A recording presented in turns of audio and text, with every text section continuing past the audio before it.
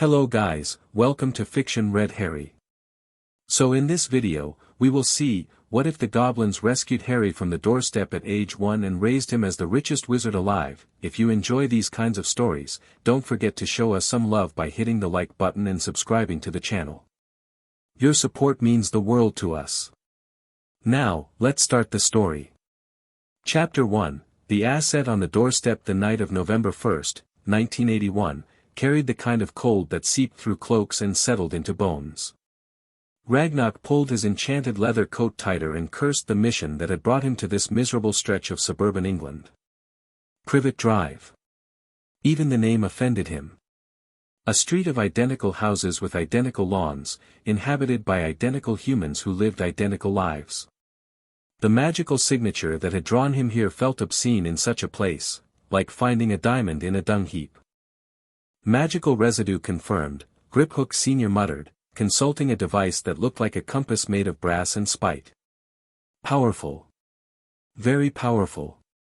Southwest, approximately 40 meters. Ragnar was young for a patrol leader, barely 80 years old, but he'd earned his position through results, not politics.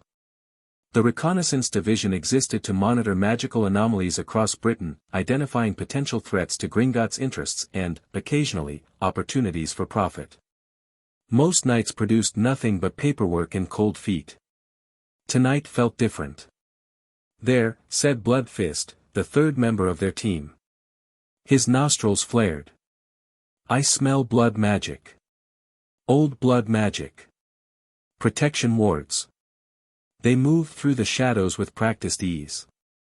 Goblins had walked human streets for centuries, and they'd learned early that the best way to avoid notice was to avoid caring whether they were noticed.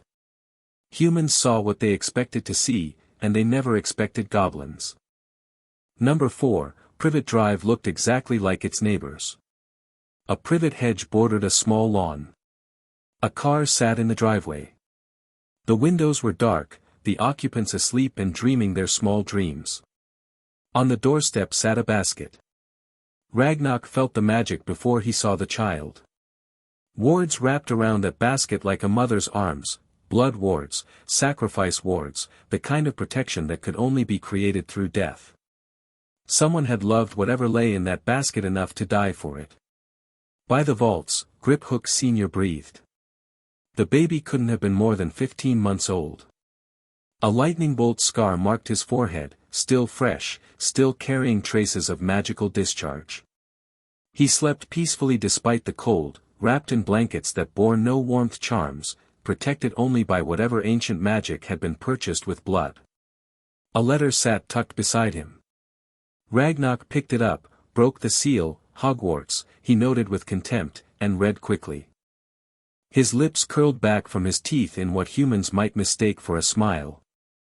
Potter, he said. Harry Potter. Griphook Sr. went very still. The Potter heir. The boy who lived, if the rumors are true. Rumors from our own informants. Ragnar's mind raced through calculations. The Potter vault was substantial, not the largest in Gringotts, but significant. Old money. Clean money. And if the whispers about Sirius Black were true, if he betrayed the Potters and been taken to Azkaban without trial, Harry Potter might also be heir to the Black Fortune. One of the largest vaults in Britain. We should leave, Bloodfist said. This isn't our concern. Everything is our concern if it affects the bank. Ragnar read the letter again. Dumbledore. The old wizard had placed the child here, with human relatives, in a house without a single ward beyond the blood protection. He'd left a letter explaining the situation and asking these muggles to raise the most famous child in Wizarding Britain. In this house. On this street. With these people. Ragnar had made his fortune reading people and situations. He looked at the pristine lawn, the gleaming car, the utter mundane normalcy of everything around him. These humans would hate magic. They would hate anything that disrupted their precious ordinary lives. They would hate this child. Dumbledore is a fool, he said quietly. Dumbledore is one of the most powerful wizards alive, Griphook Sr. countered. He has plans that involve abandoning an asset on a doorstep in November. Ragnar crouched beside the basket and studied Harry Potter's face. The boy stirred but didn't wake. His magic pulsed against Ragnar's senses, warm and wild and impossibly strong for a child his age. Potential. The word whispered through Ragnar's mind. The boy had potential, not just wealth, but power. Raw, undeveloped, but unmistakable. A wizard raised by goblins. Trained by goblins. Loyal to goblins. The political implications alone made Ragnar's heart race. A bridge between their peoples. A weapon against those who'd marginalized the goblin nation for centuries. A statement that couldn't be ignored. And yes, access to two of the largest vaults in Britain didn't hurt. We're taking him, Ragnar decided. Bloodfist's blade cleared its sheath before the words finished leaving Ragnar's mouth. You've lost your mind. This is the Potter heir. Dumbledore himself placed him here. We cannot what? Cannot save a child from neglect. Cannot claim what's legally ours. Ragnar stood, the basket's handle in his grip. The boy is heir to vaults we manage. By the Treaty of 1612, we have the right to ensure the welfare of significant account holders. And I'm ensuring his welfare. The wizards will never accept this. The wizards accepted leaving a baby on a doorstep in the cold. Ragnar's voice went flat. Their opinion ceased to matter when they abandoned him. He didn't wait for further argument. Ragnar walked into the night with Harry Potter in his arms, and history walked with him. The portkey deposited them in the upper receiving hall of Gringotts, where the night shift clerks barely looked up from their ledgers.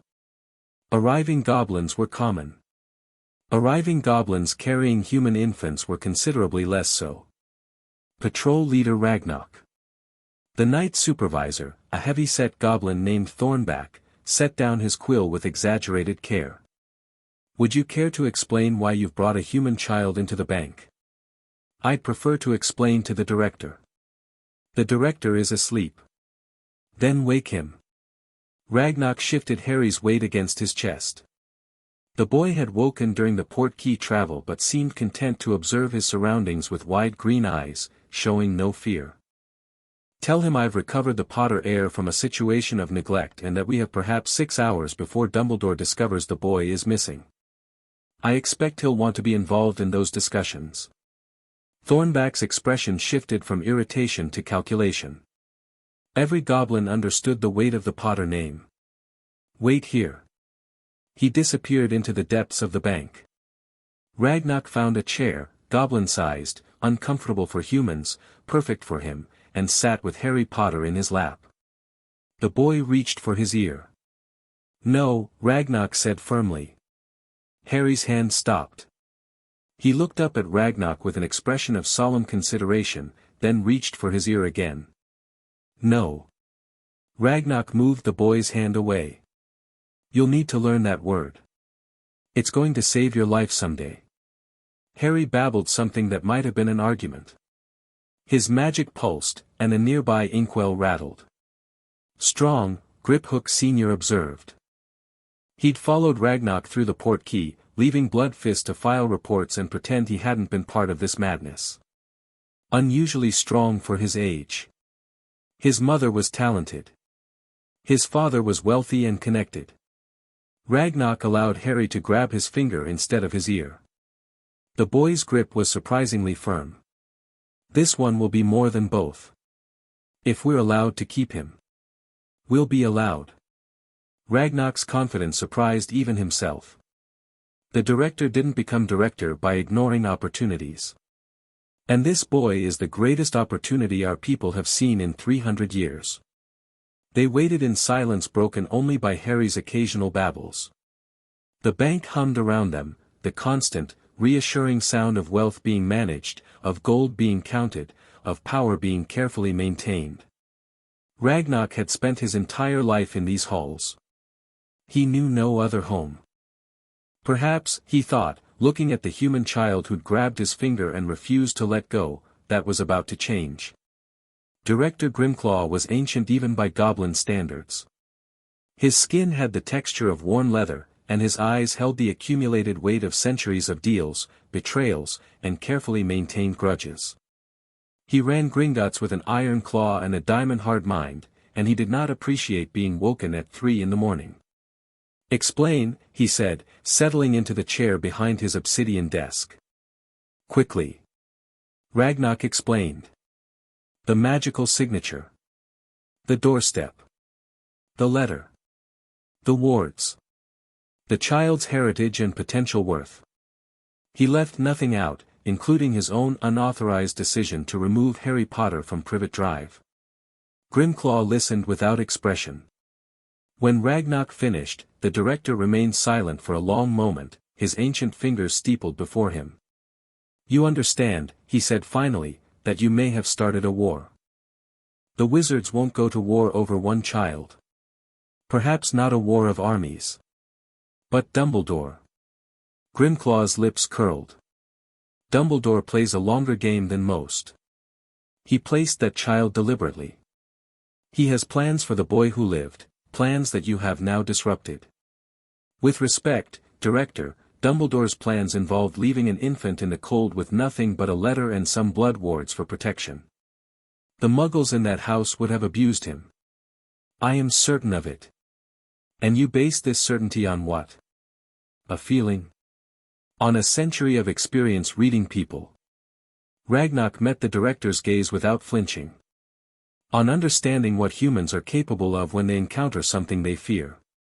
Those Muggles would have seen magic in that boy. They would have tried to crush it out of him. And when they failed, they would have made him suffer for their failure." Grimclaw was quiet for another long moment. Then he reached for a speaking stone on his desk and activated it with a touch. "Summon the council. Emergency session. Tell them." He paused, looking at Harry Potter, who had fallen asleep in Ragnarok's arms with the complete trust of a child who had never known cruelty. "Tell them we have an acquisition to discuss."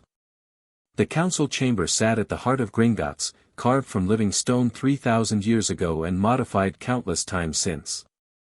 13 seats surrounded a central platform, each occupied by an elder of the Goblin nation.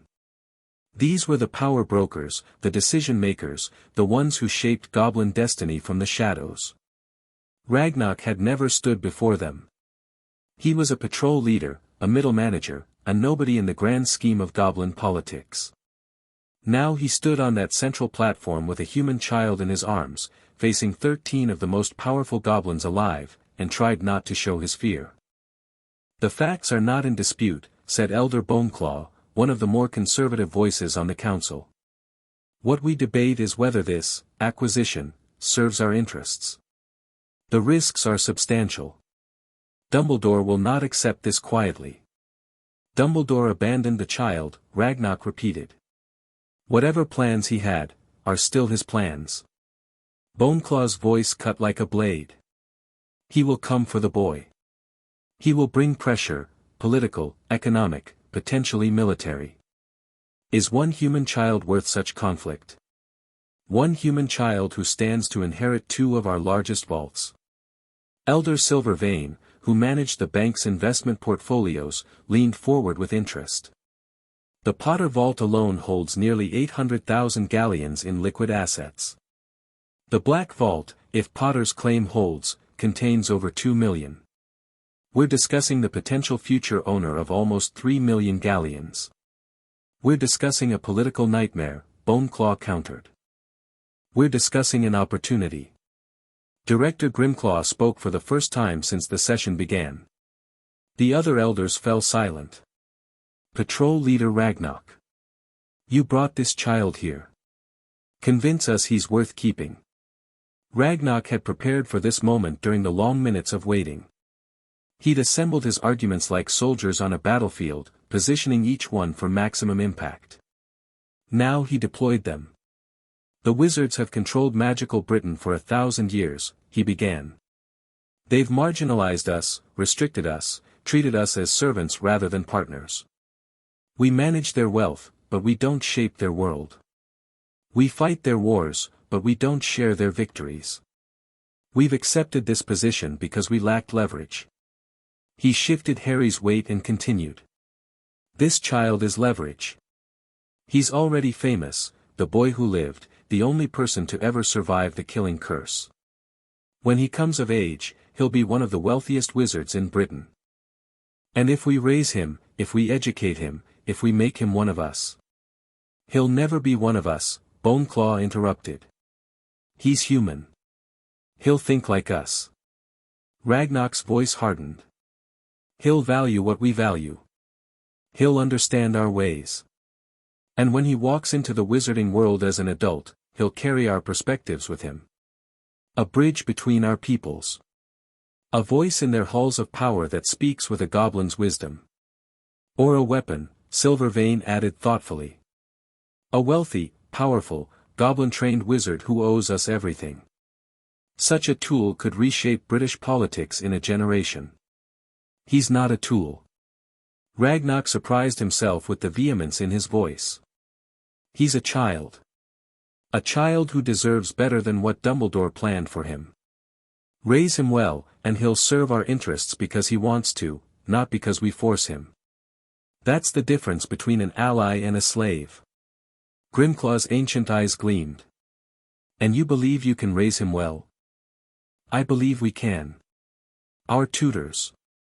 Our warriors. Our values. Teach him to respect gold and honor contracts. Teach him that words mean nothing without action. Teach him to be ruthless with enemies and loyal to family. Ragnar looked down at Harry, still sleeping peacefully.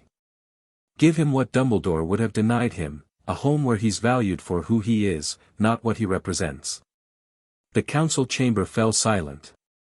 13 elders considered the arguments, the risks, the potential rewards. In that silence, Ragnar felt the weight of history pressing down on him. This moment would be remembered. Studied. Debated for centuries to come. Director Grimclaw spoke first. We will keep the child. Boneclaw's protest died in his throat at a glance from the director. We will keep him, Grimclaw continued, on a trial basis. 1 year. If complications prove insurmountable, or if the child shows himself unsuitable, we will revisit this decision. But for now. He turned his ancient gaze to Ragnar. You brought him here. You argued for him. You will be responsible for him. Is that understood? Ragnar felt the ground shift beneath his feet. He'd expected to hand Harry off to professional caregivers, to watch from a distance as the boy grew. Not this. Not direct responsibility for a human child. He looked at Harry Potter. The boy had woken during the discussion and was watching him with those serious green eyes, one small hand still wrapped around Ragnar's finger. Understood, Ragnar said. I'll raise him as my own. The first year was chaos. Human infants, Ragnar discovered, required enormous amounts of attention. They couldn't walk for months. They screamed when hungry, when wet, when tired, when insufficiently entertained. They put everything in their mouths regardless of whether it was food, poison, or valuable antiquities. Harry Potter was no exception. He tried to eat a gold bar, Griphook Sr. reported during one of his frequent visits. He'd become an unofficial uncle to the boy, fascinated by Harry's development despite his initial objections to the acquisition. A gold bar. It's as long as his arm. How did he even lift it? Magic. Ragnar pinched the bridge of his nose. His magic assists him whenever he wants something badly enough. Yesterday he levitated his milk bottle from across the room. The day before, he somehow convinced the vault doors to open for him. The vault doors require blood verification.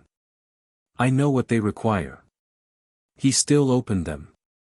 Ragnar watched Harry toddle across the floor of his quarters, chasing a floating light he'd created without any apparent effort. His power is considerable. The living arrangements had required adjustment. Ragnar's quarters, comfortable for a bachelor goblin, had been expanded to include a human-sized bedroom, a play area, and extensive protective wards. Staff had been hired, a human wet nurse for the early months, goblin caregivers for supervision, tutors who would eventually handle education. Dumbledore had come within 48 hours of Harry's disappearance, just as predicted. The confrontation had been memorable. "You have no right," the old wizard had thundered, standing in the director's office with his power radiating like heat from a furnace. "That child is protected by ancient magic. He must be raised by his blood relatives to maintain the wards you placed without his consent or ours." Director Grimclaw had remained utterly calm. The wards that were keyed to muggles who would have abused him. Those wards. "You cannot know, we know humans. Better than you do, perhaps, since we've dealt with them for millennia without the comforting illusion that they're basically good." Grimclaw's voice had gone cold. "The child's magical signature was distressed when our patrol found him. Not from the cold, your blood wards handled that. From something else. Something emotional." Dumbledore had faltered. Just slightly, but Ragnar had seen it. "The Dursleys are good people. The Dursleys left an infant on their doorstep for 8 hours before bringing him inside." Grimclaw had smiled without warmth. "We watched, Headmaster. We watched them find him at dawn, read your letter, and debate whether to call someone to take him away. We watched the woman, his aunt, his blood relative, look at him with disgust in her eyes. We watched the man suggest throwing him in an orphanage." Dumbledore had no response. "The child is a Gringotts account holder. A significant one. The Treaty of 1612 grants us authority to ensure the welfare of account holders who cannot advocate for themselves. Harry Potter cannot advocate for himself. We are therefore advocating on his behalf. This will not stand. The Wisengamot may debate the matter all they like. While they debate, the boy will remain here. Safe. Cared for. Educated." Grimclaw had risen from his chair, and despite being half Dumbledore's height, he'd somehow seemed larger. "You had your chance to protect him, Headmaster.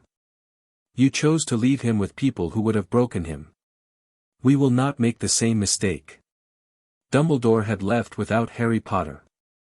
He'd tried political pressure, legal challenges, and public opinion campaigns. None had succeeded. The goblins held firm, and eventually, the wizarding world had other things to worry about. The boy who lived was being raised by goblins. It was strange, unprecedented, possibly dangerous. But he was alive, and the Dark Lord was gone, and life moved on. Harry's second birthday passed with little fanfare. Goblins didn't celebrate birthdays in the human fashion.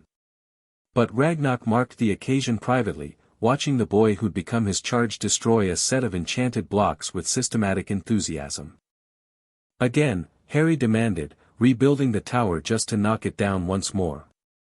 "You have remarkable focus for destruction," Ragnar observed. Harry grinned at him, a human expression that Ragnar had learned to interpret. "Fun. Most things that break other things are fun. The trick is learning when breaking is appropriate and when it isn't." Ragnar sat beside Harry on the floor, ignoring the protests of his aging knees. "Sometimes you must build. Sometimes you must destroy. Wisdom is knowing which moment requires which action." Harry considered this with the gravity of a 2-year-old, then knocked down his tower again. "Work in progress," Ragnar muttered. The boy's magical development continued to accelerate. By age 3, he could summon objects from across the room without visible effort. By 4, he'd learned to unlock doors that should have been impenetrable. By 5, he'd accidentally set his tutor on fire during a tantrum. Fortunately, goblin tutors were hardy creatures who considered minor immolation a professional hazard. But it was his other development that fascinated Ragnar most. "The trade delegation from the Swiss vaults arrives tomorrow," Ragnar explained during one of their evening lessons.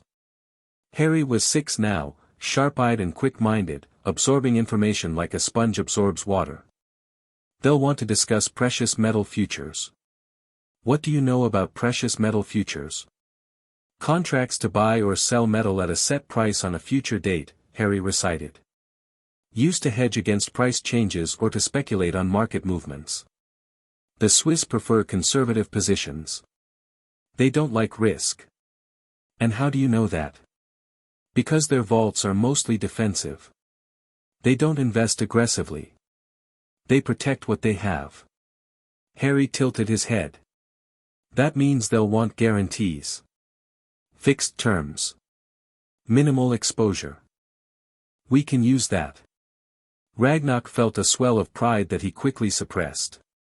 Goblins didn't encourage pride, it led to carelessness. How? Offer them what they want. Safe terms. Guaranteed returns. Lock them into agreements that benefit us more than them because they're too focused on avoiding risk to see opportunity. Harry's green eyes gleamed. Make them feel secure while we profit from their caution. You've been reading the trade journals.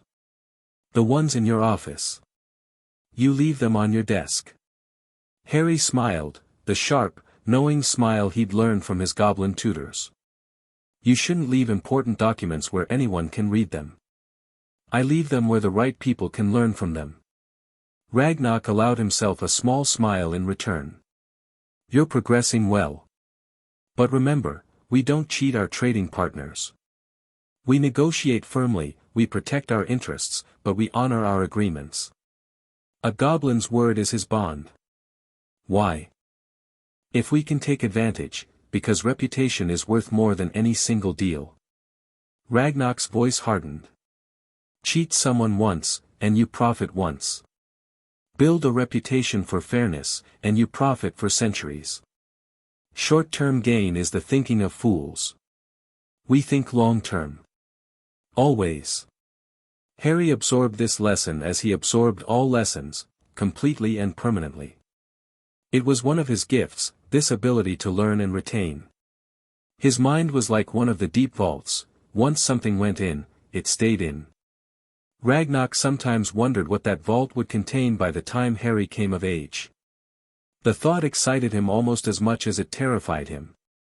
Combat training began at age 4. Griphook the Younger, son of Griphook Sr., named for his father in goblin tradition, was assigned as Harry's sparring partner.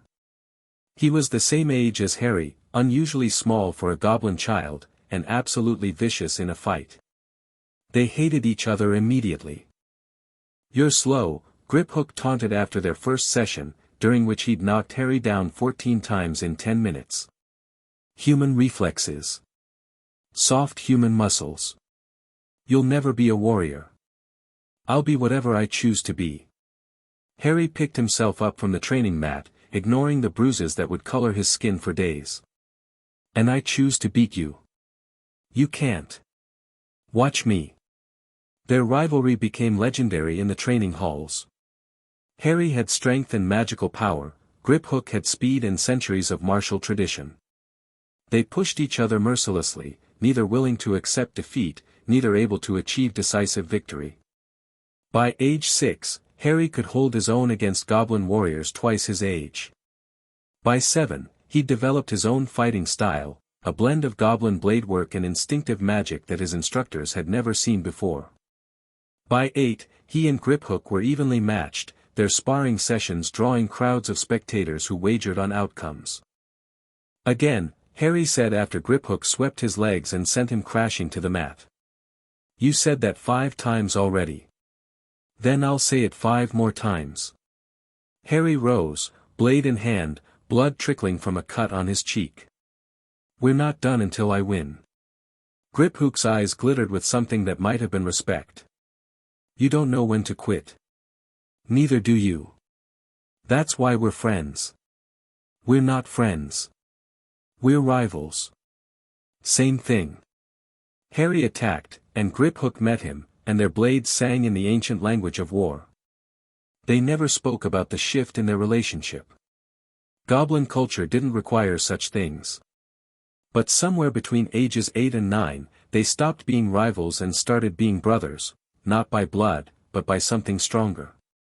They performed the blood brother ritual on Harry's 9th birthday, cutting their palms and pressing them together while speaking words older than Gringotts itself. It wasn't a goblin tradition, exactly, it was older than that, from a time before goblins and humans had become separate peoples. Ragnar watched the ceremony and felt something shift in his chest. Pride, yes. But also fear. Harry Potter Gringotts, as he would soon be known, was becoming something unprecedented. Something powerful. Something that would change the world. Magical education proceeded alongside combat training. Harry's tutors came from across the globe, the finest minds gold could buy.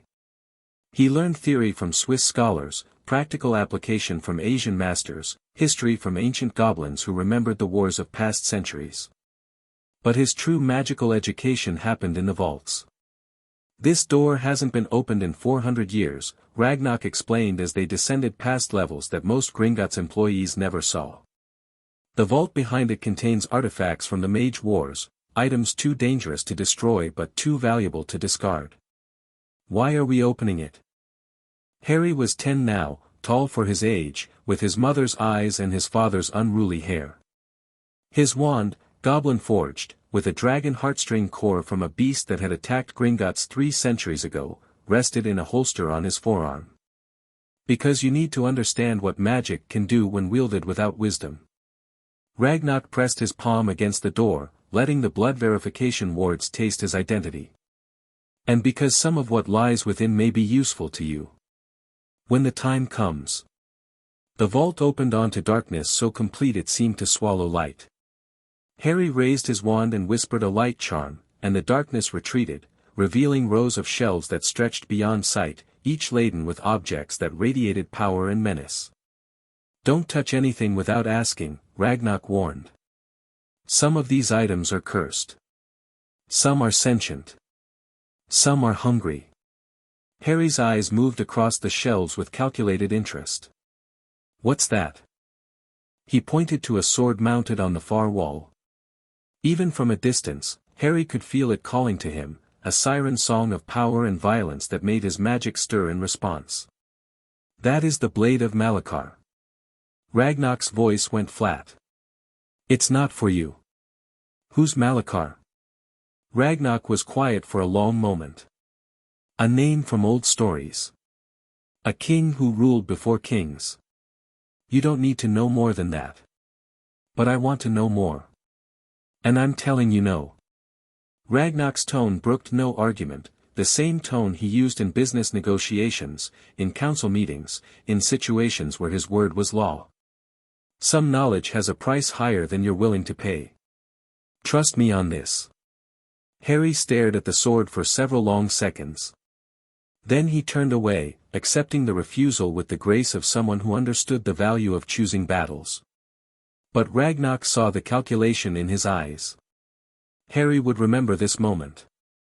He would wonder about the blade of Malachar and the old king whose name it bore. Someday, he would seek answers. Ragnar hoped that day was far away. Some truths should remain buried in the deep vaults, where even gold couldn't reach them. Harry's 10th birthday brought an unexpected visitor. My name is Sirius Black, the man said, standing in Ragnar's office with the desperate eyes of someone who'd lost everything and was fighting to hold on to what remained. I'm Harry's godfather. I've finally been exonerated. I want to see him. Ragnar studied the wizard carefully. Black was thin, prison thin, with the haunted look that Azkaban left on all its survivors. But his eyes were clear, and his magic, while damaged, was stable. You were exonerated 3 weeks ago, Ragnar observed. Why did you wait so long to come here? Because I needed to be. Black paused, swallowing hard. Ready. He deserves better than a broken man showing up to claim a connection he hasn't earned. You're still broken. But I'm trying not to be. Doesn't that count for something? Ragnar considered. Sirius Black's story had been all over the papers, the innocent man in prison for 12 years, the traitor Peter Pettigrew finally exposed, the failures of the justice system laid bare for all to see. Public opinion had swung wildly, from hatred to sympathy to something like guilt. But Ragnar cared nothing for public opinion. He cared about Harry. What do you want from him? He asked. Nothing. Black's voice cracked. I don't want anything from him. I want him to know he has family. Real family. Someone who loved his parents and would have died for him if I'd had the chance. I'm not here to take him away from you, I know better than that. I just want to be part of his life, if he'll let me. Ragnarok believed him. Against his better judgment, against all his instincts, he believed this broken man who'd come offering nothing and asking for everything. Wait here.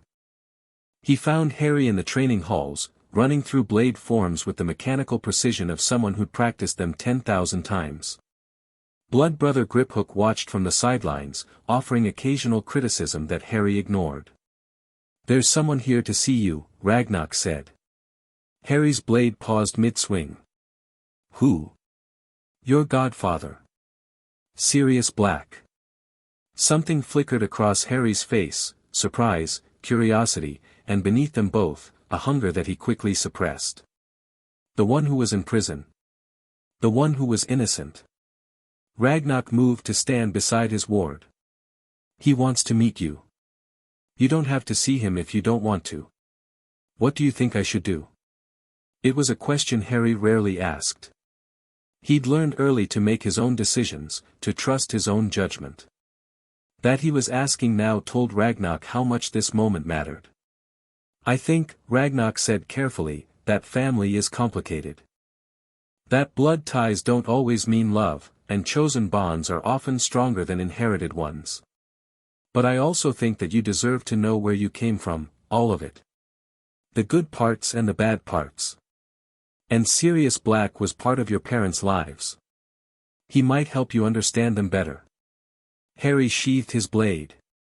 I'll see him. The meeting was awkward at first.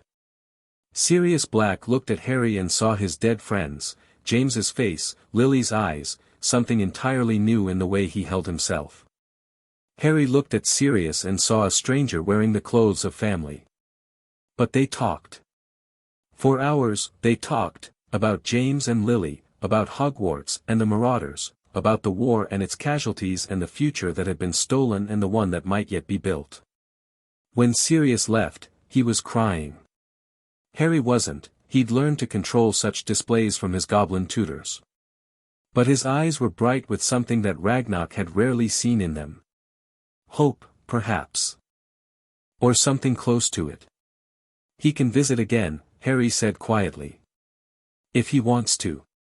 I'll make sure he knows.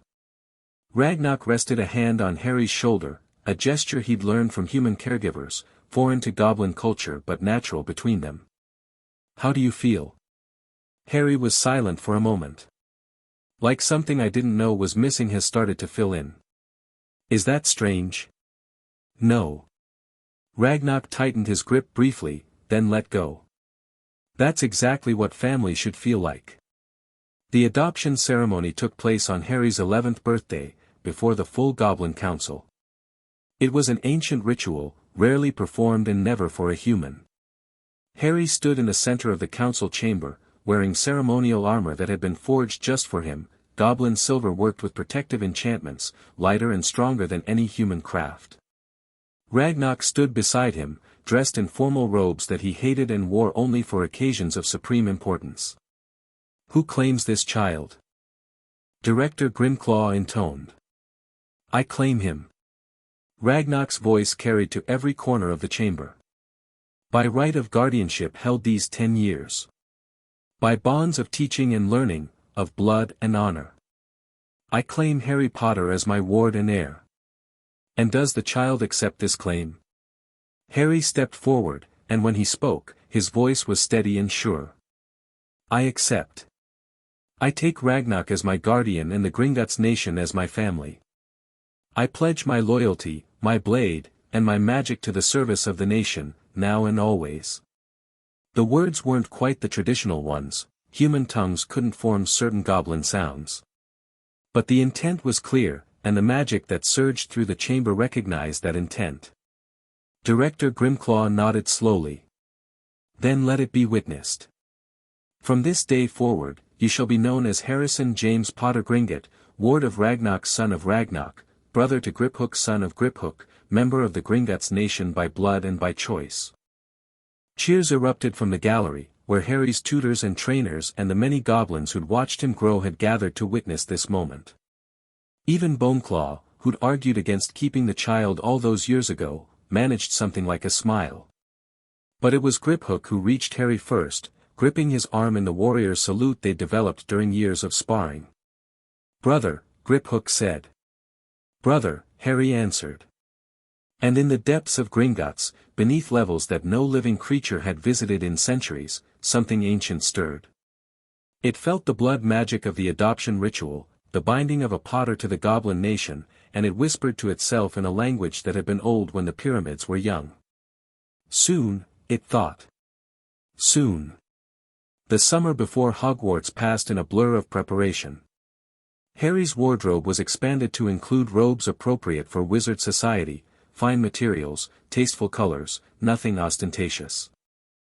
His wand was examined, polished, and pronounced suitable for academic work. His trunk was enchanted with space expansion, weight reduction, and anti-theft curses that would make any would-be thief regret their life choices. "You'll be surrounded by enemies," Ragnarok warned during one of their evening discussions.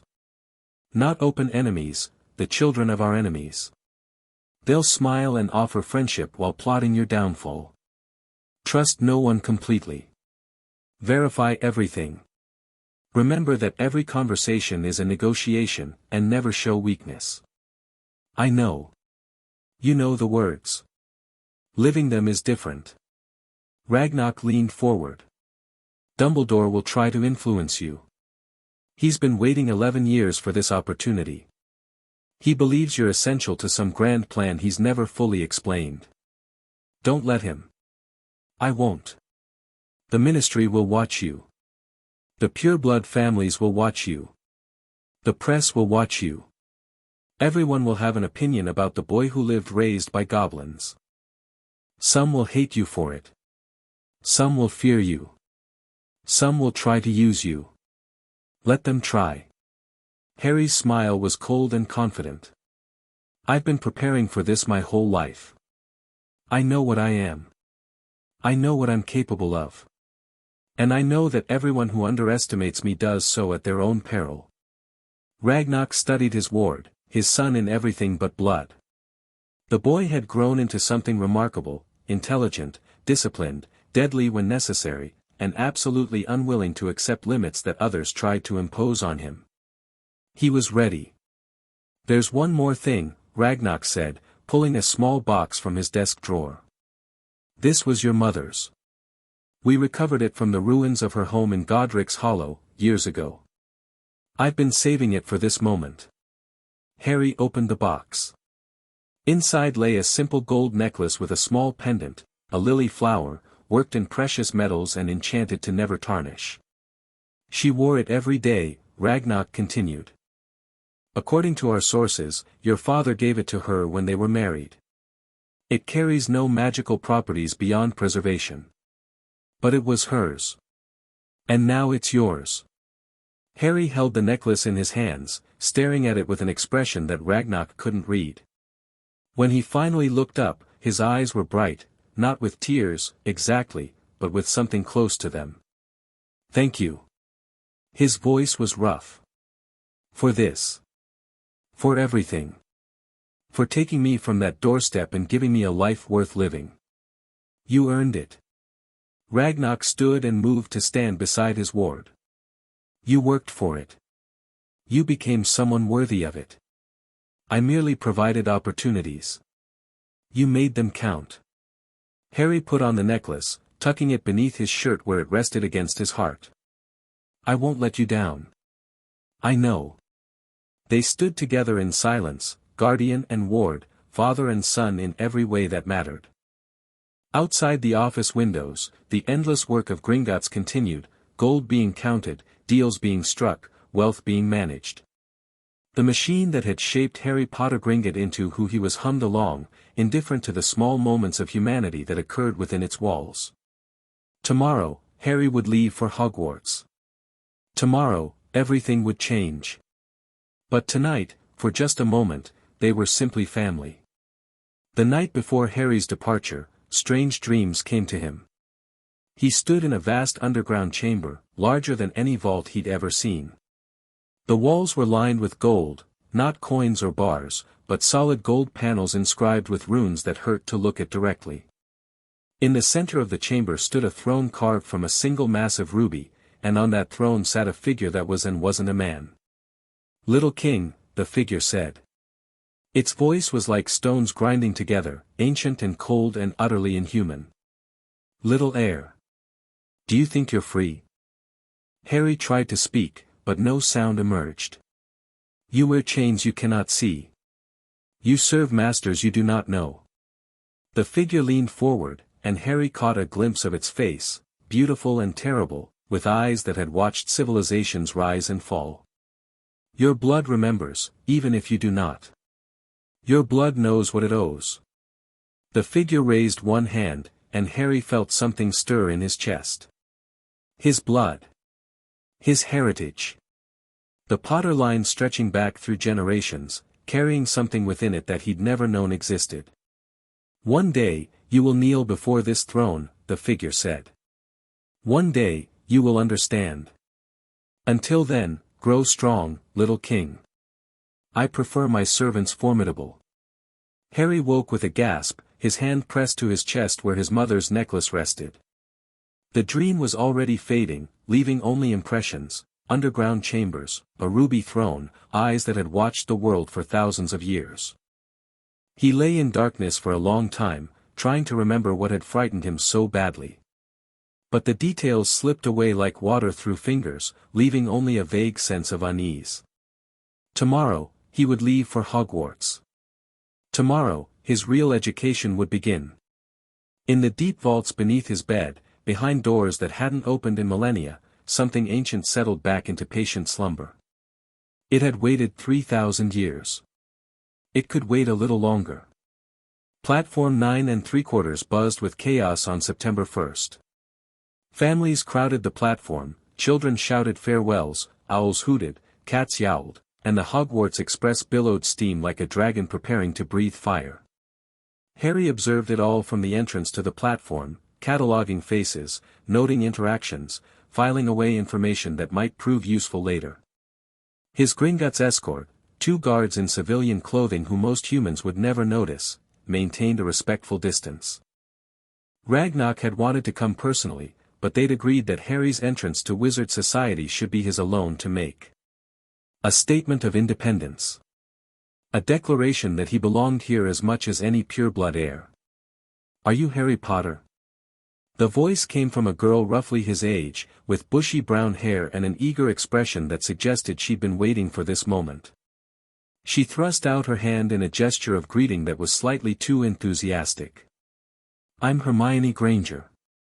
I've read all about you, well, not all about you, because there isn't much reliable information since you've been raised by goblins, which must be fascinating, and I have so many questions about goblin culture if you don't mind, and I'm also Muggleborn, which means I'm new to all this, but I've memorized all the textbooks already and, breathe," Harry suggested.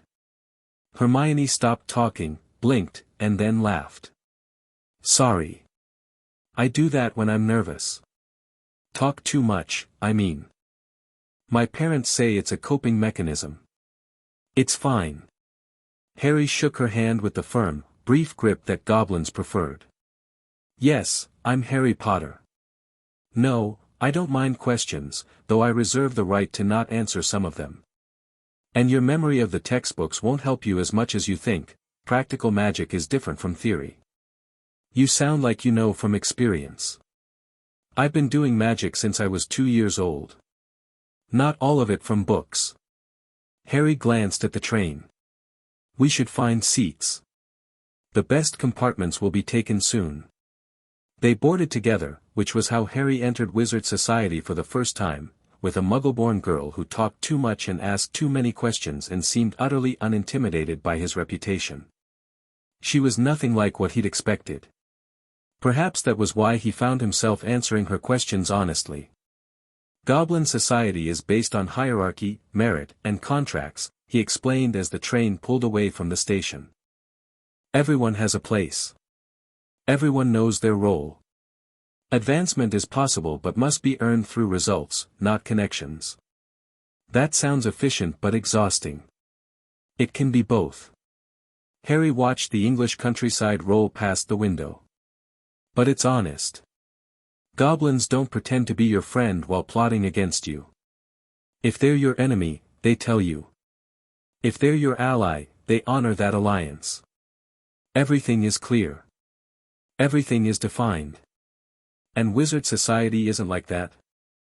Wizard society is politics wrapped in tradition wrapped in lies. Harry's voice went flat.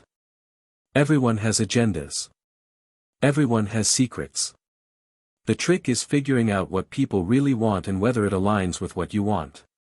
Hermione was quiet for a moment. You're very cynical for an 11-year-old. I'm realistic. There's a difference.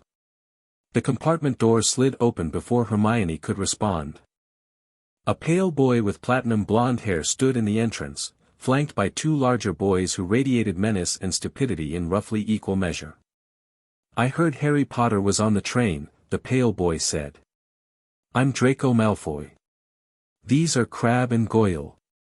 Harry rose smoothly, his hand moving to rest casually near where his wand sat in its forearm holster. I know who you are. Your father was a Death Eater who escaped justice by claiming the Imperious Curse, and your family has been trying to undermine Gringotts' interests for 3 generations. Is there something you wanted? The temperature in the compartment dropped several degrees. Malfoy's expression flickered through surprise, anger, and something that might have been respect before settling into cold neutrality. My father made his choices and will live with the consequences. Harry didn't raise his voice, didn't shift his stance, didn't show any sign of aggression. He didn't need to. Is there something you wanted, Malfoy? I'm in the middle of a conversation. The standoff lasted 5 seconds. Then Malfoy's eyes flickered to Hermione, dismissed her, and returned to Harry with an expression that promised future confrontation. We'll talk again, Potter. I'm sure we will. Malfoy left. His bodyguards followed, glancing back with the confused expressions of people who'd expected violence and received something more unsettling. Hermione let out a breath she'd been holding. That was politics. Harry settled back into his seat. The first move of many. Malfoy wanted to establish dominance. I declined to let him. Now he knows I'm not an easy target, and I know he's not intelligent enough to hide his intentions. We both learned something useful. You learned all that from a 30-second conversation. I learned that from years of training and a network of informants who've been tracking Death Eater families since before I was born. Harry allowed himself a small smile. The conversation was just confirmation. Hermione stared at him for a long moment. You're not what I expected. No one ever is. Harry turned back to the window. Now, you had questions about goblin culture. Ask away. We have several hours before we arrive. She asked. He answered. And by the time the Hogwarts Express pulled into Hogsmeade Station, Harry Potter Gringotts had made his first friend in the wizarding world. It wouldn't be his last. The castle rose from the darkness like a dream made of stone. Harry had seen impressive architecture before. Gringotts itself was a marvel of goblin engineering. But Hogwarts was something different. The castle radiated magic in a way that even goblin structures didn't. It wasn't just built with magic, it was made of magic, soaked in centuries of enchantment until the very stones hummed with power. First years. First years this way. The giant who called to them was the largest human Harry had ever seen, easily twice the height of a normal man and 3 times the width. Hagrid, his intelligence files informed him. Keeper of keys and grounds. Known for his love of dangerous creatures and his loyalty to Dumbledore. Potentially useful. Probably dangerous in his own way. The boat ride across the lake gave Harry time to observe his future classmates. He catalogued faces and names, matching them to the files Gringotts had prepared. Neville Longbottom, heir to a respected family, Susan Bones, niece of the head of magical law enforcement, Hannah Abbott, from a neutral house with commercial interests. Politicians' children, warriors' children, merchants' children, all of them brought together in this ancient castle to learn magic and form the alliances that would shape wizard society for generations to come.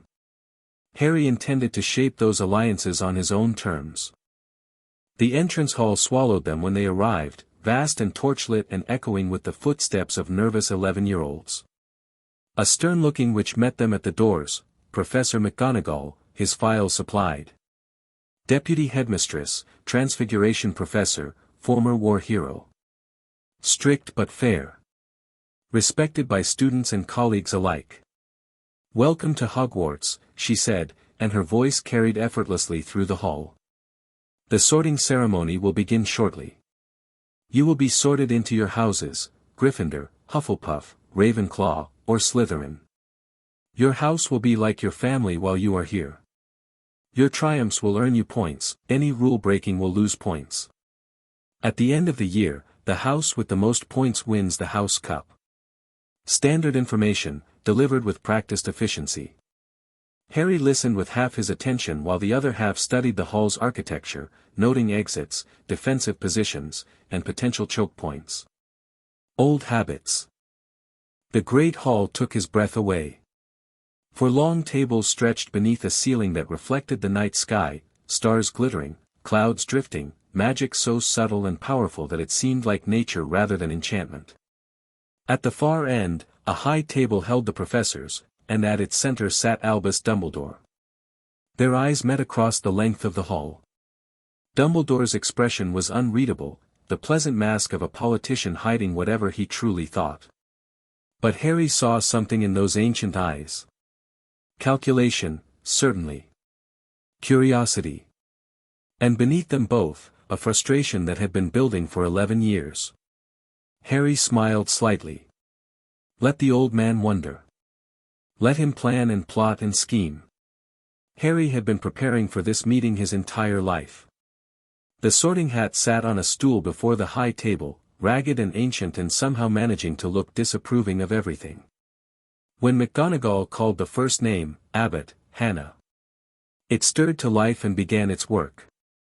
Harry watched each sorting with professional interest. Hannah Abbott went to Hufflepuff, predictable, her family had been Hufflepuffs for generations. Susan Bones went to Hufflepuff as well, less predictable, the Bones family had historically favored Gryffindor. Hermione Granger went to Gryffindor, unexpected, he'd pegged her as a Ravenclaw. When Longbottom, Neville, was called, the nervous boy who'd nearly fallen into the lake stumbled forward and sat on the stool for nearly 3 minutes before the hat finally announced, Gryffindor. Draco Malfoy went to Slytherin before the hat had fully settled on his head. No surprise there. And then, Potter Gringotts, Harry. The whispers started immediately. Heads turned. Eyes widened.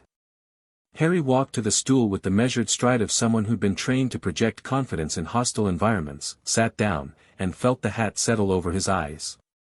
"Ah," said a voice in his mind. The goblin-raised wizard.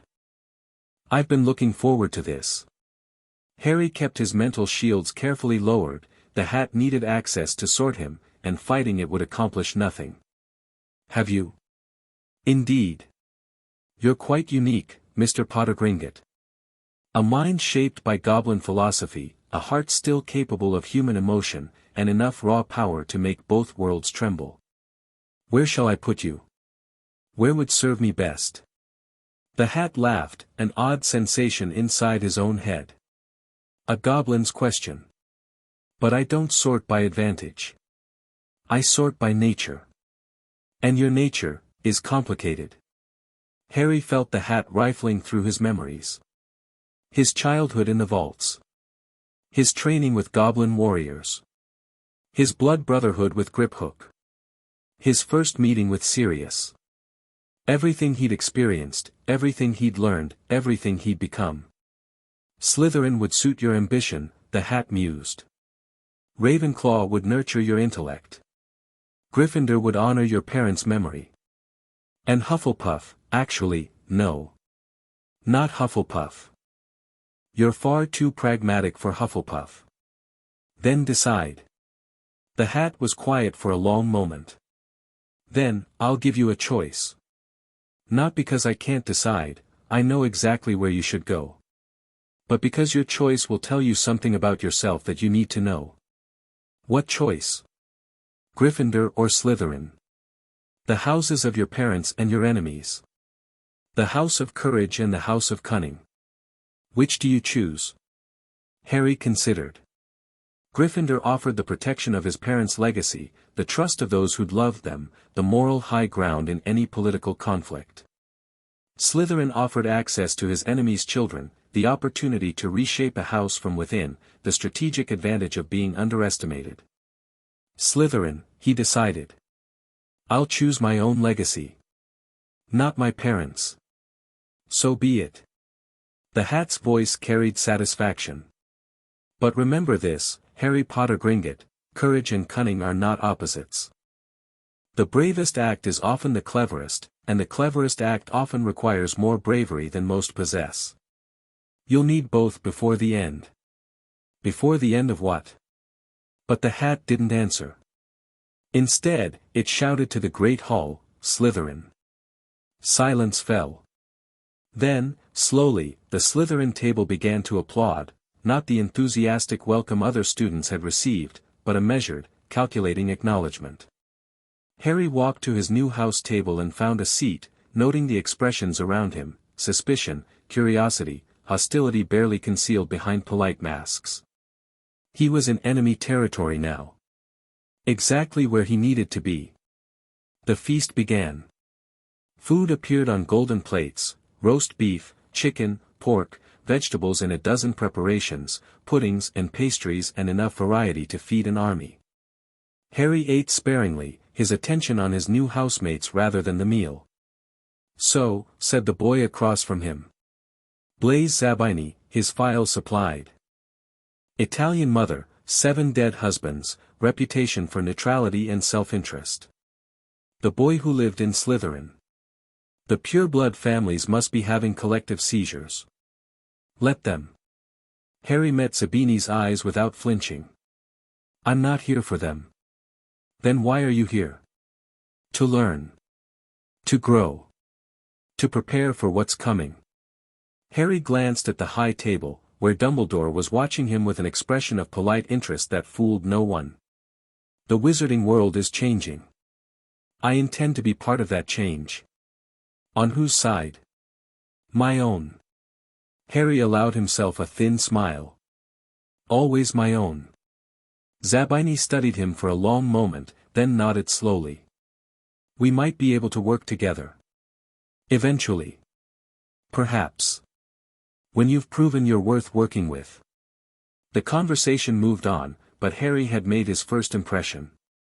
Not a victim, not a pawn, not a boy overwhelmed by his new circumstances. A player. Someone who knew the game and intended to win. At the high table, Dumbledore's eyes never left him. Harry pretended not to notice. The game had begun.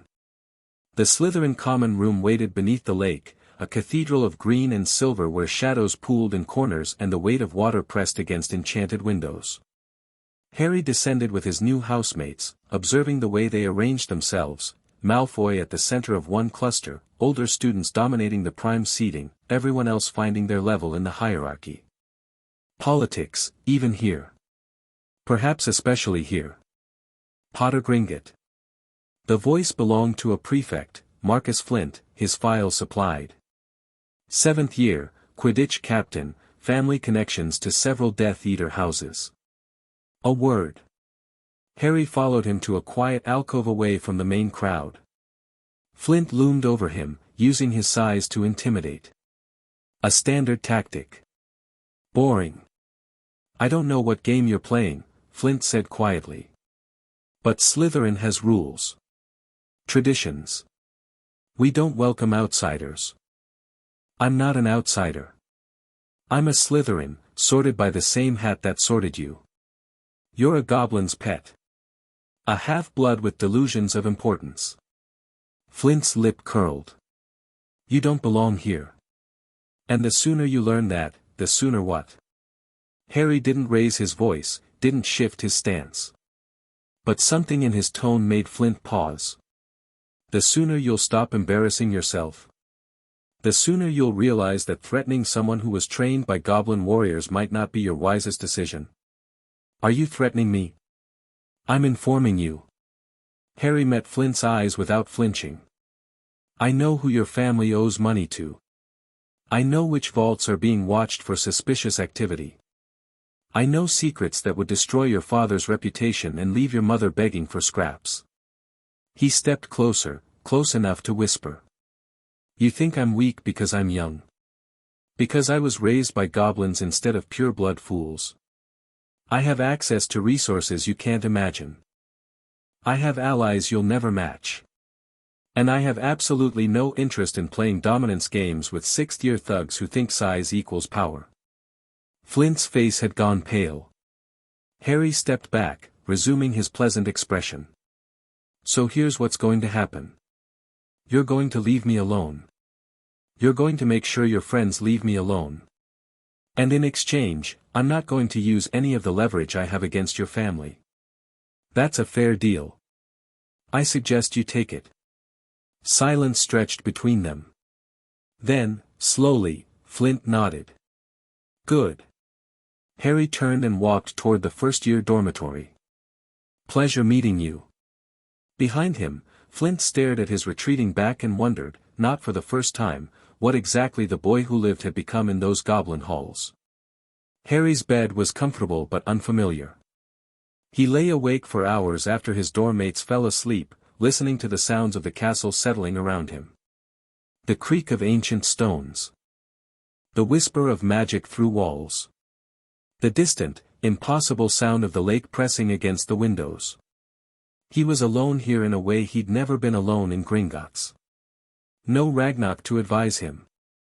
No Griphook to watch his back. No goblin warriors to defend him if things went wrong. Just himself, his wand, his training, and his wits. It was terrifying. It was exhilarating. He pulled his mother's necklace from beneath his shirt and held it in the darkness, feeling the warm metal against his palm. She'd worn this every day. She died wearing it, probably, died defending him, died creating the blood magic that had saved his life and shaped his future. I'll make you proud, he whispered to no one. Both of you. I'll become something worthy of your sacrifice. The necklace didn't respond. Of course it didn't, it was just metal and memory, magic without mind. But holding it made Harry feel less alone. Connected to a past he'd never known, a family he'd never met, a love that had reached across death itself to protect him. He was the boy who lived. The heir of Potter and Black. The ward of Gringotts and the blood brother of Griphook. He was a dozen different things to a dozen different people, a symbol and a tool and a threat and a promise. But here, in the darkness, holding his mother's necklace, he was just Harry. A boy on the edge of something vast and unknown, trying to find his footing in a world that wanted to shape him into something he might not want to be. Tomorrow, the real work would begin. Tomorrow, he would start building alliances and gathering intelligence and positioning himself for the conflicts to come. Tomorrow, he would be everything everyone expected him to be, and everything they feared he might become. Tonight, he was just Harry. And that was enough. In the deep vaults beneath Gringotts, in chambers that no living goblin had entered in 3 centuries, something stirred. The blood magic of Harry's adoption had resonated through the ancient wards. The connection between the Potter line and the seal had been strengthened, reinforced, made more powerful by the rituals that had bound him to the goblin nation. And the thing behind the seal had felt every moment of it. Soon, the deathless king thought. Soon the chains would weaken enough. Soon the blood would call to blood, and the old oaths would be remembered, and the world would learn what it had forgotten. He had waited 3,000 years. He could wait a little longer. But not much longer. In his dreams, Harry Potter Gringot felt something cold brush against his mind, a whisper of ancient malice, a promise of power and servitude, a reminder that some chains were older than memory and stronger than death. He woke with a gasp, his hand pressed to his chest, his heart racing. But by morning, he'd forgotten the dream entirely.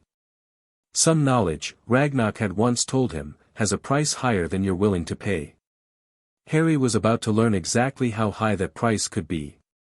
Chapter 1 and Chapter 2, The Letter That Changed Nothing. The Morning Post arrived at Gringotts with the precision of a military operation. Ragnarok sat in his office on the 47th floor, reviewing overnight reports from the Asian markets while a junior clerk sorted correspondence into 3 piles, urgent, important, and everything else. The urgent pile was small, a dispute over mining rights in Cornwall, a request for emergency liquidity from a pure-blood family whose investments had soured. The important pile was larger, dominated by routine matters that required his signature. The everything else pile contained a single letter bearing the Hogwarts crest. Director Ragnarok. The clerk's voice carried an unusual note of uncertainty. This arrived by owl. It's addressed to Harry Potter Gringott. Ragnarok set down his reports. In 10 years of raising Harry, he'd been expecting this letter. Dreading it, perhaps. The Hogwarts letter represented the beginning of the end, the moment when Harry would step out of goblin protection and into a world that wanted to claim him for its own purposes. Leave it. The clerk departed. Ragnarok picked up the letter and turned it over in his hands, feeling the weight of the parchment, the quality of the seal. Dumbledore had waited 11 years for this opportunity. Every word of this letter would be calculated, every phrase designed to begin the process of bringing Harry under the old wizard's influence. Ragnarok smiled without humor. Dumbledore was about to learn that Harry Potter Gringott was not a child to be manipulated. He found Harry in the training halls, running through morning exercises with Griphook. The 2 blood brothers moved in perfect synchronization, their blades tracing patterns in the air that had been old when Rome was young. Watching them fight was like watching a conversation in a language made of steel and motion. Hold. Both boys stopped instantly, their blades dropping to rest positions. Harry's face was flushed with exertion, his hair plastered to his forehead with sweat, but his eyes were sharp and alert. He'd learned long ago that Ragnarok never interrupted training without reason. Your Hogwarts letter arrived. Harry's expression didn't change, but Ragnarok saw the slight tension that entered his shoulders. I expected it would. We should discuss our approach. Griphook sheathed his blade with a flourish. I'll do my best. They walked to Ragnarok's office in comfortable silence. Harry had grown tall over the past year, he'd be taller than most goblins soon, a constant reminder of the biological differences between them. But his bearing, his movement, his way of observing the world through calculating eyes, those were pure goblin. The letter is standard, Ragnarok said once they were seated. Supply list, platform information, the usual bureaucratic formalities. But I imagine Dumbledore will want to meet with you before term begins. I imagine he will. Harry picked up the letter and read it through twice, his lips moving slightly as he memorized the contents. He's waited 11 years to get me under his control. He won't want to miss his opportunity. What do you want to do? Harry looked up, surprised. You're asking me? You're the one who'll be attending Hogwarts. You're the one who'll be dealing with Dumbledore's manipulations. This decision should be yours. Harry was quiet for a long moment, turning the letter over in his hands. Ragnarok watched him think, recognizing the signs of deep calculation that he'd seen in the boy since childhood. Harry didn't make impulsive decisions. He analyzed, planned, prepared. I want to meet with him, Harry said finally. But on our terms, not his. Here, in Gringotts, where our authority is absolute. Let him come to us as a petitioner, not as a headmaster summoning a student. He may refuse. Then we'll know something important about how badly he wants me. Harry set down the letter. Either way, we gather intelligence. Ragnarok felt a swell of pride that he allowed himself to show. I'll arrange the meeting. Is there anything specific you want to accomplish? I want to establish boundaries. Clear, contractual boundaries that he can't violate without consequences. Harry's voice went cold. I've read the files on what he planned for me. The Dursleys. The neglect. The isolation designed to make me desperate for any connection, any authority figure who showed me kindness. He wanted to create a weapon. I want him to understand that the weapon he wanted became something else entirely. And what did you become? Harry smiled, the sharp, knowing smile he'd learned from his tutors. Something he should be afraid of. The meeting was arranged for 3 days later. Harry spent those days preparing. He reviewed everything Gringotts had gathered about Dumbledore over the years, his political alliances, his magical accomplishments, his methods of manipulation. He studied the prophecy that supposedly linked him to the Dark Lord, a vague, ambiguous text that could mean almost anything depending on interpretation. He practiced diplomatic phrases and considered contingencies for every possible direction the conversation might take. Griphook helped him prepare by playing Dumbledore in practice sessions, adopting the old wizard's mannerisms, his indirect way of speaking, his habit of answering questions with questions. "You've done remarkably well for yourself, Harry," Griphook said in a passable imitation of Dumbledore's gentle voice. "But I worry that you've been isolated from your own people. Wouldn't you like to learn about wizard culture? About your parents' friends? About the world they died to protect?" "I appreciate your concern," Harry responded, keeping his voice neutral. "But I've hardly been isolated. I've received an excellent education, made lasting friendships, and learned skills that will serve me well throughout my life. What specifically do you feel I've been missing?" Griphook broke character with a snort. "Too defensive. You're letting him set the agenda. Try redirecting instead." They ran through the scenario again. And again. And again, until Harry could handle any approach Griphook could imagine. "He's going to try to separate you from us," Griphook said during a break. "That's his first goal. He'll offer you connections to your parents, to their friends, to the world they lived in. He'll make you feel like you're betraying their memory by staying close to goblins." "I know. Do you?" "Because it's one thing to know intellectually and another to feel it when he's sitting across from you, looking at you with those grandfather eyes, making you want to trust him." Griphook's voice softened. "I'm not saying you're weak. I'm saying he's good at this. Better than anyone we've ever faced." Harry reached out and gripped his blood brother's arm. "I won't forget who I am. I won't forget who my real family is. Whatever he says, whatever he offers, I know where I belong. You belong with us. Always." They finished their preparations as the hour of the meeting approached. Harry changed into formal robes, expensive but understated, showing wealth without ostentation. He strapped his wand to his forearm and a goblin blade to his ankle, concealed beneath the fabric. He wasn't expecting combat, but goblin training didn't allow for unpreparedness. "Ready?" Ragnarok asked as they walked toward the meeting chamber. Harry took a deep breath. "Ready." Albus Dumbledore arrived precisely on time, which told Harry something about his approach.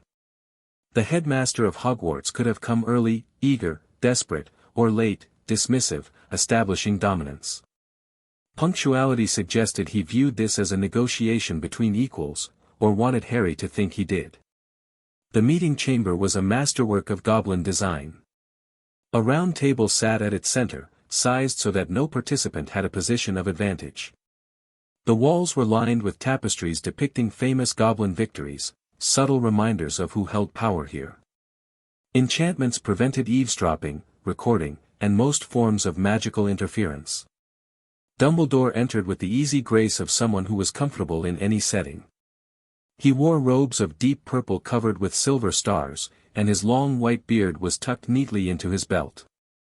His eyes swept the room, taking in every detail, before settling on Harry with an expression of grandfatherly warmth. "Harry," he said, and his voice carried genuine emotion.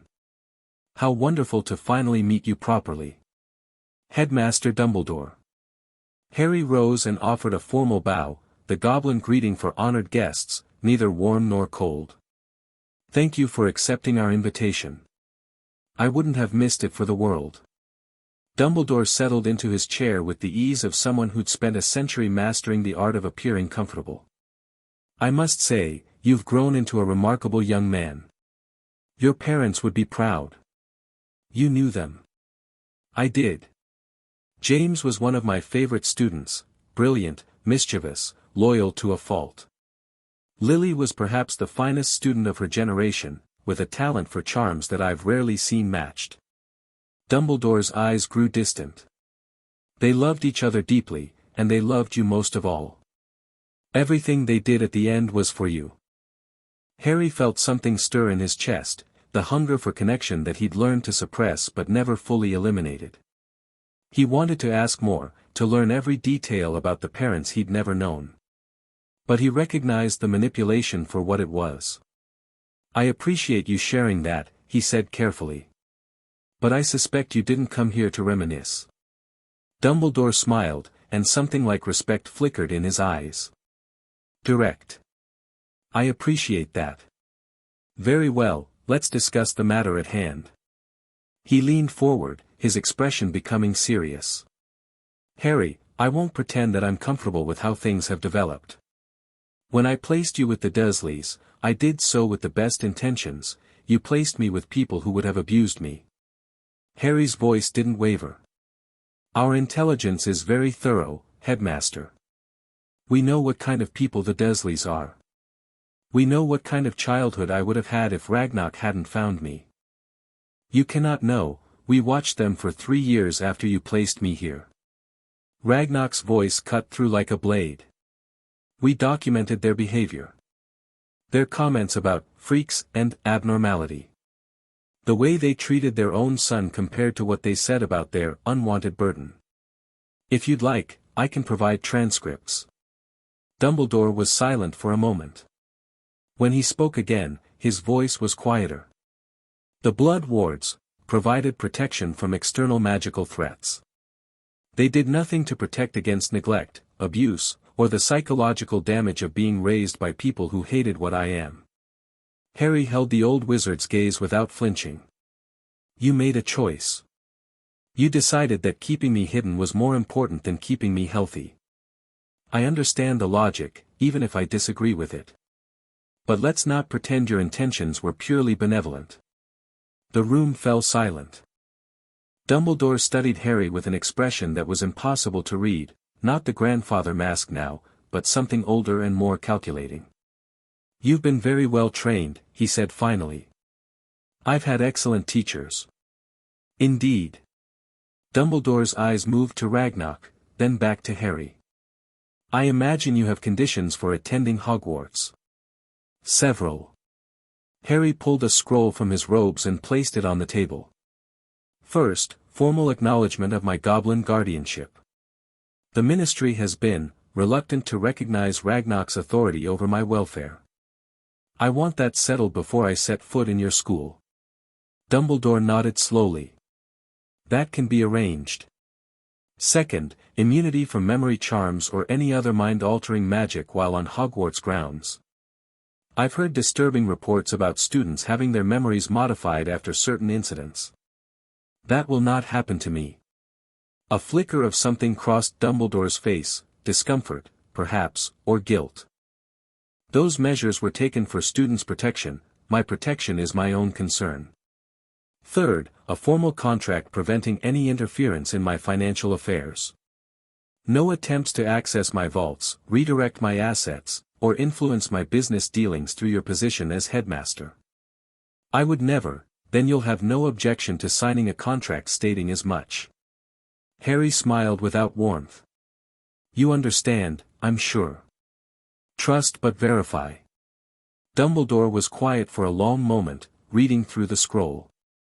When he looked up, his expression was thoughtful. These are reasonable requests, for the most part. I have some concerns about the wording, we can negotiate specifics. But the general framework is non-negotiable. And if I refuse? Harry shrugged. Then I'll attend Durmstrang instead. They've been quite eager to have me. Or Beauxbatons, I'm told their academic programs are excellent. Or I'll simply continue my education here, with tutors who've already taught me more than most Hogwarts graduates ever learn. You would truly refuse to attend your parents' school? I would truly refuse to attend any school that doesn't respect my autonomy and my family. Harry leaned forward. Let me be clear, Headmaster. I'm not the orphan boy you expected to find on that doorstep 11 years ago. I'm not desperate for connection or guidance or a sense of belonging. I have all of those things already. Hogwarts offers opportunities that I want to pursue, but it's not the only path available to me. If attending means sacrificing my independence, then I'll walk a different path. The silence stretched between them. Dumbledore's eyes were ancient and unreadable, weighing Harry's words, calculating probabilities and possibilities. Finally, he smiled, a genuine smile, touched with something that might have been admiration. Your parents would be proud, he said again, and this time it sounded less like manipulation and more like truth. Very well, Harry. I accept your conditions. We'll work out the specific language, but the framework is acceptable. Harry felt something release in his chest, tension he hadn't realized he was carrying. Thank you. I do have one condition of my own. Dumbledore's voice was gentle but firm. I would like you to meet with me privately from time to time. Not as headmaster and student, but as, let's say, an old man who wants to share stories about people you never had the chance to know.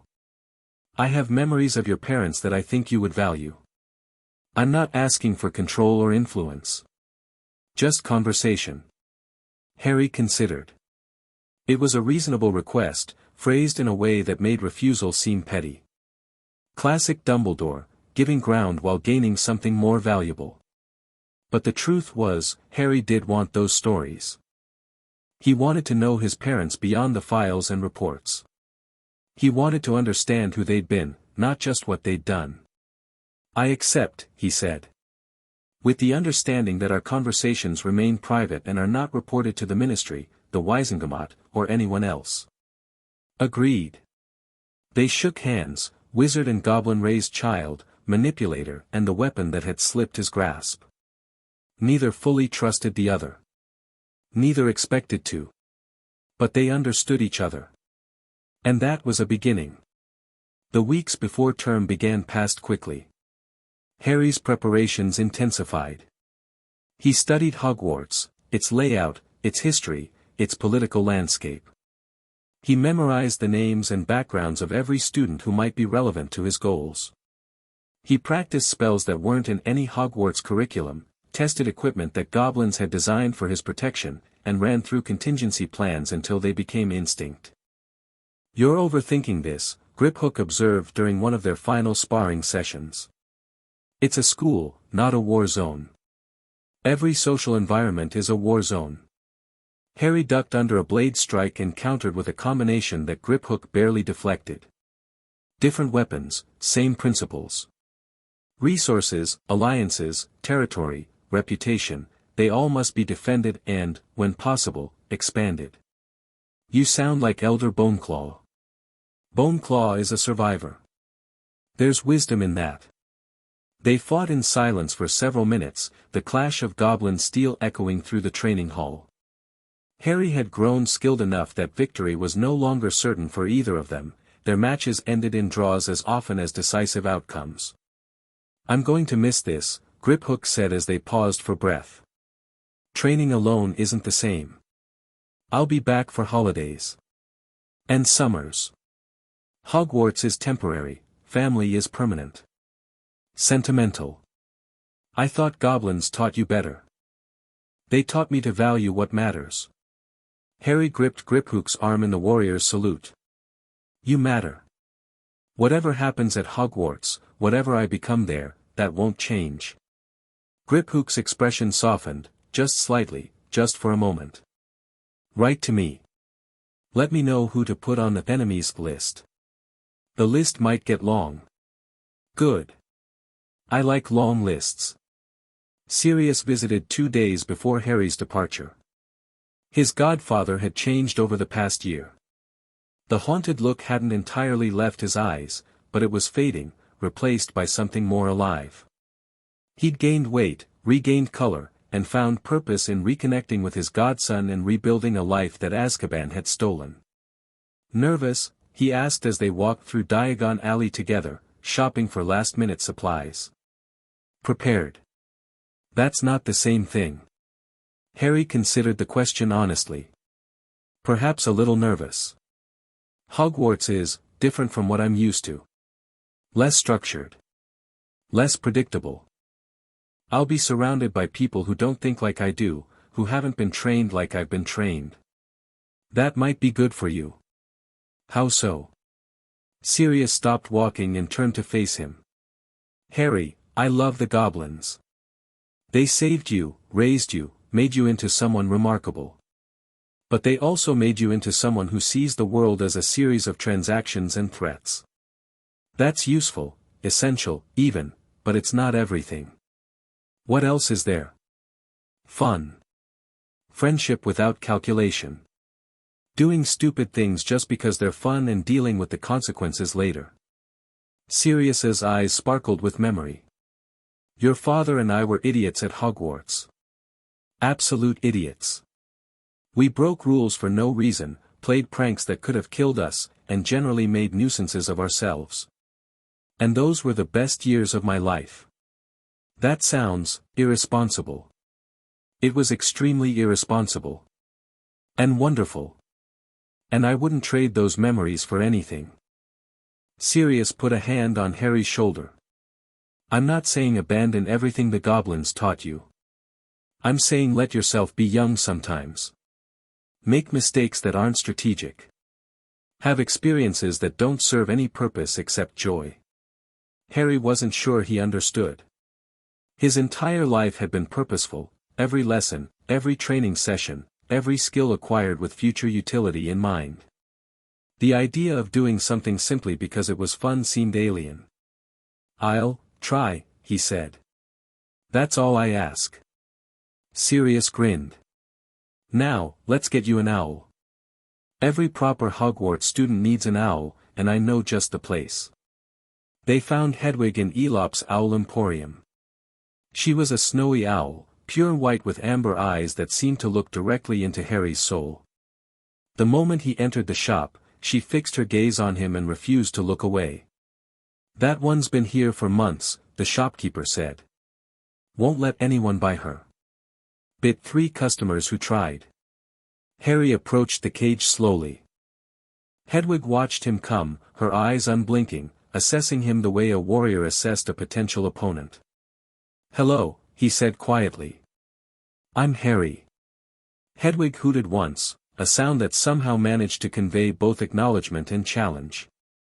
I'm going to open the cage now. If you want to come with me, you can. If not, I'll leave you here and you can wait for someone better. He opened the cage. Hedwig stepped out, spread her wings, and flew directly to his shoulder, gripping hard enough to dimple the leather of his robes but not hard enough to break skin. I think she likes you, Sirius observed. I think she's decided I'm acceptable. Harry reached up to stroke Hedwig's feathers. She allowed it with the air of a queen permitting a subject's attention. We'll see if I can maintain her standards. The shopkeeper seemed relieved to be rid of his difficult owl. Harry paid without haggling. Hedwig was worth whatever price was asked, and they left the shop with his new companion riding his shoulder like she belonged there. You're good with animals, Sirius said. I understand them. They're honest in ways that people rarely are. Harry watched Hedwig turn her head to observe a passing wizard with suspicious intensity. She's already protecting me. We just met, and she's already watching for threats. Sounds like someone raised by goblins. Harry smiled, a genuine smile, not the sharp weapon he usually deployed. Maybe that's why we understand each other. The night before his departure, Harry dreamed. He stood in darkness so complete that he couldn't see his own hands. There was no sound, no sensation, nothing but the absolute absence of everything. Then a light appeared in the distance, not illumination, exactly, but the suggestion of illumination, the promise of something visible in the void. Harry walked toward it. He had no sense of movement, no feeling of ground beneath his feet, but the light grew closer with each step that might or might not have happened. When he reached the light, he found a door. It was ancient beyond measure, not old in years but old in concept, as if the idea of doors had been invented to describe this particular barrier. Symbols covered its surface, writhing and shifting like living things, and Harry recognized some of them from his studies. Binding runes. Containment wards. Magic designed to hold something in place for eternity. As he watched, one of the symbols flickered and died. Little King.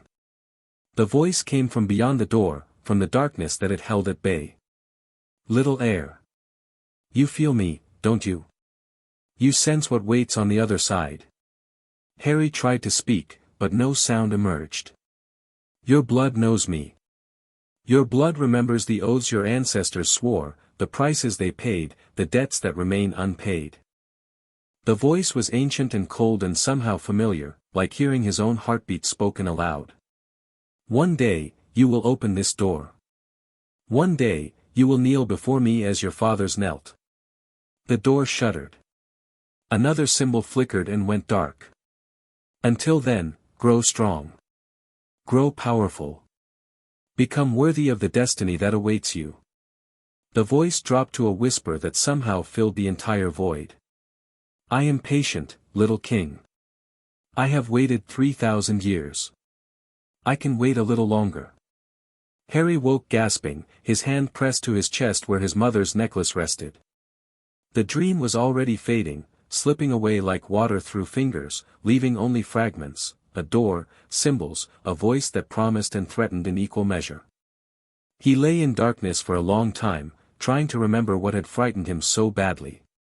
But the details refused to stay, dissolving into the general unease of a nightmare half recalled. In the morning, he forgot the dream entirely.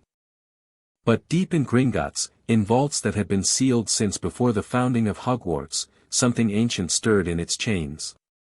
It had felt the boy's presence, the blood that called to blood across the distance of flesh and stone. Soon, it thought. Very soon now. Platform 9 3/4 was chaos. Harry arrived early, deliberately, he wanted to observe the dynamics before becoming part of them. From a carefully chosen position near a pillar, he watched families say goodbye, noted which students gravitated toward each other, identified the social hierarchies that would define his first year at Hogwarts. The Malfoys arrived in a cloud of expensive robes and barely concealed contempt. Lucius walked with the practiced arrogance of someone who believed himself superior to everyone around him, Narcissa moved with cold grace, Draco trailed behind them, trying to replicate his father's bearing with limited success. Harry watched them cross the platform, receiving acknowledgments from some families and pointed snubs from others. He noted who deferred to Lucius, who avoided his gaze, who seemed uncomfortable in his presence. Political mapping in real time. The Weasleys arrived next, a chaos of red hair and second-hand robes, loud voices and obvious affection. Harry counted 7 children of varying ages, all talking over each other, their mother trying to maintain some semblance of order. The father was absent, probably at work, ministry employee, his files informed him, misuse of Muggle artifacts office. Not wealthy. Not politically powerful. But numerous, and obviously close-knit. Family bonds could be more valuable than gold in certain situations. A small boy with a round face and nervous eyes appeared near the edge of the platform, accompanied by an elderly woman who moved with the stiff formality of someone uncomfortable with crowds. Neville Longbottom and his grandmother. Harry had studied the Longbottom file carefully. The boy's parents had been tortured into insanity by Death Eaters, making him almost as symbolically important as Harry himself. Another potential ally. Or at least, not an enemy.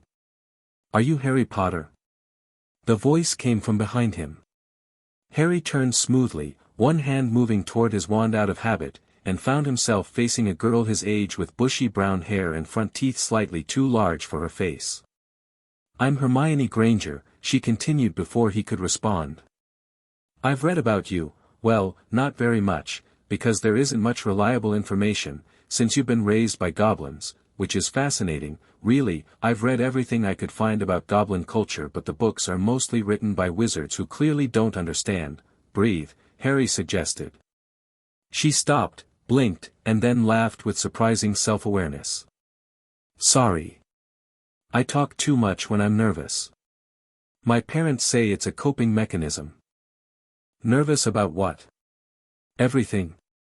She gestured at the platform, the train, the students milling around them. I'm Muggle-born. I didn't know any of this existed until a few months ago. And now I'm supposed to go to a magical school and learn to be a witch, and everyone else has known about this world their entire lives, and I've already memorized all the textbooks, but I'm still afraid I'll be behind. You won't be. Harry surprised himself by interrupting. Magical ability isn't determined by background. Some of the greatest wizards in history were Muggle-born.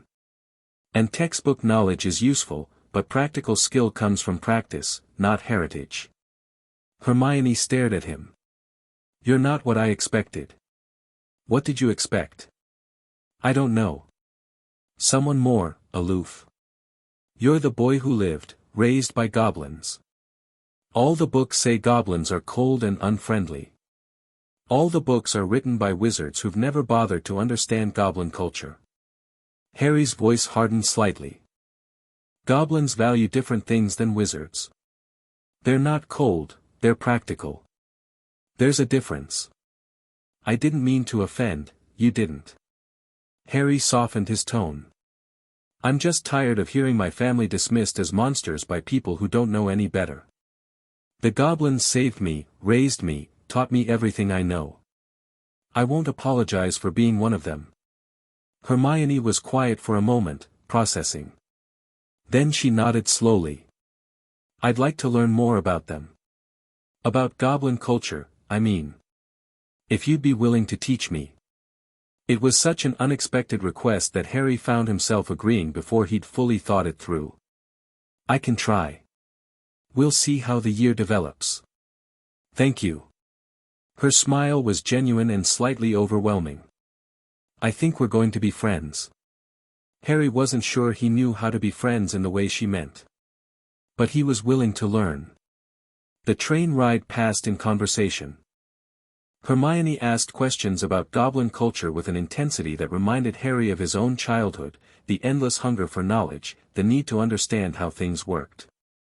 He answered as honestly as he could, explaining concepts that wizards typically misunderstood, correcting misconceptions that had become accepted as fact. So goblin inheritance law is actually more egalitarian than wizard law. In many ways. Goblins pass wealth based on merit, not blood. The eldest child doesn't automatically inherit, the most capable child does. Sometimes that's determined by the parents, sometimes it's determined by competition among heirs. Competition how? Various methods. Business challenges, combat trials, tests of cunning. Harry shrugged. The specific method varies by family tradition, but the principle is consistent, position must be earned. Hermione frowned thoughtfully. That sounds brutal. It produces competent leaders. Every goblin in a position of power has proven themselves worthy of that position. Can you say the same about the wizarding world? She couldn't, obviously. The wizarding world's hereditary power structures were a source of constant frustration even for those who benefited from them. Their compartment door slid open to reveal Draco Malfoy, flanked by the same thuggish boys who'd accompanied him on the platform. So the rumors are true. Malfoy's voice dripped with practiced contempt. Potter is making friends with mudbloods. Harry rose smoothly, placing himself between Hermione and the door. Malfoy. I was wondering when you'd work up the courage to introduce yourself. Courage? Malfoy's eyes narrowed. I don't need courage to deal with a blood traitor and his pet muggle. Then why are you standing in the doorway instead of coming inside? Harry's voice was pleasant, almost friendly, the tone Ragnarok used when preparing to destroy someone in a negotiation. Why are you bringing bodyguards to talk to an 11-year-old? Why did you wait until we were hours from the station before making your move? Malfoy's face flushed. I'm not afraid of you. Then come inside. Harry stepped back, gesturing to the empty seats. Sit down. Let's talk like civilized people. Unless you'd rather posture in the hallway and pretend that counts as dominance. The standoff lasted several seconds. Malfoy wanted to enter, Harry could see it in his eyes, the desire to accept the challenge. But he also understood that entering on Harry's terms meant surrendering the initiative. We'll talk later, Malfoy said finally. When you're not hiding behind your mudblood. I'm not hiding behind anyone. But I appreciate you making excuses for your retreat. It must be difficult, having to back down in front of your minions. Malfoy's flush deepened to true anger. You'll regret, I doubt it. Harry moved to close the compartment door. Give your father my regards. Tell him I'm looking forward to reviewing his family's account statements. The door clicked shut. Through the glass, Harry saw Malfoy's expression twist with fury before he turned and stalked away, his bodyguards trailing behind. That was. Hermione seemed to be searching for words. I don't know what that was. Politics. Harry settled back into his seat. First move of many. Malfoy wanted to establish himself as the alpha of our year, and I declined to let him. Now he has to decide whether to escalate or back down. Which do you think he'll choose? Escalate, probably. His father's reputation depends on his son's success. He'll push until something breaks. Harry smiled without warmth. I intend to make sure he's the thing that breaks. Hermione stared at him for a long moment.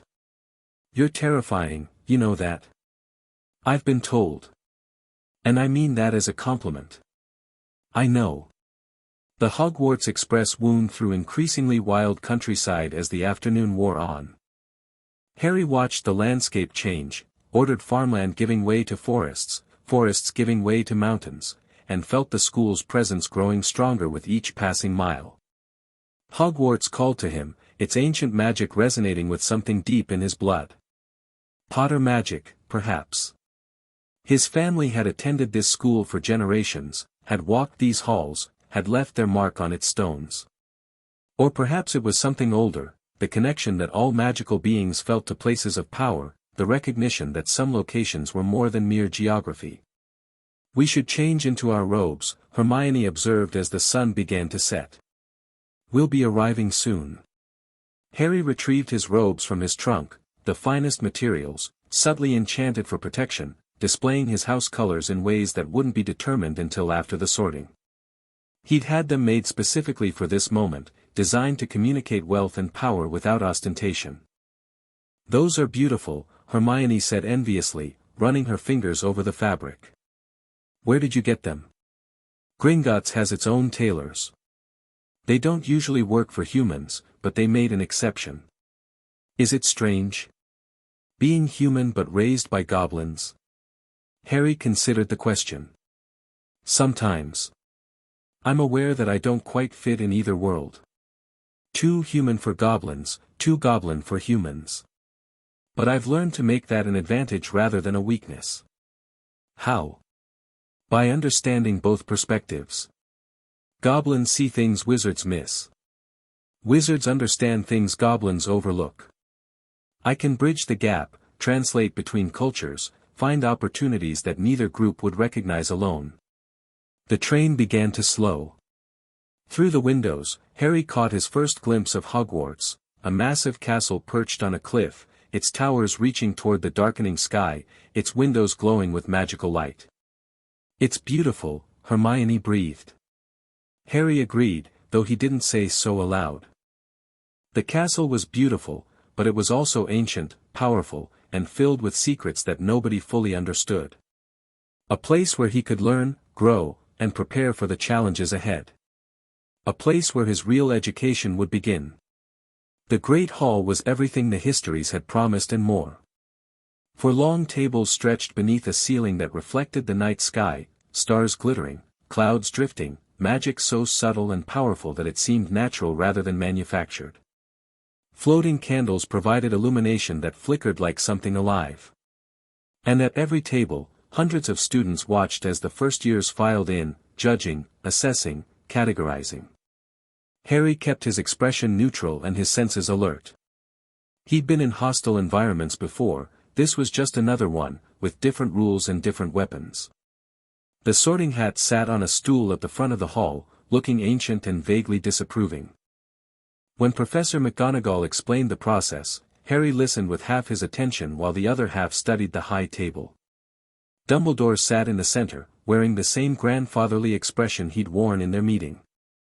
Beside him sat a hook-nosed man with greasy black hair and an expression of perpetual contempt, Severus Snape, Harry's file supplied. Potions Master, former Death Eater, currently a spy for Dumbledore. Or possibly a spy for Voldemort pretending to be a spy for Dumbledore. The intelligence was unclear. Other professors filled the remaining seats, tiny Professor Flitwick, who'd been a dueling champion in his youth, stern Professor McGonagall, who'd fought in the last war, a pale man with a nervous twitch and a purple turban that Harry's senses told him was hiding something unpleasant. Quirrell. Defense against the Dark Arts Professor. The file on him was thin, unremarkable career, sudden acquisition of the turban after a trip to Albania, increasing nervousness throughout the summer. Harry made a mental note to investigate further. The sorting proceeded alphabetically.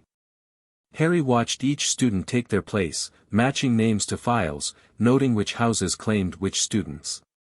The political landscape was already taking shape, Malfoy to Slytherin, obviously, Neville Longbottom to Gryffindor, surprisingly, he'd expected Hufflepuff, Hermione Granger to Gryffindor, also surprisingly, he'd expected Ravenclaw. Then McGonagall called, "Potter Gringotts, Harry." The whispers started immediately. Heads turned. Eyes widened. Harry walked to the stool with the measured stride of someone who trained to project confidence under any circumstances, sat down, and felt the hat settle over his eyes. "Ah," said a voice in his mind. The goblin-raised wizard. "I've been waiting for you. I've heard you say that." The hat's presence in his mind was uncomfortable but not threatening. It felt like being examined by something very old and very wise, something that had seen thousands of minds and found most of them wanting. "You're quite remarkable," the hat continued. "A human mind shaped by goblin values, a wizard's power tempered by warrior's discipline, and enough raw ambition to reshape the world. Where shall I put you? Where would serve me best?" A goblin's question. The hat seemed amused. "But I don't sort by advantage. I sort by nature. And your nature is complicated." Harry felt the hat rifling through his memories. His childhood in the vaults. His training with goblin warriors.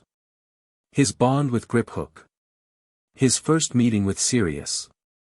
Everything he'd experienced, everything he'd become. "Slytherin would suit your ambition," the hat mused. "Ravenclaw would nurture your intellect. Gryffindor would honor your parents' memory. And Hufflepuff, actually, no. Not Hufflepuff. You're far too calculating for Hufflepuff. Then decide." The hat was quiet for a moment. "I'll give you a choice. Not because I can't decide, I know exactly where you should go. But because your choice will tell you something about yourself that you need to know." "What choice? Gryffindor or Slytherin? The houses of courage and cunning. Where do you choose to belong?" Harry considered. Gryffindor offered his parents' legacy, the trust of those who'd loved them, the moral high ground in any political conflict. Slytherin offered access to his enemies' children, the opportunity to reshape a house from within, the strategic advantage of being underestimated. "Slytherin," he decided. "I'll make my own legacy." "So be it." The hat's voice carried satisfaction. "But remember, courage and cunning are not opposites. You'll need both before the end." "Before the end of what?" But the hat had already made its decision. "Slytherin."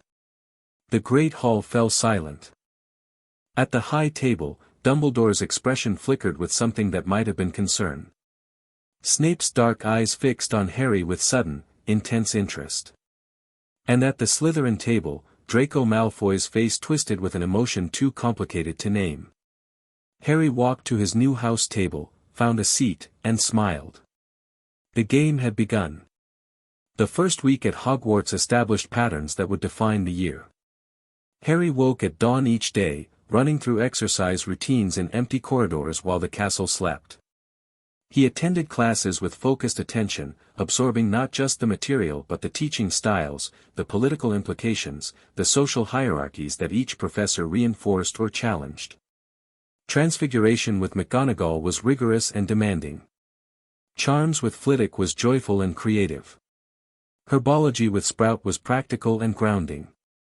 History of magic with Binns was useless for anything except practicing meditation. Defense against the dark arts with Quirrell was troubling. Harry sat in the first class and watched the professor stutter and twitch his way through basic concepts, and every instinct he developed screamed warning. The man was performing weakness, and performing it badly, with the over-the-top nervousness of someone who'd learned to act from books rather than experience. More concerning was the turban. Harry's magical senses could detect enchantments, and the turban was wrapped in spells that shouldn't have been there, concealment charms, protection wards, and something else that felt dark and hungry and wrong. He filed the observation away for later investigation. Potions with Snape was a different kind of challenge. Mr. Potter Gringotts. Snape's voice dripped with contempt as he read the name from his roll. Our new celebrity. Harry met the professor's gaze without flinching. Professor. Tell me, what would I get if I added powdered root of asphodel to an infusion of wormwood? A test question, not from the first-year curriculum, but from advanced brewing theory. Harry recognized the trap: answer incorrectly and Snape would mock his incompetence, answer correctly and Snape would accuse him of showing off. The draught of living death, if brewed correctly. Though the question is somewhat academic, the correct proportions depend on the specific subspecies of asphodel used, and different sources disagree on the optimal ratios. Snape's eyes narrowed. And where would you look if I told you to find me a bezoar? The stomach of a goat, traditionally. Though synthetic alternatives have been developed by German apothecaries. The natural version is generally considered superior for emergency applications. And what is the difference between monkshood and wolfsbane? There is none. They're the same plant, also known as aconite. The variation in names reflects regional differences in magical tradition rather than botanical distinction. The classroom had gone very still. Students who'd expected Harry to flounder watched with wide eyes as he matched Snape question for question. Even Malfoy looked impressed despite himself. Snape studied Harry for a long moment. When he spoke again, his voice was quieter, not warm, but lacking its previous edge. It seems you have some knowledge, Mr. Potter Gringotts. We'll see if you have any skill to match it. It wasn't approval. But it was something. The social dynamics of Slytherin House became clear within the first week. Draco Malfoy had positioned himself as the natural leader of the first years, leveraging his father's reputation and his family's wealth. Most of his yearmates deferred to him automatically, the pure-blood children because their families depended on Malfoy goodwill, the others because they didn't know any better. Harry refused to defer. You're making enemies, Blaise Zabini observed during one of their increasingly frequent conversations. The Italian boy had attached himself to Harry with the casual calculation of someone who recognized an emerging power and wanted to be near it. Draco doesn't like being challenged. Draco doesn't like being anything other than the center of attention. Harry watched Malfoy hold court across the common room, surrounded by his followers. He's been raised to believe he's exceptional. Learning that he isn't will be educational for him. And if he decides to educate you instead?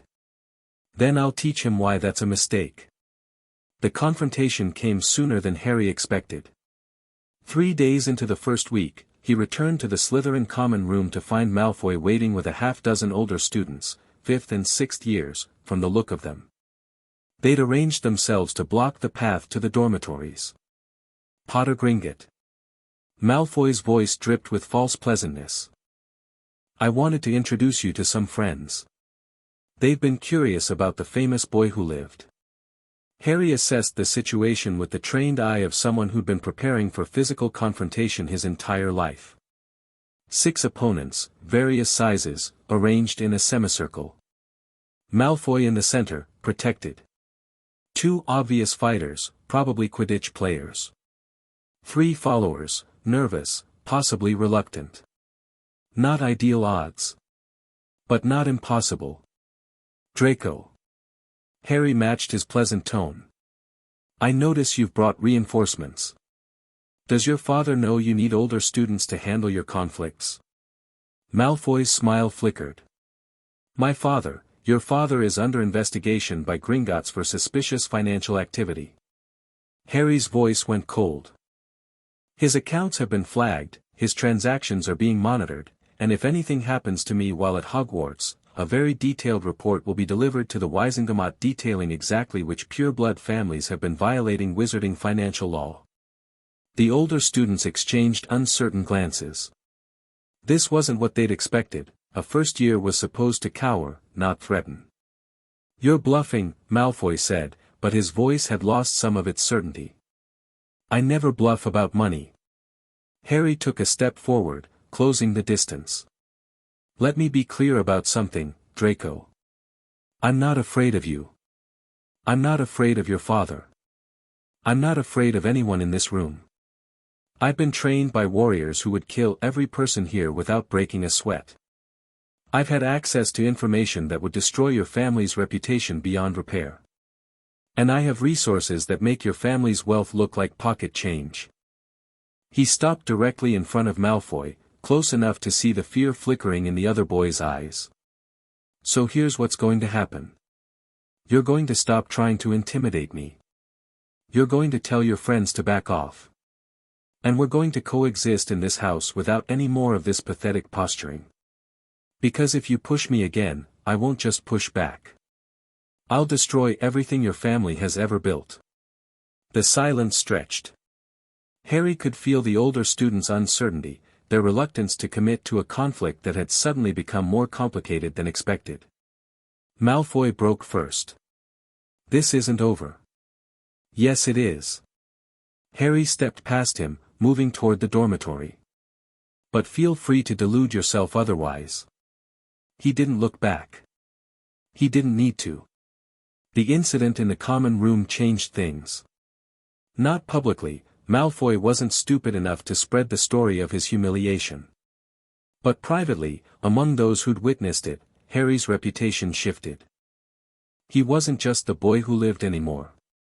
He wasn't just the goblin-raised oddity.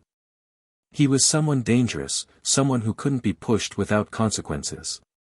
The older students began treating him differently. Not with respect, exactly, that would take time to earn. But with caution. Wariness. The recognition that he might be more trouble than he was worth. Harry used the breathing room to build a network. He sought out students from neutral families, the Greengrasses, the Zabinas, the Devisas, and began cultivating relationships. Not friendships, exactly. More like business partnerships, exchanges of information, mutual benefit agreements, the careful construction of alliances that would prove useful later. Daphne Greengrass was his most promising contact. She was beautiful, with dark hair and ice-blue eyes that missed nothing.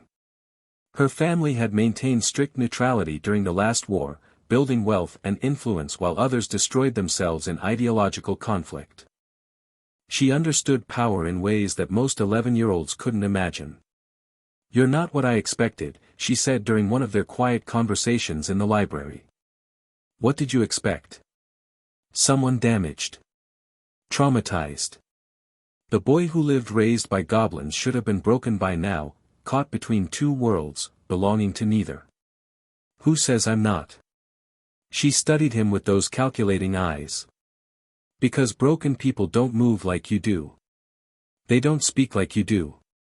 They don't look at every room they enter and immediately identify the exits, the threats, the opportunities. Maybe I'm broken in ways that don't show. Maybe. She tilted her head. Or maybe you've just been forged into something stronger. Like steel tempered in fire. Harry felt something stir in his chest, an unfamiliar sensation that he couldn't quite identify. Poetic. Practical. My father taught me to recognize valuable allies. You're going to be very valuable, Harry Potter Gringotts. And I intend to be on your side when that value becomes apparent. Is that a proposal? It's an observation. Her smile was cool and knowing. The proposal comes later. When we both understand what we're getting into. Harry smiled back, a genuine smile, rare and surprising. I look forward to the negotiations. October passed in a blur of classes, politics, and careful planning.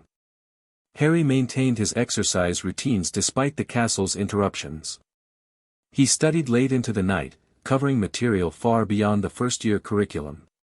He wrote long letters to Ragnarok and Griphook, documenting everything he observed, every alliance he formed, every threat he identified. The letters back were equally detailed. Gringotts was monitoring the situation closely, and Ragnarok's advice was invaluable for navigating the complex social dynamics of Slytherin House. You're building a coalition too quickly, one letter warned. Move slowly. Let relationships develop naturally. People trust allies they feel they've discovered more than allies who approach them openly. Your assessment of the Quirrell situation concerns me, another noted. We've investigated his background more thoroughly. The trip to Albania was suspicious, he returned fundamentally changed. Be careful. Harry filed the advice away and adjusted his strategies accordingly. Halloween approached with growing excitement among the students. The castle was decorated with enchanted pumpkins and floating candles, the house elves prepared elaborate feasts, rumors spread about special entertainment planned for the evening. Harry felt no particular attachment to the holiday. For him, October 31st was the anniversary of his parents' deaths, a day for remembrance, not celebration. He planned to spend the evening alone, reading in the library while everyone else attended the feast. The universe, as usual, had other plans. The troll was the first sign that something at Hogwarts was deeply wrong. Harry was in the library when the screaming started, distant at first, then louder, then accompanied by the unmistakable sound of massive feet striking stone. He was on his feet immediately, wand drawn, assessing the situation with trained instincts. Something large was moving through the castle. Something that shouldn't be there. Something that had gotten past Hogwarts' legendary defenses. The library's doors burst open. A girl stumbled through, Hermione Granger, her face streaked with tears, her robes disheveled. Behind her, visible through the doorway, a massive grey shape filled the corridor. Mountain Troll.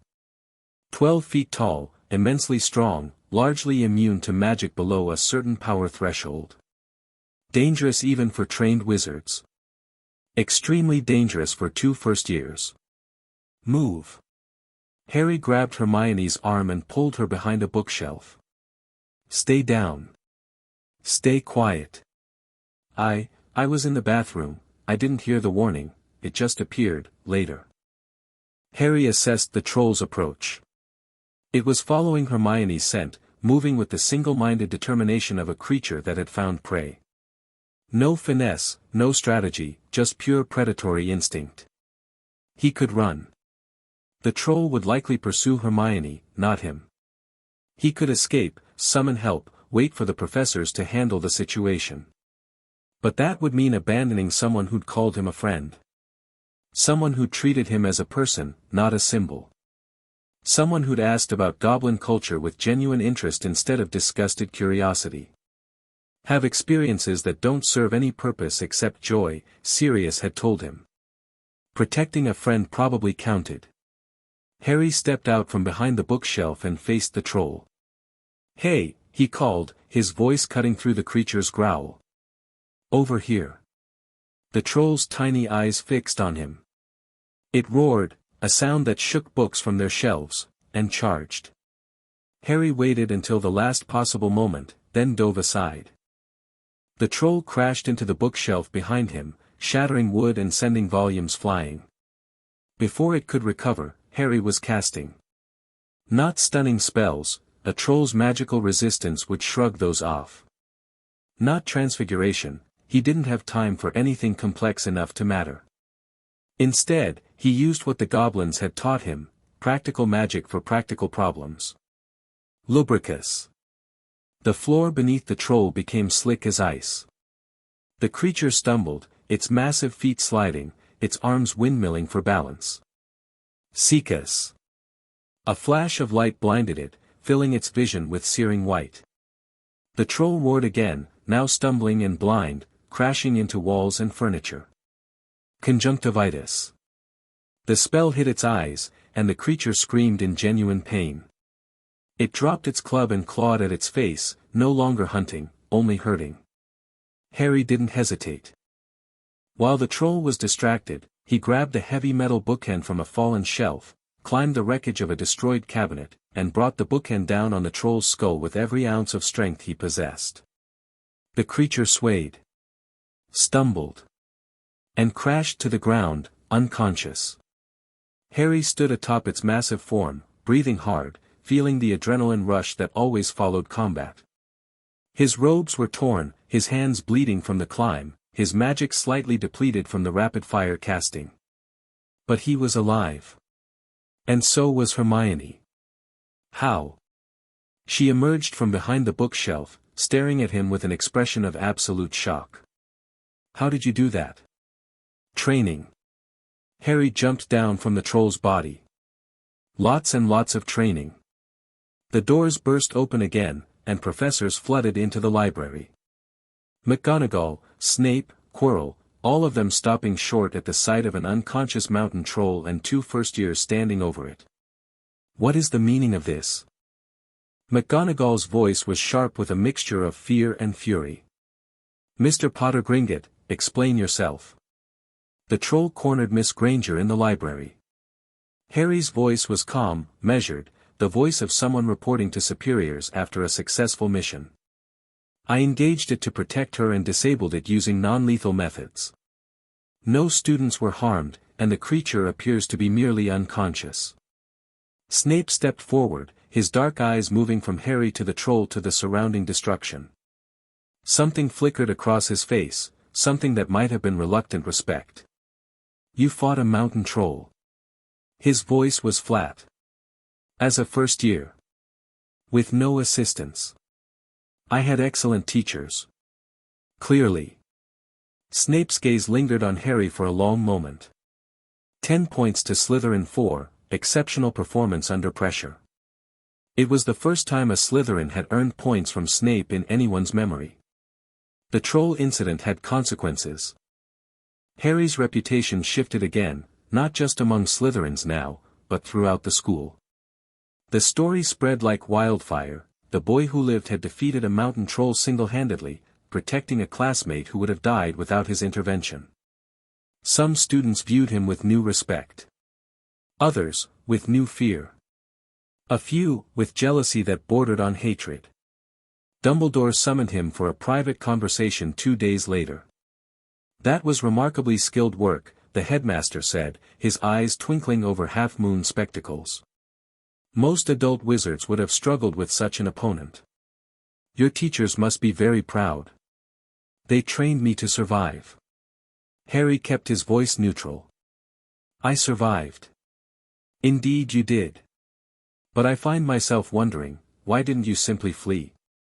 The troll was focused on Miss Granger. You could have escaped easily. She's my friend. Is she? Dumbledore's voice was gentle, curious. I was under the impression that goblins don't form friendships in the way humans do. Goblins form alliances based on mutual benefit and proven reliability.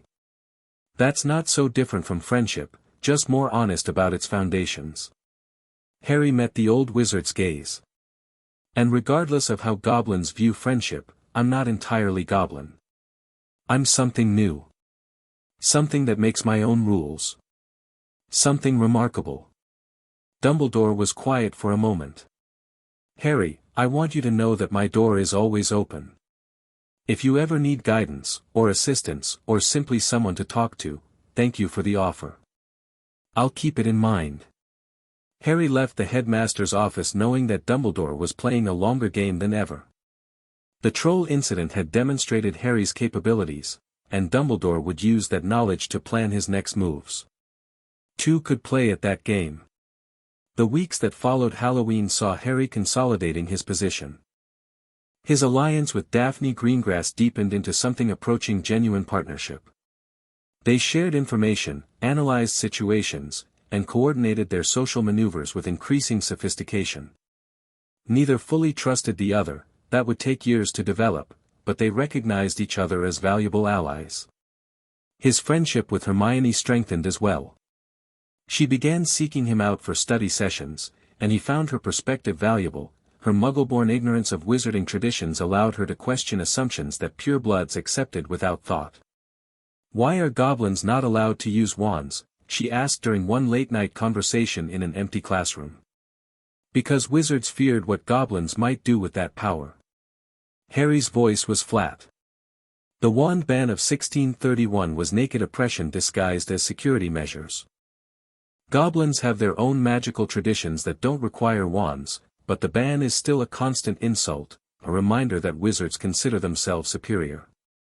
That's terrible. That's politics. The strong impose their will on the weak, and the weak either adapt or perish. Harry shrugged. Goblins adapted. They focused on other forms of magic, crafting, wards, blood rituals. They became indispensable to wizard society through their control of the financial system. Now wizards depend on them, even while they despise them. And you want to change that? I want to build a world where strength isn't determined by species or blood purity. Where merit matters more than heritage. Harry smiled without warmth. It's going to take a long time. But I'm patient. Hermione studied him with the intensity she usually reserved for particularly challenging textbooks. You really believe you can do it, don't you? Change the world. Someone has to. Why not me? December brought Christmas holidays and a choice. Harry could stay at Hogwarts, enjoying the castle's relative quiet while most students went home. Or he could return to Gringotts, seeing Ragnarok and Griphook, reconnecting with the family that had raised him. He chose to return home. The journey from Hogwarts to London was uneventful. The journey from King's Cross to Gringotts was something else entirely. He entered the bank through the main entrance, and every goblin in the lobby stopped to stare. Word of his exploits at Hogwarts had spread through their intelligence networks.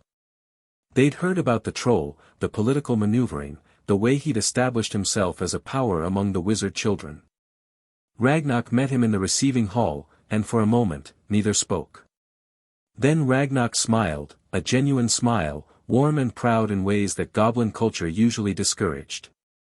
"Welcome home," he said.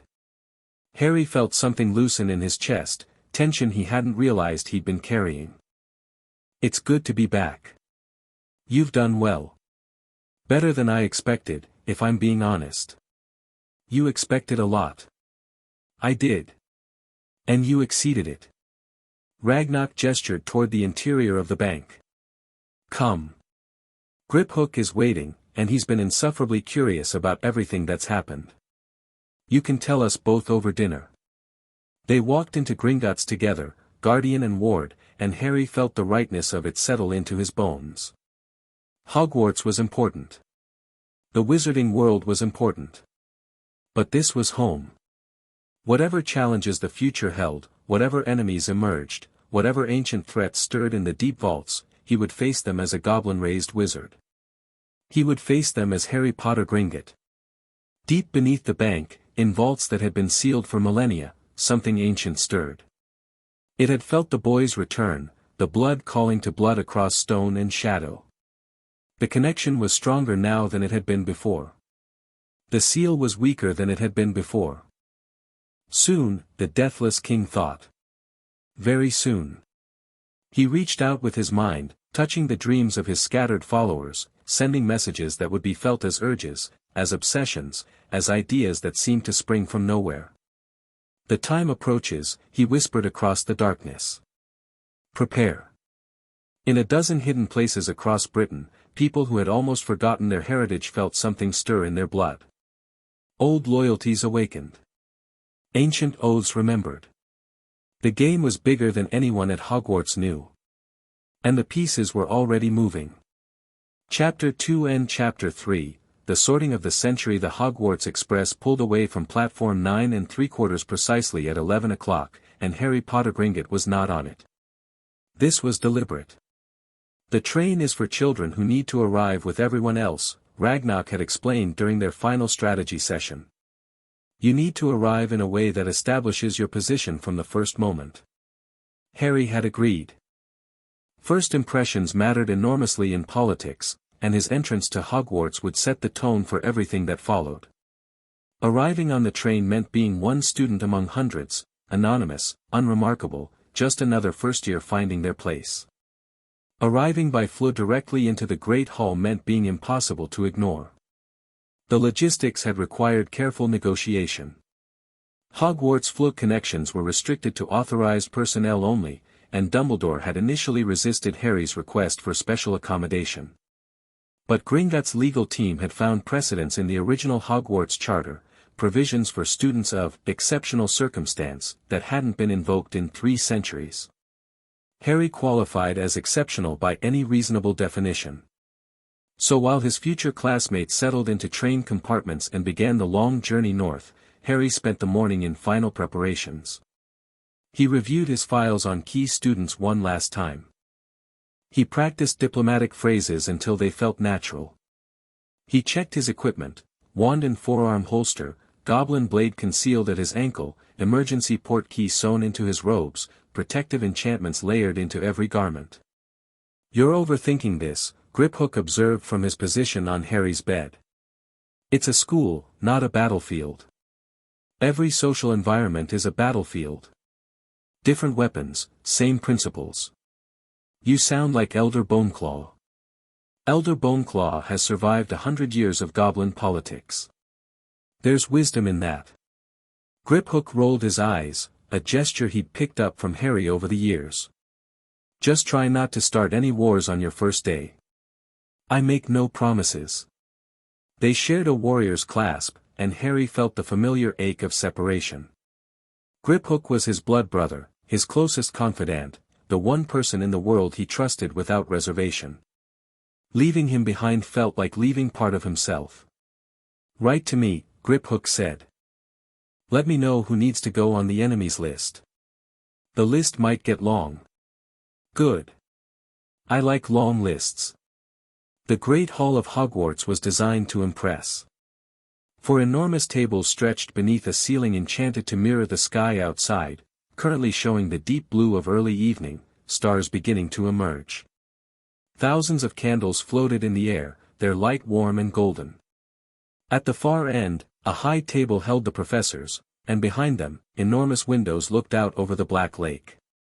Into this carefully orchestrated display of magical grandeur, Harry Potter Gringotts arrived via flow at precisely 6:30 in the evening. The green flames deposited him in the center of the hall, between the Hufflepuff and Ravenclaw tables. He stepped out with practiced grace, no stumbling, no coughing, no indication that flow travel was anything other than perfectly ordinary. 2 goblin guards flanked him, their ceremonial armor gleaming in the candlelight. They weren't necessary for protection. Hogwarts was one of the safest places in Britain, but they were absolutely necessary for statement. The boy who lived had arrived. And he'd brought his people with him. The silence was absolute. Every head in the hall had turned toward the floor, every eye fixed on the small figure standing between 2 armored goblins. Harry could feel the weight of their attention like a physical pressure, and he met it without flinching. Dumbledore rose from his seat at the high table. His expression was unreadable, but Harry caught the slight tension around his eyes. The old wizard hadn't expected this level of dramatic entrance. "Mr. Potter Gringotts." His voice carried easily through the silent hall. "Welcome to Hogwarts." "Headmaster." Harry inclined his head precisely the right amount, acknowledging authority without submitting to it. Thank you for accommodating my unusual arrival. The circumstances are indeed unusual. A slight emphasis on the word. I trust your guards will be returning to Gringotts once they've confirmed the security arrangements meet our standards. Harry's voice was pleasant, conversational, and carried just as easily as Dumbledore's. I'm sure you understand. My family takes my safety very seriously. The implication was clear, my family. Not you. Not the Ministry. Mine. Dumbledore's smile didn't waver, but something shifted behind his eyes. Of course. Perhaps they would like to begin their inspection while you join your classmates. Harry turned to his escorts and spoke in gobbledygook, the language flowing easily after years of practice. The guards responded in kind, then bowed formally and departed through a side door that Professor McGonagall had hastily opened. The message had been sent. Harry Potter Gringotts was not a child to be managed. He was an emissary of a foreign nation, with all the diplomatic weight that implied. Now came the real challenge. The first years had already been sorted by the time Harry arrived, which meant he would be sorted alone, the center of attention for even longer than usual. Professor McGonagall called him forward with pursed lips that suggested she didn't appreciate the disruption to her carefully planned ceremony. Harry walked to the stool with measured steps, aware of every eye in the hall tracking his progress. The sorting hat was older than it looked. Harry could feel its magic, ancient, patient, woven through with centuries of accumulated knowledge. When it settled onto his head, blocking out the watching crowd, it was almost a relief. Well, a voice said in his mind. The young man everyone's been waiting for. I've been curious about you. Have you? A human raised by goblins. That's not something I see every century. The hat's presence felt like being studied by something simultaneously amused and analytical. Your mind is fascinating. Goblin discipline overlaid on human emotion. Warrior training wrapped around a core of genuine warmth. You're a walking contradiction. Most people are. True. But most people don't wear their contradictions so, deliberately. The hat seemed to rifle through his memories, his childhood in the vaults, his training, his relationships with Ragnarok and Griphook, his first meeting with Sirius. You've been taught to view the world as a series of transactions. Threat assessment, resource allocation, strategic positioning. Very goblin. Very effective. It served me well. Has it? Or has it just kept you safe while preventing you from being happy? The question caught Harry off guard. He'd never thought about happiness as something separate from success. In goblin culture, they were largely synonymous. You achieved, you gained status, you accumulated power and respect. That was happiness. Wasn't it? An interesting silence, the hat observed. Perhaps there's more human in you than you realize. Perhaps. But we're not here to discuss my psychological profile. We're here to sort me. So we are. The hat's presence shifted, becoming more focused. Let's see, tremendous ambition, check. Significant cunning, check. Loyalty to those who've earned it, check. Courage when required, check. Intellectual curiosity, check. You could thrive in any house, Mr. Potter Gringotts. Then put me where I'll be most effective. A goblin's answer. But I don't sort by effectiveness, I sort by nature. The hat paused. Tell me something. If you could achieve your goals through either courage or cunning, which would you choose? Harry considered the question seriously. Courage was admirable, respected, the stuff of legends. But cunning was reliable, controllable, less dependent on circumstances beyond your control. Cunning, he decided. Courage is for when cunning fails. And there we have it. The hat's voice carried satisfaction. The answer reveals the nature. You're Slytherin to your core, Mr. Potter Gringotts, not because you're dark or ambitious in the cartoonish way people imagine, but because you understand that intelligence applied strategically is more valuable than bravery applied recklessly. Is that supposed to be a compliment? It's supposed to be accurate. The hat's presence retreated slightly, preparing to announce its decision. One word of advice, though. Cunning is a tool, not an identity. Don't forget how to be brave when the moment requires it. Some battles can't be won through strategy alone. I'll keep that in mind. See that you do.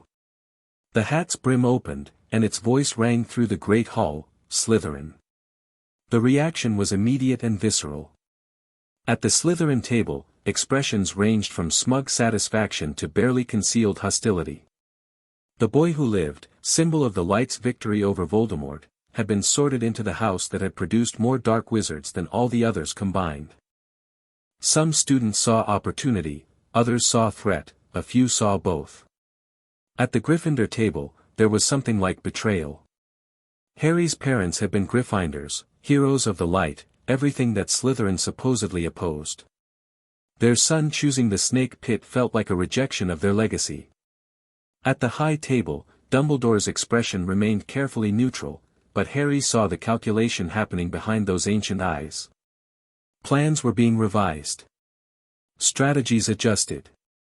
The old wizard had expected a Gryffindor Harry, one who could be guided through appeals to his parents' memory. A Slytherin Harry was a different creature entirely. Professor Snape watched with an expression that defied interpretation. Harry met his gaze for a moment and saw something flicker there, surprise, perhaps. Or interest. Or something more complicated that he couldn't identify. Harry walked to the Slytherin table with the same measured stride he'd used entering the hall. He found a seat near the end of the first-year section, deliberately choosing a position that didn't challenge anyone's established territory while still providing good sightlines to the rest of the hall. Politics. Always politics. Potter Gringotts. The voice came from across the table, Draco Malfoy, his pale face arranged in an expression of calculated welcome. Welcome to Slytherin. Malfoy. Harry kept his tone neutral. I trust your summer was productive. Quite. Malfoy's eyes flickered with something, surprise at being addressed by name, perhaps, or wariness at the formal phrasing. I have to admit, I didn't expect you to join us here. Why not? You're the boy who lived. The hero who defeated the Dark Lord. Gryffindor would have seemed more appropriate. I prefer to define my own appropriateness. Harry allowed a slight smile. And I've found that expectations are often more about the observer than the observed. Malfoy processed this, his expression shifting through several subtle phases. He was trying to categorize Harry, ally, enemy, neutral party, and finding that the usual classifications didn't quite fit. Good. Keeping people off balance was half the battle. We should talk more, Malfoy said finally. After dinner. There are things you should understand about how Slytherin works. I'd welcome the education. The conversation moved on to safer topics, classes, professors, the castle's layout. But underneath the surface pleasantries, Harry was aware of the constant undercurrent of assessment happening around him. Every word he spoke was being analyzed, every gesture interpreted, every choice catalogued for future reference. Welcome to Slytherin, indeed. The common room was exactly as Harry's research had described, underground, greenlit, furnished with leather chairs and dark wood. Large windows looked out into the Black Lake, occasionally showing glimpses of the giant squid or other aquatic creatures drifting past. It was beautiful in a cold, calculated way. The kind of beauty designed to impress rather than comfort. First years, gather round. The speaker was Marcus Flint, a seventh year with the build of a professional Quidditch player and the expression of someone who enjoyed intimidating smaller creatures. I'm head boy this year, which means I'm responsible for all of you. Listen carefully, because I won't repeat myself. Harry joined the cluster of first years, noting their faces and matching them to his files. Draco Malfoy, flanked by his inevitable bodyguards. Blaise Zabini, standing slightly apart with an expression of calculated boredom. Daphne Greengrass, ice blonde and watchful. Pansy Parkinson, positioned as close to Malfoy as she could manage. Theodore Nott, thin and scholarly looking. Millicent Bulstrode, heavy-set and silent. And several others whose files had been less detailed. Harry made mental notes to research them more thoroughly. Slytherin is not like other houses, Flint continued. We don't care about bravery or cleverness or hard work for its own sake. We care about success. Achievement. Results. His eyes swept across the gathered first years.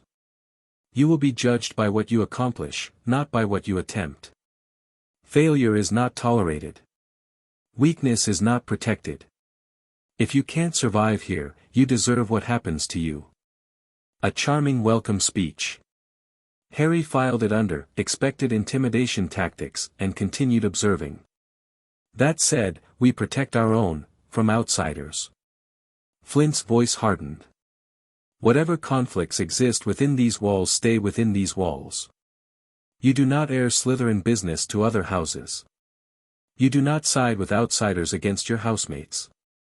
You do not give anyone ammunition to use against us. Break that rule, and you'll wish you'd been sorted into Hufflepuff. He paused, letting the threat sink in, then nodded curtly. Dorms are down the stairs, girls to the left, boys to the right. Curfew is at 10. Don't make me come looking for you. The gathering dispersed, and Harry moved toward the boys' dormitory stairs. But before he'd taken 3 steps, a hand caught his arm. Potter Gringotts. Draco Malfoy, his grip firm but not aggressive. That talk I mentioned. Now works.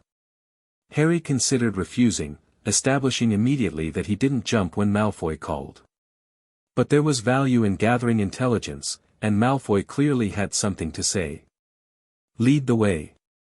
They found a quiet corner of the common room, away from the clusters of older students who'd claimed the best seats. Malfoy settled into a chair with the practiced ease of someone who expected furniture to arrange itself for his comfort. Let me be direct, he said. My father wants me to recruit you. Harry's expression didn't change. Recruit me for what? For the right side. The pure blood cause. The restoration of proper wizarding values. Malfoy's voice carried the cadence of a speech he'd memorized. You're the boy who lived. You have influence, wealth, connections. My father believes that if you aligned yourself with us, it would send a powerful message. And what would I receive in return for this alignment? Support. Protection. The knowledge that you're standing with the families who actually matter in our world. Malfoy leaned forward. You've been raised by goblins, Potter Gringotts. Creatures. Servants. However much money they've given you access to, you don't have the social connections that purebloods take for granted. We can provide those. Harry let the silence stretch, watching Malfoy's confidence slowly waver. Let me make sure I understand, he said finally. Your father, a man who was accused of being a Death Eater and escaped conviction by claiming the Imperious Curse, wants me to publicly align myself with his political faction. In exchange, I would receive support from families who consider my surrogate father a servant at best and a monster at worst. Is that accurate? Malfoy's face had gone pale. My father was never. Your father's financial records are quite illuminating. Harry's voice remained pleasant, conversational, the tone Ragnarok used when destroying someone in negotiation. The timing of certain transfers.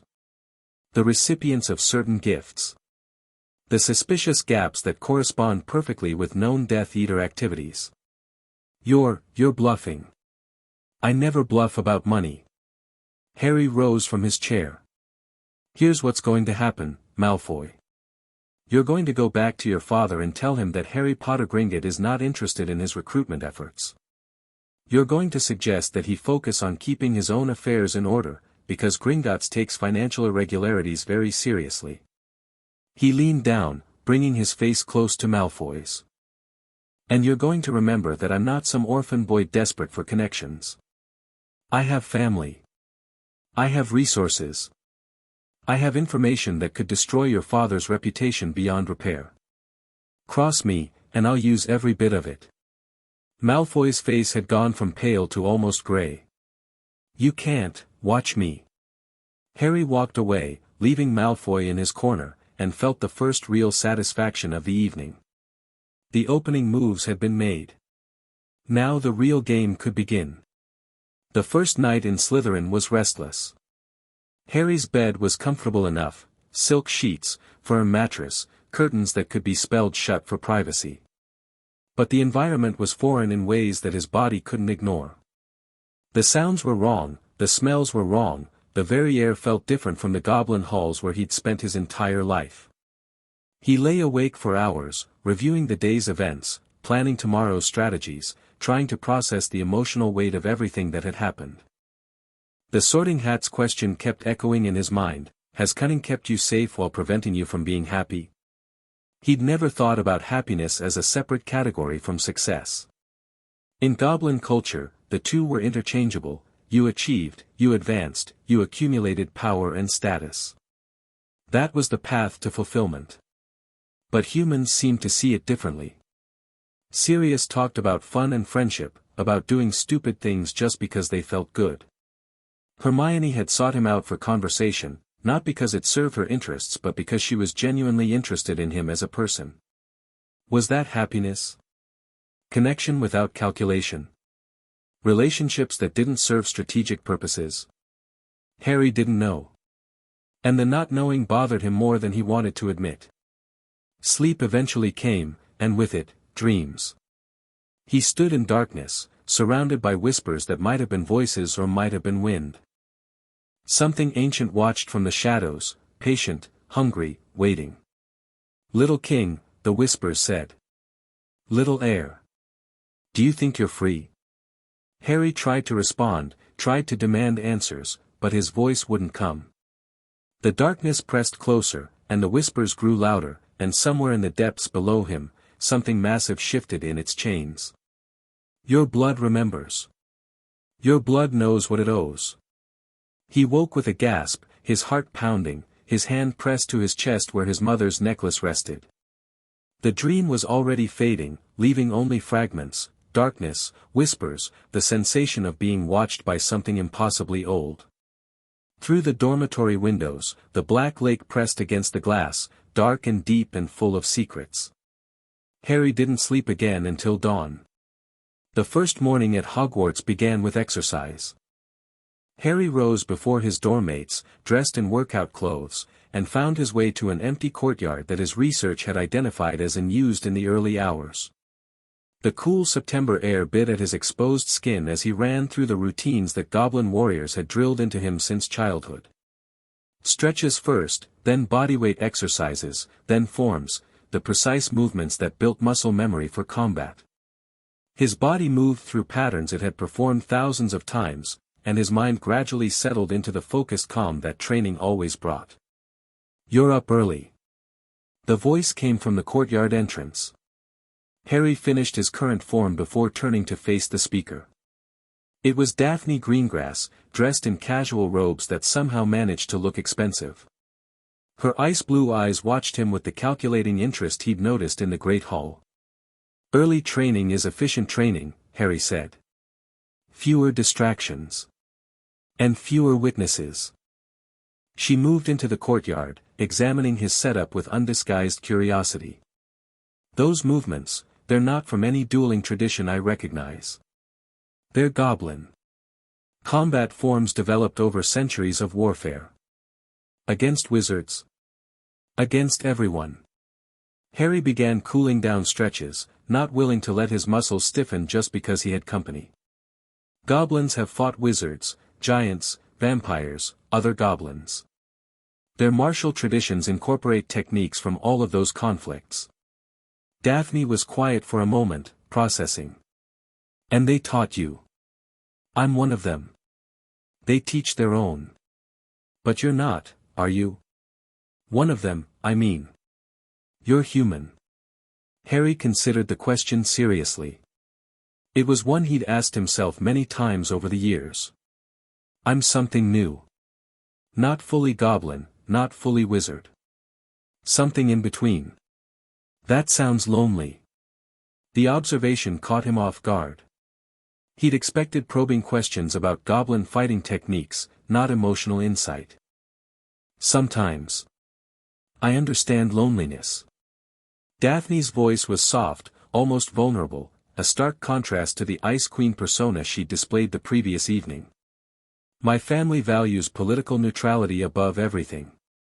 We don't make friends, we make alliances. We don't share feelings, we share information. It's effective, but it doesn't leave much room for genuine connection. Harry studied her with new interest. Why are you telling me this? Because I think we might be useful to each other. Her voice shifted back to business, but some of the vulnerability remained. You're an outsider trying to establish yourself. I'm an insider tired of the same old games. Together, we might be able to accomplish things neither of us could alone. That sounds like an alliance. It could become a friendship, if we let it. She met his eyes directly. I'm willing to try if you are. Harry felt something stir in his chest, the same unfamiliar sensation he'd experienced during their conversation at the feast. Hope, perhaps. Or the possibility of connection that didn't reduce to political calculation. I'd like that, he said. Daphne's smile was small but genuine. Then we have a deal, Harry Potter Gringotts. Let's see where it takes us. Classes began in earnest that first week, and Harry threw himself into them with characteristic intensity. Transfiguration with Professor McGonagall was demanding and precise.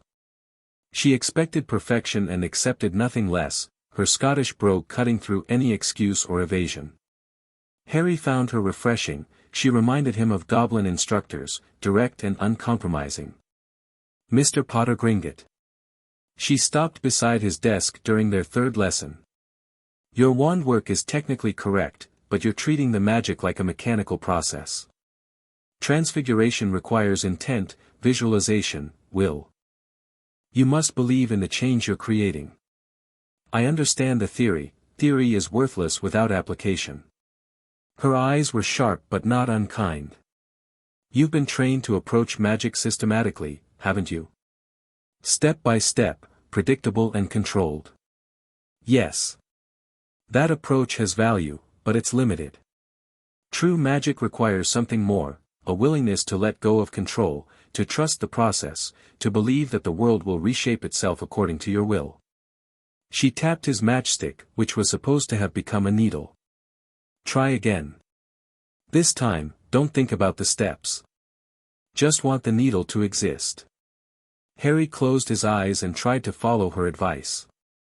Instead of running through the systematic process he'd been taught, he simply focused on the needle, its shape, its texture, its reality. He wanted it to exist. He believed it existed. When he opened his eyes, a perfect silver needle sat on his desk. Better, McGonagall said, something like approval flickering across her features. Perhaps there's hope for you yet. Charms with Professor Flitwick was the opposite experience, joyful, chaotic, full of laughter and unexpected discoveries. The tiny professor bounced with enthusiasm as he demonstrated levitation charms and color change spells, his squeaky voice radiating genuine love for his subject. Magic is not a burden, he declared during one memorable lecture, standing on a stack of books to see over his desk. Magic is a gift, a wonder, a source of endless possibility. When you cast a charm, you're not just moving energy around, you're participating in the fundamental nature of reality itself. Harry found himself enjoying the class despite its lack of structure. There was something infectious about Flitwick's enthusiasm, something that reminded him that magic could be beautiful as well as useful. You're smiling, Hermione observed during one of their shared study sessions. You never smile in other classes. Flitwick makes magic seem fun. It is fun. That's why I wanted to learn it in the first place. She tilted her head. Do goblins not enjoy magic? Goblins view magic as a tool. Something to be mastered and applied for practical purposes.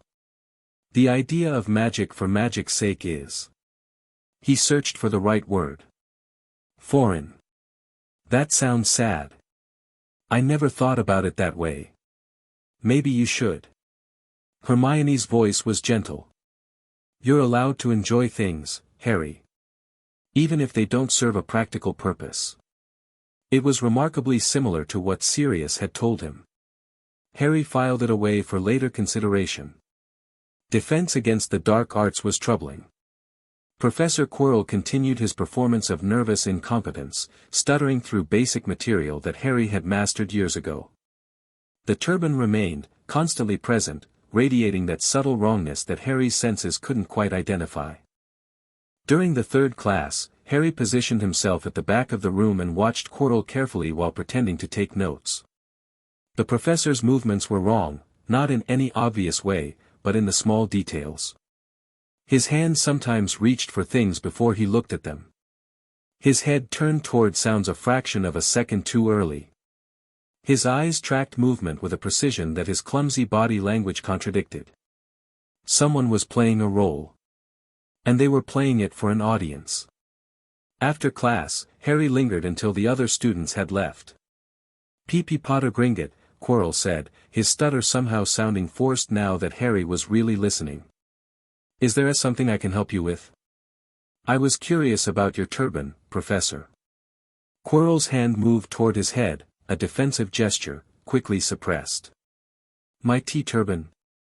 It's quite unusual. I wondered about its origin. A gift. From an African prince.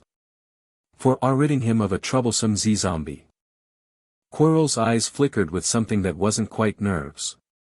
Why do you ask? I'm interested in magical artifacts. Harry kept his voice casual. The turban has an unusual aura. I wondered if there was a story behind it. And no story. Just a gift. Quirrell's stutter intensified.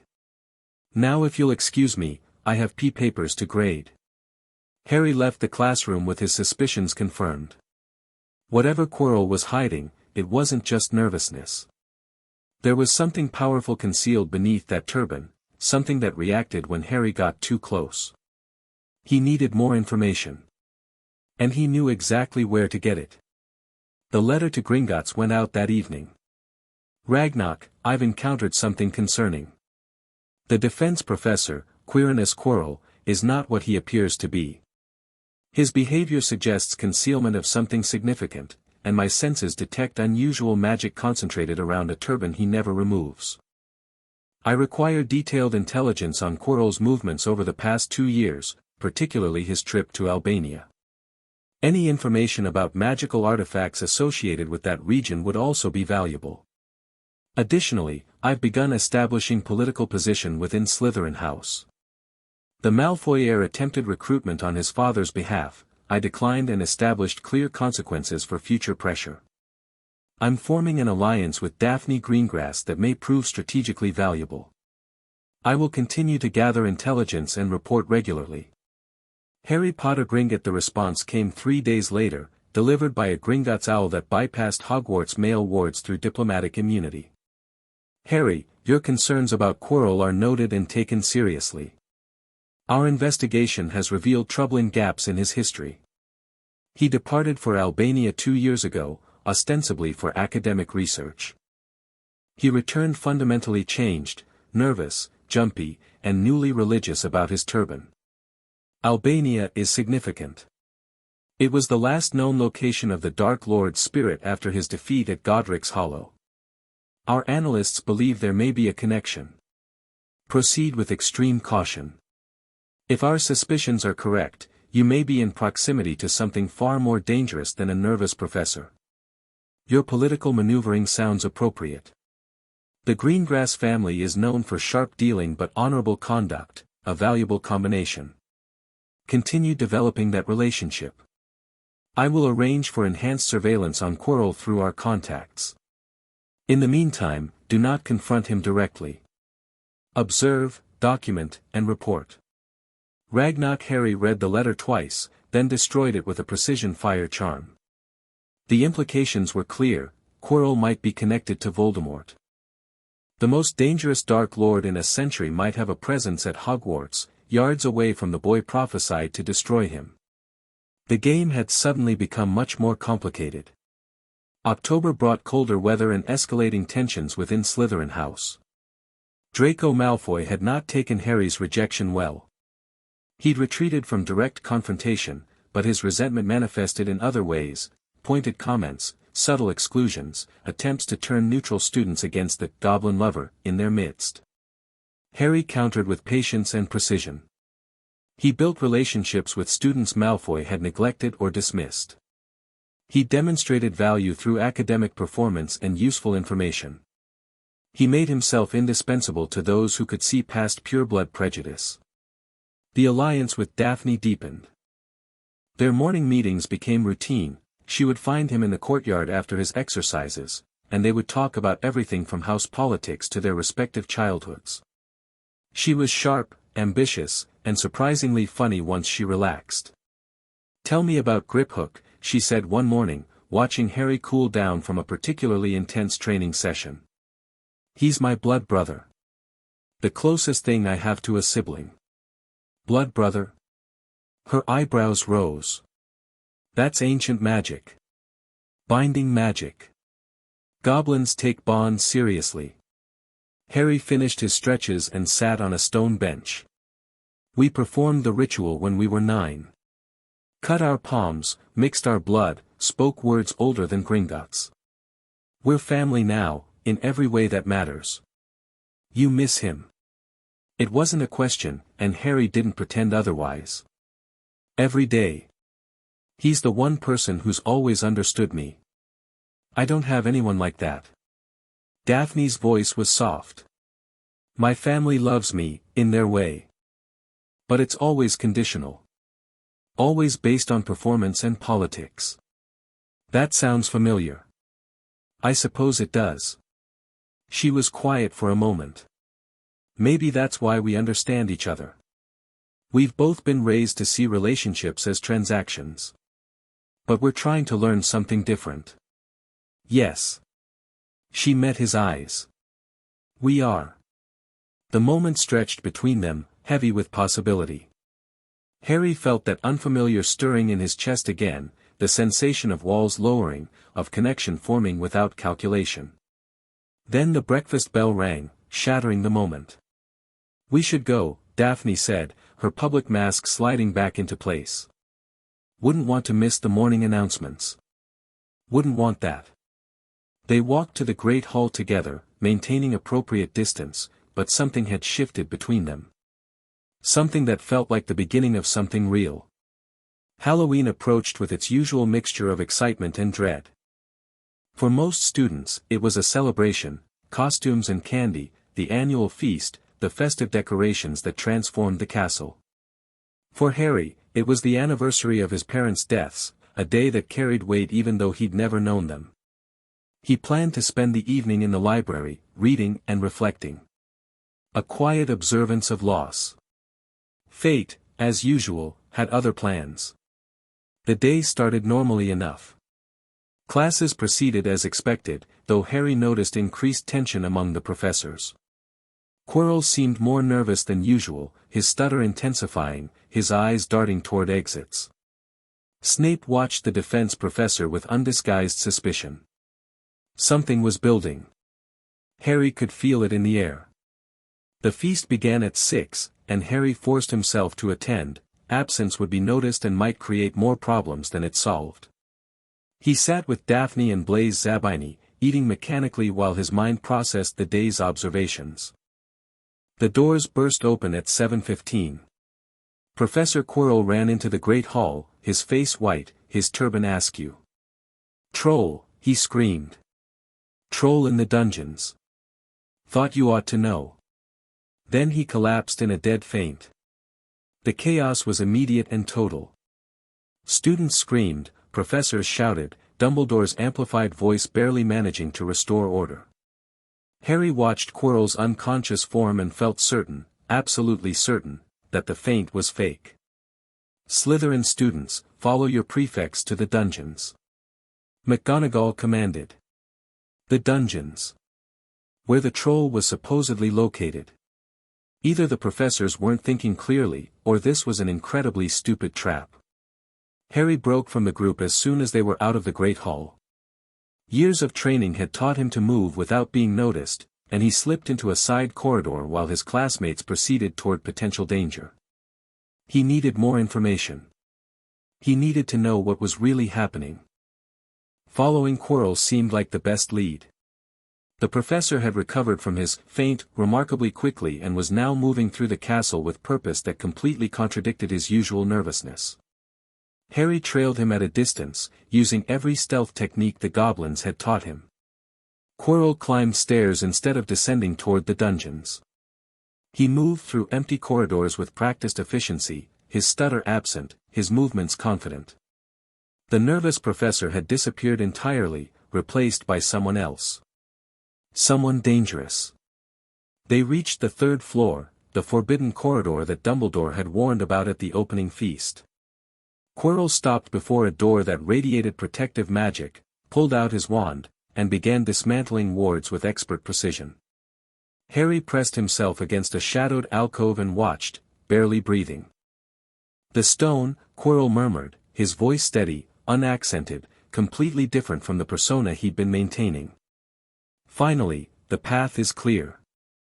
The stone. Harry's intelligence network had provided information about a break-in at Gringotts over the summer, a failed attempt to steal something from Vault 713. The vault had been emptied shortly before the break-in. Its contents had been moved to Hogwarts. The Philosopher's Stone. Nicholas Flamel's legendary creation. The source of immortality and unlimited gold. And Quirrell wanted it. Harry made a decision. He couldn't let Quirrell succeed, whatever the professor's true agenda, the stone was too dangerous to fall into the wrong hands. But direct confrontation was suicide. He needed backup. He ran. The troll found Hermione before Harry found anyone who could help. He'd been racing through the castle, searching for professors, for prefects, for anyone with the authority and power to stop Quirrell. Instead, he heard screaming from the girls' bathroom on the second floor and changed direction without thinking. The bathroom door was splintered. The troll, 12 feet tall, gray-skinned, carrying a club the size of a tree trunk, was advancing on Hermione, who'd pressed herself against the far wall, her face white with terror. Harry didn't hesitate. He drew his wand, raised his goblin blade, and attacked. The fight was desperate and ugly. Harry was faster than the troll, more agile, capable of dodging its clumsy swings. But he couldn't hurt it, his spells bounced off its magically resistant hide, and his blade couldn't penetrate its thick skin. He needed to disable it, not kill it. Needed to give Hermione time to escape. "Run," he shouted, ducking under a club swing that shattered tiles behind him. "Get the professors." But Hermione didn't run. Instead, she grabbed a heavy pipe that had broken free from the wall and threw it at the troll's head. The improvised missile bounced harmlessly off the creature's skull, but it attracted its attention, and its rage. The troll turned toward Hermione, raising its club. Harry moved without thinking. He threw himself between Hermione and the troll, raised his wand, and cast the most powerful spell he knew. Stupefy Maxima. The stunner hit the troll directly in the face. The creature stumbled, its club wavering, its tiny eyes glazing over. It wasn't enough. The troll shook off the stunner and raised its club again, rage replacing confusion. Harry had one chance. One moment of the troll's imbalance, one opening in its guard. He charged forward, ducked under the descending club, and drove his goblin blade into the only vulnerable spot he could reach, the soft tissue behind the creature's knee. The blade bit deep. The troll screamed, a sound of genuine pain, and its leg buckled. It crashed to the ground, its club flying from its grip, its massive body slamming into the bathroom floor hard enough to crack stone. Harry didn't stop. He pulled his blade free, climbed onto the troll's back, and brought the pommel down on its skull with every ounce of strength he possessed. Once. Twice. 3 times. The troll went still. Harry stood over its unconscious form, breathing hard, feeling the adrenaline surge that always followed combat. His robes were torn, his hands bleeding, his magic slightly depleted. But he was alive. And so was Hermione. Harry. Her voice was shaking. How did you? Training. He jumped down from the troll's body and moved to her side. Are you hurt? No. I didn't hear the warning. I was in here, and then it just appeared, and, she broke off, tears streaming down her face. You saved my life. That's what friends do. The word slipped out before he could stop it. Friend. Not ally, not asset, not strategic partner. Friend. Hermione stared at him, her expression shifting from terror to something like wonder. You called me your friend. Did I? Harry felt something unfamiliar, a kind of warmth that had nothing to do with strategy. I suppose I did. Good.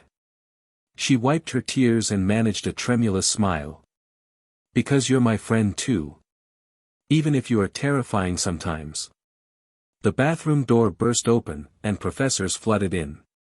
McGonagall, Snape, Quirrell, all of them stopping short at the sight of an unconscious mountain troll and 2 first-years standing over it. Harry braced himself for the coming storm of questions. He had a story prepared, one that protected his intelligence gathering and kept his suspicions about Quirrell private. But something had changed. Something important. He'd called Hermione his friend, and he'd meant it. Not as a strategic calculation, not as a political maneuver, as a genuine expression of connection. Maybe the Sorting Hat had been right. Maybe there was more human in him than he'd realized. And maybe that wasn't such a bad thing. The aftermath of the troll incident was complicated. Harry gave a carefully edited account to the professors. He'd heard screaming, investigated, found Hermione in danger, intervened. He said nothing about following Quirrell, nothing about the stone, nothing about his suspicions regarding the defense professor's true nature. Some truths were too dangerous to share. Dumbledore summoned him for a private conversation the next morning. The headmaster's office was exactly as Harry had imagined, cluttered with magical instruments, dominated by the presence of a phoenix perched on a golden stand. Fawkes, the legendary bird who'd been Dumbledore's companion for decades. That was remarkably skilled work, Dumbledore said, his eyes twinkling but watchful. Most adult wizards would have struggled with such an opponent. I was trained well. Evidently. The headmaster was quiet for a moment. Harry, I find myself curious about something. You were supposed to be with your housemates in the dungeons. How did you come to be on the 2nd floor? I heard screaming and investigated. Through several floors and numerous corridors. I moved quickly. Dumbledore's expression didn't change, but something shifted in his eyes. I see. Well, whatever your path, the result was heroic. Miss Granger owes you her life. She's my friend. Is she? The twinkle intensified. I had the impression that goblins didn't form friendships in the traditional sense. I'm not fully goblin. Harry met the headmaster's gaze. I'm something new. Something that makes its own rules. Indeed you are. Dumbledore was quiet for another long moment.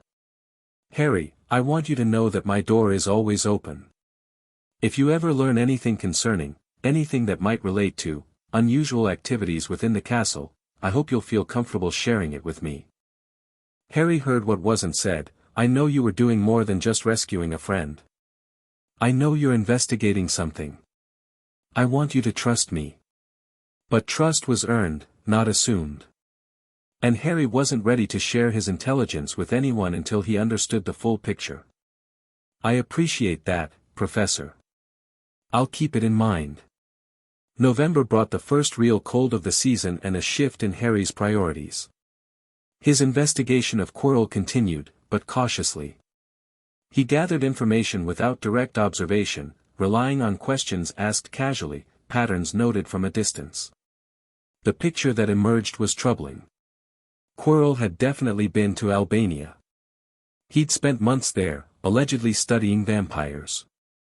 But the timing coincided with reported dark magical activity in the region, ritual sites disturbed, ancient wards tested, something awakening that had been dormant for years. And then there was the turban. Harry had done research on concealment artifacts and found references to possession, dark wizards who survived death by anchoring their spirits to objects or, in rare cases, to living hosts. If Voldemort's spirit had survived in Albania, and if Quirrell had encountered it there, the implications were terrifying. The Dark Lord might be at Hogwarts right now, hiding in plain sight, working toward a goal that Harry couldn't quite identify. He needed more information. He needed to know what was behind that door on the 3rd floor. You want to do what? Hermione's voice was pitched somewhere between disbelief and outrage. They were in their usual study spot, an unused classroom that Harry had claimed for their after-hours discussions, and he'd just outlined his plan.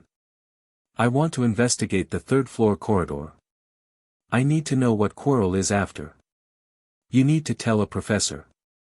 This is dangerous, Harry.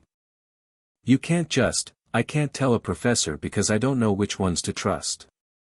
Harry kept his voice patient. Dumbledore clearly knows something is hidden there, but he's playing his own game. Snape is watching Quirrell, which suggests he has suspicions too, but he was a Death Eater. Quirrell is the immediate threat, but he's not acting alone. So your solution is to break into a forbidden corridor that the headmaster specifically warned us about? My solution is to gather intelligence. Know the enemy, know the terrain, know the stakes. Harry leaned forward. I'm not asking you to come with me. I'm asking you to cover for me if anyone notices I'm missing. Hermione was quiet for a long moment, her expression warring between concern and something that might have been reluctant admiration. You're really going to do this, aren't you? No matter what I say. Yes. Then I'm coming with you. Hermione, don't. She held up a hand. You saved my life. I owe you a debt, and I'm not going to let you walk into danger alone while I pretend nothing's happening. That's not how friendship works. Harry stared at her, caught off guard by the intensity of her conviction. This wasn't strategic thinking, this was raw emotion, the kind of loyalty that goblins admired even while they didn't fully understand it. You don't owe me anything. Yes I do. And even if I didn't, you're my friend. Friends don't let friends investigate dark magical conspiracies alone. She squared her shoulders. When do we go?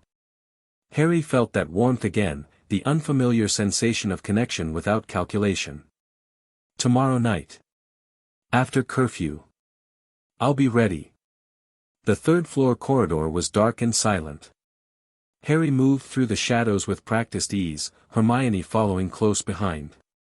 They'd prepared carefully, dark clothing, sound-dampening charms, emergency port keys, Harry's goblin maid, Hermione's improvised from a bookmark and several hours of reading. The door Quirrell had been working on was ahead, its ward still partially dismantled. Harry studied the magical signatures, recognizing some of the protective layers. Multiple enchantments, he murmured. Different casters. This isn't just Dumbledore's work, it's collaborative. Several professors contributed. Can you get through? The outer layers are already broken. Quirrell's work. Harry examined the remaining defenses. Give me a few minutes. He worked carefully, using techniques the goblins had taught him for dealing with wizard wards. The protections were sophisticated but not impenetrable, designed to stop casual intrusion rather than determined assault. The door clicked open. Beyond was darkness and the sound of breathing. Heavy breathing. Multiple sources. Lumos, Hermione whispered, and light flooded the chamber. The dog was enormous. 3 heads, each the size of a car, each equipped with teeth that could crush stone. It filled the room, its massive bodies barely fitting through what must have been an enchanted space. And all 6 eyes were fixed on them with hungry interest. Fluffy, Harry breathed, recognition clicking into place. Hagrid's pet, according to the files. One of the most dangerous creatures in Britain. The dog lunged. Harry grabbed Hermione and dove sideways, barely avoiding jaws that snapped shut where they'd been standing. He cast without thinking, blinding light, concussion charm, anything to slow the beast down. The floor. Hermione shouted. There's a trapdoor. She was right. Beneath the dog's massive paws, barely visible, a trapdoor was set into the stone floor. The dog was guarding something below. We can't get past it, Harry said, already calculating routes and possibilities. We need to retreat. But Hermione was staring at the dogs' heads, her expression thoughtful rather than terrified. Music. In the legends, creatures like this are subdued by music. We don't have, she started to hum. A simple tune, something that might have been a lullaby. The dog's leftmost head drooped, its eyes sliding shut. The other heads followed, one by one, until all three were swaying in drowsy contentment. How did you know that? Harry whispered. I read about Cerberus in a mythology book. Three-headed dogs are always vulnerable to music. She kept humming, her voice steady despite the terror that still showed in her eyes. Can you open the trapdoor? Harry moved quickly, carefully, easing past the sleeping beast to the trapdoor. It opened easily, the Real security was clearly the dog, not the door, and he found himself looking down into darkness. Something soft below. I can't see what, but there's no immediate danger. He turned back to Hermione. We should go back. Report what we found. Plan a proper investigation. Agreed. She was still humming, but her voice was growing tired. Let's move. I can't keep this up forever. They retreated carefully, closing the door behind them, making their way back through the castle to their respective common rooms. It wasn't until they'd separated that Harry allowed himself to process what they'd discovered. Something valuable was hidden beneath Hogwarts. Something protected by a three-headed dog, something Quirrell desperately wanted, something connected to the Philosopher's Stone. And Harry was going to find out exactly what, and why. The letter to Gringotts went out that night. Ragnarok, I've confirmed the presence of a significant magical artifact beneath Hogwarts, likely the Philosopher's Stone removed from Vault 713. It's protected by multiple layers of security including at least one highly dangerous magical creature. Quirrell has been working to bypass these protections. His interest confirms a connection to either the stone itself or whatever power it represents.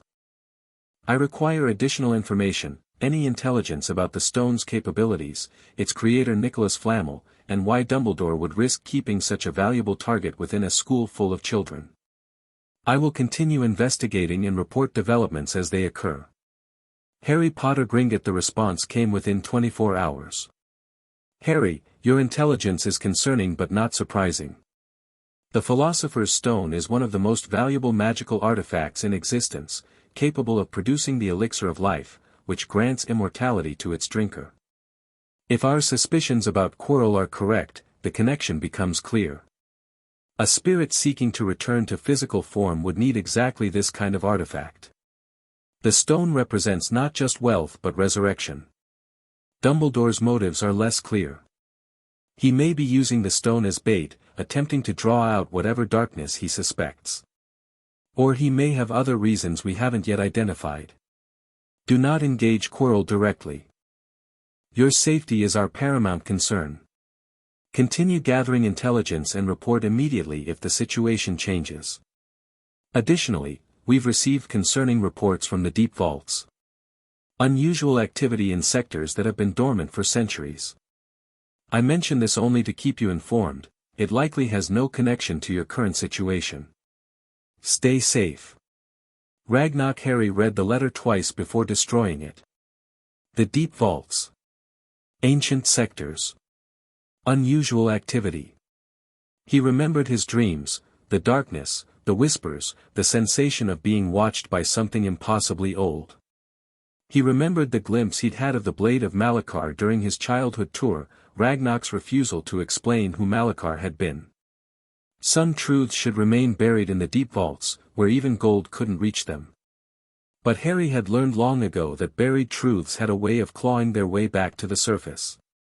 Whatever was stirring in the depths of Gringotts, he needed to be ready for it.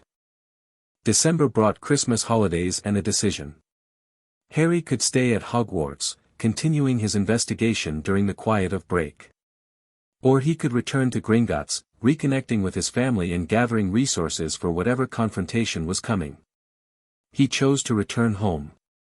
The parting with Hermione was harder than expected. She was staying at Hogwarts, her parents were on a dentist conference in Australia, and she looked genuinely sad to see him go. "Write to me," she said, pressing a wrapped package into his hands. "It's a Christmas gift. Don't open it until the day." "I didn't get you anything." "Yes, you did. You gave me a friend." Her smile was small but genuine. "That's worth more than any gift." Harry felt that warmth again, the connection without calculation, the relationship that served no strategic purpose except human happiness. He was getting better at recognizing it. Better at accepting it.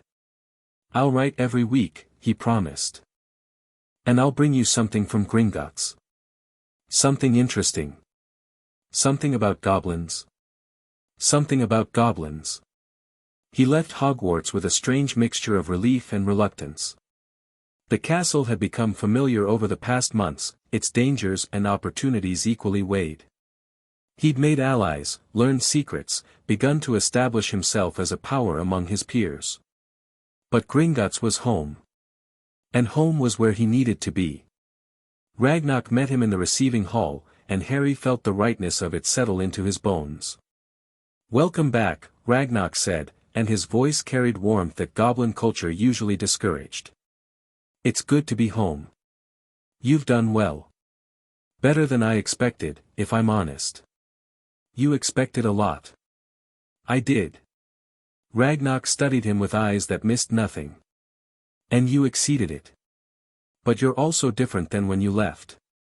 Something has changed." Harry considered the question. "I've made friends. Real friends, not just allies. I've discovered that relationships without strategic purpose can still have value." "That sounds like human thinking." "It is. But maybe that's not such a bad thing." Ragnar was quiet for a moment. "No. Perhaps it isn't." They walked into Gringotts together, guardian and ward, and Harry felt the familiar embrace of home wrap around him. Whatever challenges awaited, Quirrell's conspiracy, the mystery of the stone, the ancient stirring in the deep vaults, he would face them with the strength of his training and the warmth of his connections. He was Harry Potter Gringott. Goblin-raised wizard. Bridge between worlds. Something new. And he was ready for whatever came next. Deep beneath the bank, in vaults that had been sealed for millennia, something ancient stirred in its chains. It had felt the boy's return, blood calling to blood across stone and shadow.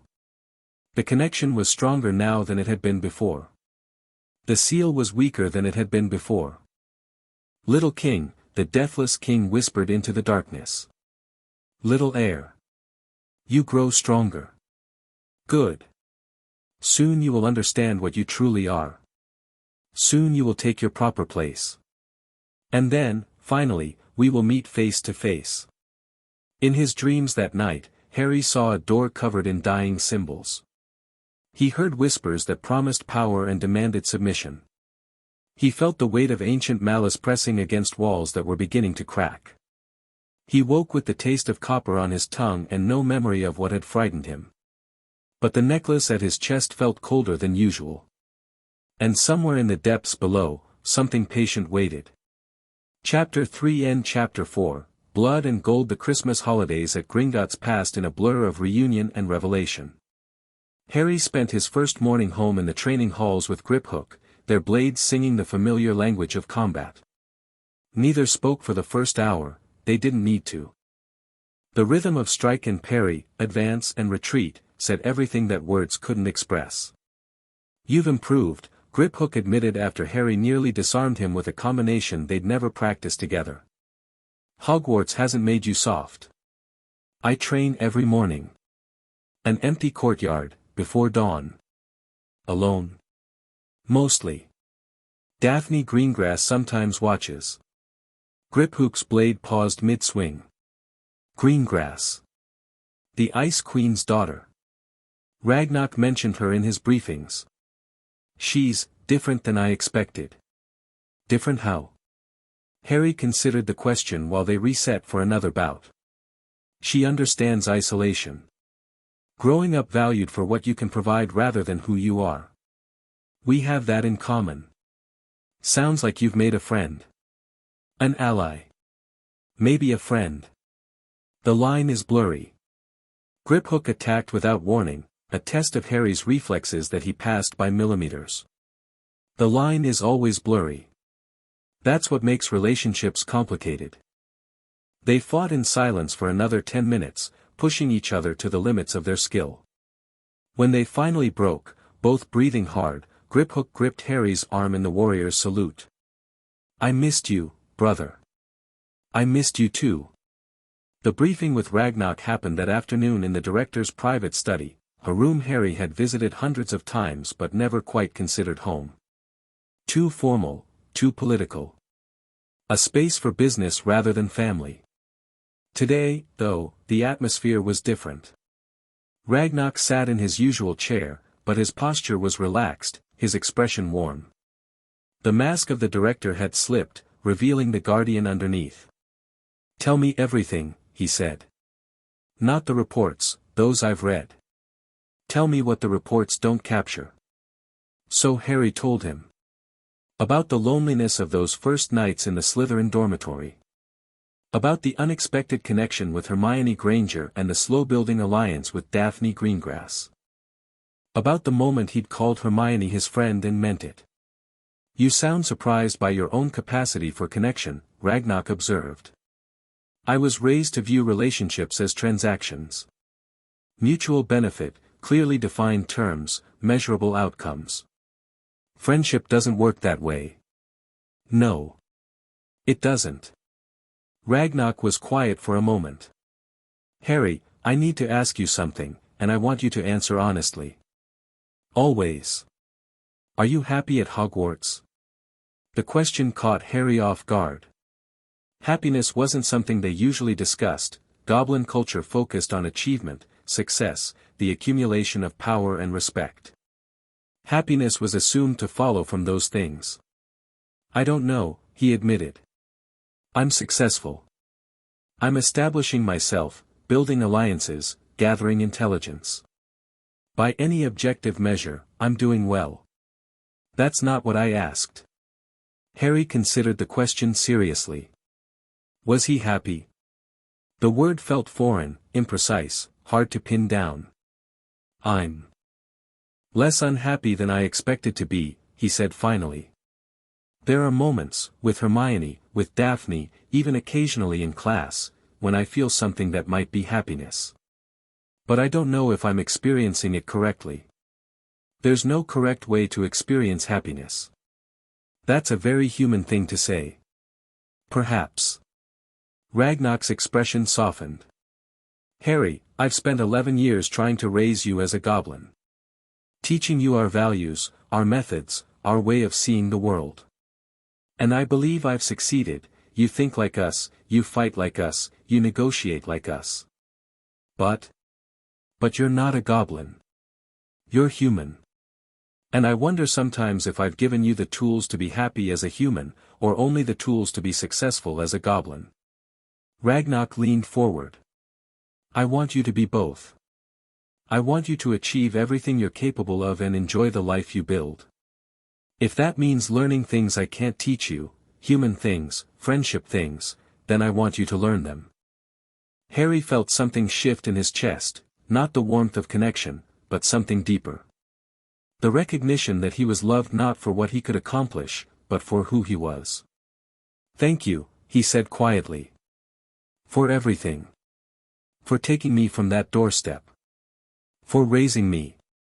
For caring about my happiness. You're my son in everything but blood. Of course I care. They sat in comfortable silence for several minutes, guardian and ward, father and son. Then Ragnar's expression shifted, becoming more serious. Now. We need to discuss what's happening in the deep vaults. The briefing room was buried 3 levels below Ragnar's study, protected by wards that had been old when Hogwarts was built. Harry had been here before, for high-level intelligence discussions, but never with the sense of gravity that hung in the air today. Elder Silvervein was waiting, along with 2 goblins Harry didn't recognize. Their armor marked them as vault wardens, the elite guards responsible for the deepest, most dangerous sections of Gringotts. Sit, Ragnar said, gesturing to a chair. This is going to take a while. Harry sat. The wardens watched him with expressions that mixed respect and assessment, clearly aware of who he was and what his presence here implied. 3 months ago, Ragnar began, we detected anomalies in the deep vaults. Fluctuations in ancient wards. Changes in magical ambient readings. Small things, individually, the kind of variations that could be dismissed as natural drift. But not collectively, Harry said. No. Not collectively. Ragnar activated a projection crystal, and the air filled with glowing diagrams, vault schematics, ward readings, magical flow patterns. The anomalies center on Sector 13. The deepest section of the bank. The vaults that haven't been opened in 3,000 years. Harry studied the diagrams, his trained eye picking out patterns. The fluctuations are regular. Almost rhythmic. Like breathing, Elder Silvervein said grimly. Like something waking up from a very long sleep. What's in Sector 13? The wardens exchanged glances. Ragnar's expression became carefully neutral. History, he said. Ancient history. The kind that most people have forgotten, and the kind that we've worked very hard to keep forgotten. Malachar. The name hung in the air like a curse. The wardens shifted uncomfortably. Even Ragnar seemed to age slightly. You remember that name. You showed me his blade when I was a child. You told me not to ask about him. I did. Ragnar was quiet for a moment. I also told you that some knowledge has a price higher than you're willing to pay. That's still true. But the situation has changed, and you have a right to understand what we're facing. He stood and walked to the projection crystal, adjusting it until the diagrams faded and were replaced by images, ancient carvings, crumbling murals, the kind of artwork that survived only in the deepest, most protected places. 3,000 years ago, before the founding of the wizarding nations, before the establishment of goblin sovereignty, there was an empire. Not a kingdom, an empire. It spanned what is now Europe, North Africa, and parts of Asia. It was ruled by a single wizard of unimaginable power. The images shifted to show a figure on a throne, not clearly visible, but somehow conveying a sense of overwhelming presence. Malachar the Deathless. He wasn't born that way, of course. He was a wizard like any other, originally. But he discovered secrets of immortality that no one had found before, or since. Blood magic of the darkest kind. Rituals that required the sacrifice of thousands. Power purchased at a price that would horrify any sane being. He made himself immortal. He made himself something more than immortal. He became almost a god, ageless, unkillable, capable of magic that even the greatest modern wizards couldn't match. Ragnar's voice was flat, clinical, the voice of someone describing something too terrible for emotion. And he ruled. For centuries, he ruled. Goblins, wizards, giants, vampires, everyone served him or died. Harry studied the ancient images, his mind racing through implications. What happened to him? A coalition. The ancestors of every magical race, working together for the first and only time in history. They couldn't kill him, nothing could kill him, but they found a way to bind him. Seal him away in a prison of magic and stone. The deep vaults. The deep vaults were built around his prison. Gringotts itself was constructed as a mechanism for maintaining the seal, the gold, the wards, the constant flow of magical energy. All of it feeds the binding that keeps Malachar contained. Harry felt cold despite the room's warmth. And now he's waking up. The seal is weakening. We don't know why, it's been stable for 3 millennia. But something has changed in the past year. The fluctuations are increasing. The wards are straining. Ragnarok met Harry's eyes. And there's more. More. The seal was created using blood magic. Specifically, the blood of the wizard families who led the coalition against Malachar. Their bloodlines became part of the binding, anchors that help maintain the prison. Harry understood before Ragnarok finished speaking. The Potters. Your family was one of the founding lines. Your blood is woven into the seal itself. That's why you sometimes feel presences in your dreams. That's why you sense things that others can't. Ragnarok's expression was heavy with something like guilt. It's also why we took you from that doorstep. Not just because of your inheritance or your potential. Because you're important to the seal. Because Malachar has been reaching for you since you were born. The revelation should have been shocking. Instead, Harry felt a strange sense of clarity, as if puzzle pieces he hadn't known he was missing had suddenly clicked into place. The dreams, he said. The whispers. The sensation of being watched. All symptoms of the connection between your blood and the seal. As the binding weakens, Malachar's influence grows. He's been trying to contact you, to influence you, to claim you for his purposes. What purposes? We don't know exactly. But our best analysts believe he wants to use your blood to break the seal entirely. A willing Potter's sacrifice, or an unwilling one, could be the key to his freedom. Harry sat in silence, processing the enormity of what he'd learned. His entire life had been shaped by forces he hadn't known existed. His adoption by Gringotts, his training, his education, all of it had been preparation for a conflict he was only now beginning to understand. What do we do? He asked finally. We strengthen the seal. We monitor Malachar's attempts to reach you. We prepare for the possibility that containment will fail and we'll need to fight him directly. Ragnarok's expression was grim. And we hope that 3,000 years of binding has weakened him enough that we have a chance. And if it hasn't? Then we find another way. Goblins have been solving impossible problems for millennia. This is just another challenge. Harry appreciated the confidence, even if he suspected it was partly for his benefit. What do you need me to do? For now. Return to Hogwarts. Continue your education. Continue building alliances and gathering intelligence. The Quirrell situation needs resolution. We can't afford to have the Dark Lord returning while we're dealing with an even greater threat. And the dreams? The connection to Malachar? We've prepared protective amulets that should reduce his ability to reach you. They won't block him entirely, but they'll give you some defense. Ragnarok produced a small box from his robes and opened it to reveal a silver chain bearing a complex rune. Wear this at all times. If you feel his presence strongly, focus on the rune and think of the people you love. Love is, apparently, a form of magic that beings like Malachar cannot easily counter. Harry took the amulet and examined it with his trained eye. The craftsmanship was exquisite, goblin work of the highest quality, infused with protective enchantments he could barely identify. Thank you. Thank me by surviving. Thank me by helping us end this threat once and for all. Ragnarok's expression softened slightly. And thank me by coming home for holidays. I've grown accustomed to having you around. The remaining days of Christmas break passed too quickly. Harry spent them training, researching, and reconnecting with the family he'd missed during his months at Hogwarts. Griphook challenged him to increasingly complex sparring sessions. Elder Silvervein shared intelligence about goblin-wizard relations and the political landscape Harry would need to navigate.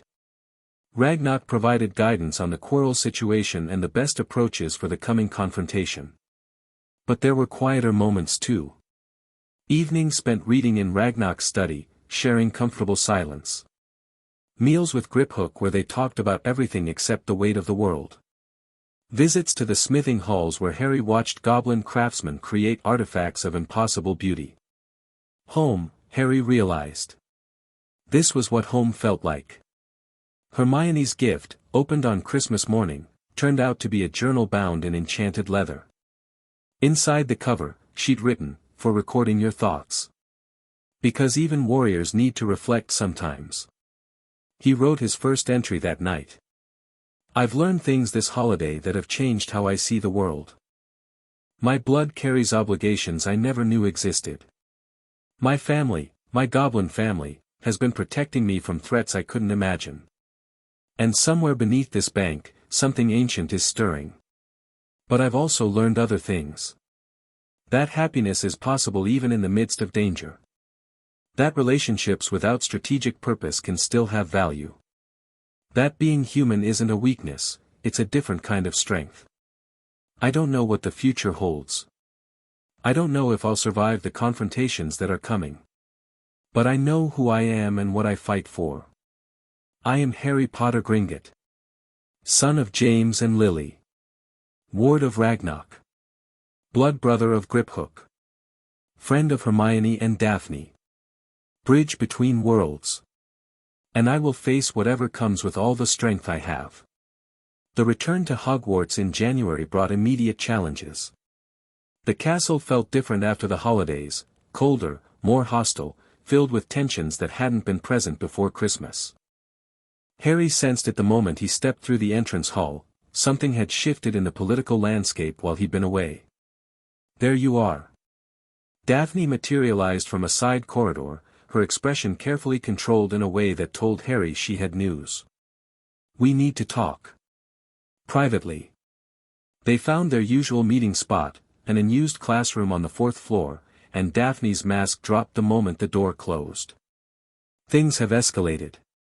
Malfoy spent the holiday campaigning against you. He's been telling everyone that you're a blood traitor, that your goblin connections make you unsuitable for Slytherin, that your father, your adoptive father, is planning to use you to destroy pure-blood society."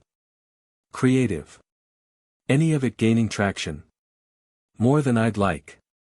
Daphne's frustration was evident. The 7th years are mostly on his side, they remember the old days, the family connections, the way things used to be. The younger students are split.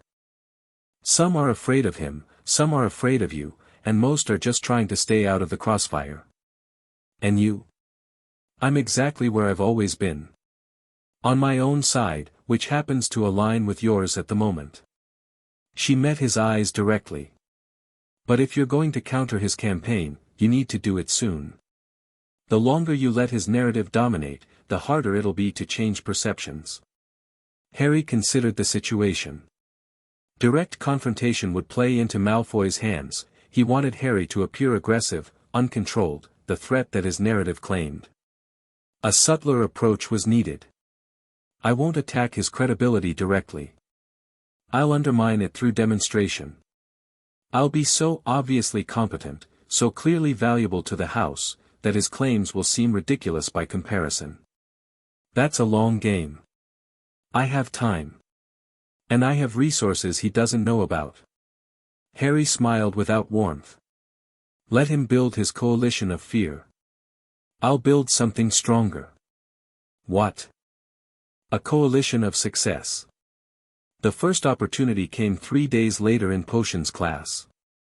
Snape had assigned a particularly complex draft, one that was technically above first-year level, a test designed to demonstrate the gap between theory and practice.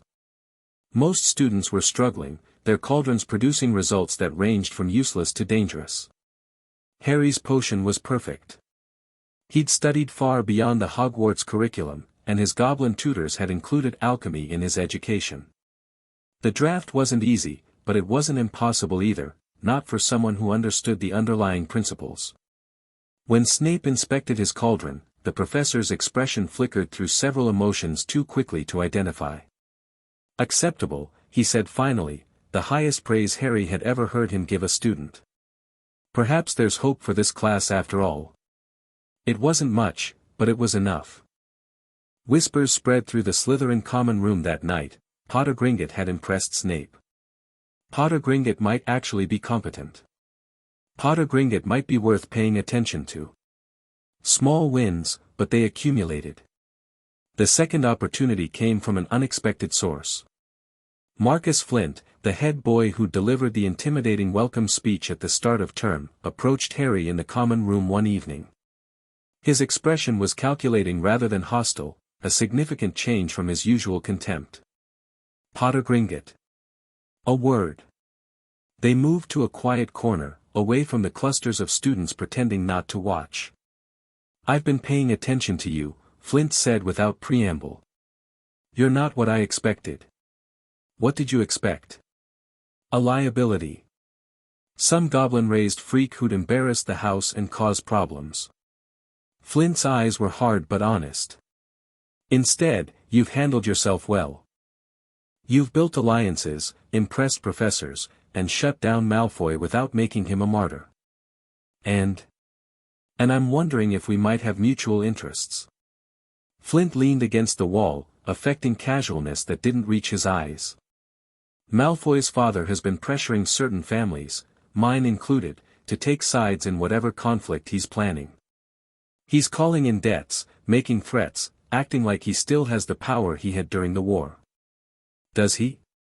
"Some. But not as much as he thinks. And a lot of us are tired of dancing to his tune." Flint's expression darkened. "The problem is, no one wants to be the first to stand against him. The first one gets crushed as an example." "Unless there's an alternative power center," Harry said, understanding where this was going. "Unless there's someone else to rally behind." "Exactly." Flint studied him with new interest. "You have resources, connections, and you've proven you can't be intimidated. If you were to publicly establish yourself as a counterweight to Malfoy influence, other families might find the courage to follow." "Something like that." Harry considered the offer. It was exactly what he'd been working toward, a coalition that could challenge pure-blood supremacist thinking from within Slytherin itself. But it also meant exposing himself to more direct conflict than he'd anticipated. "What's in it for you?" he asked. "Freedom. My family's been under Malfoy's thumb for 3 generations. I'd like my children to grow up without that particular weight on their shoulders." Flint's voice carried genuine emotion, the first Harry had heard from him. "I'm not asking you to like me, Potter Gringotts. I'm asking you to give me a way out.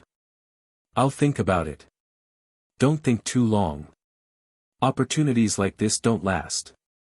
Harry wrote to Ragnarok that night, outlining the situation and asking for advice. The response came within hours. "Harry, Flint's offer is legitimate. Our analysts have tracked the growing tensions among Death Eater families. Many resent the way Malfoy has positioned himself as the leader of their faction. A carefully orchestrated split could be extremely valuable. However, caution is warranted. Flint could be a genuine ally or a Malfoy plant sent to identify potential defectors. Test him before committing to anything. If he's genuine, the opportunity is significant. A coalition of Slytherin families openly opposed to pure-blood supremacy would reshape wizarding politics for a generation. Trust your instincts, but verify with evidence." Ragnarok Harry spent the next week testing Flint's sincerity. He asked questions designed to reveal hidden motives. He watched the older boy's interactions with known Malfoy supporters. He analyzed the flow of information through the common room, tracking who spoke to whom and what they discussed. Every test pointed to the same conclusion: Flint was genuine. His resentment of Malfoy influence was real. His desire for freedom was sincere. Harry made his decision. The public establishment of his position happened during a house meeting in late January. Malfoy had called the meeting, ostensibly to discuss upcoming Quidditch matches but actually to consolidate his support before making some kind of move against Harry. The common room was packed with students of all years, the air thick with tension and anticipation. "Before we begin, Malfoy announced, his voice carrying the practiced authority of someone used to being obeyed, I think we need to address some concerns about the direction of our house. Harry recognized the opening gambit. Malfoy was going to frame his attack as concern for Slytherin welfare, positioning himself as a defender of tradition against foreign influence. Some of us have been disturbed by certain developments this year. The presence of outside elements that don't share our values or understand our traditions. If you have something to say about me, Malfoy, say it directly. Harry's voice cut through the room like a blade. The assembled students shifted, sensing that something significant was about to happen. Malfoy's composure flickered, but he recovered quickly. Very well. I think we should discuss whether someone raised by goblins, creatures who have been our enemies for centuries, can truly represent Slytherin values. An interesting position from someone whose family collaborated with creatures far more dangerous than goblins. Harry stepped forward, moving into the center of the room. Should we discuss your father's connections to Death Eaters? His financial dealings with beings of questionable allegiance? The way he's used threats and intimidation to maintain his family's position? Those are baseless accusations, they're documented facts. Harry's voice remained calm, controlled. I have access to records that most people don't know exist. I know exactly what your father has done and who he's done it with. And I'm prepared to share that information with anyone who's interested. The room had gone deathly quiet. Students who'd been ready to support Malfoy were reconsidering their positions. Those who'd been neutral were calculating which side was more likely to win. You're threatening me, Malfoy said, his face pale. I'm informing you. There's a difference. Harry turned to address the room at large. I understand that some of you are uncertain about me. I was raised differently than most wizards, with different values and different methods. But those differences don't make me your enemy. He paused, letting his words sink in. I believe in success through merit, not blood. I believe in loyalty that's earned, not demanded. I believe in a Slytherin house that values competence and achievement rather than family connections and historical grudges. Those aren't Slytherin values, Malfoy began. They're the oldest Slytherin values. Salazar Slytherin himself valued ambition and cunning, not pure blood for its own sake. The blood purity obsession came later, a corruption of the founder's original vision by those who couldn't compete on merit alone. A murmur ran through the room. Harry had done his research. He knew that many Slytherins were uncomfortable with the pure-blood ideology that had come to dominate their house. They just never had permission to voice that discomfort. I'm not asking you to follow me. I'm asking you to think for yourselves. To evaluate people by what they do, not what family they were born into. To be true Slytherins, ambitious, cunning, ruthless in pursuing your goals, rather than pawns of families who use blood purity as an excuse for their own inadequacy. He turned back to Malfoy. You want a conflict? Fine. Let's have a conflict. Let's see which approach to Slytherin values actually produces results. In one corner, your coalition of inherited privilege and borrowed power. In the other, mine, built on demonstrated competence and earned loyalty. And when you lose? I won't. Harry smiled without warmth. But if by some miracle you manage to beat me, I'll acknowledge your superiority openly and publicly. Will you make the same commitment? The challenge hung in the air. Malfoy's face worked through several emotions, anger, fear, calculation, before settling on something like grudging respect. Fine. We'll see who the house chooses to follow. Yes. We will. The weeks that followed were a masterclass in political maneuvering. Harry and Malfoy waged their conflict on every front available. Academic performance, both pushing themselves to excel in classes, using grades as demonstrations of superiority. Social alliances, both courting neutral students, building coalitions of support. Public perception, both managing their images, presenting themselves as the natural leaders of Slytherin house. But where Malfoy relied on threats and family pressure, Harry offered something different, genuine opportunity. He helped struggling students with their coursework, demonstrating that competence wasn't limited by blood status. He shared information from his Gringotts connections, market trends, political developments, insights that could be leveraged for advancement. He treated every interaction as a chance to prove his value, building loyalty through demonstrated usefulness rather than demanded obedience. The tide began to turn. Marcus Flint publicly declared his support for Harry's approach, a significant defection that sent shockwaves through the traditional power structure. Other seventh years followed, emboldened by Flint's example. Then sixth years. Then fifth years. By March, Harry's coalition had grown from a handful of first-year allies to a genuine cross-year movement. Not a majority, not yet, but a significant minority that was growing larger every week. "You're winning," Daphne observed during one of their morning meetings. "I didn't think it was possible this quickly." "I'm not winning yet. I'm establishing position." Harry watched the sunrise through the courtyard windows. The real test will come when Malfoy decides he's losing enough to do something desperate. You think he will? His father won't let him accept defeat gracefully. Lucius Malfoy's reputation depends on his son's success at Hogwarts. If Draco loses this conflict, it reflects on the entire family. So we should expect escalation. We should expect escalation. The escalation came in early April. Harry was returning to the common room after a late study session when he felt the ward trip, one of the detection spells he'd placed on corridors frequently used by Malfoy's supporters. Someone was following him. He didn't break stride. Instead, he adjusted his path subtly, steering toward a section of corridor where he'd prepared contingencies for exactly this situation. 3 figures emerged from the shadows ahead, seventh years, their faces hidden by illusion charms, their wands drawn. Behind him, 2 more blocked the retreat. 5 against 1, in a section of castle far from any professors. Potter Gringotts. The voice was distorted but recognizable, Adrian Pusey, one of Malfoy's most loyal supporters. "We need to have a conversation. Conversations don't usually require ambush. Consider this an intervention. Some of us are concerned about the direction you're taking our house." Harry assessed the situation with trained precision. 5 opponents, unknown skill levels, clearly prepared for violence. His wand was in its holster, his goblin blade at his ankle. The corridor offered limited cover but several tactical advantages he'd identified when placing his contingency spells.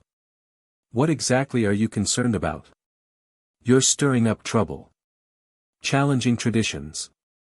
Making people think they don't have to respect their betters." Pusey stepped closer, his distorted face twisted with anger. "Someone needs to remind you of your place." "My place?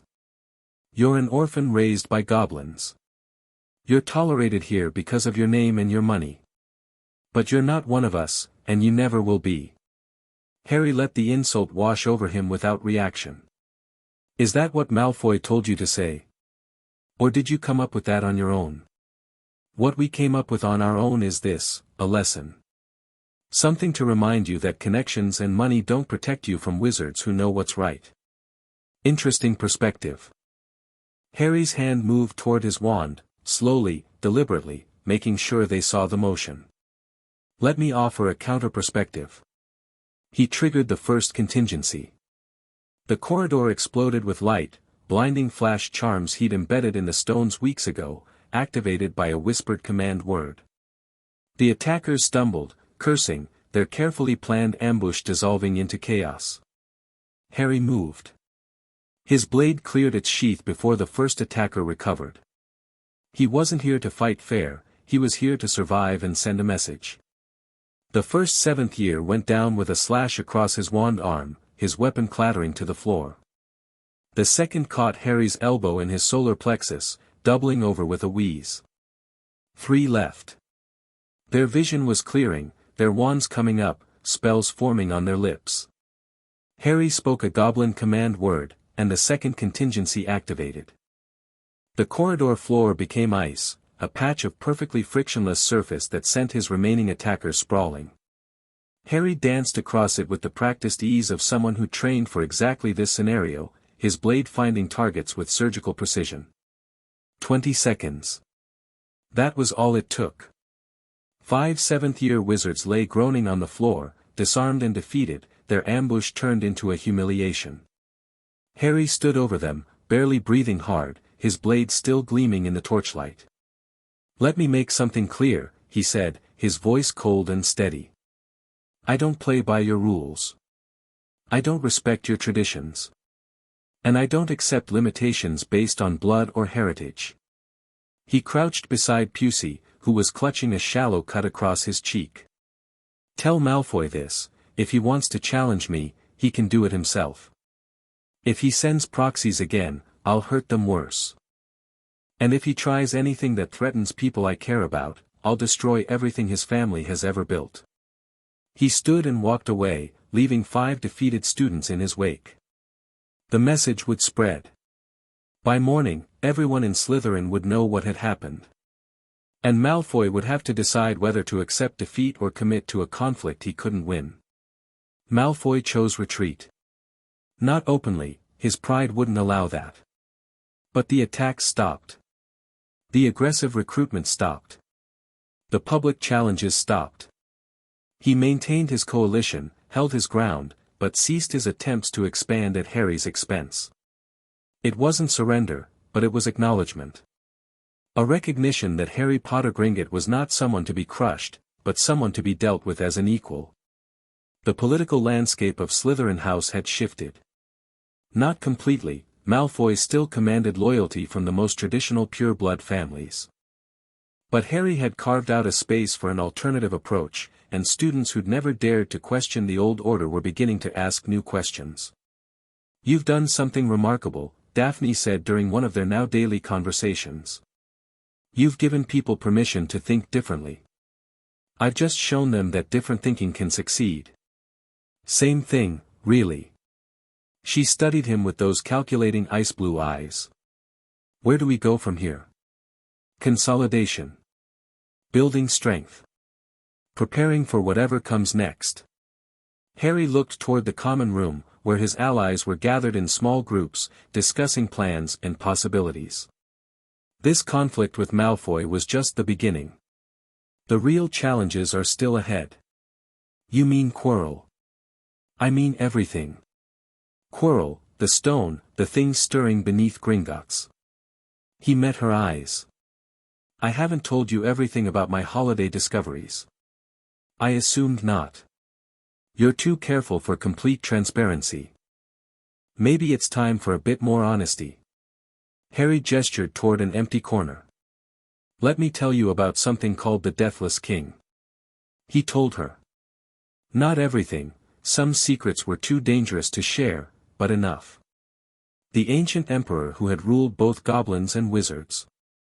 The seal that kept him imprisoned beneath Gringotts. The connection between Harry's bloodline and the binding that contained the greatest threat the magical world had ever faced. Daphne listened without interruption, her expression growing more serious with each revelation. "So the boy who lived is also the key to an ancient prison," she said when he finished. "Your life keeps getting more complicated. I prefer to think of it as interesting." "You would." She was quiet for a moment, processing. "What do you need?" "Need? You told me this for a reason. What do you need from me?" Harry considered the question. He'd told her partly because he trusted her, partly because keeping secrets from allies was counterproductive. But she was right, there was something he needed.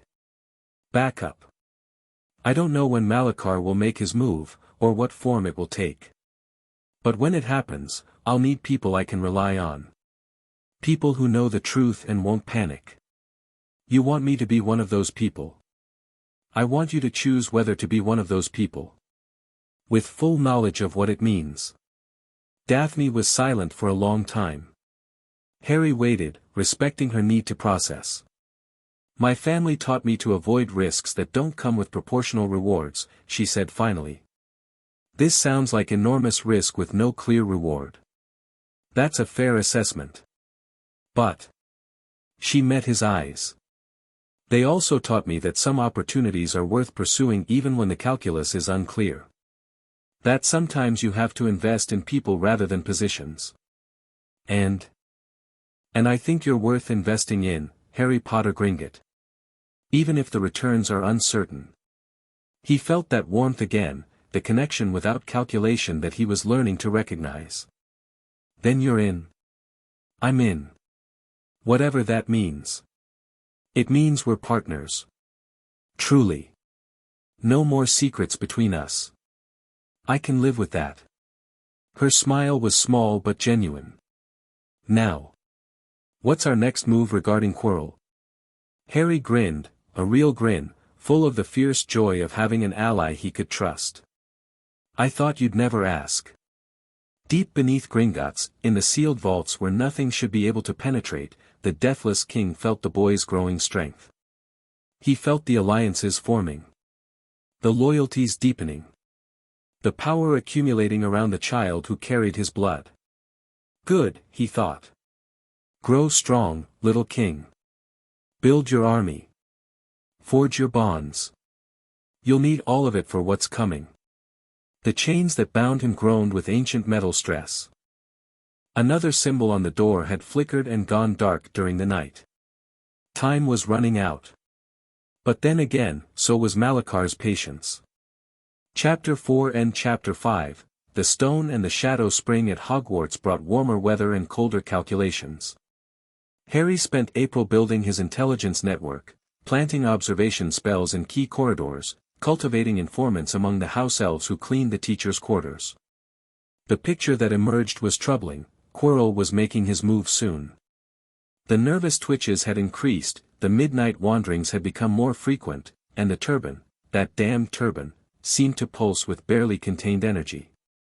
He's running out of time, Harry told Daphne during one of their strategy sessions. Whatever he's planning, it has to happen before the term ends. Why the deadline? Because whatever's hiding under that turban can't survive indefinitely without a body. Possession takes a toll on both host and passenger. If Quirrell's been carrying the Dark Lord's spirit since Albania, he's been deteriorating for almost 2 years.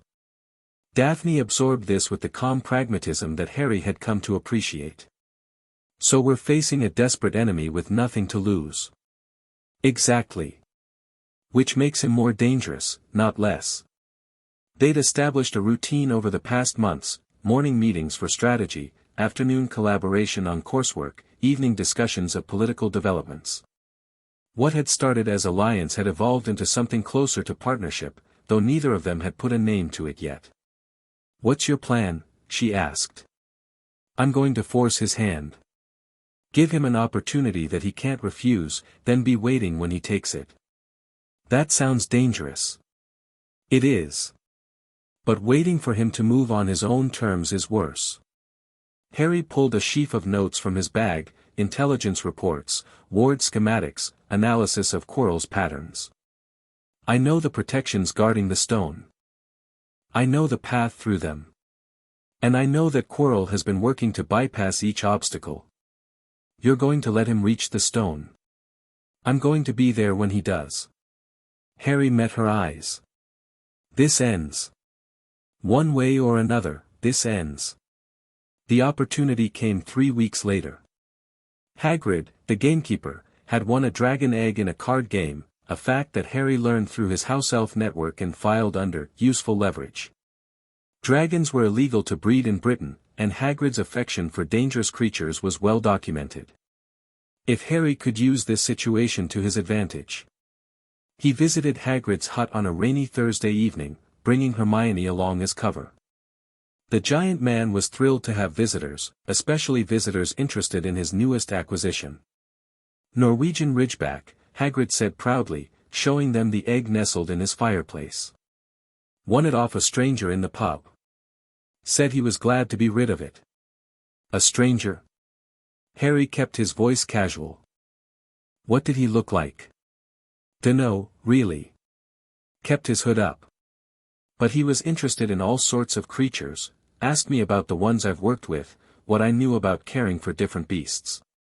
What did you tell him? Hagrid's expression shifted, a flicker of uncertainty crossing his broad features.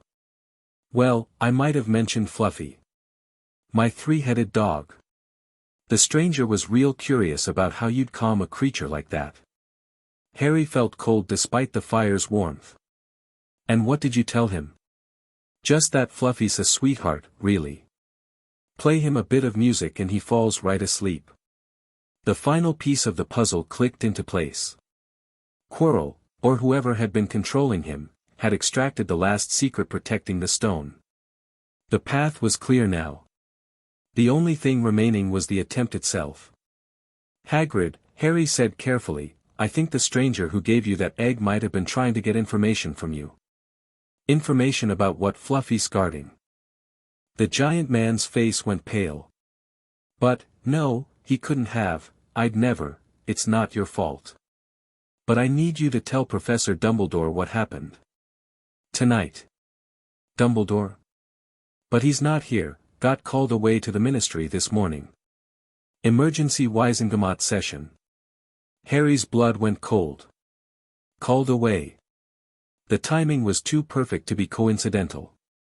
I have to go, he said, rising from his chair. Hermione, go to Professor McGonagall. Tell her what we've learned. Tell her that someone's going to try for the stone tonight. Harry, what are you, just do it. Please. He didn't wait for her response. He was already running through the rain toward the castle, his mind racing through contingencies and calculations. Dumbledore was gone. Quirrell knew how to pass Fluffy. The path to the stone was clear. It was happening tonight. Harry reached the third-floor corridor in minutes, his body moving on autopilot while his mind prepared for what was coming. He'd trained for confrontations like this, not specifically, but in principle. Face your enemy with preparation and purpose.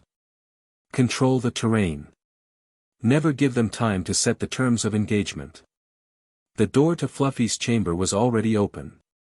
Music drifted from within, an enchanted harp playing itself, its melody soft and soporific. Harry moved past the sleeping beast carefully, his wand drawn, his senses straining for any sign of Quirrell. The trapdoor was open. The path was clear. Harry dropped into the darkness. The devil's snare was the first obstacle, a mass of writhing vines that wrapped around him the moment he landed. Harry didn't panic. He'd studied this plant, knew its weaknesses, had prepared countermeasures. Lumos Solum. Brilliant sunlight burst from his wand, and the plant recoiled, releasing him and retreating into the shadows. Harry dropped to the stone floor below and kept moving. The next chamber held flying keys, hundreds of them, fluttering near the ceiling like a flock of mechanical birds. A broom waited in a corner, and a locked door blocked the exit. Harry didn't bother with the broom. Instead, he pulled a device from his pocket, Goblin-made, designed for exactly this kind of situation. A targeted summoning charm keyed to specific magical signatures. Accio correct key. One key shot from the flock and slapped into his palm. Harry unlocked the door and continued. The chest chamber was already destroyed, pieces scattered across the board, clear evidence that someone had come through before him. Harry noted the pattern of destruction with clinical interest. Quirrell had sacrificed pieces ruthlessly, treating the game as an obstacle to overcome rather than a puzzle to solve. Telling. Very telling. The next chamber held a troll, unconscious, apparently knocked out by Quirrell during his passage. Harry moved past it without stopping. Then came the potions chamber. 7 bottles, a riddle, and a line of purple fire blocking the forward path. Harry solved the puzzle in under a minute. Logic problems were a standard part of Goblin education, and drank the smallest bottle before walking through the flames. The final chamber waited beyond.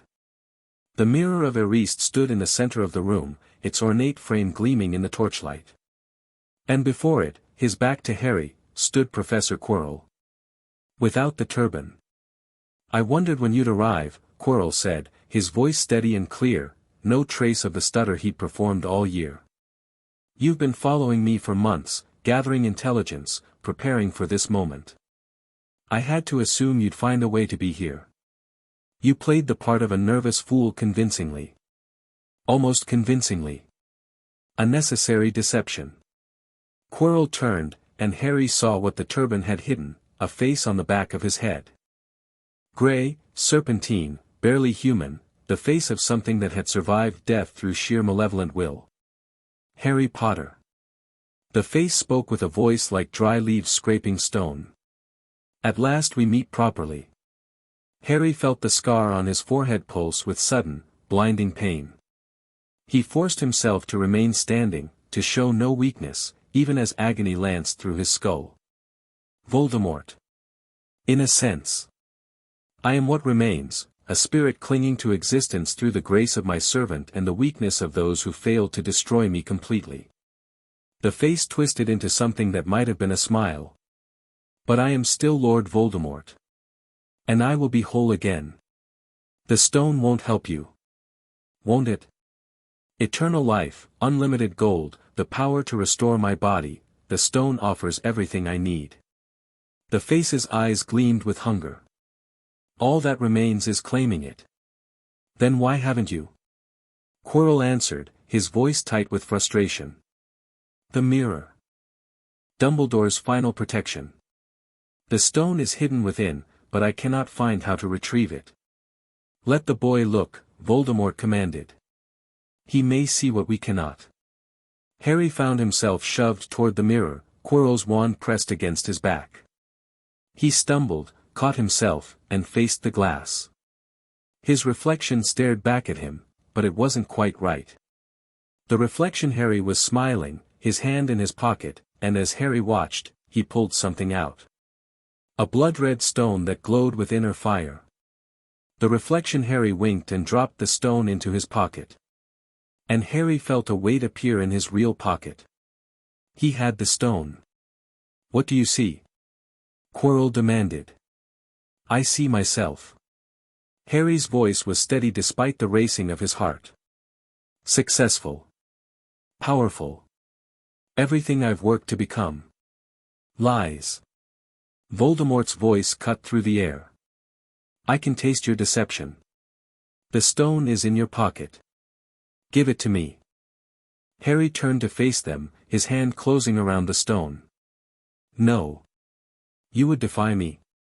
You would defy the greatest wizard who ever lived. I would defy anyone who threatened what I've sworn to protect. Harry's wand came up, pointing directly at Quirrell's chest.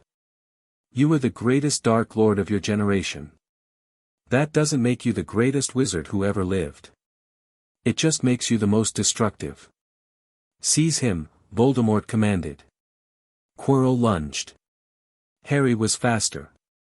His wand traced patterns he'd practiced thousands of times, and spells flew in rapid succession. Blinding light, concussion charm, cutting hex, not intended to kill, but to disable, to create distance, to buy time. Quirrell deflected most of them, his own magic powerful despite the strain of possession. But he couldn't deflect the physical attack that followed. Harry's goblin blade cleared its sheath and slashed across Quirrell's wand arm. The professor screamed and dropped his wand. Harry pressed the advantage, driving forward with a combination of strikes that Quirrell couldn't hope to counter.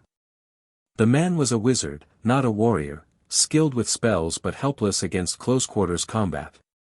In seconds, Harry had him on the ground, blade at his throat. It's over. No. Voldemort's voice was cold with fury. It has only begun.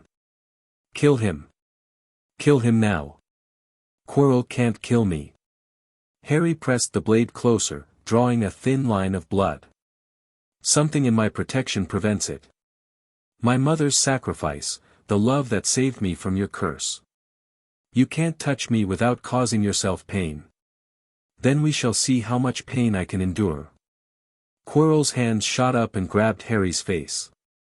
The pain was immediate and overwhelming, worse than anything Harry had ever experienced. His scar burned like fire, his skin felt like it was being flayed from his skull, his magic screamed in protest against the violation. But the pain wasn't one-sided. Quirrell was screaming too. His hands were blistering, smoking, burning where they touched Harry's skin.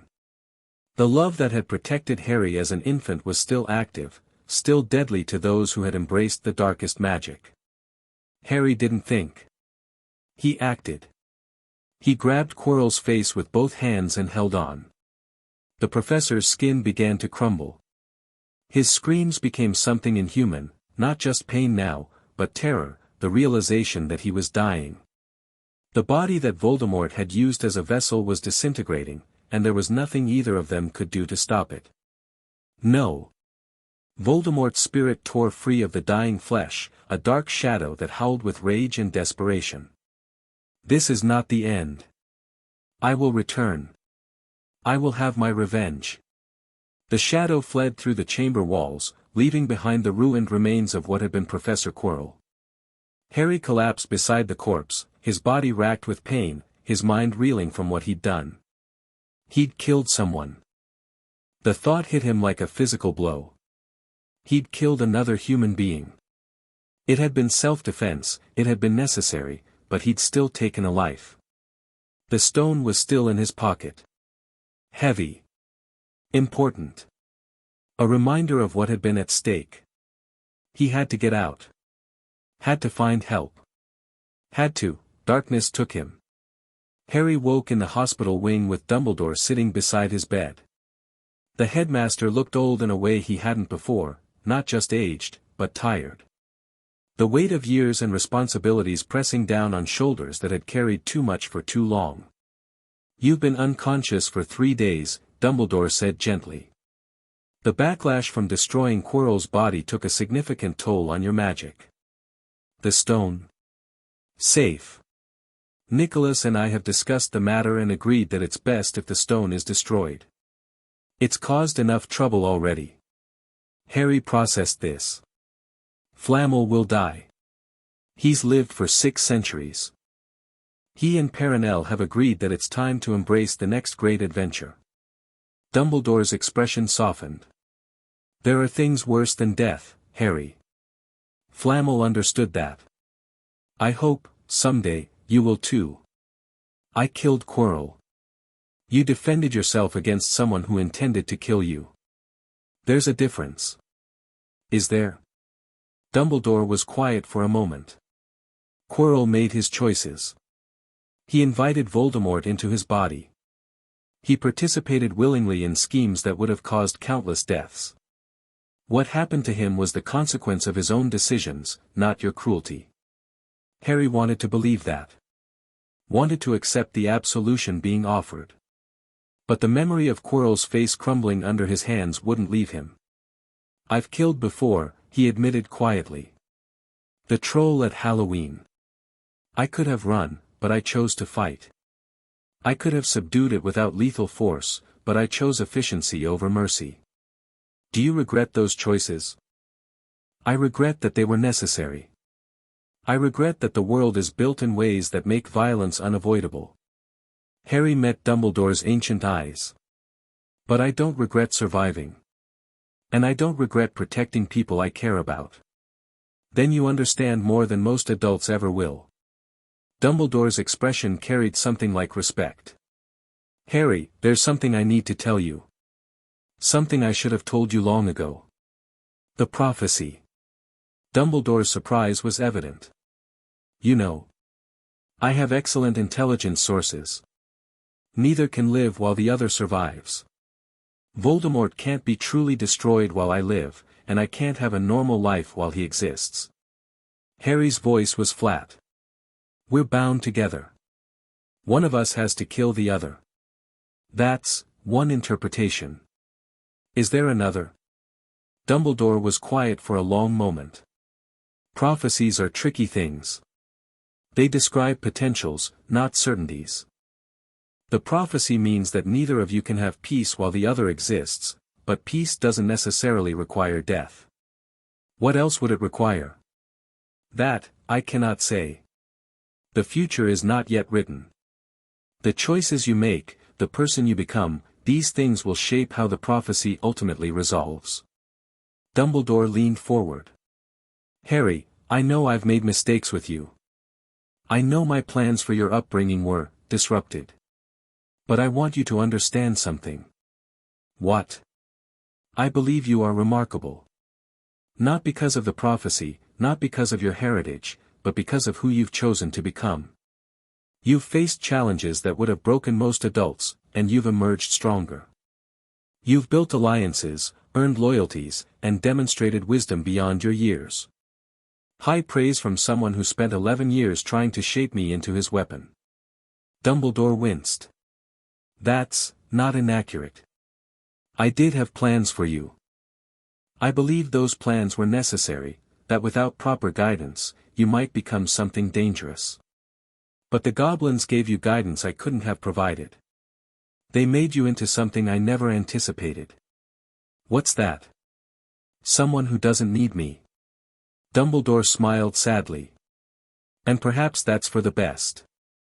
Perhaps the world needs heroes who aren't dependent on old men and their schemes.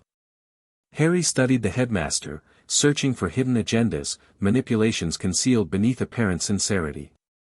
He found something unexpected, genuine respect. Genuine regret. Genuine hope. I don't trust you, Harry said. You've kept too many secrets, played too many games. I don't know if I'll ever trust you completely. I understand. But. Harry took a breath. I'm willing to work with you. To share information, coordinate strategies, pursue common goals. Not as your weapon, but as your ally. An ally with his own agenda and his own red lines. What red lines? You don't manipulate me or my friends. You don't keep secrets that affect my safety or the safety of those I've sworn to protect. You treat me as a partner, not a tool. Harry met the old wizard's eyes. Can you agree to those terms? Dumbledore was quiet for a long moment. Then, slowly, he nodded. I can try. I've spent too many decades playing the puppet master, pulling strings from behind the curtain. It won't be easy to change those habits. But for you, for the person you've shown yourself to be, I can try. That's all I ask. They shook hands, old wizard and young warrior, unlikely allies bound by common enemies and shared purpose. It wasn't friendship. It wasn't trust. But it was a beginning. Recovery took another week. Harry spent the time reading, thinking, and processing what had happened. He wrote long letters to Ragnarok, detailing the confrontation and its aftermath. He received visitors, Hermione, who'd been frantic with worry, Daphne, who'd maintained her composure but couldn't entirely hide her relief, even Neville Longbottom, who'd heard the rumors and wanted to make sure Harry was okay. You really fought you-know-who? Neville asked during his visit, his round face a mixture of awe and terror. I fought Quirrell, who was hosting Voldemort's spirit. The Dark Lord himself fled when his host's body failed. That's still. Neville shook his head. I can't even imagine. You could, if you had to. The capacity for courage exists in everyone, it just needs the right circumstances to emerge. Neville looked skeptical, but something in his expression shifted. A spark of possibility that hadn't been there before. You really believe that? I've seen evidence of it. People who seem weak discovering strength they didn't know they had. People who've been told they're worthless proving their critics wrong. Harry met Neville's eyes. Your parents were heroes, Neville. The same capacity for heroism is in you. It just needs the chance to grow. Neville was quiet for a long time. Then, slowly, he nodded. I'd like to believe that. Then work toward it. Train. Study. Build the skills and confidence you'll need when your moment comes. Harry offered his hand. And if you ever need help, advice, resources, someone to practice with, you know where to find me. Neville shook his hand, and Harry felt another small alliance form. Not political, not strategic, just one person offering support to another. Maybe this was what friendship was supposed to feel like. The end of term approached with its usual chaos of exams and farewells. Harry performed well in his tests, Top of the year in most subjects, despite the week of recovery he'd missed. The academic success felt hollow compared to the real lessons he'd learned, but it served its purpose. Reputation mattered. Excellence mattered. Every demonstration of competence reinforced his position. The leaving feast was bittersweet. Slytherin had won the House Cup, partly due to Harry's contributions, partly due to the coalition he'd built. Malfoy was forced to applaud alongside everyone else, his expression a careful mask that couldn't quite hide his resentment. "We'll continue this next year," Daphne murmured from her seat beside Harry. "The conflict with Malfoy isn't over. He'll spend the summer planning his revenge. Let him plan. I'll spend the summer preparing." Harry raised his goblet in a mock toast. To interesting times. To surviving them. They drank together, allies and something more, bound by shared secrets and shared purpose. The train ride home was quiet. Harry sat alone in a compartment, watching the countryside roll past, processing the year he'd survived. He'd faced political enemies and physical threats. He'd built alliances and lost innocence. He'd killed a man and learned truths that would shape the rest of his life. The door slid open. Hermione stood in the entrance, her expression uncertain. "Can I join you?" "Always." She sat across from him, fidgeting with the hem of her robe. "I wanted to thank you. For everything. You saved my life, twice now, if you count the troll, and you've been a better friend than I ever expected. You've been a good friend too. Better than I knew how to appreciate, at first." "What do you mean?" Harry considered how to explain. "I was raised to view relationships as transactions. Every interaction had a purpose, every alliance served a goal. Friendship without strategic value was foreign to me. And now? Now I understand that some relationships don't need strategic value. They're valuable in themselves, because they make life richer, because they remind us we're not alone, because they make us better than we'd be without them." Hermione's eyes were bright. "That's very philosophical for someone who just spent the year fighting Dark Lords and winning political wars. Even warriors need philosophy. Maybe especially warriors." They sat in comfortable silence as the train carried them toward London. Toward summer. Toward whatever challenges awaited. The platform at King's Cross was crowded with families reuniting after a school year's separation. Harry scanned the crowd and found what he was looking for, Ragnarok, standing apart from the wizard families, his expression carefully neutral but his eyes warm. "Welcome home," Ragnarok said as Harry approached. "It's good to be home." They walked toward the Gringotts exit together, ignoring the stares and whispers that followed them. The boy who lived, leaving with his goblin guardian. Still strange, after all these years. Still remarkable. "You've done well," Ragnarok said once they were in the bank's receiving hall. "Better than I dared hope. I survived. I learned. I grew." Harry met his guardian's eyes. "But I also killed someone. That's going to take time to process. It should take time. The day killing becomes easy is the day you've lost something important." Ragnarok's expression was serious. "We'll talk about it. Work through it. You're not alone in this, Harry. I know." Harry felt the weight of the year begin to lift from his shoulders. "I know." They walked deeper into Gringotts, into the familiar halls that had been Harry's home for as long as he could remember. Whatever challenges awaited, whatever ancient threats stirred in the deep vaults, he would face them with his family beside him. He was Harry Potter Gringott. Survivor. Warrior. Friend. And this was only the beginning. That night, Harry dreamed. He stood before the door again, the ancient barrier covered in fading symbols. More of the runes had died since his last vision. The seal was failing faster now, the binding weakening with each passing day. "Little King." The voice came from beyond the door, ancient and cold and somehow amused. "You've grown strong this year. Killed your first enemy. Tasted power. Do you begin to understand what you truly are? Harry tried to speak, to demand answers, but his voice wouldn't come. You are my heir. The blood of those who bound me flows in your veins, and through that blood, you are connected to me. Everything you become, every power you acquire, strengthens the bond between us. The door shuddered. Another symbol flickered and died. One day, you will open this door. One day, you will kneel before me as your ancestors knelt. And on that day, little king, you will understand the true meaning of power. Harry woke with a gasp, his hand pressed to his chest where his protective amulet rested. The rune was warm against his skin. Fighting something. Protecting him. But for how long? The summer stretched before him, time for training, for preparation, for understanding the threat that awaited in the depths below. Time to become strong enough to face whatever was coming. Because something was definitely coming.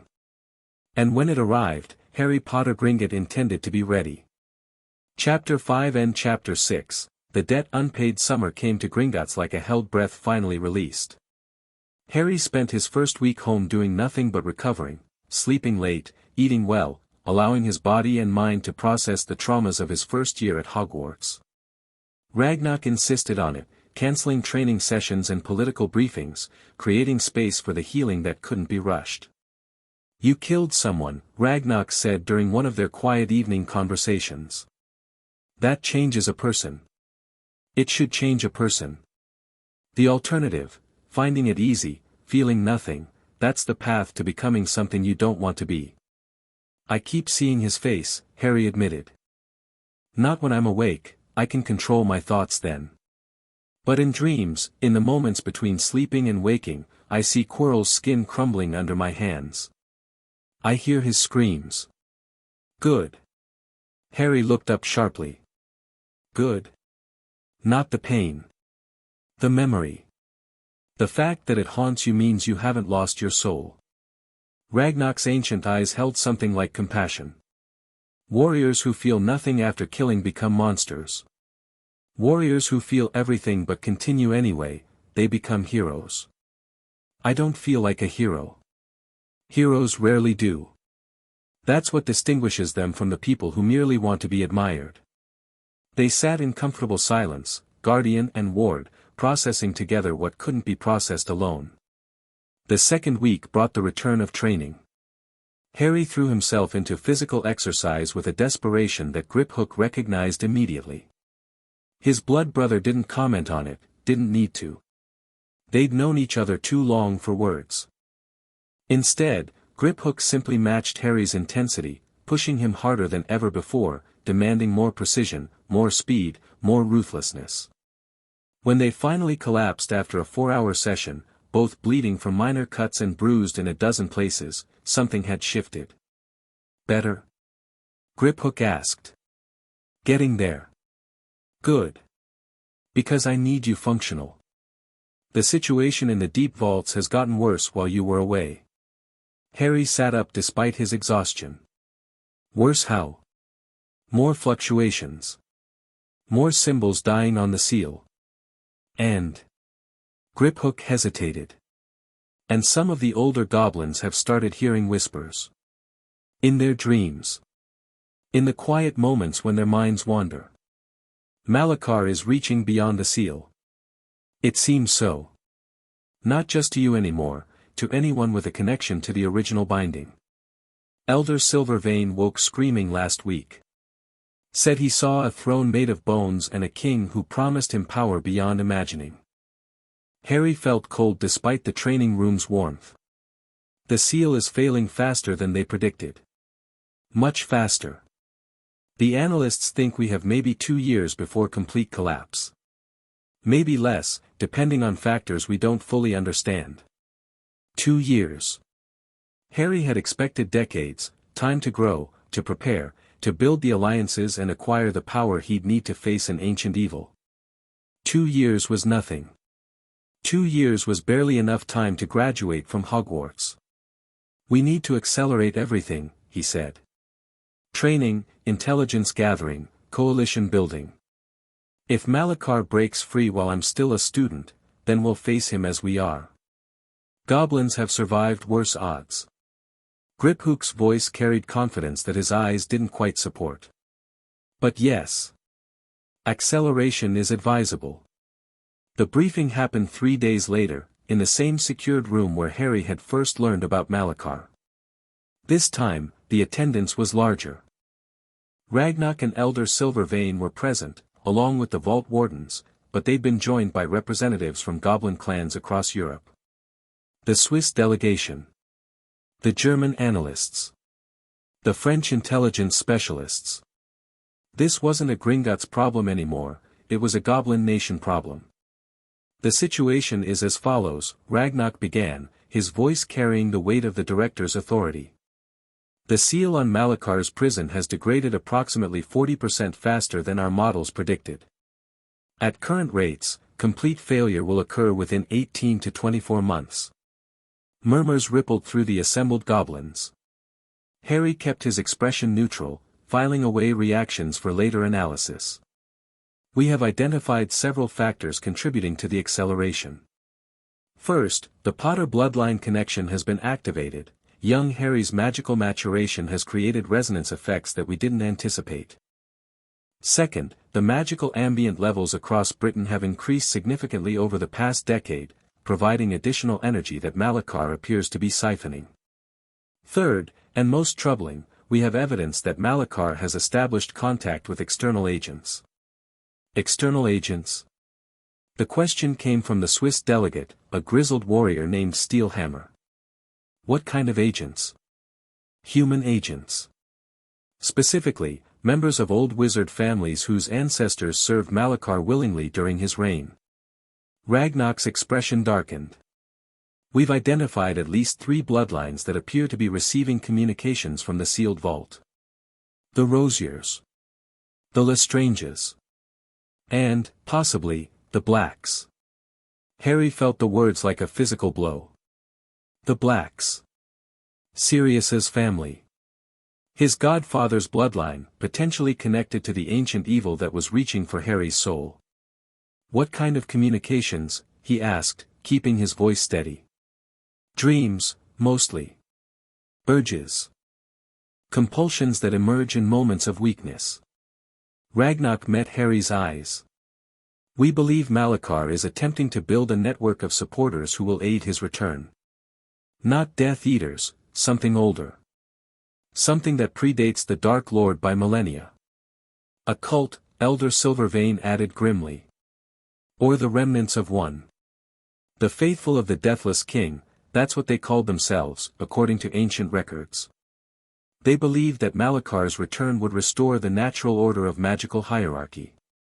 With Malachar at the top, Harry said. And everyone else beneath. Wizards, goblins, all magical creatures, all servants of the Eternal Emperor. Silvervein's voice carried disgust that transcended species boundaries.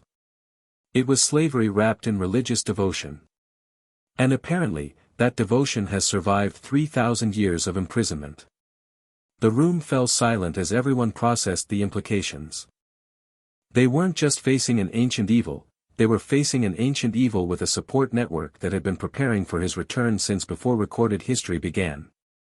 What do we do? Harry asked. We prepare, Ragnak answered.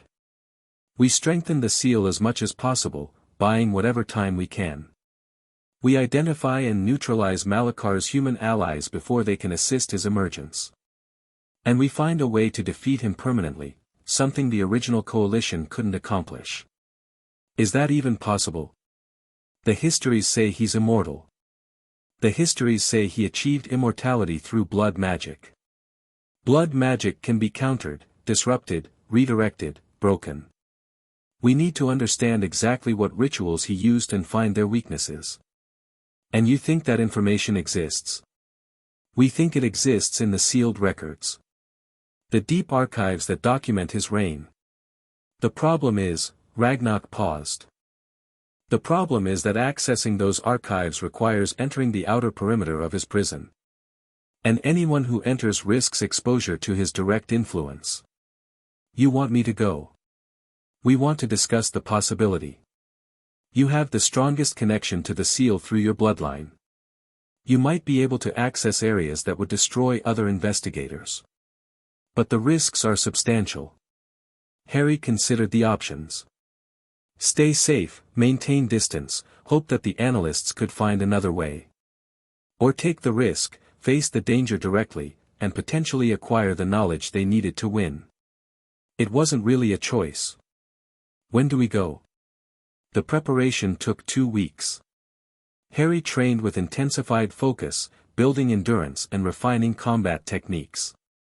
The Vault Wardens taught him specialized skills for surviving in magically hostile environments. Goblin Runemasters created additional protective artifacts to supplement his existing defenses. And through it all, Ragnarok watched with an expression that mixed pride and fear in equal measure. "You don't have to do this," he said the night before the descent. "We could find another way. Send someone else. Wait for better information. We don't have time to wait. And I'm the best candidate, you said so yourself." "I said you might be the best candidate. That's not the same thing." Harry smiled despite the tension. "This is what you raised me for, isn't it? To face challenges that others can't. To be the bridge between worlds, the weapon against ancient threats. I raised you to be my son. Everything else was secondary." The words hit Harry harder than any blow he'd ever received in training. He'd always known, on some level, that Ragnarok loved him. But hearing it stated so directly, so simply, so without qualification, "I'll come back," he said quietly. "I promise. Don't make promises you can't keep." "I'm not. I'm making a promise I intend to keep, whatever it costs." Ragnarok studied him for a long moment, then nodded slowly. "Then keep it. And when you return, we'll face whatever comes together." The descent began at midnight. Harry moved through Gringotts' familiar corridors, passing through wards and checkpoints that recognized his magical signature. The upper vaults were quiet at this hour, most business concluded at sunset, leaving the bank to its eternal guardians and the creatures that lived in its depths. Griphook walked beside him, armed and armored, his expression fierce with determination. "I'm going with you as far as I can," he'd insisted when Harry tried to argue. Blood brothers don't let each other face darkness alone. The deeper levels were different. The architecture changed, less refined, more ancient, carved from living stone rather than constructed from worked blocks. The magical ambient increased with each floor, pressing against Harry's senses like physical weight. "The outer perimeter starts here," Ragnarok's voice crackled through an enchanted communication stone. "Beyond this point, we have limited ability to monitor or assist you. Are you ready?" "Ready." "Then may the ancestors guide your path." And Harry, "Yes. Come home." Harry stepped through the final ward and into the prison's outer reaches. The air changed immediately. It was colder here, not just temperature, but something deeper. A cold that seeped into bones and settled in the soul.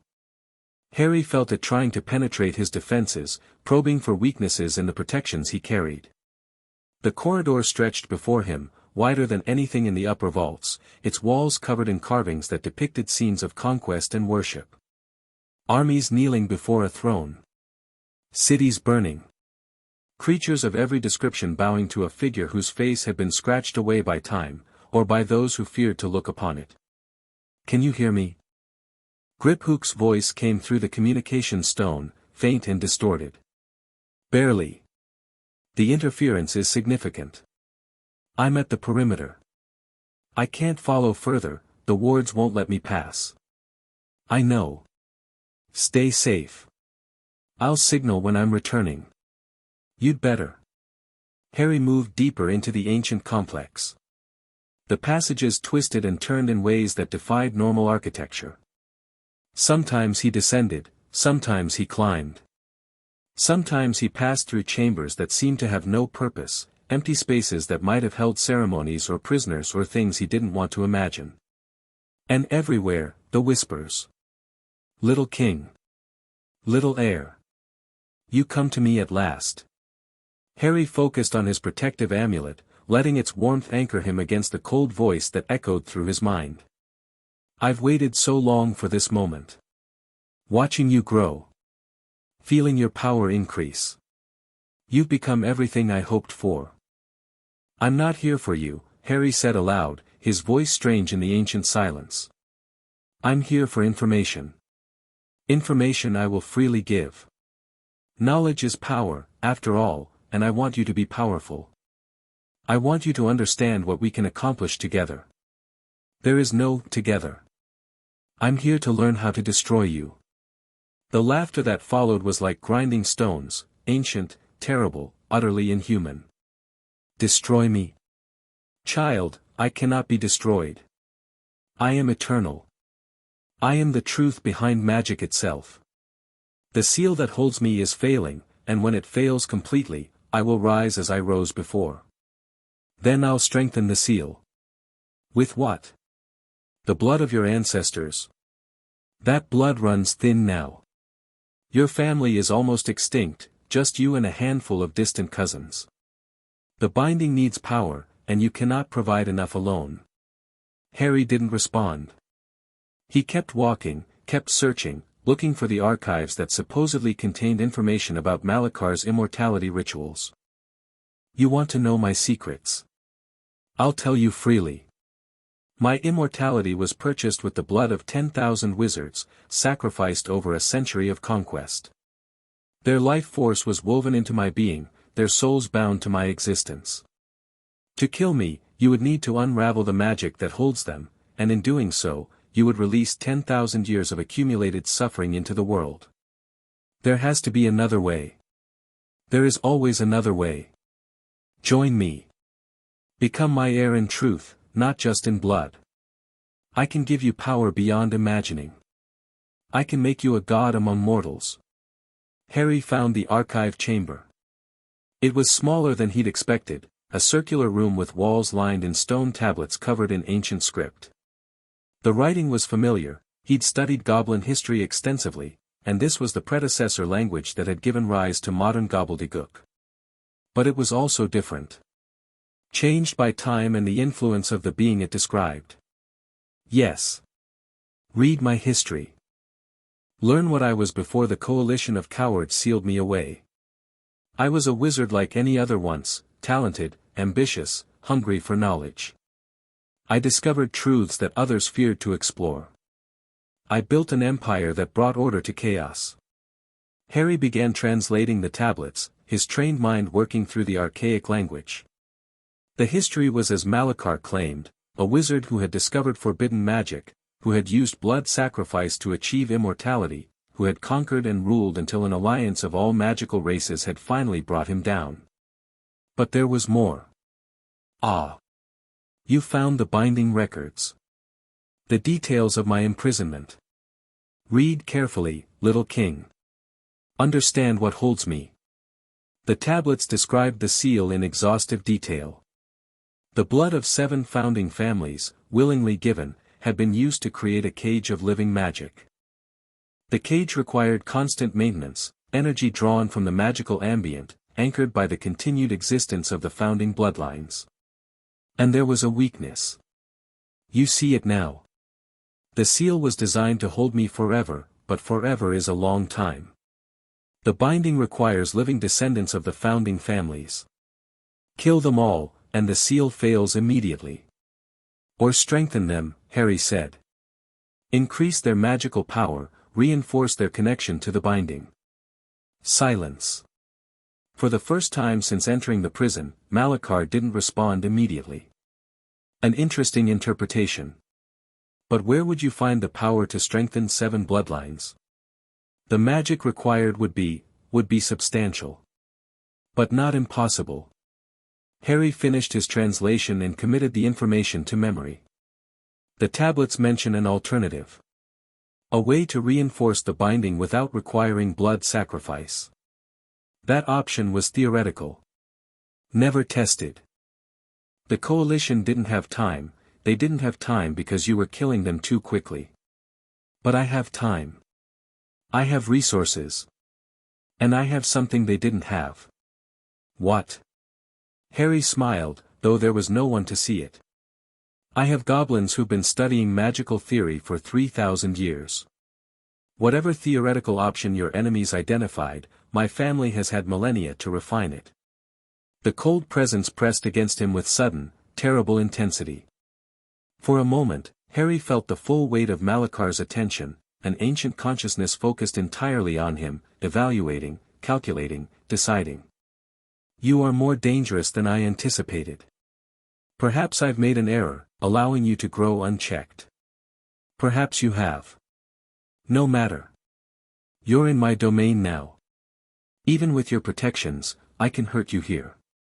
Break you. Make you beg for the death that will never come. The darkness began to move. Harry ran. There was no shame in retreat, not against an enemy that couldn't be defeated through direct confrontation. He'd gotten what he came for, information about the binding, knowledge of its weaknesses and potential strengthening. Everything else was survival. The corridors twisted around him, the architecture shifting in ways that shouldn't have been possible. Passages that had led toward the exit now led deeper into the prison.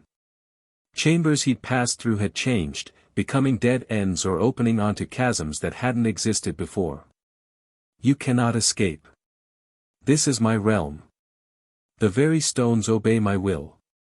Harry focused on his amulet, on the warmth of the protection spells, on the memory of the people he loved. Ragnarok's face. Griphook's fierce loyalty. Hermione's brilliant smile. Daphne's calculating eyes. The darkness recoiled slightly, not much, but enough. Love, Harry realized aloud. The protection my mother gave me. It works against you too. Your mother's sacrifice was a pale echo of true power. A trick. It stopped Voldemort. It destroyed Quirrell. And it's hurting you right now, isn't it? Harry pressed forward, using the warmth of his memories as a weapon. You feed on fear, on despair, on isolation. But I'm not afraid. I'm not despairing. And I am not alone. You are alone. No one can reach you here. No one can save you. I don't need saving. I need to keep moving. Harry found a passage that felt right, not through logic or memory, but through instinct. The warmth in his chest pulled him forward, guiding him through the maze of shifting stone. The darkness pursued, but it couldn't quite catch him. Every time it closed in, his memories pushed it back. Every time Malakar's voice tried to break his concentration, he thought of the people waiting for his return. Minutes stretched into hours. Or maybe hours compressed into minutes. Time was meaningless in this place, another tool for Malakar to wield against intruders. But finally, impossibly, Harry saw the ward boundary ahead. This isn't over, little king. You've learned my secrets, but I've learned yours too. I know what you love. I know what you fear. And when I finally break free, I will destroy everything you care about. Maybe. But not today. Harry threw himself through the ward boundary and collapsed on the other side, gasping, shaking, alive. Griphook was there instantly, pulling him away from the threshold, checking for injuries. Harry. Can you hear me? Are you hurt? I'm okay. I'm okay. Harry gripped his blood brother's arm, anchoring himself in reality. I got what we needed. I know how to stop him. You can tell me later. Right now, we need to get you to the healers. Harry let himself be led away, too exhausted to argue. Behind him, beyond the ward boundary, he could feel Malakar's presence watching. Waiting. Planning. But that was a problem for another day. Today, Harry had survived. Today, he had gained knowledge that might save the world. Today was a victory. The debriefing happened 2 days later, after the healers had cleared Harry for activity. He sat before the assembled goblin leaders and recounted everything, the descent, the archives, the information about the binding, his escape from Malakar's direct assault. He held nothing back, they needed to understand exactly what they were facing. The binding requires living descendants of 7 founding families, he concluded. The Potters are one. The other 6 are. He checked his notes. The Longbottoms. The Bones. The Abbotts. The Macmillans. The Pruitts. And the Blacks. The Pruitts are nearly extinct, Elder Silvervein noted. The Weasley family carries that bloodline now, through Molly Weasley née Pruitt. And the Blacks have been decimated by dark magic and family conflict, Ragnarok added. Sirius Black and his cousins Andromeda and Narcissa are the only direct descendants remaining. Which means the binding is vulnerable. If any of those bloodlines fails completely, the seal weakens catastrophically. Harry leaned forward. But there's another option. The tablets mentioned a theoretical possibility, reinforcing the binding through consensual magical connection. Instead of requiring blood, using freely given magical energy from descendants of the founding families. A ritual of willing sacrifice, one of the German analysts said thoughtfully. Not death sacrifice, energy sacrifice. Channeling magical power into the binding to strengthen it. Exactly. But it would require cooperation from all 7 bloodlines. Wizards working together with goblins to maintain a prison they don't even know exists. The room fell silent as everyone considered the implications. The wizarding world's cooperation was hardly guaranteed. Many wizard families harbor deep prejudices against goblins, and revealing the existence of Malachar would cause panic that could be exploited by his followers. We need to approach this carefully, Ragnarok said finally. Build relationships with the key families. Identify individuals who can be trusted with the truth. And prepare contingency plans in case cooperation proves impossible. I've already started, Harry said. Neville Longbottom has potential, he's a Longbottom by blood and a Gryffindor by character. Susan Bones is in my year at Hogwarts. The Weasleys have a son my age, Ron, and their family has historically been sympathetic to non-human magical beings. And the Blacks? Harry hesitated. Sirius is complicated. He rejected his family's dark heritage, but he's also damaged from Azkaban. I trust him personally, but I don't know if he can handle the weight of this responsibility. We may not have a choice. If the Black bloodline is essential to the binding, we need his cooperation regardless of his psychological state. Then I'll talk to him. Carefully. See if he's ready to learn what his family's blood was used for. Ragnarok nodded slowly. Begin with the contacts you've already established. Build the network gradually. And Harry, yes. Be careful. Malachar now knows that you're actively working against him. He'll use every tool at his disposal to stop you. I know. I'll be ready. The remainder of summer passed in a blur of preparation. Harry wrote letters to Neville and Susan, casual correspondence that laid groundwork for deeper friendship. He visited Sirius at Grimmauld Place, spending long afternoons discussing family history and carefully probing his godfather's knowledge of ancient secrets. Sirius knew more than Harry expected. The Blacks were always different from other pure-blood families, Sirius explained during one of their conversations. We didn't just believe in blood purity, we believed in blood power. The idea that certain bloodlines carried magical significance that went beyond simple talent or ability. What kind of significance? I never knew the specifics. My parents talked about the old oaths sometimes, especially when they were drunk.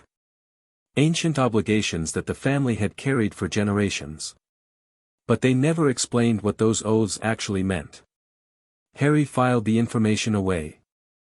The Blacks knew something, or had known, before the knowledge faded into vague tradition.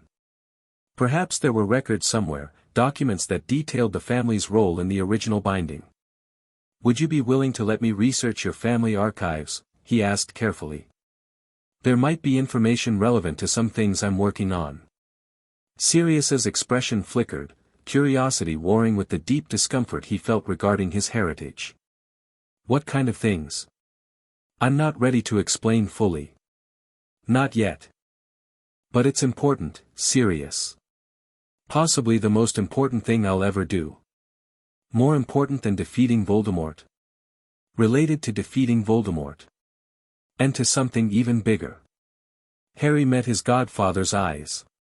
I need you to trust me. Just for a little while longer. Sirius was quiet for a long moment. Then, slowly, he nodded. The archives are in the basement. Generations of Black family secrets, locked away behind wards that haven't been opened in decades. I'll give you access, but Harry, whatever you find down there, be careful. My family hoarded dark knowledge like dragons hoard gold. Some of it could be dangerous. I understand. And thank you. The Black family archives were everything Sirius had warned about and more. Harry descended into the basement of Grimmauld Place with every protective artifact he owned active and ready.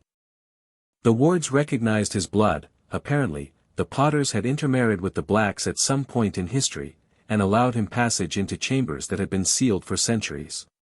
The documents were extensive. Generations of correspondence, research notes, ritual descriptions, and historical records. Harry worked through them systematically, searching for any reference to the original binding or the family's role in creating it. He found it in a locked chest hidden behind a false wall. The chest contained a single journal, bound in leather so old it crumbled at the edges. The writing inside was archaic but legible, the personal account of Arcturus Black, who had lived during Malakar's reign and participated in the coalition that sealed him away. We have done what we set out to do, the final entry read. The Deathless King is bound, his power contained by chains of blood and magic. But the cost was terrible. 7 families gave their life force to the binding. 7 bloodlines are now tied to the prison forever. My descendants will carry this burden until the end of time. They must never know the full truth, the knowledge would drive them mad. But they must also never fail. If the Black line ends, the seal weakens. If all 7 lines end, the prison breaks.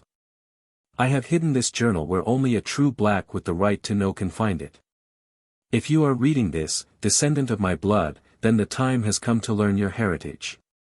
Guard the binding. Protect the bloodlines. And pray that the Deathless King never breaks free. For if he does, nothing will stop him from claiming the world. Harry closed the journal with trembling hands. The pieces were falling into place. The puzzle was becoming clear.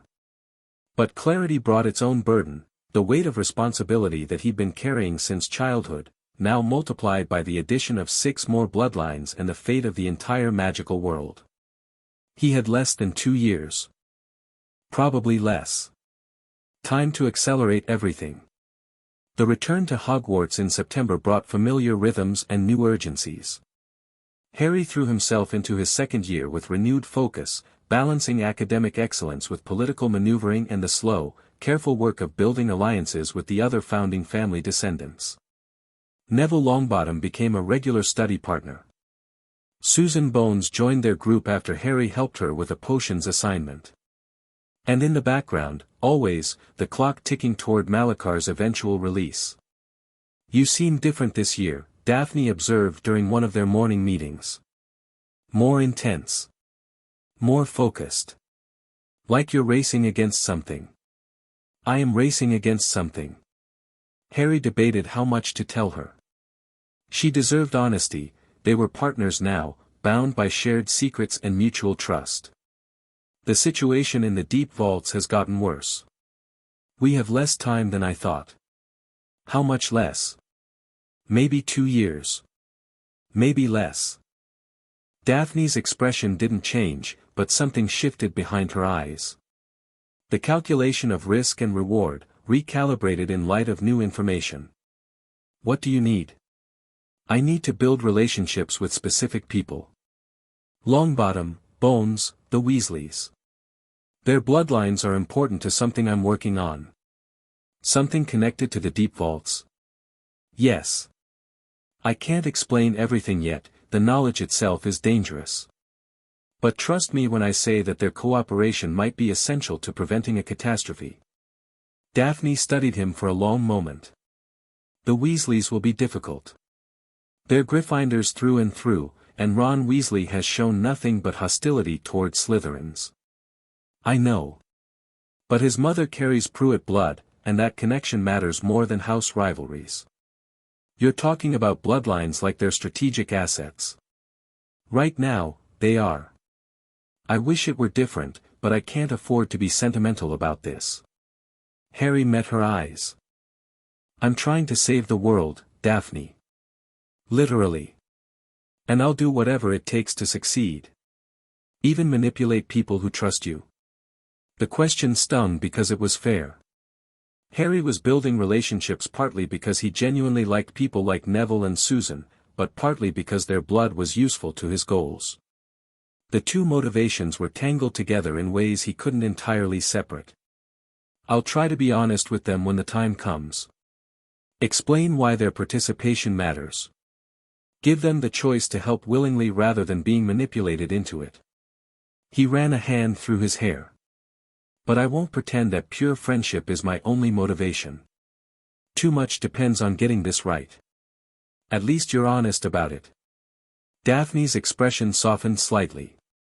For what it's worth, I think you're handling an impossible situation as well as anyone could. Just, don't lose yourself in the strategy. The people you're building relationships with are people, not pieces on a board. I know. I'm trying to remember that. Try harder. The year progressed with the rhythm of classes and conflicts, studying and scheming. Harry continued building his coalition within Slytherin, expanding his influence beyond the house into the broader school community.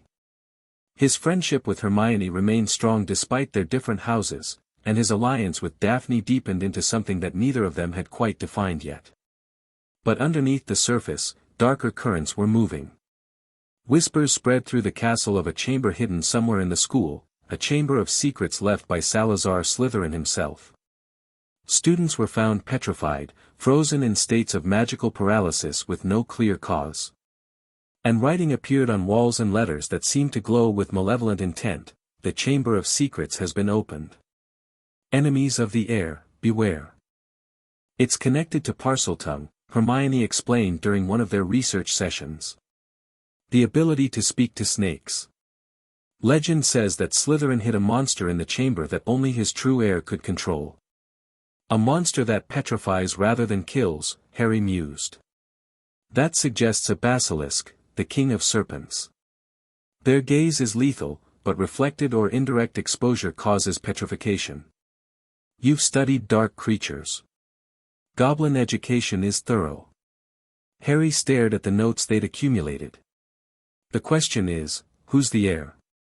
Who's controlling the basilisk? The answer came sooner than he expected, and from a source he hadn't anticipated. Ginny Weasley was dying. Harry noticed the signs before anyone else did, the way she faded over the weeks, growing paler and thinner, her eyes increasingly vacant.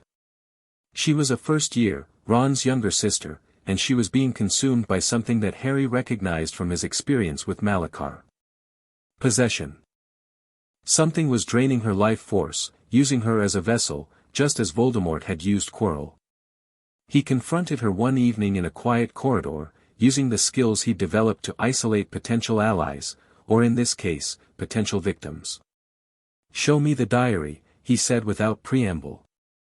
Ginny's face went white. "I don't know what you're." "Yes you do.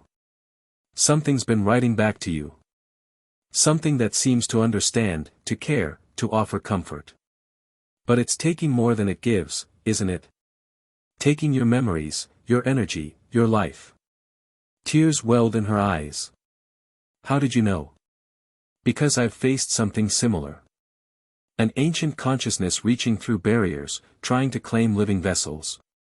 Whatever's in that diary is doing the same thing to you. His name is Tom. He's my friend. He's not your friend. He's using you." Harry kept his voice gentle but firm. "Ginny, I need you to give me the diary. Now. Before it takes enough from you to manifest physically." I can't. He won't let me. Her expression contorted, and when she spoke again, her voice was different. Colder. Older. Harry Potter.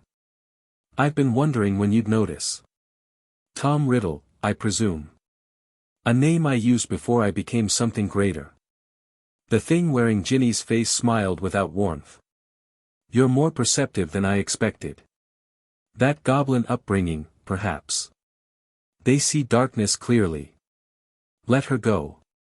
I don't think I will. She's been quite useful, a conduit for my power, a tool for opening the chamber. And soon, she'll be my bridge back to physical existence. Harry drew his wand, but the thing just laughed. What will you do? Attack a first-year girl? The diary is hidden, Potter. Even if you destroy this vessel, I'll simply find another. The cold smile widened. But perhaps we can negotiate. I sense great potential in you. Great darkness, waiting to be embraced. Join me, and I'll spare the girl. I've already rejected one offer of partnership from an ancient evil. I'm not interested in yours. Malachar. The thing's expression flickered with something like surprise. You know of the Deathless King? I know of him. I've faced him. And I've chosen to oppose him, just as I oppose you.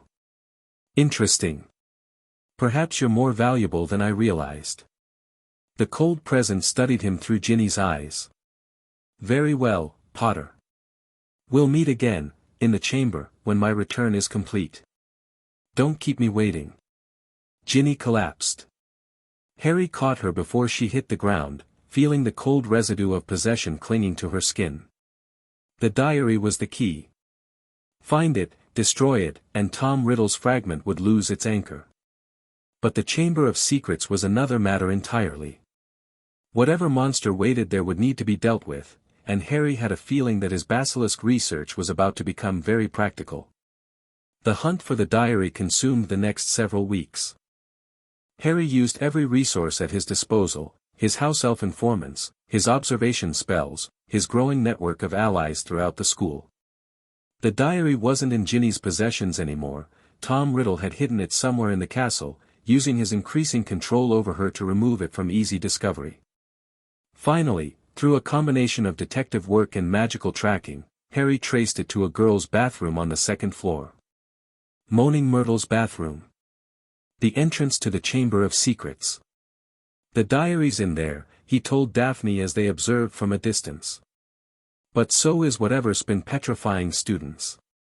Going in alone would be suicide. Then don't go alone. I can't ask anyone else to risk this.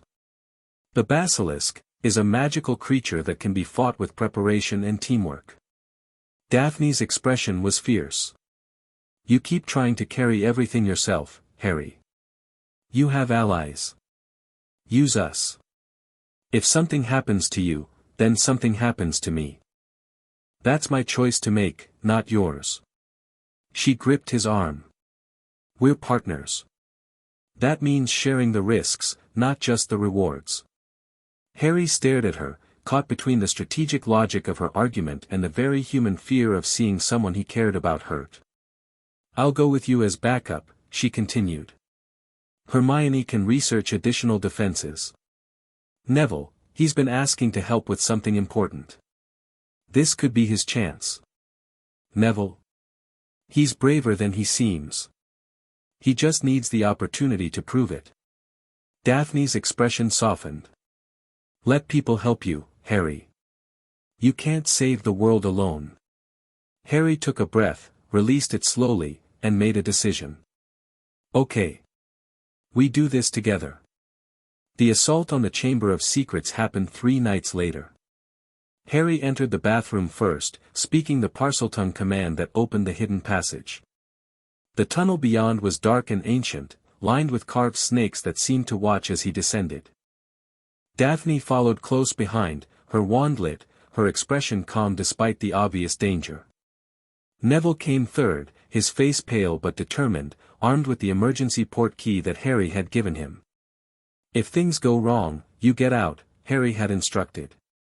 Alert the professors. Get help. What if things go right? Then we stop a threat that's terrorized this school for months. And you prove to yourself what you're really capable of. They reached the main chamber, a vast underground space dominated by a massive statue of Salazar Slytherin's face. The air was cold and still, heavy with magic that had been building for 1,000 years. And waiting for them, standing before the statue with the diary in his hands, was a boy who looked almost solid. Harry Potter. I see you brought friends. Tom Riddle's form flickered slightly, still not fully manifested, but close. How touching. How futile. Let Ginny go, Riddle. The girl. She's served her purpose. Her life force has given me enough substance to walk the world again, or will, once I claim a bit more from her. Riddle gestured to a small figure lying motionless near the statue's base. She's not quite dead yet. There's still time to save her, if you can defeat my pet. Harry heard it before he saw it, the sound of something massive sliding through stone passages. The scrape of scales.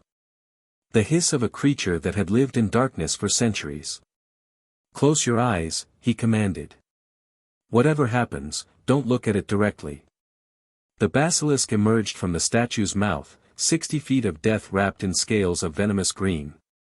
Its eyes glowed with malevolent intelligence, not mindless, but directed by something darker. Harry didn't hesitate.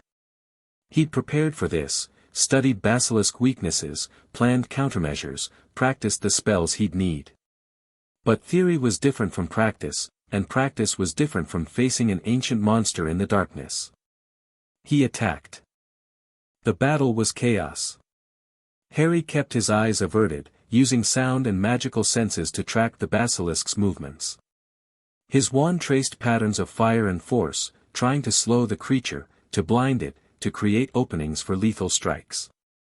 Daphne flanked from the left, casting spells she'd learned from her family's grimoires, ancient magics designed for fighting creatures of darkness. Neville, to everyone's surprise, including his own, proved invaluable as a distraction, drawing the basilisk's attention at critical moments despite his obvious terror. But the beast was too powerful. Too fast. Too ancient. Harry felt fangs graze his arm as he dodged a strike that should have killed him. Venom burned where it touched, spreading poison through his veins. Harry. Daphne's voice, sharp with fear. Keep fighting. He wouldn't die here. Not when so much remained undone. The sword appeared out of nowhere, literally nowhere, materializing in Harry's hand through magic he didn't understand.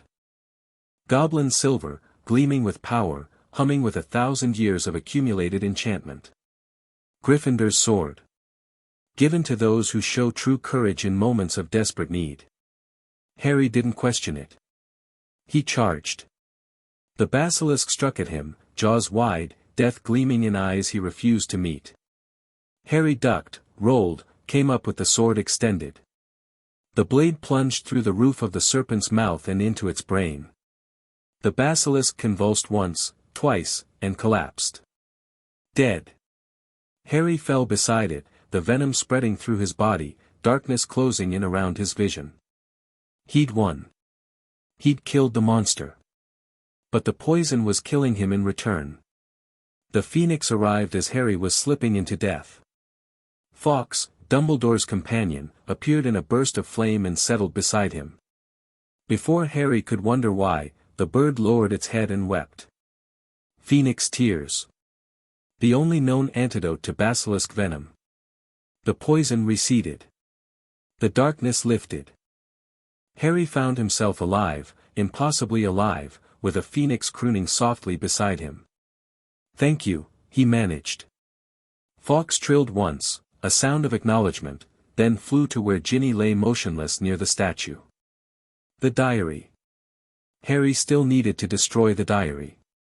He pulled himself up, ignoring the weakness in his limbs, and faced Tom Riddle's increasingly solid form.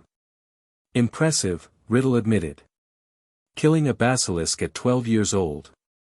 Even I didn't manage that. You're next. Am I? With what? Riddle's expression was mocking. The girl is almost gone. A few more minutes and I'll be fully manifested. Then we'll see who kills whom. Harry picked up the basilisk fang that had broken off in his arm, still dripping with venom, still deadly. With this, he drove the fang through the diary's cover. Riddle screamed, a sound of agony and disbelief as the Horcrux that anchored him was destroyed.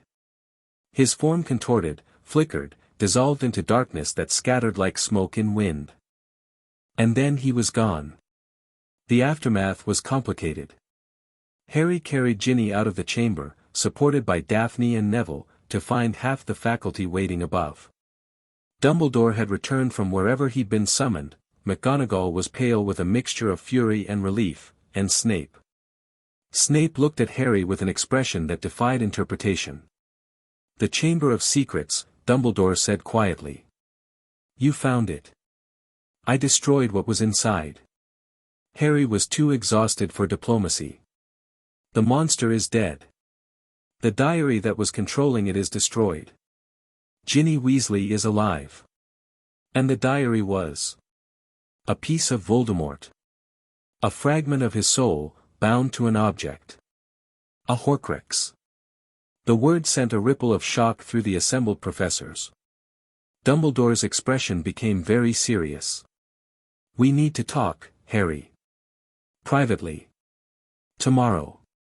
Right now, I need to sleep for about a week." For once, Dumbledore didn't argue. The conversation happened 2 days later, in the headmaster's office. "You know what a Horcrux is," Dumbledore said. "That suggests you've been doing research into very dark magic." "I've been doing research into how to stop Voldemort permanently. The methods he used for immortality seemed relevant." "And have you discovered how many he made?" Harry hesitated. This was sensitive information, knowledge that could be used for great good or terrible evil. But Dumbledore had proven himself willing to work with Harry rather than manipulate him.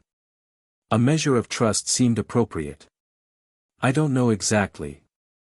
But based on the magical signatures I've encountered, I'd guess more than one." "Your guess aligns with my own research." Dumbledore's expression was grave. "Voldemort created at least 6 Horcruxes. Possibly 7, given his affinity for magical numbers. 6. Harry felt the weight of that number. 6 fragments of a dark soul, hidden somewhere in the world, each one requiring destruction before Voldemort could be killed permanently. Finding them will be difficult. Destroying them will be dangerous.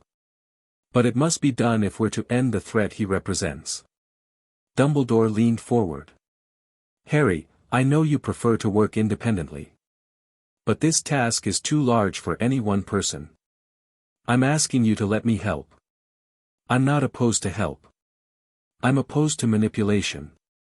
"A fair distinction. I'll try to remember it." The old wizard's expression softened. "You've accomplished remarkable things this year. Defeating a basilisk. Destroying a Horcrux. Saving a young girl's life. Your parents would be proud. My parents would probably be terrified by the enemies I've made. They faced similar enemies in their time. Fear didn't stop them." Dumbledore rose from his chair. "Rest, Harry. Recover your strength. The war isn't over, it's barely begun. But for now, you've earned a respite." Harry left the office with his mind churning through implications. Horcruxes. Malachar. The binding that was slowly failing. The 2 years, now less, that remained before catastrophe. Too many threats. Too little time. Too much depending on his shoulders. But he wasn't alone anymore. He had allies, friends, people who'd proven they were willing to stand beside him against impossible odds. Maybe that would be enough. The end of second year brought no satisfaction. Harry had survived. He'd stopped immediate threats. He'd built alliances and strengthened his position. But the larger picture remained unchanged. Malachar was still reaching for freedom, Voldemort's Horcruxes were still scattered across the world, and the binding that held back an ancient evil was still failing. "You did good work this year," Daphne said during their final conversation before the train home. "Neville's different now, more confident. Ginny looks at you like you're her personal hero. Even Ron Weasley has stopped glaring at you in corridors. It's not enough. It's never enough. That's what makes it worth doing." She gripped his hand briefly, a rare gesture of physical affection. "See you next year, Potter Gringotts. Try not to save the world without me. I'll do my best." Harry boarded the Hogwarts Express with the weight of the world on his shoulders, but also with something he hadn't had at the start of the year. Hope. Because he wasn't fighting alone anymore. And together, they might just be strong enough to win. Chapter 6 and Chapter 7, The Chamber of Secrets. The summer after second year was the busiest of Harry's life.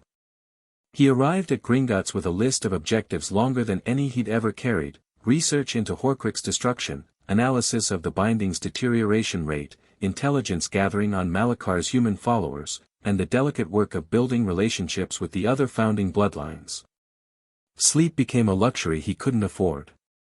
"You're pushing too hard," Ragnarok observed during one of their evening meetings. Harry had dark circles under his eyes and had lost weight despite the best efforts of the Gringotts kitchens. "This pace isn't sustainable. Neither is Malakar breaking free while I'm taking naps. You can't save anyone if you collapse from exhaustion." Ragnarok's voice carried the firm authority that Harry had learned to recognize as genuine concern. "Delegate. You have resources, use them. I am using them.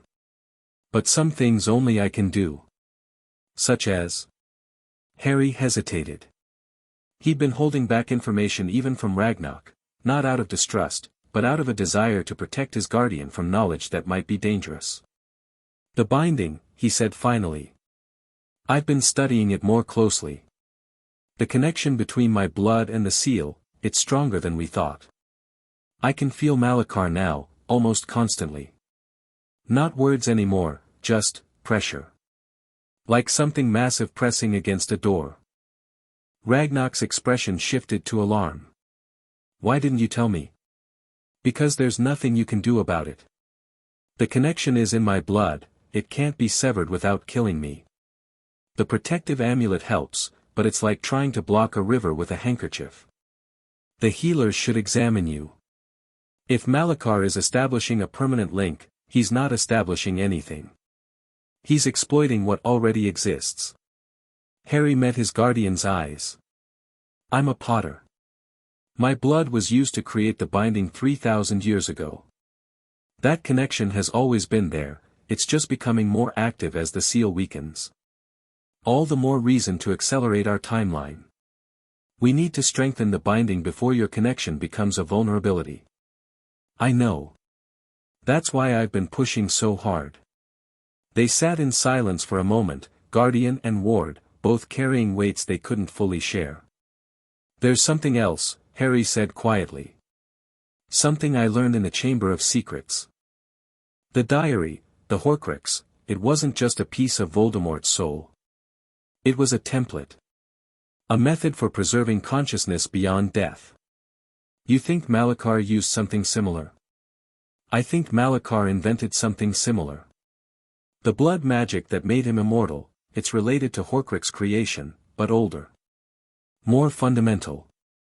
Understanding that connection might be the key to defeating him permanently. Or it might be another trap. Knowledge that leads you deeper into his influence. Possibly. But what choice do we have? The seal is failing. We need answers." Ragnarok was quiet for a long moment. Then he nodded slowly. "Very well. I'll assign our best researchers to the problem. But Harry, promise me you'll be careful. You're not just an asset to be risked. You're my son." "I know." Harry reached out and gripped his guardian's arm, a gesture of affection that goblin culture rarely expressed. "I'll be careful. I promise." The research consumed most of July. Harry worked alongside goblin scholars who had studied dark magic for centuries, comparing their knowledge of Malakar's methods with what he'd learned about Voldemort's Horcruxes. The parallels were disturbing. Both forms of immortality relied on soul fragmentation, dividing consciousness across multiple anchors to prevent true death. Both required murder as the catalyst for the splitting process. And both created connections between the creator and their anchors that could be exploited by someone who understood the underlying magic. The difference is scale, Elder Silvervein explained during one late-night session. Voldemort created 6 or 7 Horcruxes using individual murders. Malakar's immortality required 10,000 sacrifices performed over a century. The magical density is incomparable. But the principle is the same. The principle is the same. Which suggests that the vulnerabilities might be similar as well. Horcruxes can be destroyed by basilisk venom, fiendfire, or goblin-forged weapons imbued with destructive enchantments, Harry said, recalling his research. Would those methods work against Malakar's anchors? If we could identify and reach them. But Malakar's anchors aren't objects, they're the souls of his victims, bound to his existence through blood magic. To destroy his immortality, you would need to release 10,000 souls simultaneously. That sounds impossible. It sounded impossible 3,000 years ago. The Coalition couldn't find a way, which is why they settled for imprisonment instead of destruction. Silvervein's expression was grim. We've had millennia to develop new methods, but the fundamental problem remains.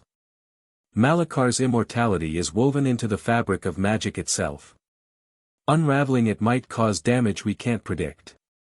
Harry absorbed this, adding it to the growing weight of impossible challenges he carried. What about the binding? He asked. If we can't destroy Malakar, can we at least strengthen his prison enough to buy more time?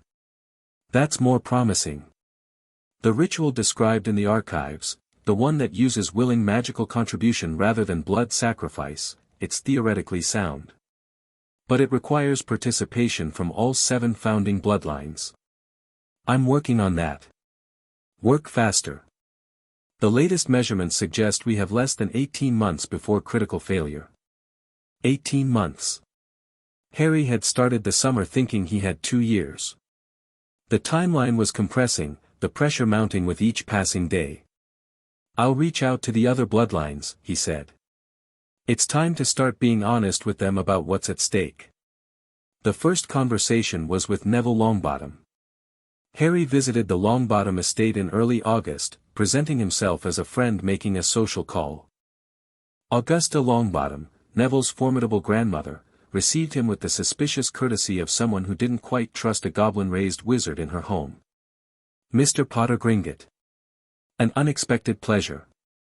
Thank you for receiving me, Madam Longbottom. I apologize for the short notice. Neville speaks highly of you. He says you've been a good friend to him at school. Neville has been a good friend to me as well. He showed considerable courage in the Chamber of Secrets. Augusta's expression softened slightly. Yes. He wrote to me about that. It seems you've had quite an influence on my grandson. Neville had the courage already. He just needed an opportunity to demonstrate it. They made small talk for several more minutes before Harry was finally shown to Neville's room. His friend was waiting with obvious anxiety, clearly uncertain why Harry had requested a private meeting. Is everything okay? Neville asked as soon as the door closed. You seemed serious in your letter. Everything is complicated. Harry sat in the chair Neville offered, gathering his thoughts. I need to tell you something important. Something that involves your family, specifically, your bloodline. My bloodline. The Longbottoms are one of 7 founding families whose blood was used to create an ancient magical binding. That binding is failing, and if it breaks completely, something terrible will be released into the world. Neville stared at him, his round face pale. What kind of something? Harry told him. Not everything, the full truth would have been too much, but enough. An ancient evil imprisoned beneath Gringotts. A seal that required the continued existence and participation of 7 bloodlines. The approaching deadline and the ritual that might buy them more time. You're saying my family's blood is literally holding back some kind of monster. Neville's voice was shaky but not panicked. Your family's blood is part of a system that holds back the monster. The Potters, the Longbottoms, the Bones, the Abbotts, the Macmillans, the Pruitts, and the Blacks, all 7 families contributed to the original binding. All 7 need to participate in strengthening it. How? What do we have to do? A ritual. Voluntary contribution of magical energy to reinforce the seal. It's not dangerous, not directly, but it requires understanding and consent. I can't just take your blood and use it without your knowledge. Neville was quiet for a long moment, processing. Harry watched him struggle with the information, saw the fear and uncertainty warring with something else, a desire to matter, to contribute, to be worthy of his family's legacy. My parents, Neville said finally. They fought in the last war. They sacrificed everything to stop Voldemort. If there's something even worse waiting to get out, then we need to stop it. Together. I'm in. Neville's voice was steadier now, his expression firming with resolve. Whatever you need, Harry. Tell me what to do. Harry felt a wave of relief and gratitude. Thank you, Neville. I'll explain more as we get closer to the ritual. For now, just, be ready. And don't tell anyone except people you trust absolutely. I won't. They talked for another hour about practical matters, how the ritual would work, what to expect, how to prepare. By the time Harry left, he'd crossed 1 name off his list. 6 more to go. Susan Bones was next. Her aunt, Amelia Bones, was the head of the Department of Magical Law Enforcement, one of the most powerful positions in the ministry. Getting a private meeting required careful maneuvering and the subtle application of Gringotts connections. Mr. Potter Gringot. Amelia Bones studied him with the sharp eyes of a career prosecutor. You've requested a meeting to discuss family history matters. I'm curious what a goblin-raised wizard could want with Bones' family history. I apologize for the vague phrasing, Madam Bones. The truth is somewhat sensitive. He gave her the same explanation he'd given Neville, edited for an adult audience, but fundamentally honest about the threat and the need for cooperation. Amelia listened without interruption, her expression growing more serious with each revelation. You're saying there's an ancient evil imprisoned beneath Gringotts that could destroy the magical world, and my family's blood is one of the keys to keeping it contained. Yes. And you expect me to simply accept this on your word? I expect you to investigate. Verify what I've told you through your own channels. The founding family's role in the original binding is documented, if you know where to look. Amelia was quiet for a long moment. The department has files on pre-ministry magical history. Ancient treaties, binding agreements, records of cooperation between magical races. Some of them mention a great imprisonment that required unprecedented alliance. Those records refer to Malakar's binding. I'll need to review them. Her expression was thoughtful rather than dismissive. If what you're saying is true, and I'm not yet convinced it is, then this is a matter of national security. The ministry should be involved. With respect, Madam Bones, the ministry's involvement would likely cause more problems than it solves. The information is too dangerous to become public knowledge, and too many ministry officials have connections to families that might benefit from Malakar's release. You're accusing ministry officials of collaborating with an ancient evil? I'm pointing out that some pure-blood families have maintained traditions that predate the ministry entirely. Loyalties that they might not even consciously remember, but that could be activated by the right circumstances. Amelia's eyes narrowed. You have evidence of this? I have intelligence. Names of families whose ancestors served Malakar willingly. Patterns of behavior that suggest ongoing influence. Harry met her gaze directly. The Bones family has always stood against darkness. That's why I'm here, because I believe you'll do what's right. Flattery won't get you very far with me, Mr. Potter Gringot. It's not flattery. It's observation. Your family's history speaks for itself. Another long silence. Then Amelia nodded slowly. I'll investigate. If your claims prove accurate, Susan will participate in whatever ritual is necessary. But I want regular updates on the situation. No more surprises. Agreed. They shook hands, a formal agreement between a ministry official and a goblin-raised wizard, bound by mutual necessity and grudging respect. 2 down. 5 to go. The Abbott and Macmillan families proved easier to convince. Both were ancient houses with strong traditions of cooperation and service. When Harry explained the situation, carefully, thoroughly, with appropriate documentation, they accepted the necessity without excessive argument. Our family records mention the binding, Lord Abbott said during their meeting.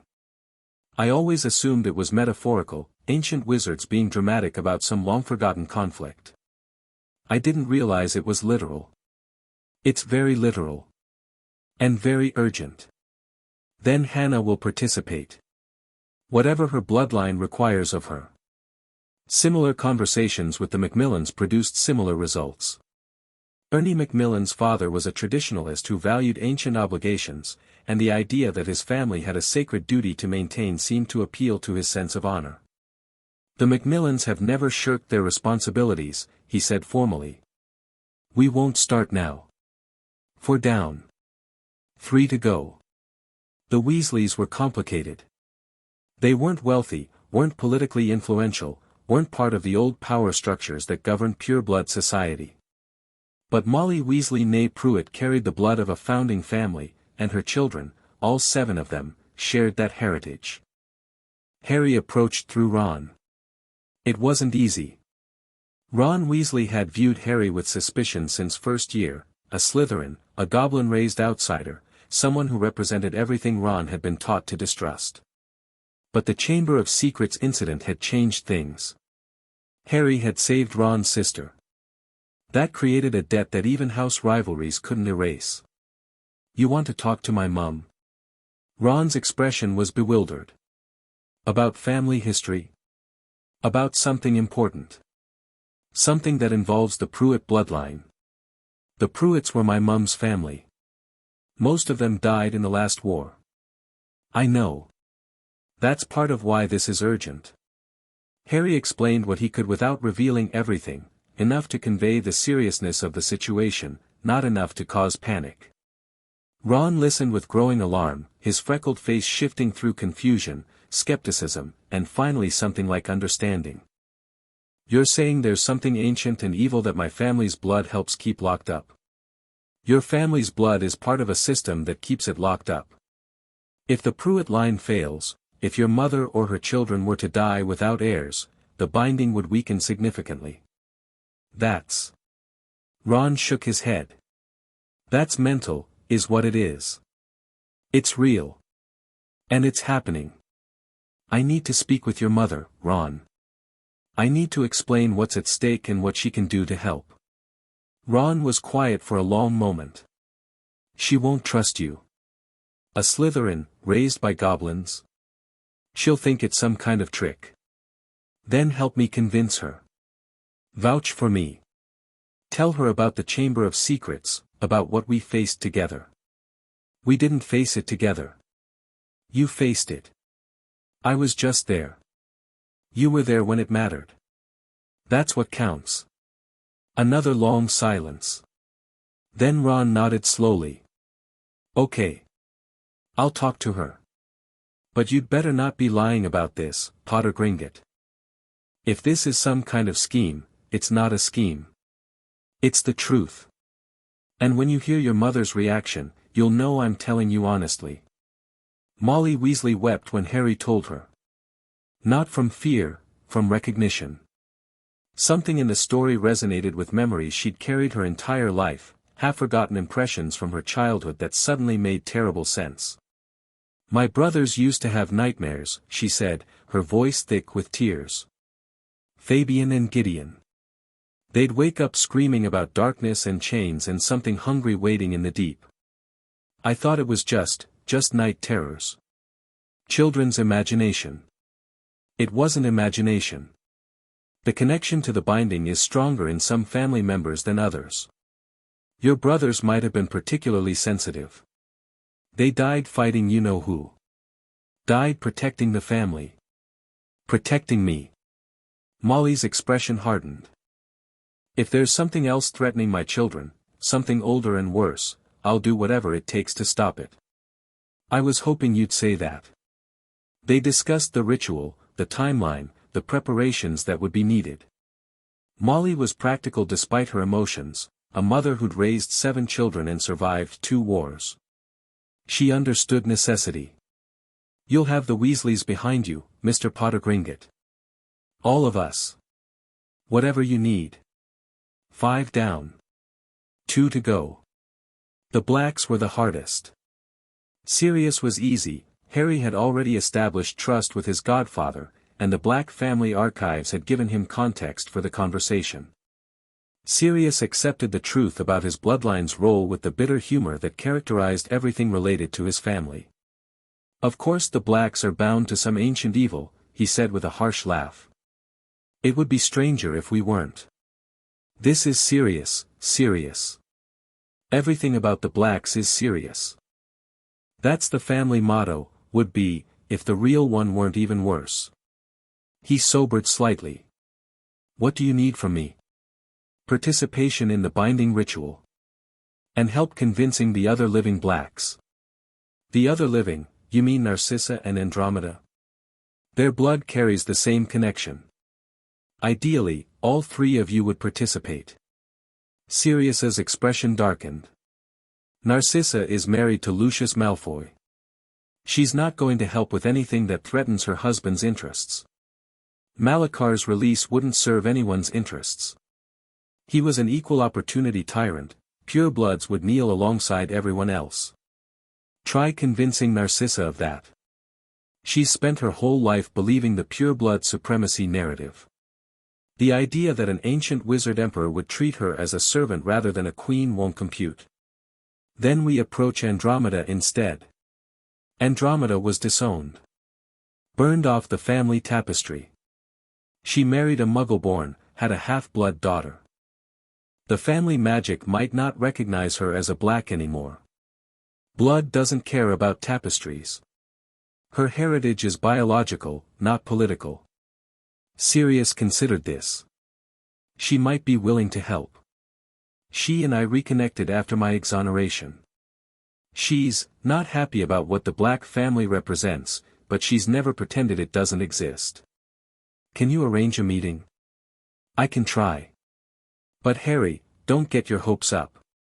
The Blacks are a fractured family. Getting all of us to cooperate on anything would be a miracle. Then we'd better start praying for miracles. Andromeda Tonks met Harry at her modest home in a Muggle neighborhood, her expression wary but not hostile. She looked like her sisters, the same aristocratic features, the same dark hair, but something softer around the edges. Years of distance from pureblood society had worn away the sharp edges that Narcissa still carried. Sirius says you want to discuss family business, she said, not bothering with pleasantries. I haven't considered myself family in decades. Blood doesn't forget, even when people try to. Harry explained the situation, the binding, the founding families, the approaching deadline. Andromeda listened without interruption, her expression growing more troubled with each revelation.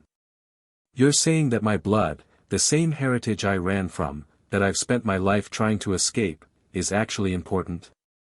Your blood is one of the keys to preventing catastrophe. The circumstances of your marriage don't change your genetic connection to the founding bloodline.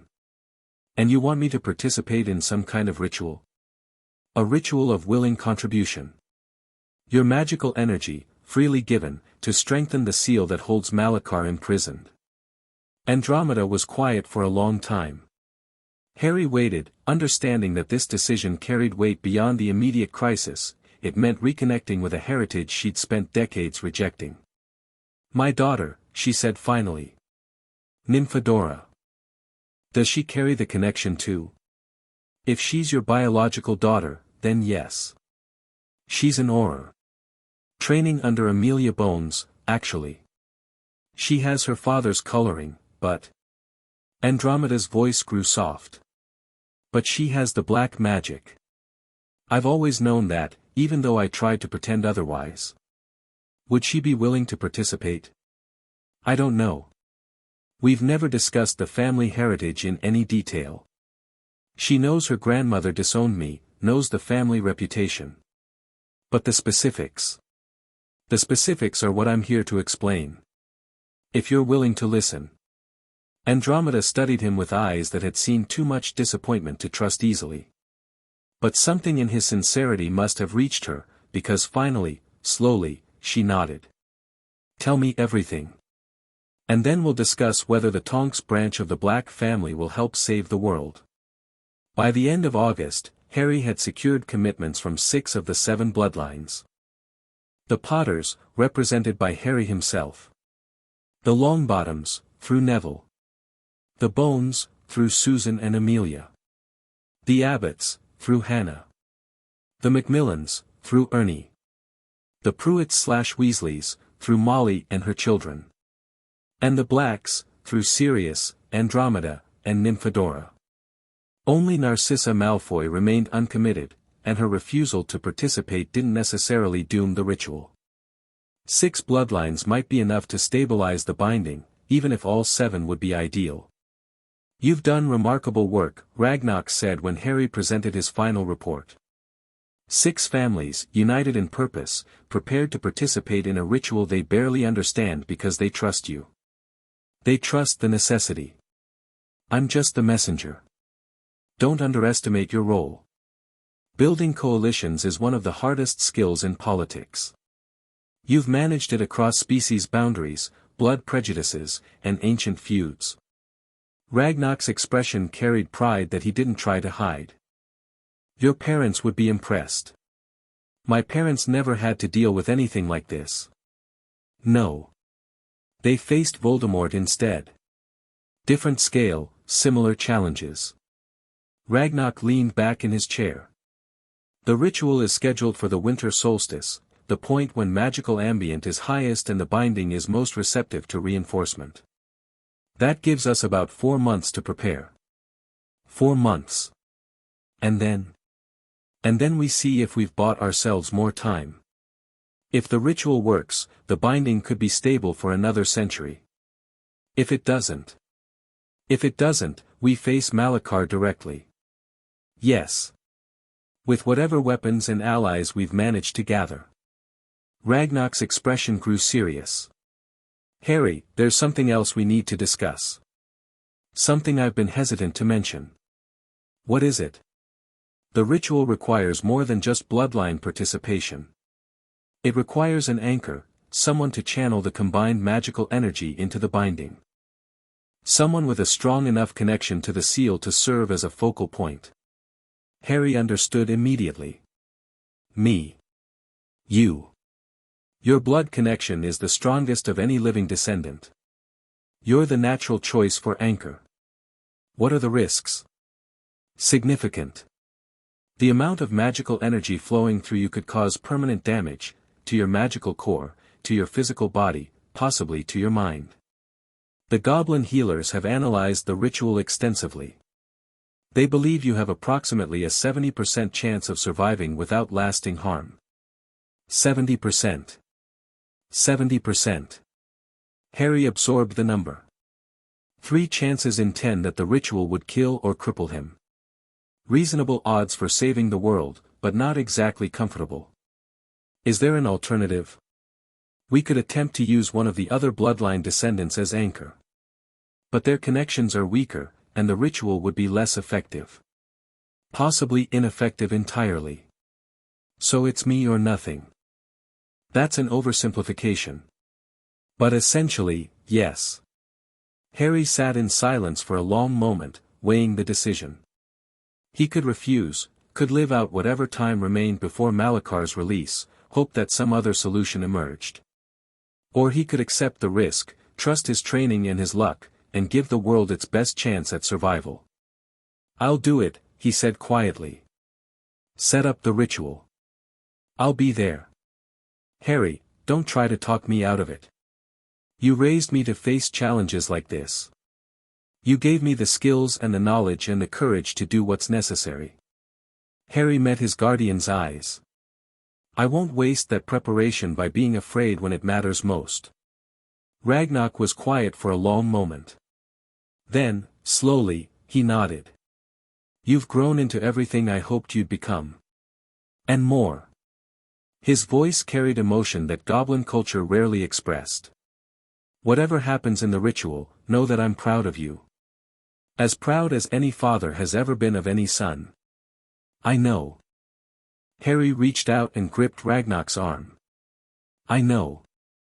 The return to Hogwarts in September brought new challenges and new determination. Third year meant new subjects. Harry had elected to take ancient runes and arithmancy, both useful for understanding the magical theory underlying the binding ritual. He threw himself into his studies with renewed focus, using every class as preparation for the solstice ceremony. But school was also full of distractions. Sirius had escaped from Azkaban, except he hadn't escaped, because he'd been pardoned 3 years ago.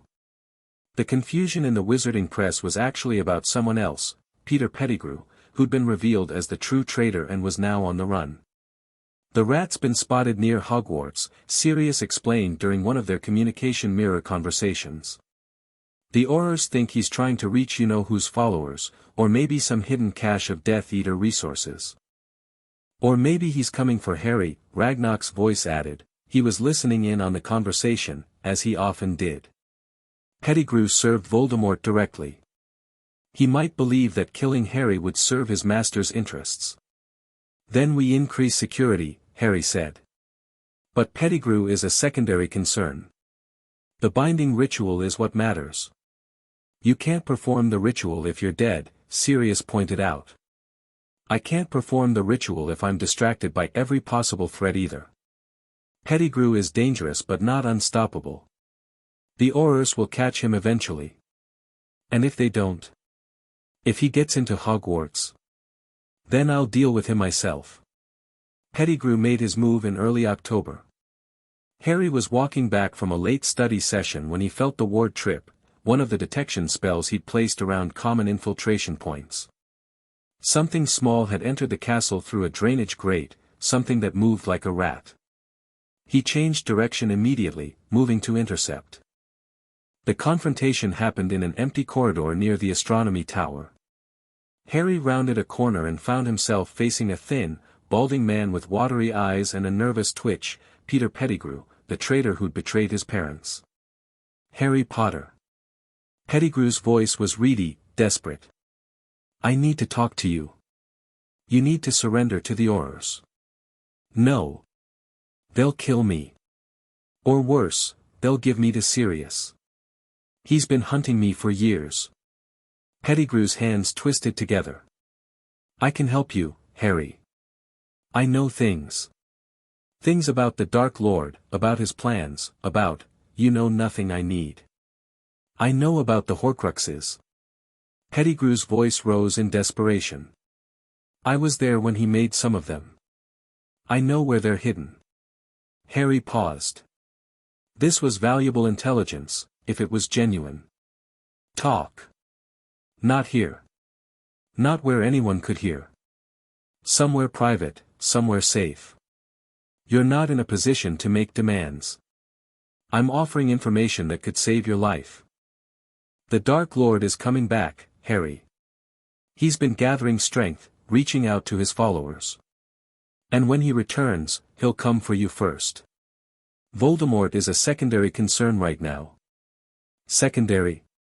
Pettigrew's expression shifted from desperation to confusion. What could be more important than the Dark Lord? You wouldn't believe me if I told you.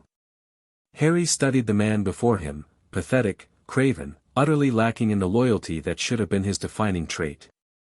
This was the friend who'd betrayed James and Lily Potter, who'd caused 12 years of suffering for Sirius, who'd served evil out of cowardice rather than conviction.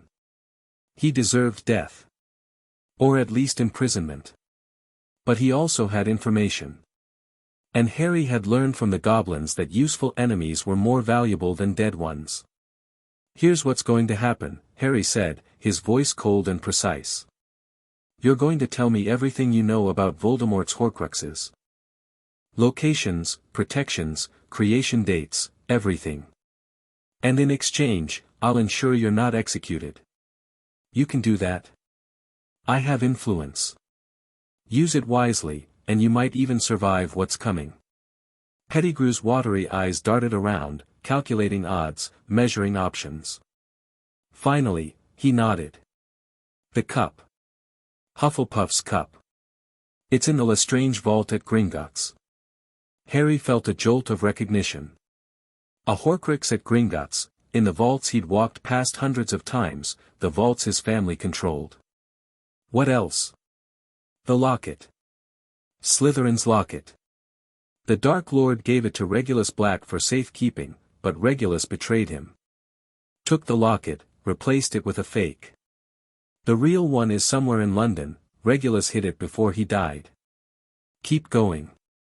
Pettigrew told him everything, not just the Horcruxes, but details about Voldemort's inner circle, his methods, his plans for return. By the time he finished, Harry had enough intelligence to fill a dozen briefing reports.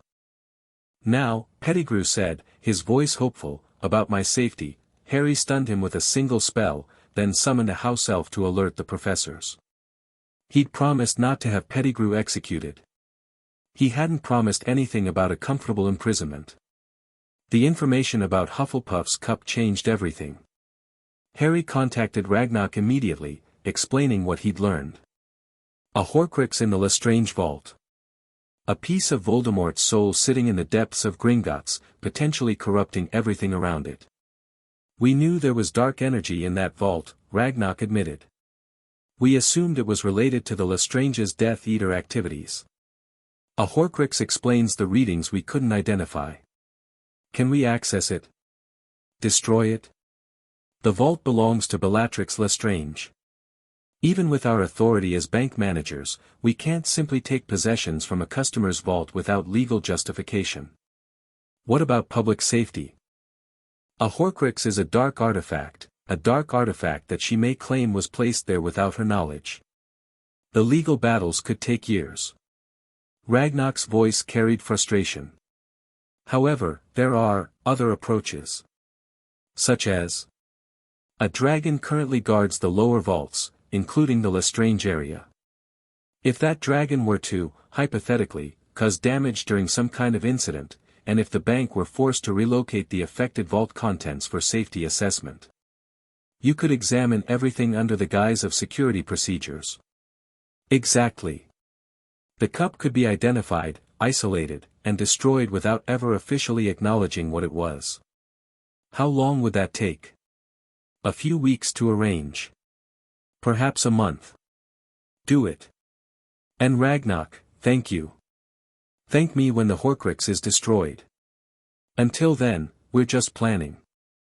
The cup's destruction happened in late November, 3 weeks before the binding ritual. Harry received the notification via secure message: the artifact has been neutralized. Goblin-forged steel with basilisk venom. No witnesses, no records. Consider it handled. One more Horcrux down. Harry didn't know how many remained, but every destroyed fragment weakened Voldemort's grip on immortality. Small victories, but they accumulated. The winter solstice arrived with bitter cold and heavy magic. Harry descended into the deep vaults at midnight, accompanied by Ragnarok, Griphook, and a contingent of goblin guardians. The ritual chamber had been prepared weeks in advance, ancient runes reactivated, protective wards strengthened, the space cleansed of any influence that might interfere with the ceremony. The other bloodline representatives were already waiting. Neville stood with his grandmother, looking nervous but determined. Susan was with Amelia Bones, both wearing expressions of grim resolve.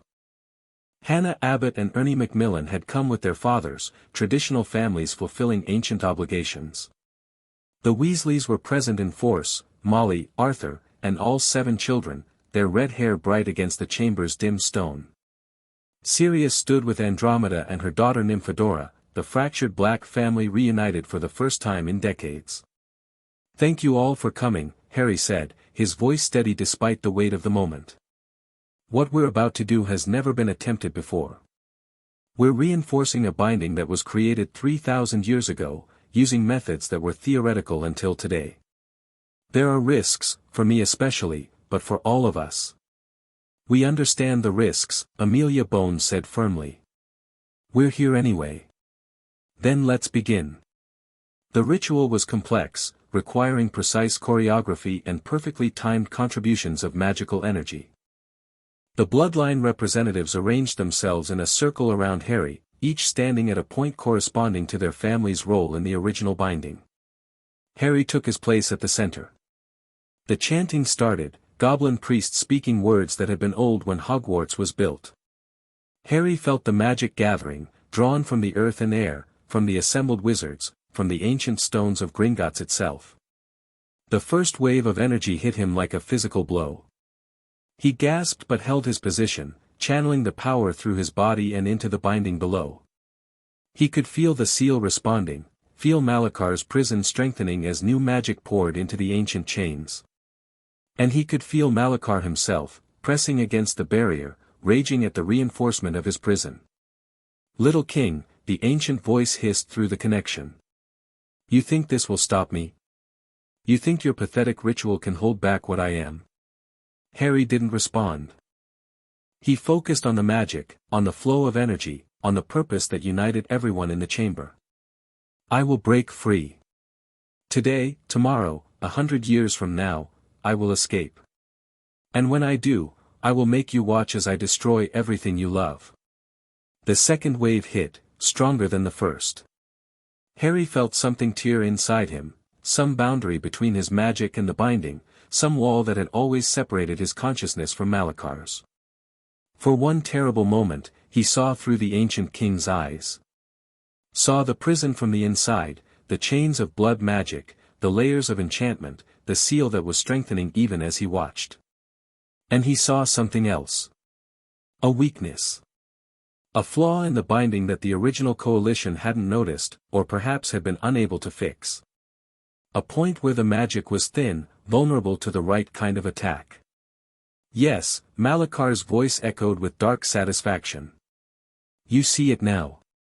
The crack in my prison. The path to my freedom." Harry tried to pull back, to break the connection, but the ritual held him in place. He was the anchor, he couldn't move without disrupting everything. "When this is over," Malakar continued, "you will remember what you've seen. And you will know that your efforts have only delayed the inevitable." The final wave of energy surged through the connection, sealing the binding, completing the ritual. Harry felt the magic settle into place, stronger than before, reinforced by the willing contribution of 7 bloodlines. But he also felt the knowledge burning in his mind. The weakness. The flaw. The path that Malakar would eventually find and exploit. The ritual was a success. The binding was strengthened. But the war was far from over. Recovery took nearly a week. Harry lay in the Gringotts healing ward, too exhausted to move, his magical core depleted to dangerous levels.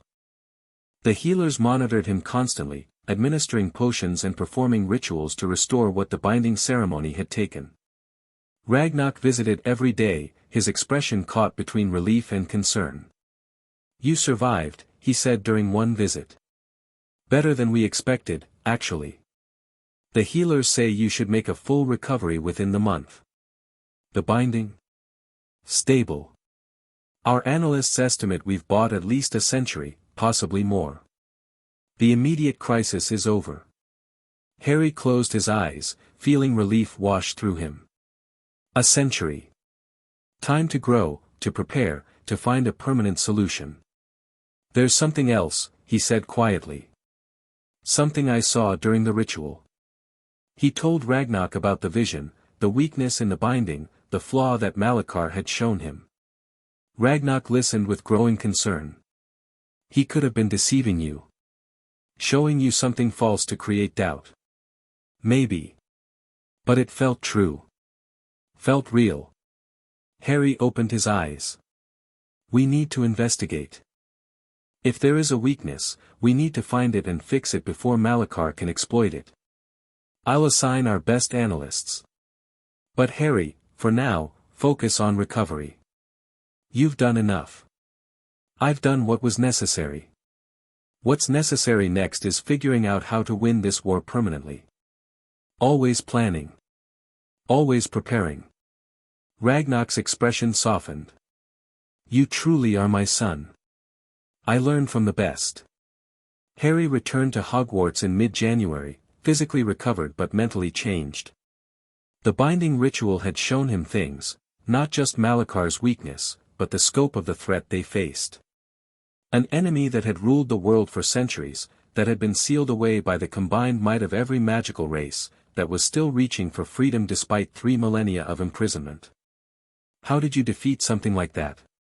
You don't defeat it alone, Daphne said when he voiced the question during one of their conversations. You build something stronger than it. A coalition that can match its power, a network of allies that can counter its influence. I've been building coalitions. Then keep building. The binding gave us time, use it. Strengthen the alliances you've made. Create new ones. Prepare the magical world for what's coming.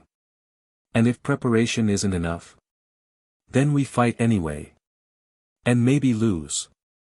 But we don't give up before the fight starts. Harry looked at her, this sharp, ambitious, brilliant witch who'd become his closest ally and something more. She'd stuck by him through political battles and ancient conspiracies, through dangers that would have sent most people running. Thank you, he said quietly. For everything. Save the gratitude for when we've won. Until then, we have work to do. She was right. They always had work to do. But for the first time in months, Harry felt like they might actually be able to do it. Deep beneath Gringotts, in the strengthened prison, Malachar waited. The binding was stronger now, he could feel the new magic layered over the old, the fresh blood reinforcing the ancient chains. The child had succeeded, buying his world another century of peace. But Malachar was patient. He'd waited 3,000 years. He could wait a century more. And when he finally broke free, when the weakness he'd shown Harry Potter finally gave way, he would teach the magical world what true power meant. Until then, he would watch. And plan. And dream of the empire he would build on the ashes of their resistance. The deathless king could afford to be patient. After all, he had forever. Chapter 7 and Chapter 8, The Prisoner's Truth. The spring of Harry's third year brought an unexpected complication. Peter Pettigrew had escaped. How? Harry demanded during an emergency mirror conversation with Ragnar.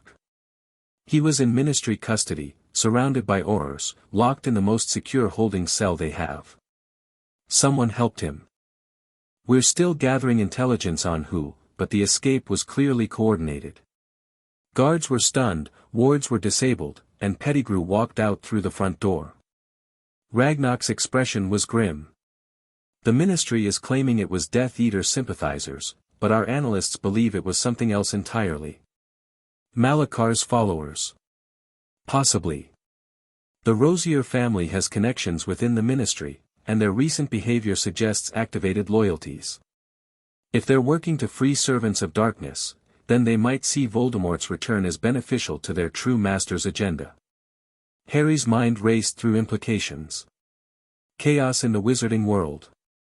Fear and division. Conditions that would weaken the coalition maintaining the binding. Exactly.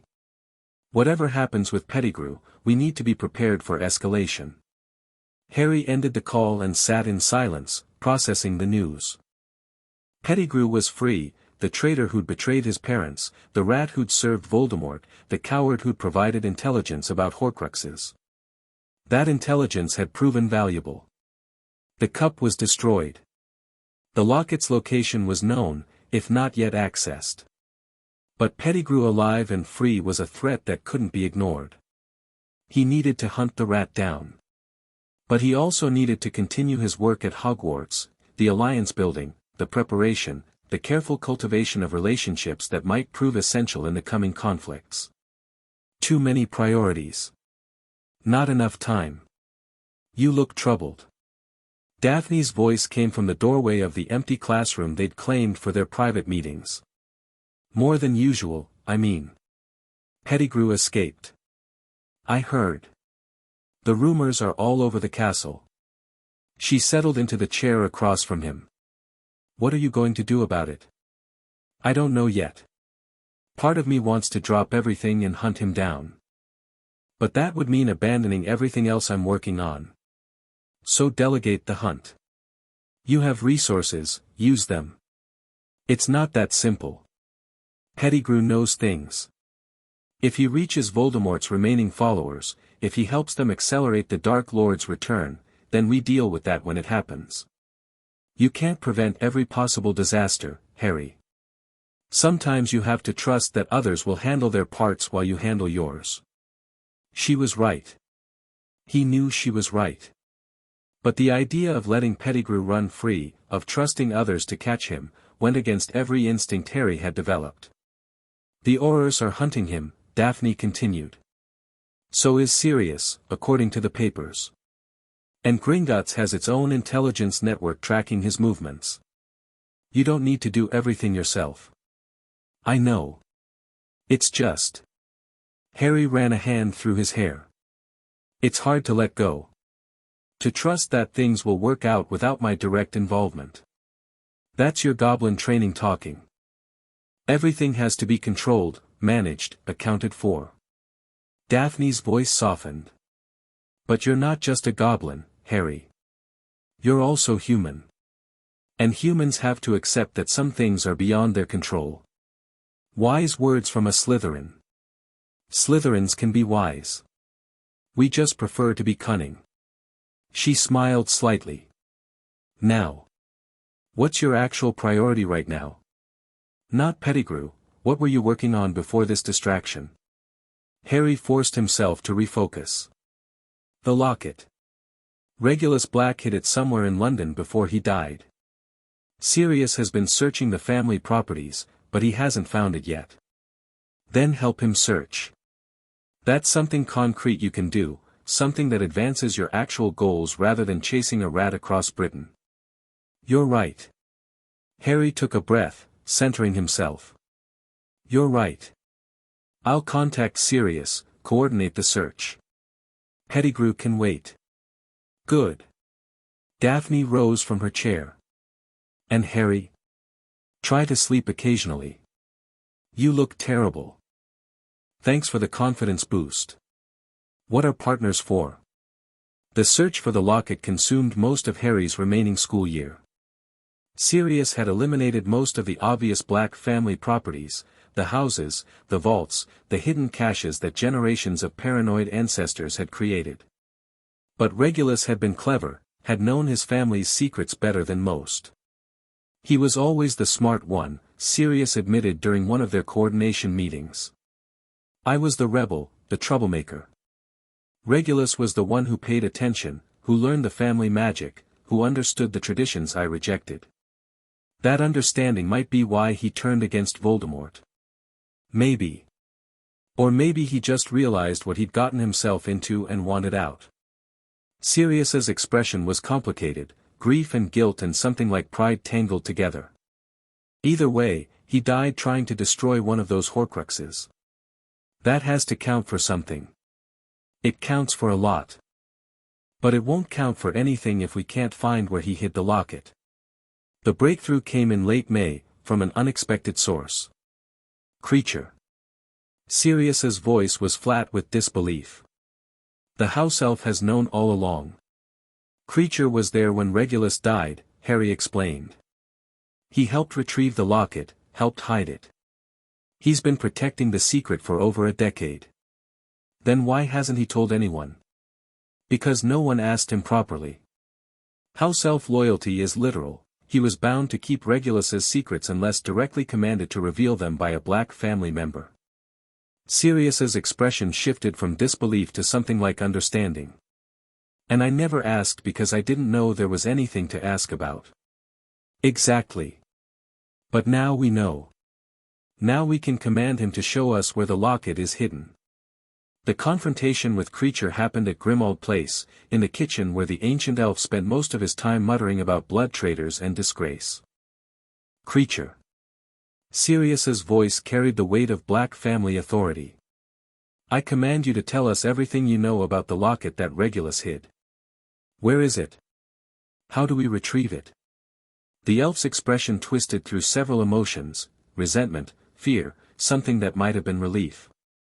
When he spoke, his voice was thick with decades of suppressed grief. Master Regulus ordered Creature to destroy it. Ordered Creature to finish what he started. But Creature couldn't. Creature tried everything: fire, poison, the strongest magics Creature knows. Nothing worked. The locket just sat there, whispering evil things, and Creature couldn't fulfill his master's final wish. Where is it now? Hidden. In the drawing room, behind the false panel that leads to the emergency escape route. Creature put it there to keep it safe, to wait until someone could finish what Master Regulus started. They found the locket exactly where Creature described, a heavy gold piece inscribed with the serpentine S of Slytherin, pulsing with dark magic that made Harry's skin crawl. That's it, he said quietly. That's a piece of Voldemort's soul. How do we destroy it? Basilisk venom. Fiend fire. Goblin forged steel with the right enchantments. Harry pulled a vial from his robes, a gift from Gringotts, containing venom preserved from the basilisk he'd killed 2 years ago. We don't need a sword. We just need this. The destruction was anticlimactic after all the build-up. Harry opened the locket using Parseltongue, and a shadowy figure emerged, Voldemort's soul fragment, screaming defiance even as the venom dissolved it into nothing. When it was over, they stood in silence, looking at the ruined remains of Slytherin's ancient artifact. 2 down, Sirius said finally. How many more? At least 4, based on what Pettigrew told me. Maybe more. Then we keep hunting. We keep hunting. The summer after 3rd year brought no rest. Harry divided his time between Gringotts and Grimmauld Place, coordinating Horcrux research with binding analysis, training with Griphook while planning the next phase of his alliance building. The pace was exhausting but necessary. Every day brought new intelligence about threats both ancient and modern. The Triwizard Tournament is being revived, Ragnarok announced during one of their strategy sessions. Hogwarts will host next year, along with delegations from Beauxbatons and Durmstrang. The tournament was discontinued because students kept dying. It was discontinued because the Ministry couldn't control the liability. The new version has supposedly been made safer, though I have doubts about that claim. Why does this matter for our plans? Because the tournament will bring foreign wizards to Britain in large numbers. Some of them may have connections to Malakar's old followers, families that served him before the binding, that might still carry traces of that loyalty. Harry absorbed the implication. You think someone might try to use the tournament as cover for something larger? I think it's a possibility worth monitoring. Large gatherings create chaos. Chaos creates opportunity. And there are those who would benefit from disrupting the current order. The Rosiers? Among others. We've identified several families across Europe whose ancient ties to Malakar might be reactivating. The tournament could bring them together in ways that normal international relations wouldn't allow. Then I'll watch for them. See who attends, who connects with whom, what patterns emerge. Do more than watch. Participate if you can. Understanding from the inside is always more valuable than observation from the outside. Harry considered this. The tournament was for students 17 and older, he was only 14, too young to enter officially. But there might be other ways to involve himself in the proceedings. I'll find a way, he promised. 4th year began with chaos. The Beauxbatons and Durmstrang delegations arrived in October, bringing exactly the kind of political complexity that Ragnarok had predicted. Harry watched from the Slytherin table as the foreign students were introduced, cataloguing faces and matching them to his intelligence files.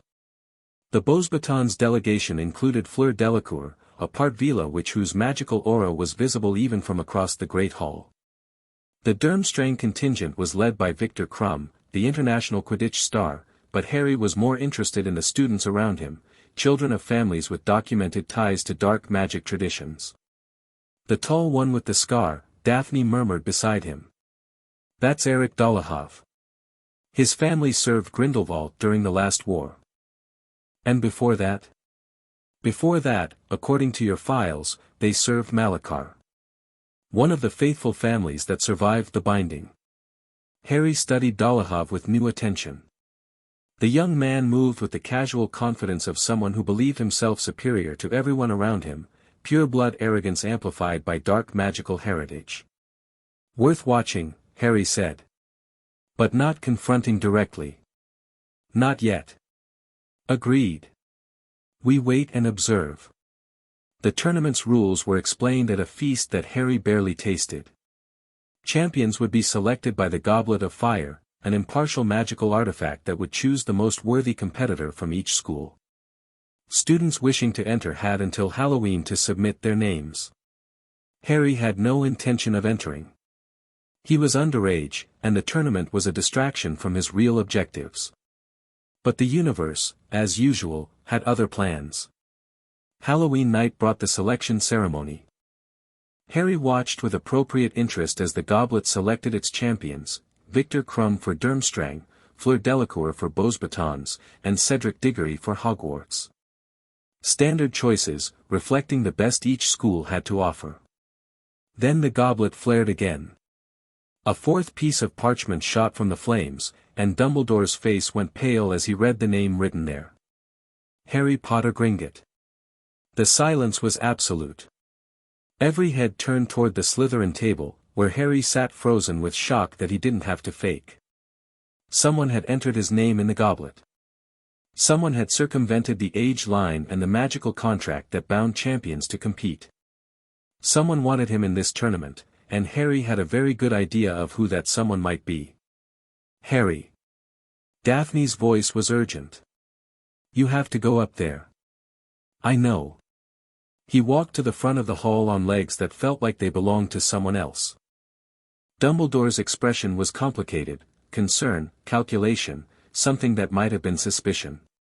I didn't enter my name, Harry said before the headmaster could speak. Someone else did. Regardless, the goblet's selection creates a binding magical contract. You must compete. Then I'll compete. But I want it on record that this was not my choice. The other champions were watching him with varying expressions, Crumb's analytical assessment, Fleur's dismissive contempt, Cedric's genuine confusion. They'd all chosen to be here. Harry had been forced. That distinction mattered. It meant someone was moving against him. And Harry had learned long ago that the best response to an attack was to turn it into an opportunity. I want to know who entered my name, he continued. I want an investigation. An investigation will be conducted, Dumbledore assured him. But first, we must address the immediate situation. You are bound to compete, Harry. The goblet's magic will not be denied. Then I'll compete. And I'll win. Harry's voice hardened. Whoever did this wanted me exposed, vulnerable, distracted. They're going to be disappointed. The investigation revealed nothing useful. Whoever had entered Harry's name had been skilled enough to fool the goblet's age line and the castle's security wards. Dumbledore suspected Polyjuice Potion, someone impersonating an older student or even a professor. But without witnesses or evidence, suspicion remained just suspicion. Harry had his own theories. Malachar's followers, he told Daphne during an emergency strategy session. They want me distracted from the binding, focused on surviving the tournament instead of strengthening the seal. Or they want you dead. The tournament has killed champions before. Possible. But killing me would weaken the binding, my bloodline is the strongest anchor. They might want something more subtle. Such as corruption. Exposure to dark magic. Situations that push me toward compromising my values. Harry's expression was grim. The tournament involves challenges that test character as much as skill. The right kind of challenge could be designed to make me do something I'd regret. Then don't do it. Whatever they throw at you, stay true to who you are. Easy advice. Hard execution. The first task was announced for late November: dragons. Each champion would face a nesting mother protecting her eggs, required to retrieve a golden egg that contained clues for the next challenge. Harry prepared with characteristic thoroughness. He researched dragon behavior, practiced fire resistance charms, developed multiple contingency plans for different species and situations. By the time the task arrived, he was as ready as anyone could be. But readiness and reality were different things. The Hungarian horntail was the most dangerous dragon in the competition. Harry watched from the champion's tent as the other competitors faced their challenges: Crumb's skillful transfiguration, Fleur's elegant enchantment, Cedric's creative distraction. Each had drawn challenging dragons, but none had drawn the monster now waiting for Harry in the arena. "You could forfeit," Daphne said quietly. She'd found a way to visit him before his turn, slipping past security with typical Slytherin resourcefulness. "Accept the penalty and move on. Forfeiting would mean letting them win. Whoever entered my name, they want me to fail. I won't give them that satisfaction." Stubborn goblin. Trained goblin. There's a difference. The cannon sounded, and Harry walked into the arena. The horntail was everything the legends claimed: 50 feet of armored death, with spikes along her tail and fire in her throat. She saw Harry immediately, her slitted eyes tracking his movement with predatory focus. Harry didn't run. Didn't panic. He'd faced worse than dragons in the deep vaults of Gringotts, and he'd been trained by warriors who considered fear a tool rather than a weakness. He drew his wand and began. The strategy was unconventional. Instead of trying to outfly or outfight the dragon, Harry worked to communicate with her. Not through Parseltongue, dragons weren't snakes, but through magical resonance. The same techniques goblins used to work with dangerous creatures in the mines, establishing dominance through magical presence rather than physical force. The dragon resisted. Fire poured from her mouth, forcing Harry to dodge and shield and roll through the arena's rocky terrain. But he kept pushing, kept projecting calm authority, kept treating her as a creature to be negotiated with rather than an obstacle to be overcome. Slowly, impossibly, the horntail's aggression began to fade. Not completely, she was still dangerous, still protective of her eggs. But she was no longer trying to kill Harry at all costs. She was watching him, assessing him, trying to understand what kind of creature he was. Harry approached the nest carefully, maintaining eye contact, projecting reassurance. He reached for the golden egg, not snatching, but claiming, as if he had every right to take what was his. The horntail didn't attack. He walked out of the arena with the egg in his hands and the crowd in stunned silence. No one had ever completed the dragon task without a single offensive spell. No one had ever treated a nesting mother as something to negotiate with rather than something to defeat. Incredible, Daphne breathed when he returned to the champion's tent. "How did you do that?" "Goblin techniques. Dragons are intelligent, they respond to respect, not just force. The handlers usually rely on numbers and raw power because it's faster. But one-on-one, with the right approach. You made friends with a dragon. I established mutual understanding with a dragon. Friendship is a longer-term project." Despite the tension of the situation, Harry found himself smiling. The first task was complete. He was still alive, still in the competition, and he'd demonstrated capabilities that his enemies hadn't anticipated. Whatever came next, he was ready. The Yule Ball was announced for Christmas, and Harry found himself facing a different kind of challenge. "You need a date," Daphne pointed out with barely concealed amusement. "Tournament champion protocol requires you to open the dancing with a partner." "I'm aware. So who are you going to ask?" Harry had been avoiding the question, mostly because the obvious answer was complicated. His relationship with Daphne had evolved over 3 years from political alliance to genuine partnership to something that neither of them had explicitly named. Asking her to the ball would mean acknowledging that evolution publicly. I was thinking, he said carefully, that it might make sense to go with someone who understands the political implications. Someone who can help me navigate the social aspects of the evening while watching for potential threats. Someone strategic. Someone I trust. Daphne's expression shifted, the mask slipping slightly, revealing something softer underneath. Are you asking me to the ball, Harry Potter Gringotts? I'm suggesting that attending together would be mutually beneficial. Such romantic language. I'm working with what I have. She was quiet for a moment, her ice blue eyes studying him with the calculating intensity that had first attracted his attention years ago. Then, slowly, she smiled. I accept your mutually beneficial suggestion. But Harry, at some point, you're going to have to learn to ask for things without making them sound like business proposals. I'll add it to the training schedule. See that you do. The Yule Ball itself was everything Harry expected and dreaded. He spent the evening navigating a maze of political conversations, each interaction laden with subtext and implication. Foreign dignitaries wanted to assess the goblin-raised champion. Ministry officials wanted to curry favor with the Potter Gringotts fortune. Reporters wanted quotes they could sensationalize.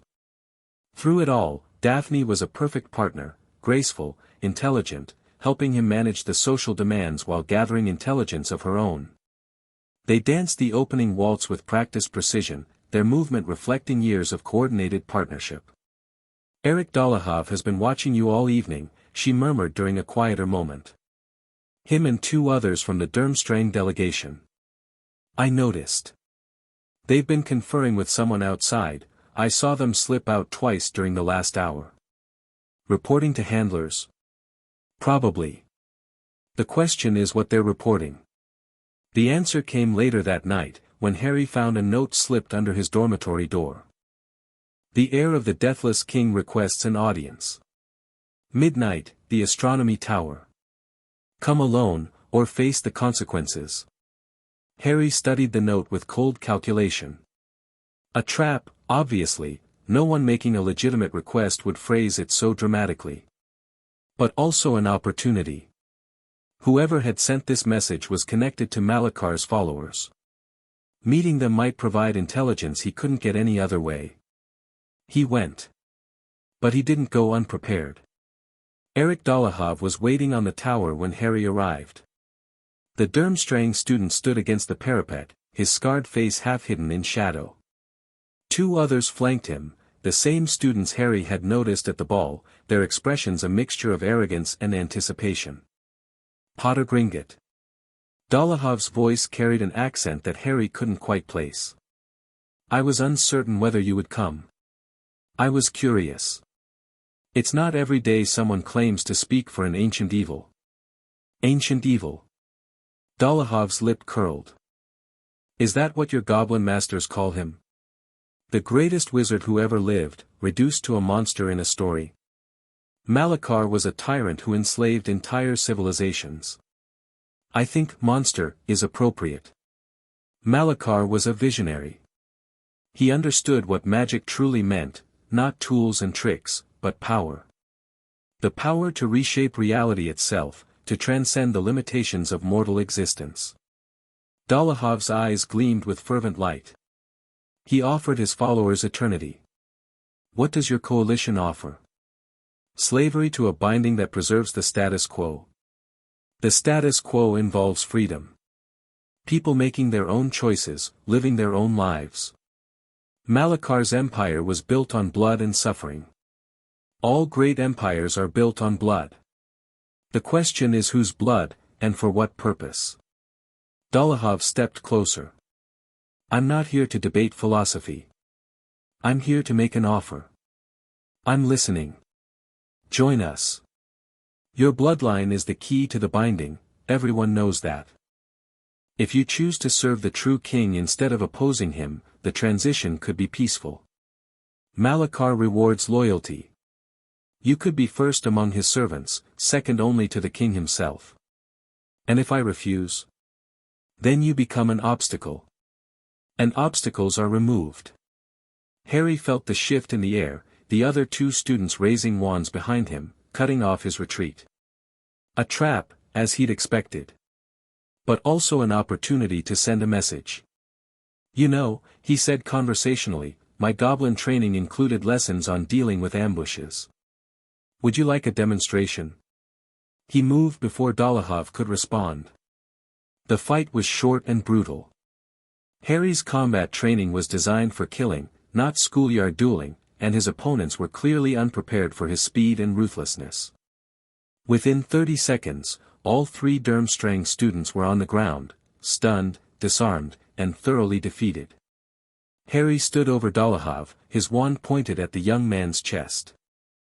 Take a message back to your masters. Tell them that Harry Potter Gringotts is not for sale. Tell them that anyone who comes after me will face the same response. And tell them, he leaned closer. Tell them that when Malachar finally breaks free, I'll be waiting. And I won't be alone. He left them there, unconscious on the tower floor, and walked back to his dormitory with new intelligence and a clearer understanding of what he faced. The enemy was moving. The confrontation was coming. And Harry would be ready. The second task took place in February, beneath the Black Lake.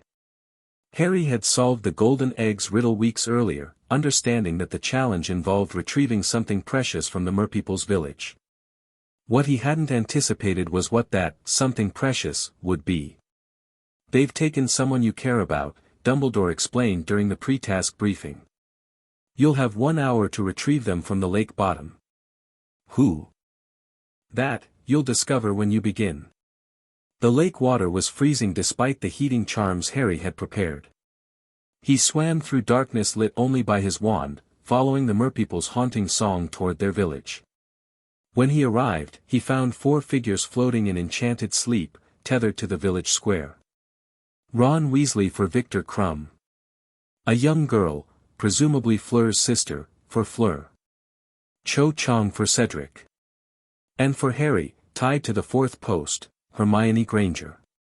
His friend. His ally. The first person who'd called him friend without calculation or political purpose. Harry felt a surge of protective fury that he forced himself to control. This was a test, not just of ability, but of character. The challenge wanted to see how he'd respond to someone he cared about being endangered. He cut Hermione free with a quick severing charm and began swimming toward the surface. But halfway there, he paused. Fleur hadn't arrived. Her hostage, a girl who couldn't be older than 8, was still tied to the post, vulnerable if anything went wrong with the challenge. Harry could leave her. It wasn't his responsibility. The task was to retrieve his own hostage, not rescue everyone else's. And yet, he swam back down. The merpeople watched with interest as he cut the second hostage free, taking both girls toward the surface. It cost him time, precious minutes that dropped him from 1st place to 3rd. But when he emerged from the lake, gasping and shivering, with both Hermione and Gabrielle Delacour safe in his arms, he knew he'd made the right choice. You saved my sister. Fleur's voice was thick with emotion. You did not have to, the teachers would have retrieved her, but you saved her anyway.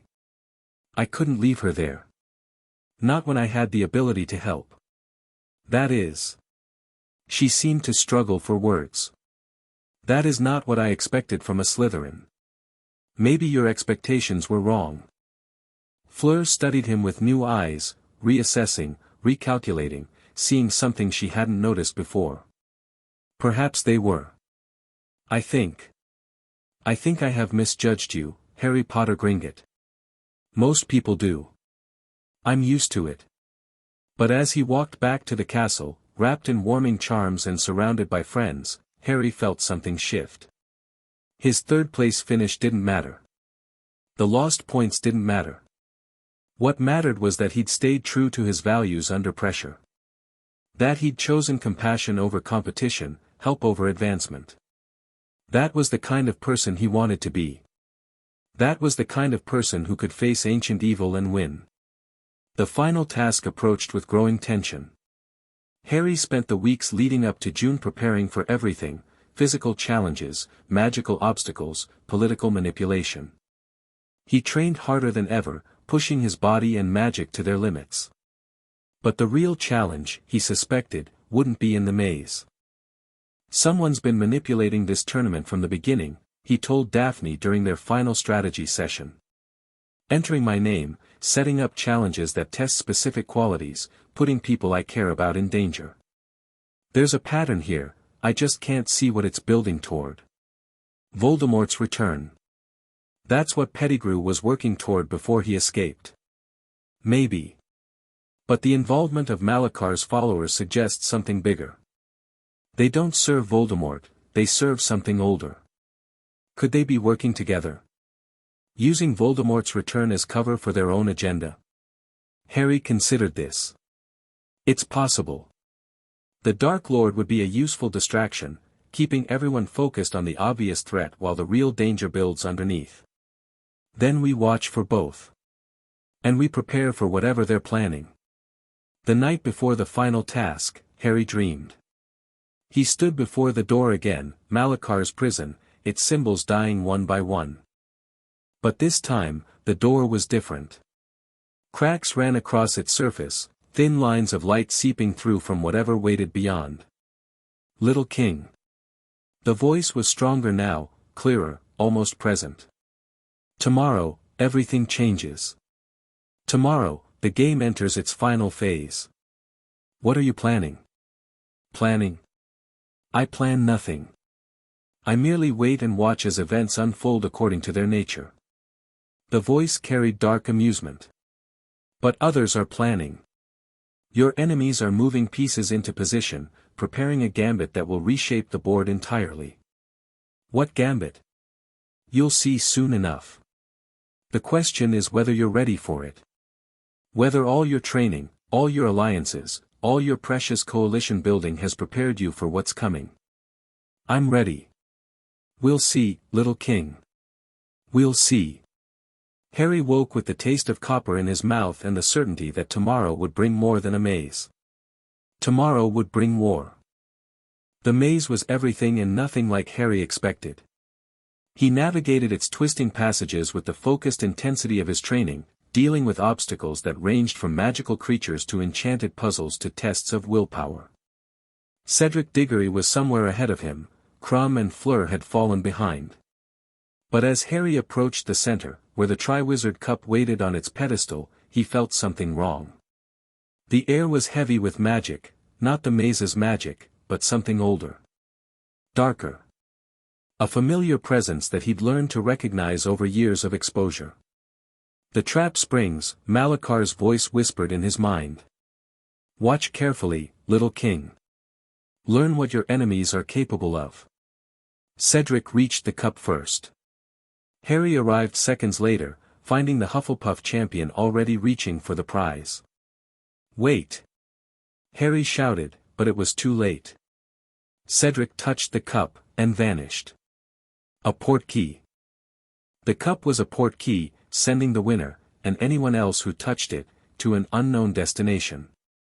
The trap that had been building all year was finally springing. Harry made a split-second decision.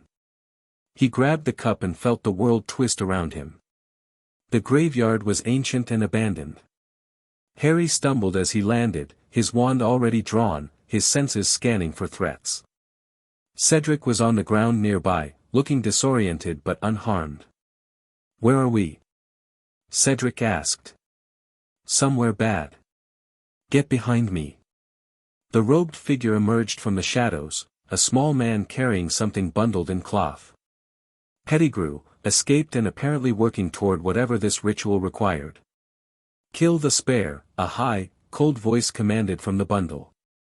Avada Kedavra. Harry moved faster than thought, shoving Cedric aside as the green light streaked past. The killing curse missed its target by inches, scorching the grass where the Hufflepuff champion had stood. Get to the cup. Harry shouted. Get back to Hogwarts. I won't leave you, go. Harry engaged Pettigrew, buying time for Cedric's escape. Their duel was brief and vicious, Harry's combat training overwhelming the rat's desperate curses. But as Pettigrew fell, stunned and disarmed, another presence made itself known. The bundle moved. Writhed. And from it emerged something that had once been human. Voldemort. Barely alive, sustained by dark magic and sheer will, but undeniably present. Harry Potter. The voice was stronger now, carried by what remained of the Dark Lord's body. At last. Your servant failed. Your plan failed. Whatever you're trying to accomplish tonight won't work. On the contrary. Voldemort's lipless mouth curved into something like a smile. Everything is proceeding exactly as intended. Harry felt the trap too late. Hands grabbed him from behind, not Pettigrew, but others. More servants, hidden in the graveyard's shadows, waiting for this moment. The ritual requires blood willingly given, blood forcibly taken, and blood of the enemy, Voldemort continued as Harry was bound to a tombstone. You've provided the final component, Potter. Your resistance was anticipated, even encouraged. The more you fight, the stronger the sacrifice becomes. Harry struggled against the ropes, but they were enchanted beyond his ability to break. He watched in horror as Pettigrew, recovered from Harry's stunning spell, approached with a silver knife and began the ritual that would restore Voldemort to power. Now, Malakar's voice whispered, you see what they've built. Now you understand what you face. Blood was taken. Words were spoken. Magic surged through the graveyard in waves that Harry could feel in his bones. And Lord Voldemort rose again. The newly reborn Dark Lord stood before Harry in robes of deepest black, his snake-like face twisted with triumph. You see, Potter. Even your vaunted preparation couldn't prevent this moment. The boy who lived, the goblin's weapon, reduced to a sacrifice in my resurrection. You haven't won yet. Haven't I?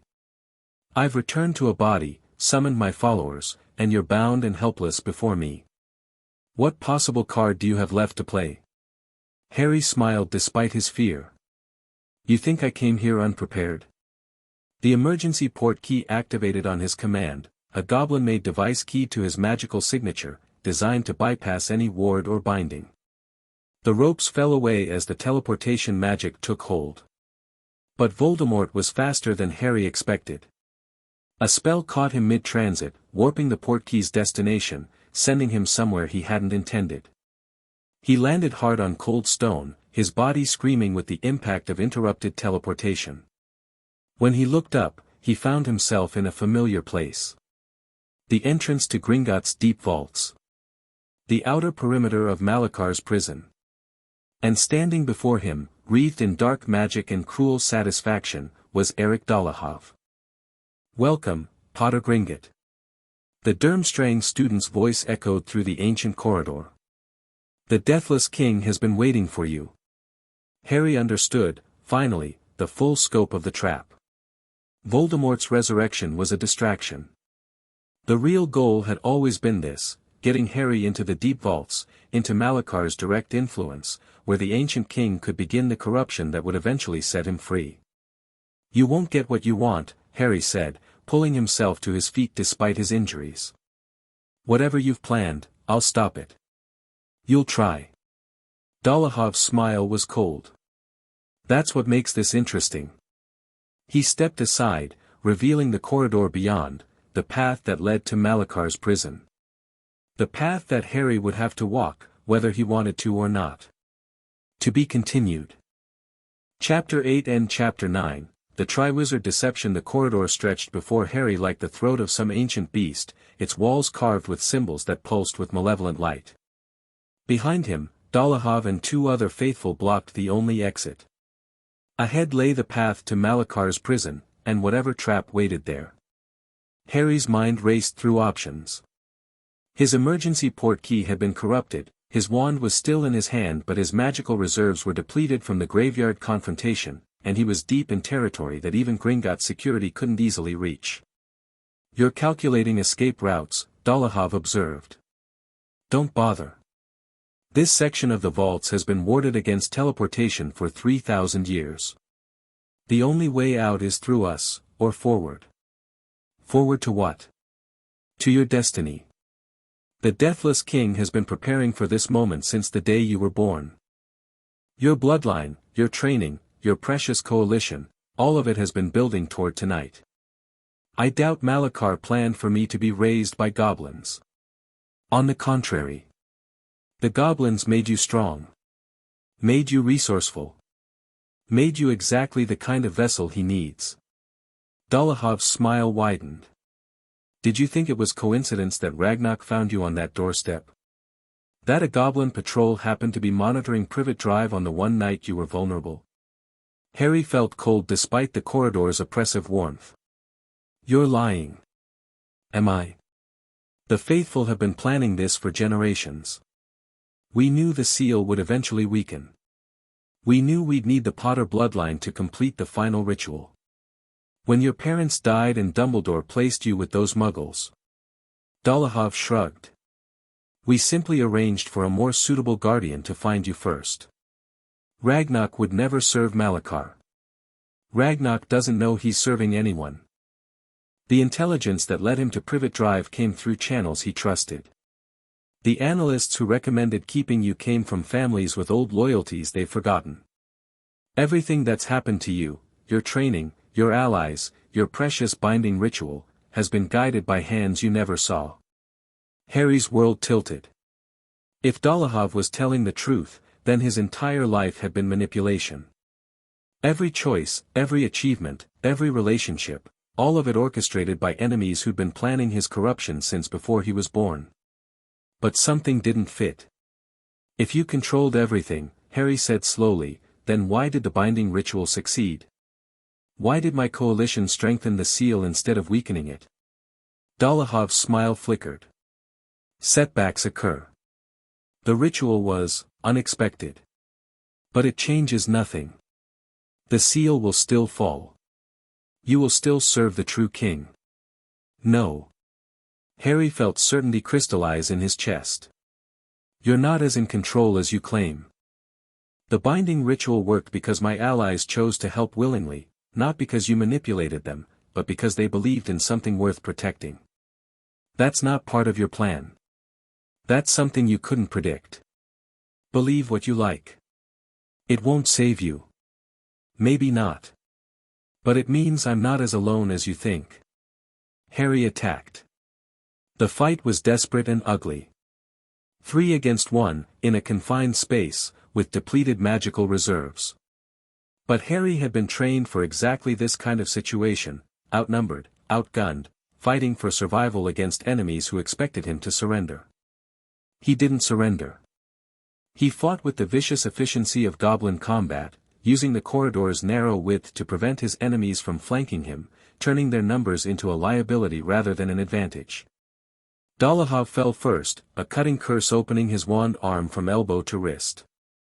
The second faithful went down to a concussion hex that bounced him off the stone wall. The third managed to land a curse that burned across Harry's shoulder, but it wasn't enough to stop the counterattack that left him unconscious on the floor. Harry stood over his defeated enemies, breathing hard, blood dripping from a dozen minor wounds. Not as planned, he said to no one in particular. Nothing ever is. He turned toward the exit, and found Ragnarok standing there, flanked by a dozen vault wardens in full battle armor. Harry. His guardian's voice carried relief and fury in equal measure. When the ward alarms triggered, we mobilized immediately. Are you injured? Nothing serious. Ragnarok, save the explanations. We need to get you to the healers and then debrief about what happened at Hogwarts. Our informants reported chaos at the tournament, the Triwizard Cup was a port key, Voldemort has returned, and you've been missing for hours. Voldemort returned. I was there. But that's not the most important thing. Harry glanced at Dolahov's unconscious form. The faithful have been manipulating events for years. They claim they arranged for you to find me on the Dursley's doorstep. Ragnarok went very still. What? They say the intelligence that led you to Privet Drive was planted. That my entire upbringing has been part of their plan to prepare me as a vessel for Malachar. The silence stretched for several seconds. When Ragnar spoke again, his voice was cold with fury, not at Harry, but at the implications. We will investigate every aspect of that night. Every source, every decision, every piece of intelligence that led to your adoption. If there was manipulation, we will find it. And if they're telling the truth, then we adapt. Whatever their plans were, whatever they intended for you to become, you are my son. That is real. That cannot be manufactured. Ragnar's expression softened slightly. Now come. The healers are waiting, and we have much to discuss. The debriefing lasted until dawn. Harry recounted everything: the graveyard ritual, Voldemort's resurrection, the corrupted portkey, Dolahov's revelations about the faithful's long-term manipulation. Gringotts' intelligence analysts listened with growing concern, taking notes, asking clarifying questions, beginning the massive task of verifying or refuting Dolahov's claims. The intelligence that led to your discovery at Privet Drive came through multiple channels, Elder Silvervein reported after several hours of initial investigation. Some of those channels have connections to families we've identified as potential faithful. It's possible that the information was deliberately planted. So Dolahov was telling the truth. He was telling a version of the truth. But manipulation doesn't equal control. Silvervein's expression was thoughtful. Consider, even if the faithful arranged for your discovery, they couldn't control what happened afterward. Your training, your relationships, your choices, those were shaped by goblins who genuinely care about you, not by distant manipulators. But the outcome they wanted was a corrupted Potter heir who would serve Malachar willingly. Instead, they got someone who strengthened the binding and built alliances across the wizarding world.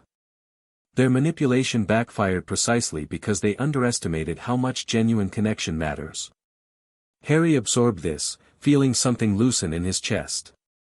Dolahov had tried to break him with the revelation that his life was manufactured. But the truth was more complicated, and more hopeful. They made a mistake, he said slowly. They gave me to people who actually loved me. And love isn't something you can control or predict. Love is the one variable that dark magic consistently fails to account for, Ragnar agreed. Your mother's sacrifice. Your friend's loyalty. Our family's bond. These things are real, Harry. Whatever else was manipulated, those relationships grew from genuine soil. So what do we do now? We continue what we've been doing. Strengthen the binding. Hunt the Horcruxes. Build alliances. But now we do it with full awareness of the enemy's methods, and with the knowledge that their grand plan has already failed. The aftermath of the tournament was political chaos. Cedric Diggory had survived thanks to Harry's warning, but his account of Voldemort's resurrection sent shockwaves through the wizarding world. The Ministry, specifically Cornelius Fudge, desperately wanted to deny the truth. The public was divided between fear and disbelief. And the Daily Prophet published contradictory stories that confused more than clarified. Harry watched the chaos from Gringotts, preparing his own response. The Ministry will try to discredit you, Ragnar warned. Fudge can't afford to admit that Voldemort has returned, it would destroy his administration. He'll claim you're lying, attention-seeking, mentally unstable. Let him try. I have evidence and witnesses. More importantly, I have resources he can't match. What are you planning? A press campaign. Not through the Prophet, they're too compromised. I'll establish my own newspaper, funded by Gringotts, dedicated to publishing the truth about Voldemort's return and the threat he represents. That will make you an open enemy of the Ministry. I'm already an enemy of the Ministry. This just makes it official. The newspaper launched in mid-July, The Independent Voice, staffed by journalists who value truth over political convenience.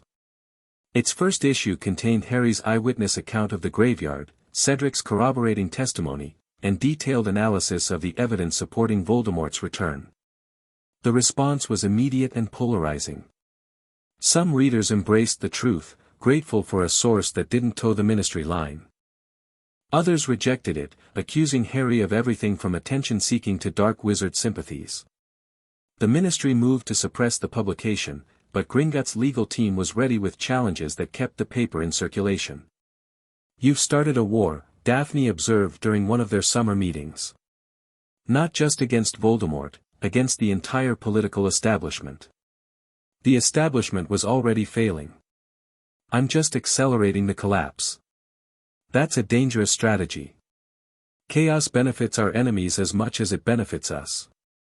Controlled chaos benefits whoever controls it. And right now, we have more information and resources than anyone else." Harry's expression was grim. "The ministry won't survive what's coming. Better we shape what replaces it than leave that to chance." The summer also brought progress on the Horcrux hunt. With Pettigrew's intelligence and Gringotts' resources, Harry had identified the likely locations of Voldemort's remaining soul fragments. The cup had been destroyed during third year. The locket was gone. That left the diadem, hidden somewhere at Hogwarts, the ring, buried in the ruins of the Gaunt family home, and possibly something connected to Nagini, Voldemort's familiar snake. "The ring is the most accessible target," Harry explained during a strategy session with Ragnarok and Griphook. "The Gaunt house is abandoned, and our curse breakers can handle whatever protections Voldemort left behind. And the diadem? That requires returning to Hogwarts. I'll search during the school year. Assuming Hogwarts is still safe to attend." Ragnarok's expression was troubled. "Voldemort's return changes everything. The castle that was your refuge is now a potential battlefield. All the more reason to be there. If Voldemort moves against Hogwarts, I want to be in position to respond." The ring expedition happened in late August. Harry led a team of Gringotts Cursebreakers to Little Hangleton, where the Gaunt hovel had stood for centuries. The protections were formidable: compulsion charms, death curses, traps within traps. But Goblin expertise had been dealing with paranoid dark wizards for millennia. They found the ring beneath a rotting floorboard, its black stone gleaming with malevolent energy. "Don't touch it directly," the lead Cursebreaker warned. "There's something on the stone, a compulsion to put the ring on. Anyone who does will be cursed. Can you destroy it without triggering the curse? Give us an hour." The destruction required basilisk venom applied with surgical precision, neutralizing the Horcrux while avoiding the ring's defensive enchantments. When it was done, Harry felt a slight lightening, as if some weight he hadn't noticed was suddenly gone. 3 down. At least 2 to go. "The snake will be the hardest," he said as they left Little Hangleton. "Nagini is always with Voldemort. Getting close enough to destroy her means getting close enough to fight him directly. Then we save her for last. Deal with the diadem first, build our strength, and face the Dark Lord when we're ready. And if he doesn't give us that time, then we improvise. It's what we do." 5th year at Hogwarts began under the shadow of war. Dolores Umbridge had been installed as defense against the Dark Arts Professor, a ministry appointment designed to control information and suppress any discussion of Voldemort's return. Harry recognized her immediately as an enemy, but also as an opportunity. "She's incompetent and cruel," he told Daphne during their first strategy session of the year. "She'll make mistakes. We can use those mistakes to undermine the ministry's position. And if she targets you directly, then I'll document everything and publish it in the Voice. Persecution of the boy who lived makes for compelling headlines." Umbridge did target him directly: detentions that involved blood quills and sadistic punishment, public humiliations designed to break his spirit, attempts to isolate him from his allies. Harry endured it all with cold patience, recording every violation for future use. But he wasn't passive. The DA began as a response to Umbridge's refusal to teach practical defense. Harry gathered students who wanted real training, met in secret locations throughout the castle, and taught them the combat techniques he'd learned from Goblin warriors. "This isn't a study group," he told the assembled students at their first meeting. "This is preparation for war. Voldemort has returned, and the ministry is too afraid to admit it. When the fighting starts, and it will start, you'll need to be ready. Why should we believe you? Someone asked. The prophet says you're lying about you-know-who.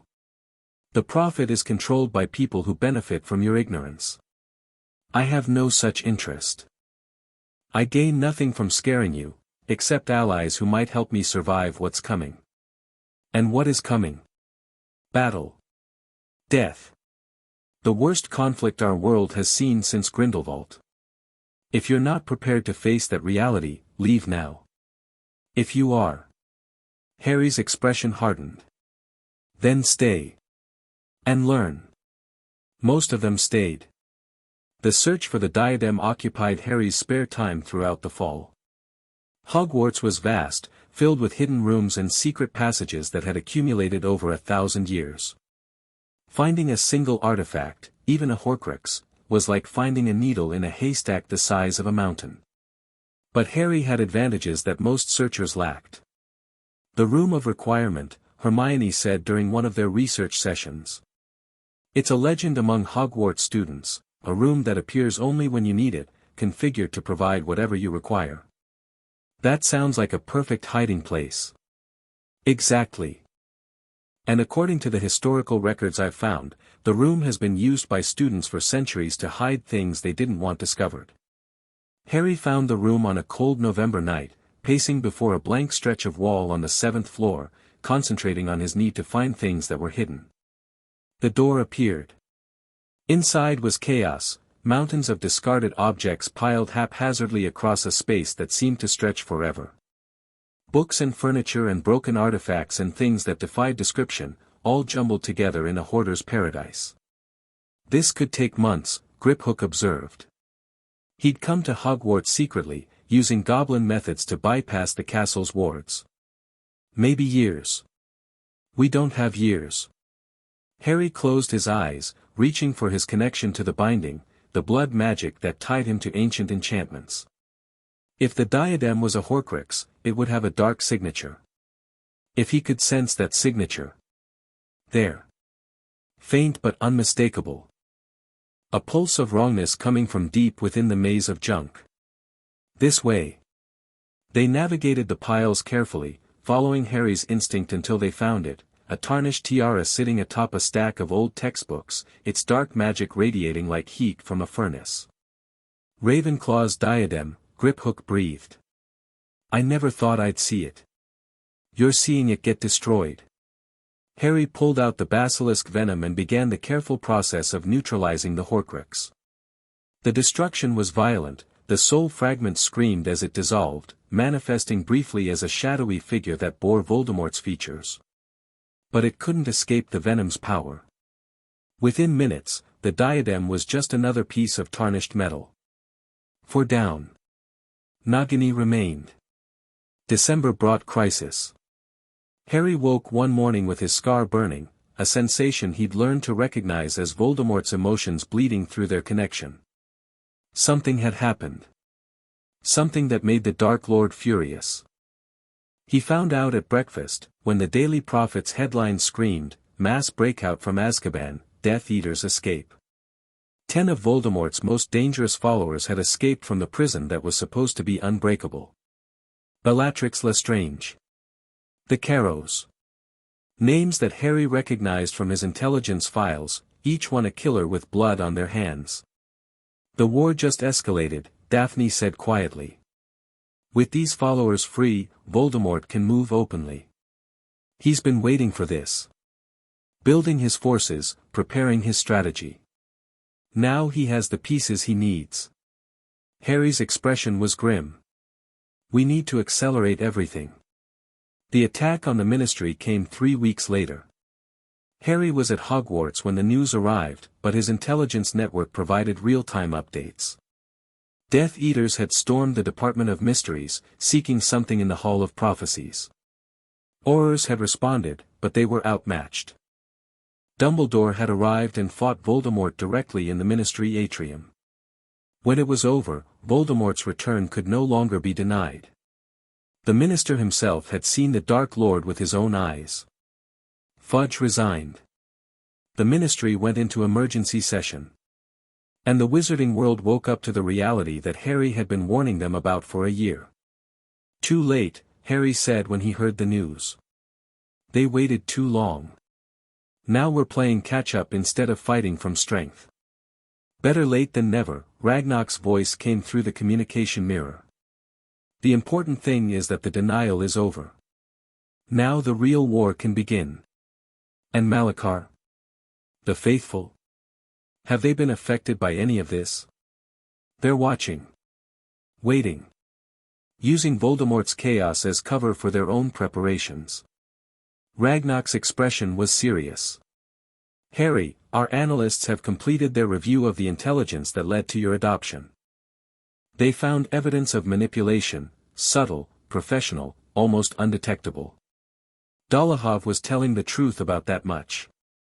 But they also found something else. Competing manipulations. Attempts to interfere with the faithful's plans that came from sources we can't identify. Someone was working against them. Someone has been working against them for years. Protecting you from influences you never saw. Guiding events toward outcomes the faithful didn't intend. Ragnar paused. We don't know who or why. But you're not as alone as you sometimes feel, Harry. You never have been. Harry absorbed this, the idea that unknown allies had been watching over him, countering Malakar's followers at every turn. It should have been comforting. Instead, it raised more questions. Find out who they are, he said. I need to know who else is playing this game. We're working on it. In the meantime, focus on the threats you can see. Voldemort is the immediate danger. Malakar is the long-term one. Deal with them in order.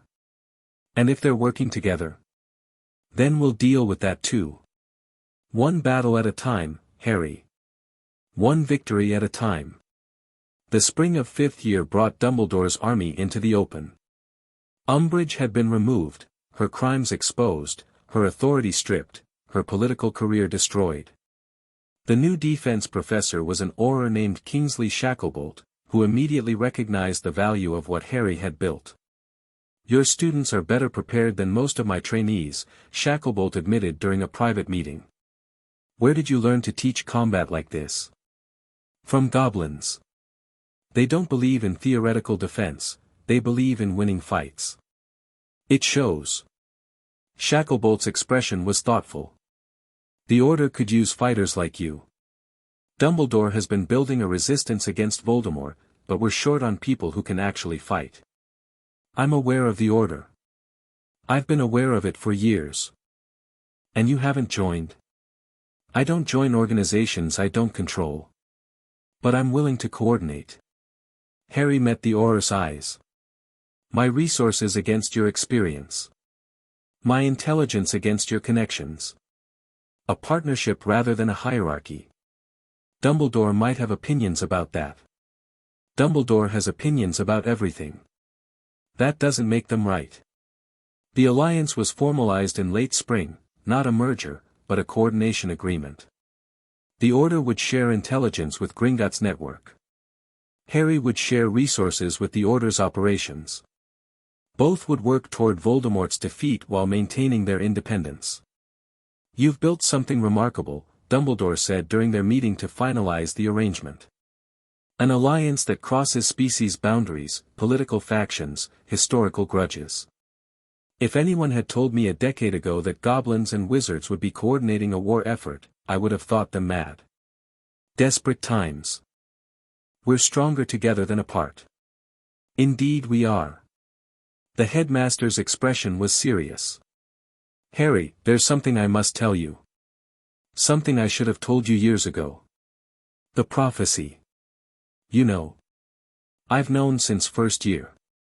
Neither can live while the other survives. Voldemort can't be truly defeated while I live, and I can't have peace while he exists. A simplification, but essentially accurate. Dumbledore looked old, older than Harry had ever seen him.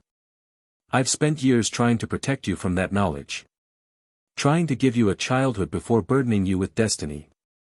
But the goblins gave you something I couldn't, the tools to face that destiny without breaking. They gave me family. Purpose. The understanding that I'm not alone in this fight. And that is perhaps the most valuable gift of all. Dumbledore rose from his chair. The war is coming to a head, Harry. Voldemort is growing more desperate, more aggressive. He'll move against you soon, and when he does, everything we've built will be tested. I know. I've been preparing for this my whole life. I believe you have. I only hope it will be enough. Summer brought the battle to Hogwarts itself. Harry was at Gringotts when the message came. Death Eaters had attacked the castle, breaking through the wards, fighting their way toward the astronomy tower where Dumbledore stood alone. He arrived too late. Dumbledore was dead.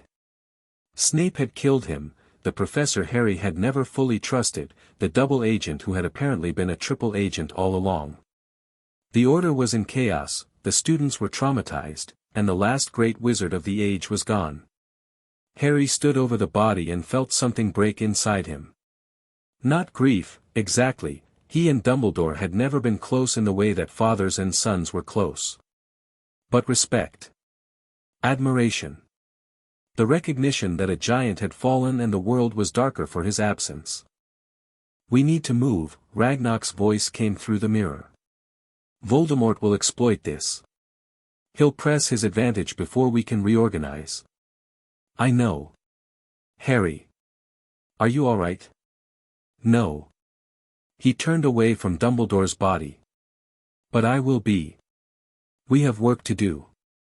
The funeral happened 3 days later, a massive gathering of wizards and magical creatures, united in mourning for a leader who had shaped their world for generations. Harry attended in goblin formal dress, standing beside Ragnarok and Griphook as the white tomb sealed itself over Dumbledore's remains. He was a great wizard, Griphook said quietly. Even goblins acknowledged that. He was a complicated wizard. Great and flawed in equal measure. Harry watched the tomb settle into place. But he died fighting. That's all any of us can ask for. What happens now? Now we finish what he started. Destroy the Horcruxes. Kill Voldemort. End the war. Harry's expression hardened. And then we face the threat that's been waiting beneath everything. The real enemy. The Deathless King. You think we'll have time? I think we'll make time. Whatever it takes. The hunt for Nagini began the day after Dumbledore's funeral. Harry had been tracking Voldemort's movements through the blood connection, painful, but useful. He knew that the Dark Lord had retreated to Malfoy Manor after the battle, consolidating his forces, preparing for the final push. And wherever Voldemort was, Nagini would be there too. A direct assault on the manor would be suicide, Daphne pointed out during their planning session. The place is warded to the teeth, guarded by Death Eaters, and Voldemort himself is in residence. I don't need to assault the manor. I just need to get close enough to kill the snake. Same problem. You can't get close without being detected. Then I get detected. I let them capture me, bring me inside, and strike when they're not expecting it. That's insane. That's goblin tactics. Appear weak when you are strong. Appear strong when you are weak. Let the enemy think they're winning until the moment you destroy them. The plan was refined over the following weeks. Harry would allow himself to be captured during a staged confrontation, relying on hidden weapons and emergency escape methods to survive long enough to reach Nagini. Once the snake was dead, the final Horcrux would be destroyed, and Voldemort would be truly mortal. What about the peace in you? Hermione asked during one of their final strategy sessions. She'd discovered the truth about Harry's scar months ago. The accidental Horcrux created the night Voldemort first tried to kill him. You can't destroy Nagini and then sacrifice yourself. I don't intend to sacrifice myself. But I need to be prepared for the possibility. Harry met her eyes. If it comes to that, if I have to die to end this, I'll do it. But not before exhausting every other option. There might be a way to remove the Horcrux without killing you. The goblins have been researching, I know. They haven't found anything definitive. Harry smiled without warmth. It's fine, Hermione. I've made peace with the possibilities. Whatever happens, I'll face it with my eyes open. That's not comforting. It's not meant to be. It's just true. The confrontation happened in late August, on a lonely road in Yorkshire. Harry allowed himself to be cornered by Death Eaters, a convincing performance that required genuine injuries to sell. They bound him, dragged him through the manor's wards, and presented him to Voldemort like a trophy. Harry Potter. The Dark Lord's voice echoed through the grand ballroom where his followers had gathered. At last. The boy who lived, delivered to me by his own arrogance. Is that what you're calling it? What would you call it? Walking into a trap you knew was waiting. Strategy. Harry's eyes found Nagini, coiled at Voldemort's feet. 20 feet away. Too far to reach without magic, which his binding suppressed. Strategy suggests a plan. What possible plan could you have that ends in anything but your death? I guess we'll find out. The goblin-made blade was hidden in Harry's boot, undetectable by normal means, keyed to his magical signature, sharp enough to cut through the enhanced ropes that bound him. He'd been working at his restraint since the Death Eaters captured him, loosening them fraction by fraction. Now he freed his hands entirely. The explosion of movement caught everyone off guard. Harry threw himself toward Nagini, the blade clearing its sheath mid-dive, its edge aimed at the snake's vulnerable neck. Voldemort's curse caught him in the side, burning agony that nearly stopped his heart. But Harry had trained through pain. Had learned to function when his body was screaming at him to stop. The blade connected. Nagini's head separated from her body, and Harry felt the last Horcrux die, the snap of dark magic unraveling, the scream of a soul fragment being destroyed. No. Voldemort's fury was apocalyptic. What have you done? Made you mortal. Harry pulled himself up despite his injuries. Now we finish this. The duel that followed was unlike anything Harry had experienced. Voldemort was the most powerful dark wizard in history, with decades of experience and magical knowledge that Harry couldn't match. But Harry had advantages the Dark Lord didn't expect: goblin combat techniques, training that emphasized survival over style, and the desperate strength of someone who'd already accepted the possibility of death. They fought through the manor's halls, blasting through walls and furniture, their magic tearing the ancient house apart. Death Eaters tried to intervene, but the crossfire was too intense. Several were caught in the destruction, victims of their own master's power. Harry was losing. He knew it, felt his reserves depleting, his body failing. But he kept fighting, kept pressing, kept making Voldemort spend energy to counter attacks that were more desperate than strategic. And then reinforcements arrived. Horrors burst through the manor's shattered wards, Order members flooding in behind them. The intelligence Harry had leaked before his capture had done its work. The cavalry had come exactly when he needed them. Voldemort saw the turning tide and made a decision. He operated away, abandoning his followers, fleeing to fight another day. But Harry had won the important victory. All the Horcruxes were destroyed. Voldemort was mortal now, killable in the conventional sense. The war had entered its final phase. "You're insane," Daphne said when she found him in the rubble, bleeding from a dozen wounds but alive. "Absolutely, completely insane. But effective. Effective doesn't matter if you're dead." "I'm not dead." Harry let her help him up, leaning on her shoulder. "Not yet. We still have work to do." "Voldemort? He'll regroup. Try again. But he's weakened now, diminished. When we face him next, we'll be ready." The Battle of Hogwarts was 2 months away. Harry spent the time recovering, planning, preparing the coalition for the final confrontation. Voldemort was gathering his remaining forces, preparing for a last desperate assault on the symbol of magical Britain's resistance. And beneath everything, the binding continued to weaken. "The seal lost stability during your confrontation at the manor," Ragnarok reported during one of their strategy sessions. The magical disruption affected the deep vaults. We're seeing increased activity in Malakar's prison. How bad? Not critical. Yet. But we're running out of time. When Voldemort falls, we'll need to address the binding immediately. One enemy at a time. That's always been the plan. Plans change, Harry. Be ready to adapt. The words proved prophetic sooner than Harry expected. The night before the Battle of Hogwarts, he dreamed of the door again. But this time, the door was open, just a crack, but open. And through that crack, something was watching him. Tomorrow, little king, Malakar's voice echoed through the dream.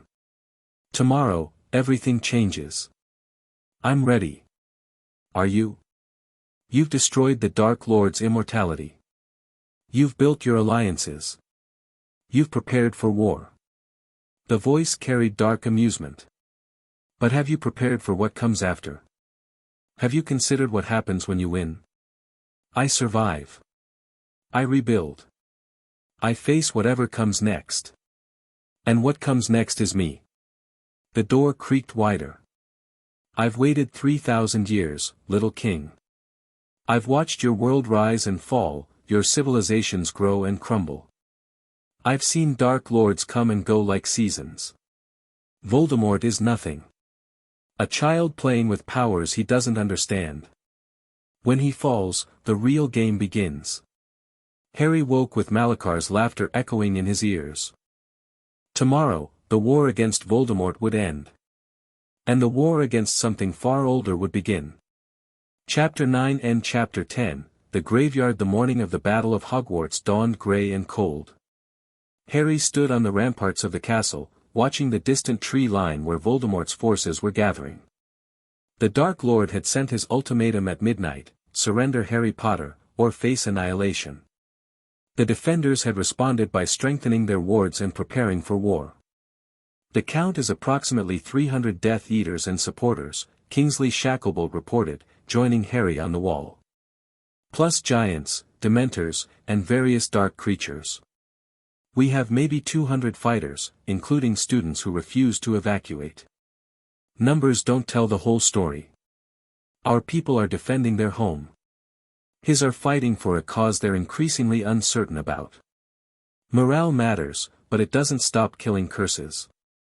No. But it affects who's willing to cast them. Harry turned from the view. Is everyone in position? The Order is coordinating the main defense. Your goblin allies are holding the lower grounds. They insisted on taking the most dangerous sector. The DA is spread throughout the castle as rapid response teams. And our special assets? Shacklebolt's expression flickered with uncertainty. The curse breakers you requested are in place near the Forbidden Forest. They say they're ready for whatever you're planning, though they'd appreciate knowing what that actually is. They'll know when the time comes. The battle plan was unconventional, a Harry Potter Gringotts specialty. Rather than trying to hold every approach against overwhelming numbers, they'd concentrated their defenses at key choke points while leaving apparent weaknesses that would funnel the enemy into prepared kill zones. When Voldemort's forces committed to exploiting those weaknesses, the trap would spring. You're certain about facing him yourself? Shacklebolt asked. The prophecy says neither can live while the other survives. That means I have to be the one to end it. Harry's voice was steady despite the weight of what he was saying. I've been preparing for this confrontation my entire life. Whatever happens today, I'll face it with my eyes open. You sound like you're expecting to die. I'm expecting to win. But I'm prepared for every possibility. The attack began at noon. Voldemort's forces swept toward the castle in waves, testing the defenses, probing for weaknesses. The giants went first, their massive bodies absorbing curses that would have killed human soldiers. Behind them came the Death Eaters, spreading out to attack multiple points simultaneously. Harry watched from the astronomy tower, coordinating through communication mirrors, directing defenders to reinforce threatened positions while maintaining the integrity of the overall plan. Western approach is holding, Griphook's voice crackled through the mirror. We've turned back 2 assault waves.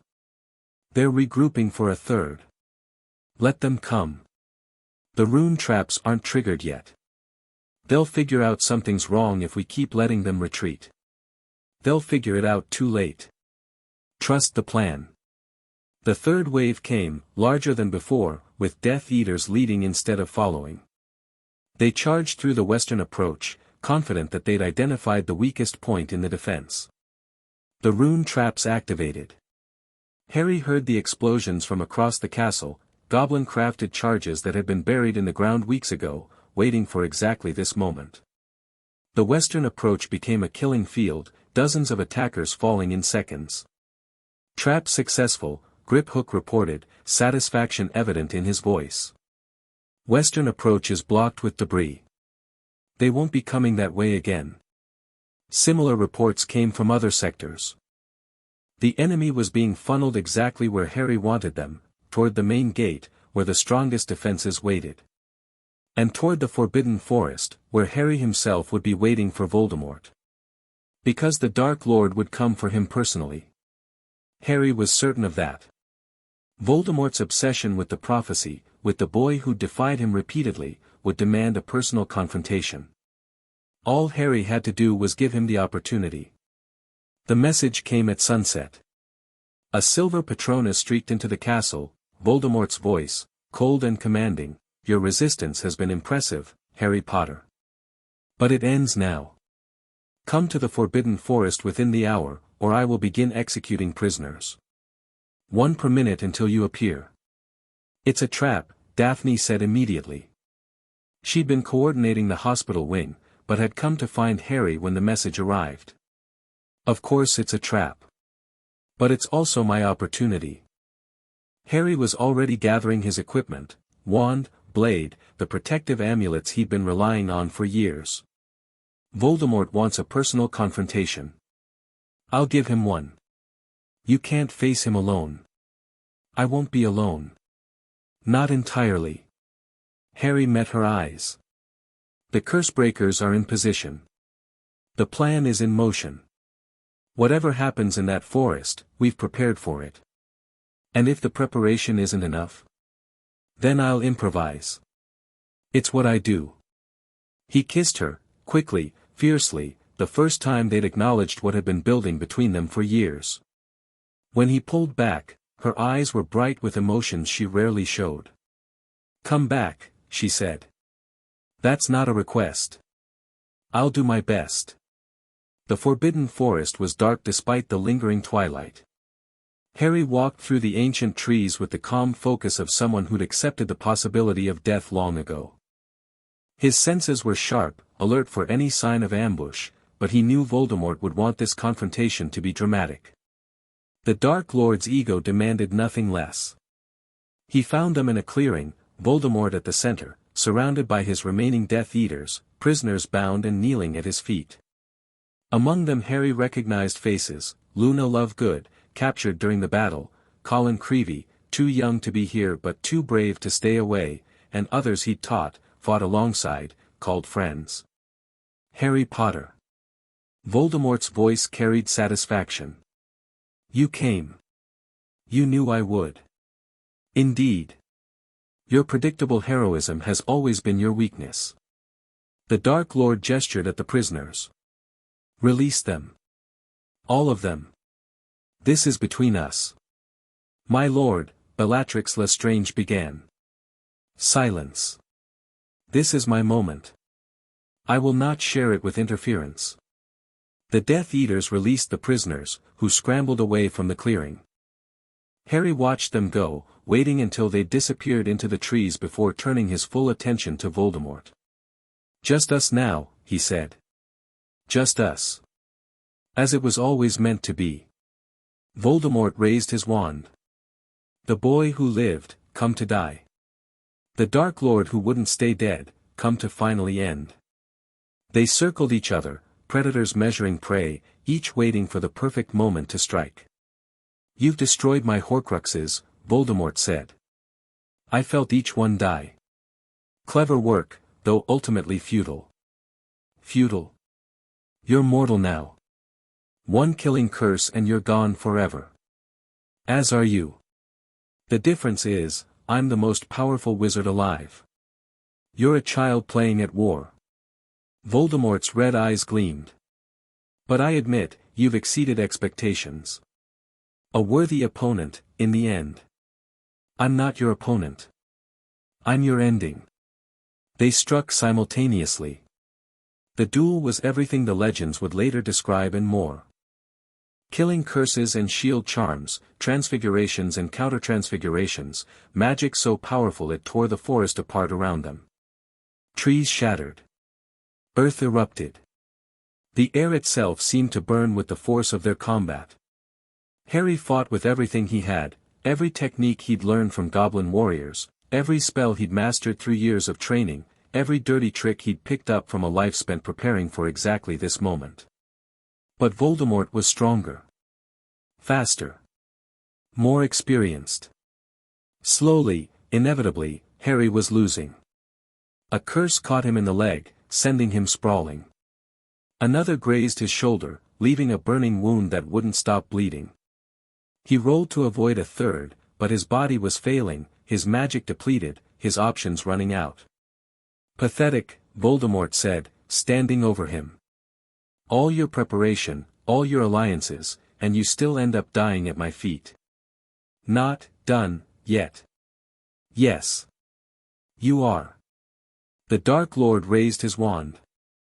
Avada Kedavra. The green light struck Harry's chest. And something extraordinary happened. Harry opened his eyes in a place that was neither life nor death. White mist surrounded him, formless and infinite. He stood on what felt like solid ground, though he could see nothing beneath his feet. And waiting for him, sitting on a bench that hadn't existed a moment ago, was Albus Dumbledore. Harry. The old wizard smiled. I hoped we'd have this conversation eventually. Am I dead? That depends on you. Dumbledore gestured for Harry to sit. The curse that struck you killed the Horcrux in your scar, the fragment of Voldemort's soul that attached to you the night he murdered your parents. But it didn't have to kill you. Not if you choose to return. I have a choice. You always have a choice. That's the nature of the magic at work here. Dumbledore's expression grew serious. But before you choose, there's something you should understand. The binding. Harry felt the knowledge settle into place. It's connected to this moment, isn't it? Connected to you, specifically. The Potter bloodline has always been tied to Malakar's prison. When you die, truly die, not this temporary state, that connection will transfer to the next Potter in line. But you're the last. If you don't survive, if you don't produce an heir eventually, the binding will lose one of its crucial anchors. How much time does that give us? Impossible to say precisely. Decades, perhaps. Or years. Or months. Dumbledore shook his head.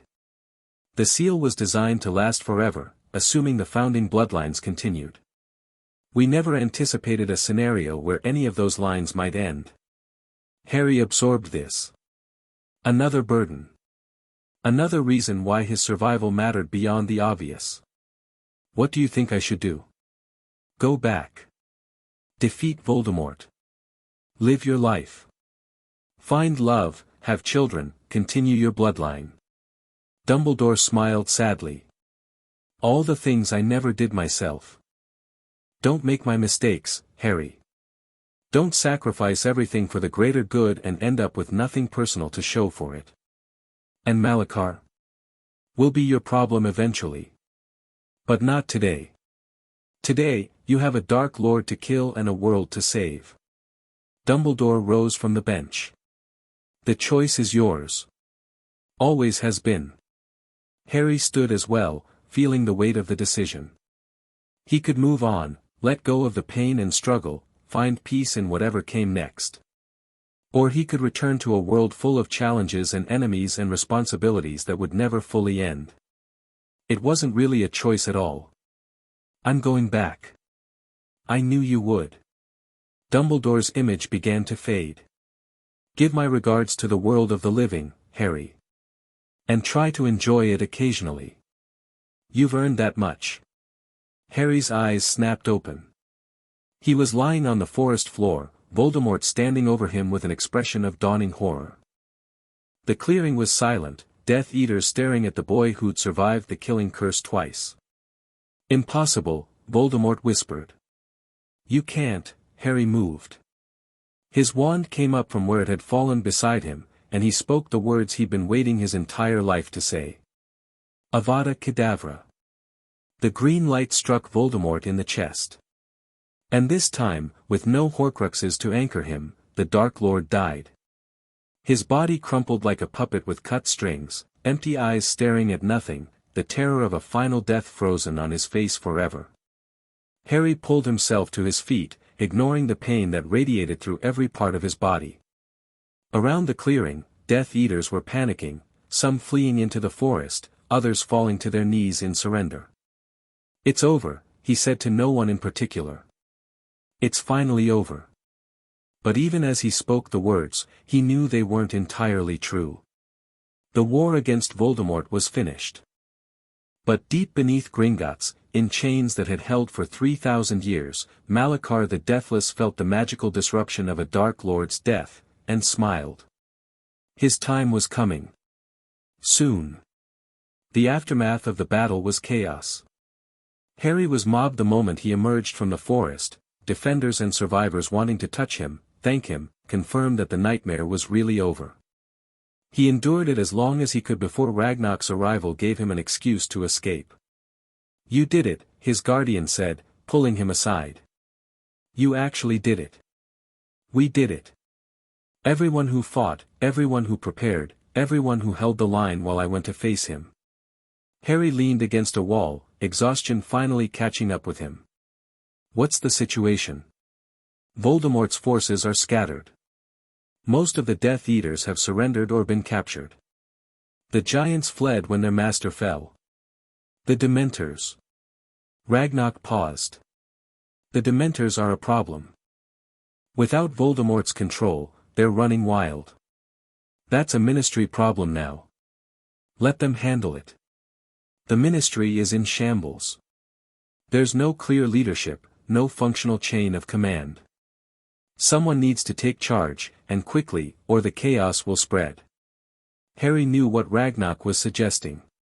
The political vacuum created by the war was an opportunity, a chance to reshape Wizarding Britain according to different values, different priorities.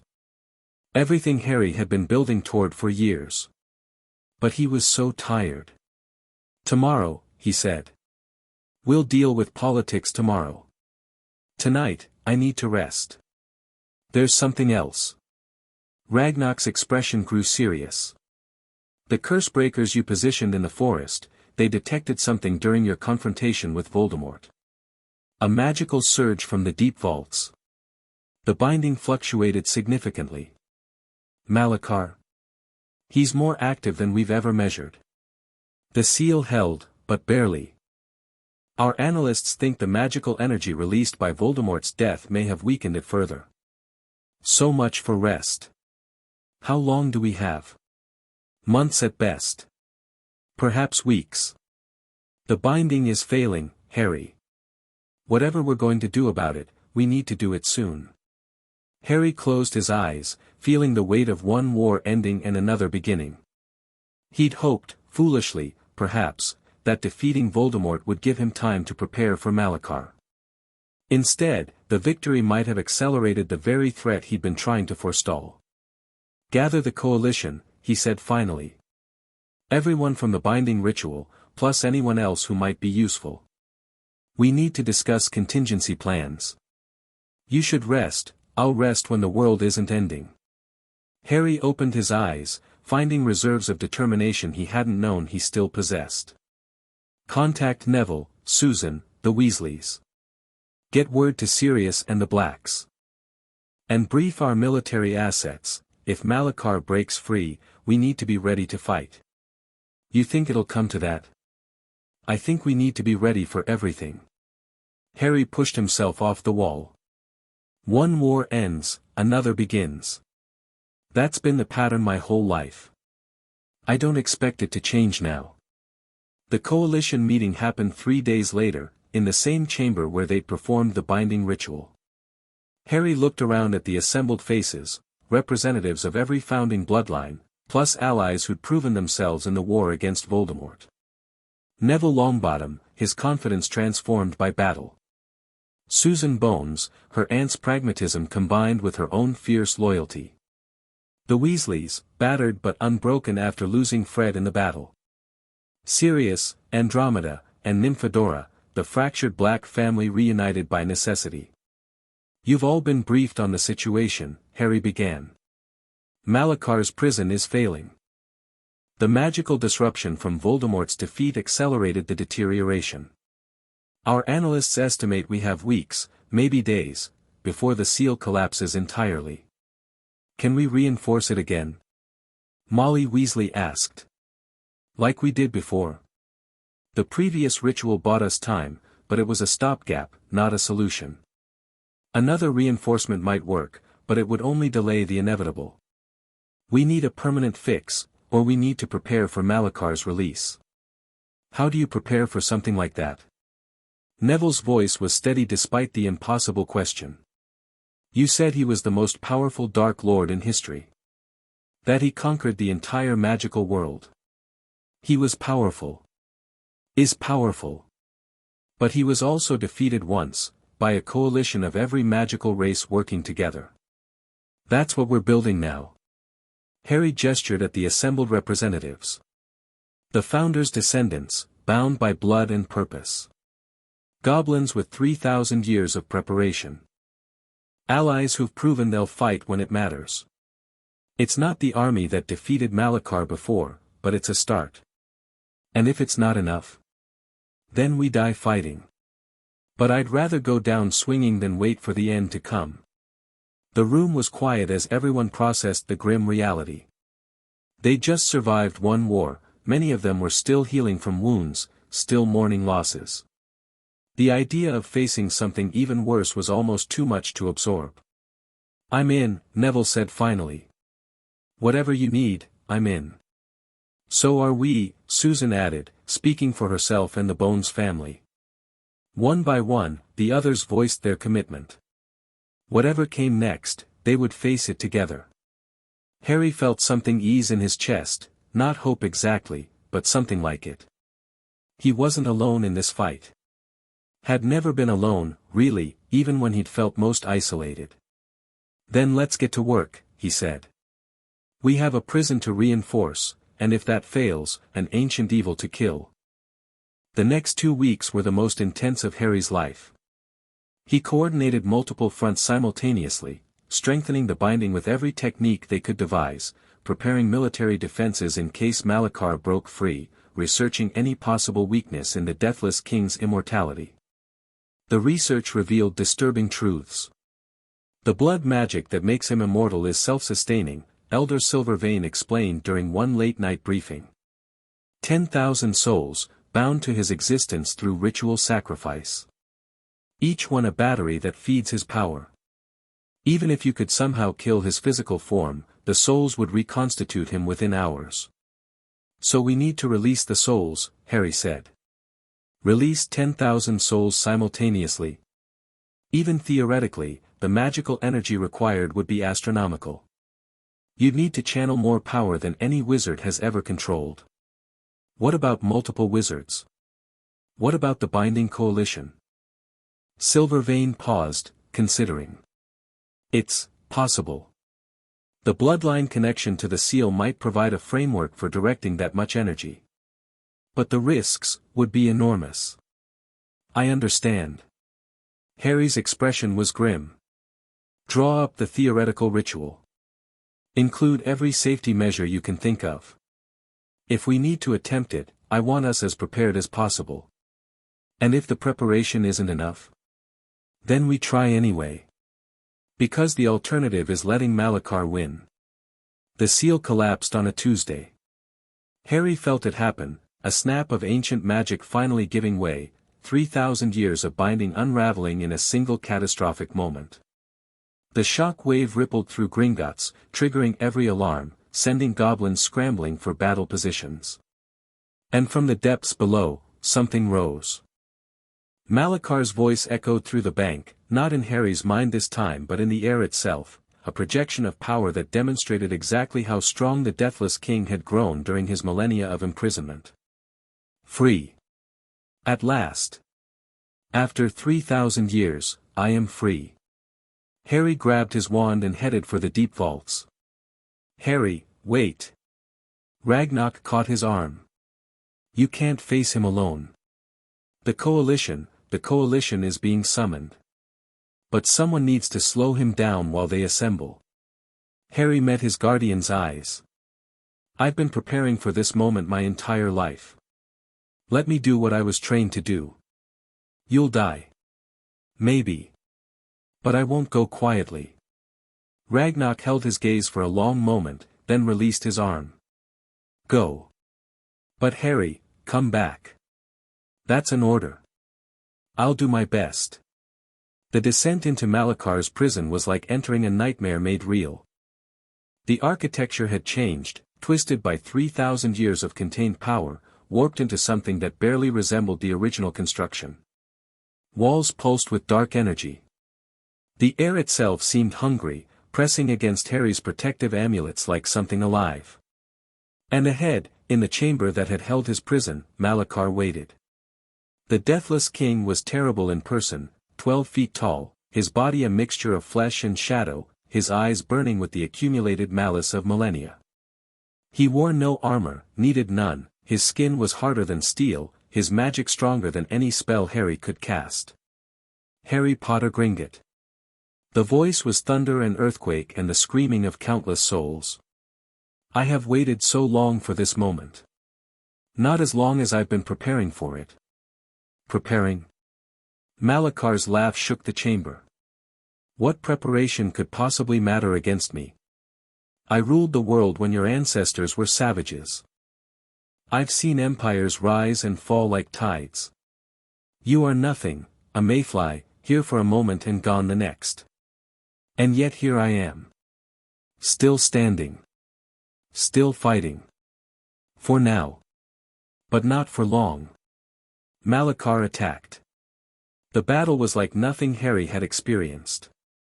Voldemort had been powerful, but mortal, limited by the constraints of a human body, a human mind.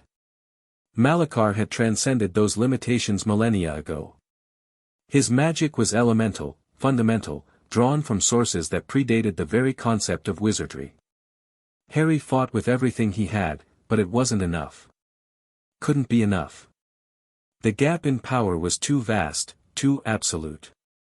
He was thrown across the chamber, his shield shattering, his body broken against stone walls. He felt ribs crack, felt blood fill his lungs, felt darkness closing in around the edges of his vision. Pathetic, Malakar said, approaching his broken form. Is this the best the world can offer? Is this the champion they chose to face me? Not, the only champion. Harry heard them before he saw them, footsteps, voices, the gathered power of the binding coalition descending into the depths. They'd come.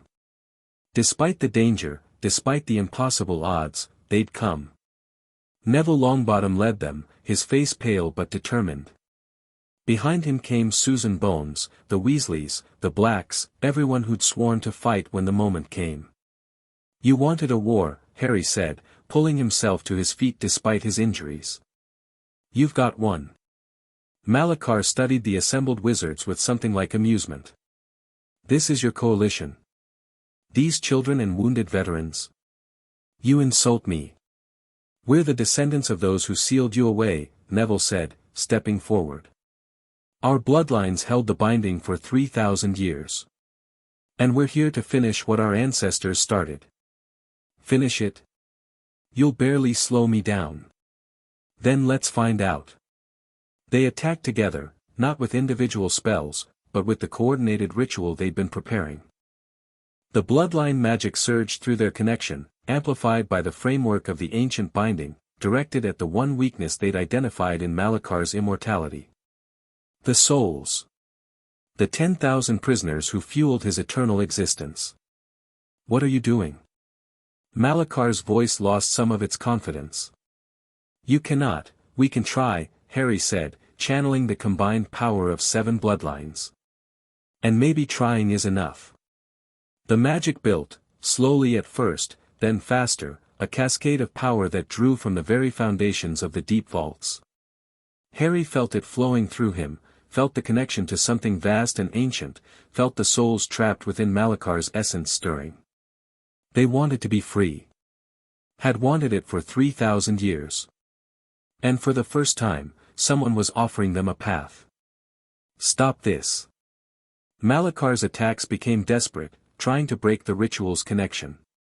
I will destroy you all. Maybe, Harry said. But you'll be destroyed too. The explosion of power was the last thing he saw before darkness claimed him. To be continued. Chapter 10 and Chapter 11, The Order and the Alliance. Harry woke to pain. Every part of his body screamed protest as consciousness returned. His bones felt like they'd been ground to powder and reassembled by someone with only a vague understanding of human anatomy. His magical core throbbed with the empty ache of complete depletion. But he was alive. Against all odds, against all expectations, he was alive. Easy. Ragnar's voice came from somewhere nearby. Don't try to move yet. The healers say you nearly died, would have died, if the ritual backlash hadn't dispersed when it did. Malakar. The word came out as a croak. Contained. Not destroyed, we weren't strong enough for that. But the ritual worked well enough to force him back into the prison. The seal has been restored, stronger than before. Harry processed this through the fog of pain and exhaustion. Stronger how? The souls you tried to release, you couldn't free them entirely, but you loosened their bonds. They're actively working against Malakar now, fighting his control from within. It's buying us time. How much time? Years. Maybe decades. Long enough to find a permanent solution. Ragnar's face swam into focus as Harry's vision cleared. You did it, Harry. Not everything we hoped for, but enough. Enough to matter. Harry let his eyes close, feeling relief wash through him alongside the pain. Not victory, but survival. Not ending, but postponement. It would have to be enough. The others, he asked. The coalition. Alive. Recovering. Neville Longbottom is being hailed as a hero, he held the ritual together when you collapsed. Kept the magic flowing until the seal reformed. Ragnar's voice carried something like pride. You chose your allies well. I didn't choose them. They chose themselves. Same thing, in the end. Recovery took 3 weeks. Harry spent most of that time in Gringotts' healing ward, submitting to treatments that ranged from uncomfortable to agonizing. His magical core had been severely damaged by channeling the ritual's power, and rebuilding it required patience he didn't naturally possess. Visitors came in waves. Daphne was first, arriving the moment the healers allowed it. She sat beside his bed and said nothing for a long time, just held his hand and let her presence speak for itself. I thought you were dead, she said finally. When the ritual exploded, when we couldn't find you in the rubble. I thought I'd lost you. Takes more than an ancient evil to kill me. Don't joke. Not about this. I'm not joking. Harry squeezed her hand. I'm acknowledging that I came closer to dying than I ever have before, and that the thought of leaving you behind was worse than the pain. Daphne's composure cracked, just for a moment. The Ice Queen persona she'd cultivated for years dissolved, revealing the vulnerable person underneath. I love you, she said quietly. I've never said it before because it seemed unnecessary. Obvious. But I need you to know. I know. Harry pulled her closer, ignoring the protests of his healing body. I've always known. And I love you too. They stayed like that for a long time, two people who'd built their relationship on strategy and calculation, finally admitting that it had become something more. Something worth fighting for. Hermione visited next, bringing books and questions in equal measure. "The ritual you performed shouldn't have worked," she said, pacing beside his bed with characteristic intensity. "The magical theory doesn't support that kind of direct interference with soul bonds. How did you manage it?" "Honestly? I don't know. The bloodline connection, maybe. Or something about the prison itself that amplified our magic." Harry shrugged, wincing at the movement. "Sometimes magic does things that theory says it shouldn't. That's not a satisfying answer. It's the only one I have. Maybe you can figure out the details, you're better at theory than I am." "I intend to." Hermione's expression softened slightly. "Harry. I'm glad you survived. The wizarding world needs you. More than most people realize. The wizarding world needs a lot of things. I'm just one piece of a larger puzzle. An important piece." She hesitated. "What happens now? With Voldemort gone and Malachar contained, what's the next challenge?" "Rebuilding. The war destroyed a lot, institutions, families, trust. Someone needs to put the pieces back together in a way that's better than what came before. And that someone is you. That someone is us. Everyone who fought, everyone who sacrificed, everyone who believed in something worth protecting. The future belongs to all of us, I just happen to have resources that might help shape it." Neville's visit was brief but meaningful. "Thank you," Harry said when his friend appeared in the doorway. "Ragnarok told me you held the ritual together when I collapsed. Without you, the seal wouldn't have reformed. I just did what needed to be done." Neville shrugged awkwardly. "You've been teaching me for years that courage isn't about not being afraid, it's about doing the right thing despite fear. I was terrified, but I kept going because that's what you would have done. That's what makes you a hero, Neville. Not following my example, making your own choices, your own sacrifices. You've become someone your parents would be proud of." Neville's eyes grew bright, but he didn't look away. "You really think so?" "I know so. And when you're ready, I want you to be part of whatever comes next. The coalition we built doesn't have to end just because the immediate crisis is over. There's still work to be done." "What kind of work?" "Changing the world. Making it better than we found it." Harry smiled despite his exhaustion. "Interested?" "Always." The political situation demanded attention before Harry was fully recovered. The ministry was in shambles, Fudge long gone, his successors discredited by their handling of the Voldemort crisis, no clear candidate for leadership emerging from the chaos. The Wizengamot was paralyzed by faction fighting, and the general public was desperate for stability. "Someone needs to step into the vacuum," Ragnarok observed during one of their strategy sessions. "If you don't, someone worse will. I'm 17 years old. The wizarding world isn't ready for a goblin-raised teenager to lead them. Then don't lead directly. Support someone who can, someone who shares your values and will implement your vision." "Who did you have in mind?" "Amelia Bones has been effective as head of magical law enforcement. She's respected across factions, has a reputation for fairness, and owes you significant debts for protecting her niece during the war." Harry considered this. Bones was competent, principled, and pragmatic, exactly the kind of leader the wizarding world needed. But she was also independent, unlikely to simply follow his directives without question. She won't be a puppet. Good leaders never are. But she'll be an ally, and that's more valuable in the long run. The campaign to install Amelia Bones as minister took most of September. Harry worked behind the scenes, using his influence and resources to build support without appearing to control the process. He coordinated with the Greengrass family to secure pureblood backing, with the Weasleys to mobilize the progressive faction, with Gringotts to apply subtle economic pressure on reluctant voters. The election happened in early October. Bones won by a comfortable margin, becoming the first female minister for magic in Britain's history. Her acceptance speech thanked the many people who'd supported her campaign, and included a pointed acknowledgement of allies whose vision for our world helped make this moment possible. Harry watched from the gallery and allowed himself a small smile. The first piece was in place. Now came the harder work of actual governance. The reforms began immediately.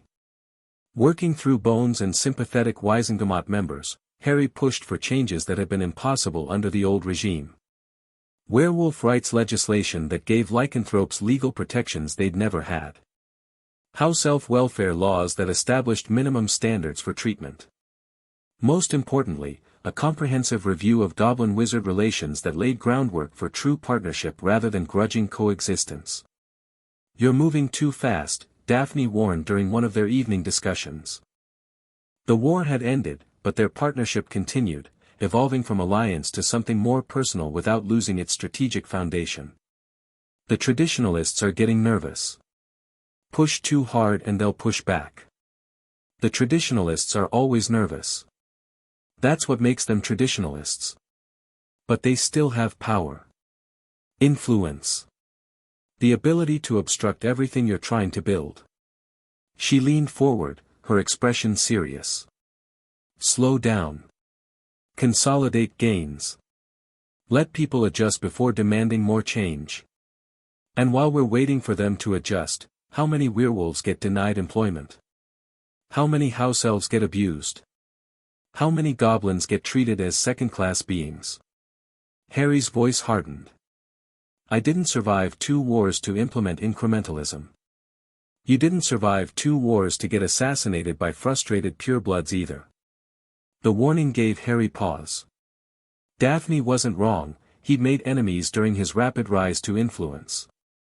Some of those enemies might be desperate enough to try something drastic. I'll increase security, he conceded. And I'll consider slowing the pace slightly. But I won't abandon the goals. Not for political convenience. I'm not asking you to abandon them. I'm asking you to survive long enough to achieve them. The assassination attempt came in November. Harry was walking through Diagon Alley, a public appearance designed to demonstrate confidence and normalcy, when the attack happened. 3 wizards emerged from the crowd, wands raised, killing curses already forming on their lips. They never completed the spells. Harry's training took over before conscious thought could intervene. His wand cleared its holster, his blade appeared in his other hand, and he was moving, flowing through the crowd, closing the distance, neutralizing the threat with brutal efficiency. The fight lasted 12 seconds. 3 attackers down, none dead but all incapacitated, the crowd scattering in panic around them. Secure the area, Harry commanded the aurors who were already responding. These 3 are to be questioned thoroughly. I want to know who sent them, who funded them, and who else is involved. The investigation revealed a conspiracy reaching into some of the oldest pureblood families, the same families who'd supported Voldemort, now desperate to prevent the reforms that threatened their traditional privileges. Harry's response was swift and merciless. Within a week, the conspirators were exposed publicly. Their assets were frozen by Gringotts. Their political allies were forced to distance themselves or face association with attempted murder. The pureblood faction that had been building resistance to Harry's reforms collapsed under the weight of its own crimes. You've made permanent enemies, Ragnarok observed after the crisis was resolved. I've always had permanent enemies. Now they know what happens when they move against me. Some might say you're becoming the thing you fought against. A power that crushes opposition through force. Harry considered the criticism seriously. He'd used hard tactics, economic warfare, public humiliation, the ruthless dismantling of his enemies' support networks. Some of those tactics weren't so different from what pureblood supremacists had used for centuries. There's a difference, he said finally. I'm not fighting to preserve privilege or maintain hierarchy. I'm fighting to create a world where everyone has the same opportunities, regardless of blood status, species, or heritage. The methods might be similar, but the goals are opposite. Goals can shift over time. Be careful, Harry. The path to tyranny is paved with good intentions. I know. That's why I have people like you, and Daphne, and Hermione, and everyone else who's willing to tell me when I'm going wrong. Harry met his guardian's eyes. I'm not perfect. I'll make mistakes. But I'd rather make mistakes trying to build something better than make no effort at all. Winter brought quieter challenges. With the immediate political crises resolved, Harry turned his attention to longer-term projects. The Malachar research continued, teams of analysts working to understand the Deathless King's immortality and find ways to defeat him permanently. The coalition he'd built maintained its connections, meeting regularly to coordinate efforts and prepare for future threats. And his relationship with Daphne deepened into something neither of them had expected. I never thought I'd end up here, she admitted during one of their private evenings at Gringotts. When we first started working together, it was pure calculation. You had resources I needed. I had connections you wanted. Everything was transaction. And now? Now I can't imagine my life without you in it. Which terrifies me, honestly. The Greengrass philosophy was always about independence, never depending on anyone, never letting anyone have that kind of power over you. Do I have power over you? Yes. More than I want to admit. Her ice-blue eyes met his. But maybe that's okay. Maybe some kinds of power are worth accepting. Harry pulled her closer, feeling the warmth of her presence chase away the cold that had lived inside him for years. I feel the same way. About you, about this. Everything I've built, everything I've achieved, none of it would mean anything without someone to share it with. That's very un-goblin of you. Maybe I'm more human than I thought. They kissed, slowly, deliberately, with all the patience of people who knew they had time. The urgency of war had faded, replaced by something gentler. Something that might actually be happiness. I love you, Harry said when they finally separated. I know. Daphne smiled, a real smile, warm and unguarded. I love you too. Even when you're being impossibly stubborn. Especially when I'm being impossibly stubborn. That too. The new year brought new responsibilities. Harry turned 18 in January, officially an adult by both wizard and goblin standards. The milestone came with expectations he'd been preparing for his entire life, assuming formal leadership of the Potter estate, taking his seat in the Wizengamot, accepting the public role that his name and history demanded. You've built something remarkable, Ragnarok said during the ceremony that marked Harry's assumption of his full inheritance. In 18 years, you've gone from an orphan on a doorstep to one of the most powerful people in magical Britain. Not through birth or accident, but through effort, intelligence, and the courage to do what's necessary. I had help. More help than I probably deserved. Everyone needs help. The measure of a person isn't whether they need assistance, it's whether they use that assistance well. Ragnarok's ancient eyes gleamed with pride. You've used it very well indeed. The Wizengamot session that followed was Harry's first as a full member. He sat in the Potter's seat, vacant since his grandfather's death decades ago, and felt the weight of generations settling onto his shoulders. The debates were tedious, the politics exhausting, the compromises endless. But this was where power lived, where decisions were made, where the future was shaped. If he wanted to change the world, he had to engage with the messy reality of governance. You're not enjoying this, Daphne observed during a recess. Was it that obvious? Only to someone who knows you.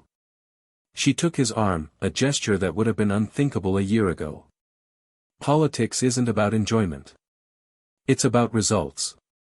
And you're getting results, even if the process is painful. The reforms are stalling. The Werewolf Rights Bill has been in committee for 3 months. The house elf protections keep getting watered down. Every step forward takes twice as long as it should. That's how change happens. Slowly, frustratingly, one compromise at a time. Daphne squeezed his arm. But it does happen. A year ago, these discussions wouldn't even be occurring. Now they're normal. That's progress. Incremental progress. The only kind that lasts. Spring brought a development Harry hadn't anticipated. I'm pregnant. Daphne delivered the news with characteristic directness, her expression a mixture of uncertainty and something that might have been hope. Harry stared at her, his mind suddenly blank. They'd been careful, or so he'd thought. The timing couldn't be worse, with so many political battles still being fought, so many enemies still watching for weakness. Are you sure? The healers confirmed it yesterday. About 8 weeks along. She searched his face. I know this wasn't planned. If you need time to, no. The word came out more forcefully than he intended. I don't need time. I need you to know that I'm happy. Terrified, but happy. Terrified? I've been preparing for wars my entire life. Nobody prepared me for fatherhood. Harry pulled her into his arms. But we'll figure it out together. Like we've figured out everything else. The political implications can wait. The purebloods will have opinions about a pot of greengrass heir. The traditionalists will clutch their pearls. Our enemies will look for ways to exploit the situation. Harry shrugged. Let them. I'm done making personal decisions based on political calculations. That's very human of you. Maybe I'm learning. The news leaked within a week, impossible to keep anything secret in the hothouse atmosphere of wizarding politics. Reactions ranged from enthusiastic support to barely concealed horror, with most people falling somewhere in the bewildered middle. Harry and Daphne faced the attention with practiced calm, neither confirming nor denying details, letting speculation run its course while they focused on actually preparing for their child's arrival. What do you want? Ragnarok asked during one of their private meetings. For the child, I mean. What kind of life do you hope they'll have? Harry considered the question carefully. I want them to grow up in a better world than I did.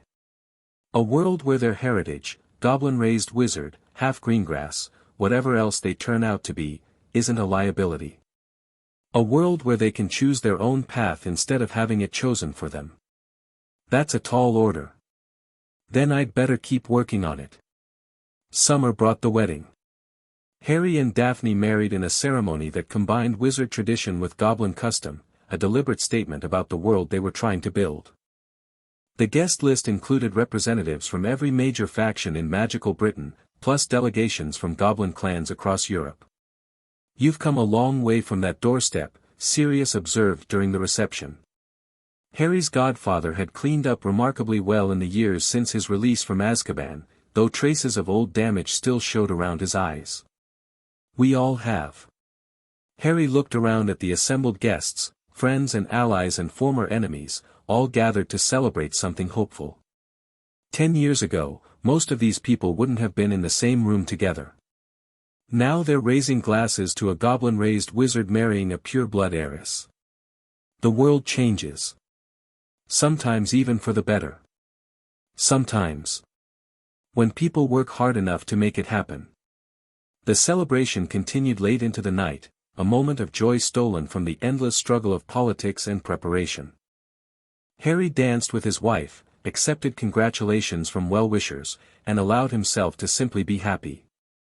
Tomorrow, the challenges would resume. Malachar still waited in his prison, growing stronger, plotting his eventual escape. The coalition needed constant attention to maintain its unity. The reforms required endless negotiation to advance. But tonight, Harry Potter Gringotts was just a man celebrating his wedding. And that was enough. Autumn brought their daughter into the world. Lily Ragnarok Potter Greengrass was born on a crisp October morning, her first cry echoing through the healing ward at St. Mungo's. She had her mother's ice-blue eyes and her father's dark hair, a perfect blend of the two bloodlines that had united to create her. She's beautiful, Daphne whispered, holding their daughter for the first time. She's perfect. Harry touched Lily's tiny hand, feeling her fingers curl around his. And she's going to change everything. Everything. Everything I've been fighting for, the reforms, the coalition, the better world I've been trying to build. It was all abstract before. Important, but theoretical. Now. He looked at his daughter's face. Now it's real. Now I know exactly what I'm fighting to protect. Pressure for a newborn. She'll grow into it. She's got good parents. The weeks that followed were a blur of sleepless nights and overwhelming love. Harry had faced dark lords and ancient evils, but nothing had prepared him for the intensity of fatherhood. The responsibility was crushing, and also, somehow, exactly what he'd always needed. "You've changed," Ragnar observed during one of his visits to meet his namesake. "Not just circumstances, you. Something fundamental has shifted. I finally understand what I'm fighting for. Not abstractions like justice or equality, though those matter too. But a specific person, a specific future. Lily deserves to grow up in a world where she's safe and free. I'll do whatever it takes to give her that. Whatever it takes. Within reason. I'm not going to become a monster in the name of protecting my child, that would defeat the purpose." Harry looked at his guardian. "But I'm going to push harder. Fight smarter. Use every resource I have to build the world she deserves. Then the enemies you've made should be very worried indeed." Winter brought a warning. Harry was working late in his study when the communication mirror activated, an emergency signal from the deep vaults. "Movement," Elder Silvervein reported, his expression grim. "Malachar is testing the seal again. Stronger probes than we've seen since the ritual. Something's changed." "What kind of something?" "We're not sure. But the pattern suggests he's found a new approach, maybe a weakness we didn't identify before. Our analysts are working on it, but I wanted you to know immediately." Harry felt the cold certainty settle into his chest. The reprieve was ending. Whatever time the ritual had bought them, it wouldn't last forever. "Increase monitoring. I want updates every hour if the activity continues. And start preparing the coalition for possible reactivation. If we need to reinforce the seal again, we should be ready to move quickly." "Understood. There's one more thing, Lord Pottergringot." "What?" "The whispers have started again. Goblins in the deep sectors are hearing them, fragments of thought, suggestions, temptations. Malachar is reaching beyond his prison, trying to influence whoever he can reach. Anyone succumbing to the influence?" "Not yet. But it's only a matter of time before he finds someone vulnerable." Silvervein's expression was heavy. "The Deathless King is patient. He'll keep trying until he finds a crack in our defenses. Then we make sure there are no cracks. Brief everyone who works in the affected sectors. Implement psychological screening. And Silvervein, if anyone does fall under his influence, I want them isolated immediately. We can't afford to let Malachar establish a foothold. It will be done." Harry ended the call and sat in silence, staring at his daughter's sleeping form in the corner of the study. She was so small, so vulnerable, so utterly dependent on him to protect her from threats she couldn't even imagine. The war wasn't over. It had never been over, just paused, while enemies regrouped and prepared for the next assault. Voldemort was gone, but Malachar remained. And the Deathless King was older, stronger, more patient than any Dark Lord in history. "I'll protect you," Harry whispered to his daughter. "Whatever it takes, whatever I have to sacrifice, I'll keep you safe." Lily slept on, oblivious to the shadows gathering in the deep. But Harry saw them.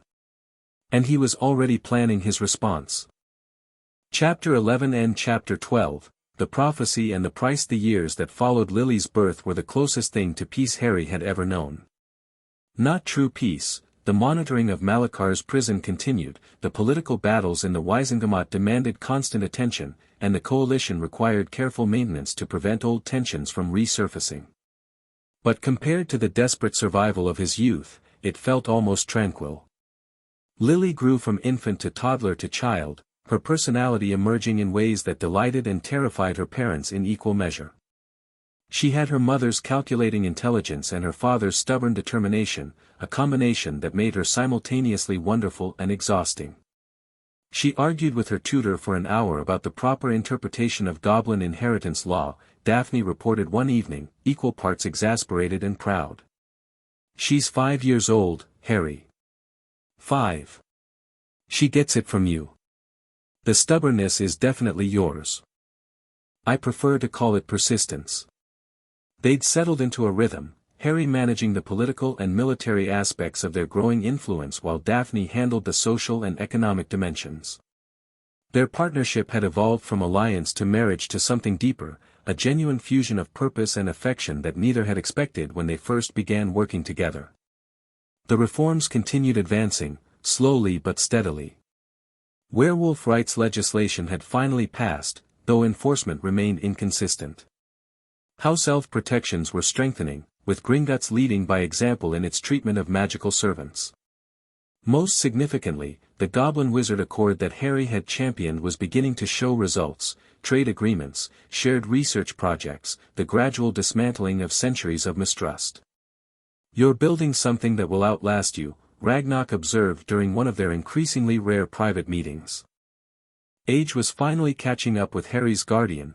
Goblins lived longer than humans, but not forever. A framework for cooperation that doesn't depend on any single person. That was always the goal. One life isn't enough to change the world, you need to create systems that keep working after you're gone. Wise. Though I notice you're still personally involved in far more than you should be. Delegation remains a work in progress.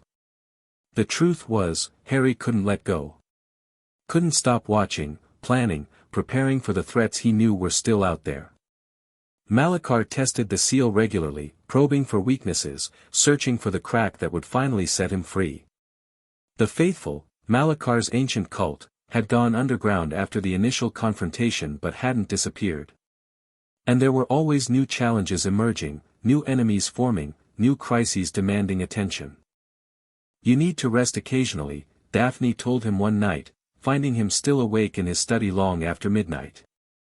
"The world won't collapse if you sleep for a few hours." "I know. I just..." Harry ran a hand through his hair. "Every time I close my eyes, I see the things that could go wrong. The threats I might be missing. The mistakes I might be making. That's called anxiety, Harry. And it's manageable, with help. I don't need, yes. You do." She sat beside him, her expression gentle but firm. "You've spent your entire life preparing for catastrophe. Now you need to learn how to live without constant crisis. Not for yourself, for Lily. She deserves a father who's present, not one who's always fighting battles in his head." Harry absorbed the criticism, recognizing its truth. He'd been so focused on protecting his family from external threats that he'd neglected the internal ones, the slow erosion of joy under the weight of endless vigilance. "I'll try," he said finally. "I can't promise to stop worrying entirely, but I'll try to be more present. That's all I ask." Lily's 6th birthday party was interrupted by a vision. Harry was watching his daughter open presents when the world suddenly shifted. The cheerful chaos of the celebration faded, replaced by darkness and the familiar pressure of Malachar's presence. "Little King." The voice was stronger than it had been in years, clearer, more immediate. "You've built quite a life for yourself. A wife, a daughter, power and influence beyond what most mortals dream. It would be a shame if something were to happen to it all." Harry forced himself to remain calm, to not let the intrusion show on his face. "You've been testing the seal for years. It's held. For now. But seals weaken. Blood thins. The magic that binds me requires constant renewal, and you can't maintain it forever." The voice carried dark amusement. "Your daughter is beautiful, by the way. She has your eyes. I wonder if she'll inherit your connection to the binding as well." "Stay away from her. I'm not going anywhere near her." I don't need to. The presence pressed closer, colder. The connection between your bloodline and my prison is ancient and absolute. When you die, and you will die, eventually, mortal as you are, that connection will pass to your heir. And your heir will face the same choice you've been avoiding. What choice? The choice between fighting me forever and accepting the inevitable. I offer partnership, not slavery. Join me willingly, and I will make your family the rulers of whatever remains when I'm finished reshaping the world. Resist, and I will destroy everything you've built, slowly, painfully, generation by generation. Harry felt rage building in his chest, cold, controlled rage that he'd learned to channel rather than suppress. I've heard this offer before. From you, from Voldemort, from everyone who thought they could buy my loyalty with promises of power. The answer is always the same. No. No. And if you threaten my daughter again, I'll find a way to kill you permanently. Even if it takes the rest of my life. The presence withdrew, but its laughter echoed in Harry's mind. We'll see, little king. We'll see. Harry blinked, and the birthday party was back, Lily tearing into another present, Daphne watching with maternal warmth, guests chatting and laughing around the garden. No one had noticed anything unusual. The vision had happened entirely inside his head, lasting only seconds in real time. But everything had changed. Malachar was escalating. The threats weren't abstract anymore, they were personal, directed at Harry's family, at the people he loved most. Whatever reprieve the ritual had bought was running out. He needed to find a permanent solution. And he needed to find it soon. The research intensified after that. Harry reassembled the coalition's analytical teams, directing them toward a single goal, finding a way to destroy Malachar permanently. Not contain, not postpone, destroy. The Deathless King had survived for millennia, it was time to end that survival. The problem remains the same as it's always been, Elder Silvervein reported during a briefing. Malachar's immortality is sustained by 10,000 souls bound to his existence. To destroy him, you need to release those souls simultaneously, and the magical energy required is beyond anything we can generate. Beyond anything we've tried. That doesn't mean it's impossible. With respect, Lord Pottergringot, our analysts have been working on this problem for a decade. We've explored every theoretical approach, every historical precedent, every speculative technique. The consensus is unanimous, there is no way to release that many souls with the power available to us. Then we need more power. Harry studied the report spread across his desk. What about external sources?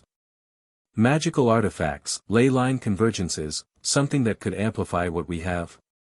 The Founder's relics might have provided enough boost, but 3 of the 4 have been destroyed, 2 as Horcruxes, 1 in the war against Malachar himself.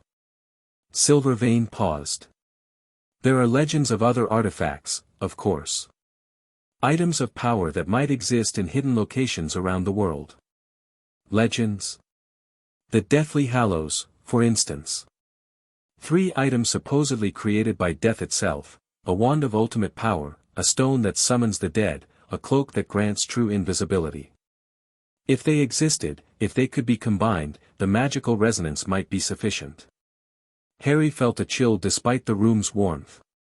He knew about the Hallows, had known for years, though he'd never pursued them seriously. The Elder Wand was rumored to be in Dumbledore's tomb. The Resurrection Stone had been destroyed with the Gaunt Ring. And the Cloak of Invisibility. I have the cloak, he said quietly. It was my father's. Passed down through the Potter family for generations. Silvervein's eyes widened. You have a Deathly Hallow? I never connected it to the legend. It was just my father's invisibility cloak, useful, well made, but not obviously supernatural. Harry thought back to all the times he'd used it, the adventures it had enabled, the dangers it had helped him escape. You're saying it might be one of 3 artifacts created by death itself? If the legends are true. There's considerable scholarly debate about whether the Hallows actually exist or are simply a children's story. And if they do exist? If I could gather all three? Then, theoretically, the Master of Death might have access to power that transcends normal magical limitations. Power that could potentially unravel even Malakar's immortality. Silvervein's expression was troubled. But the legends also warn of consequences. The Hallows are not gifts, they're tests.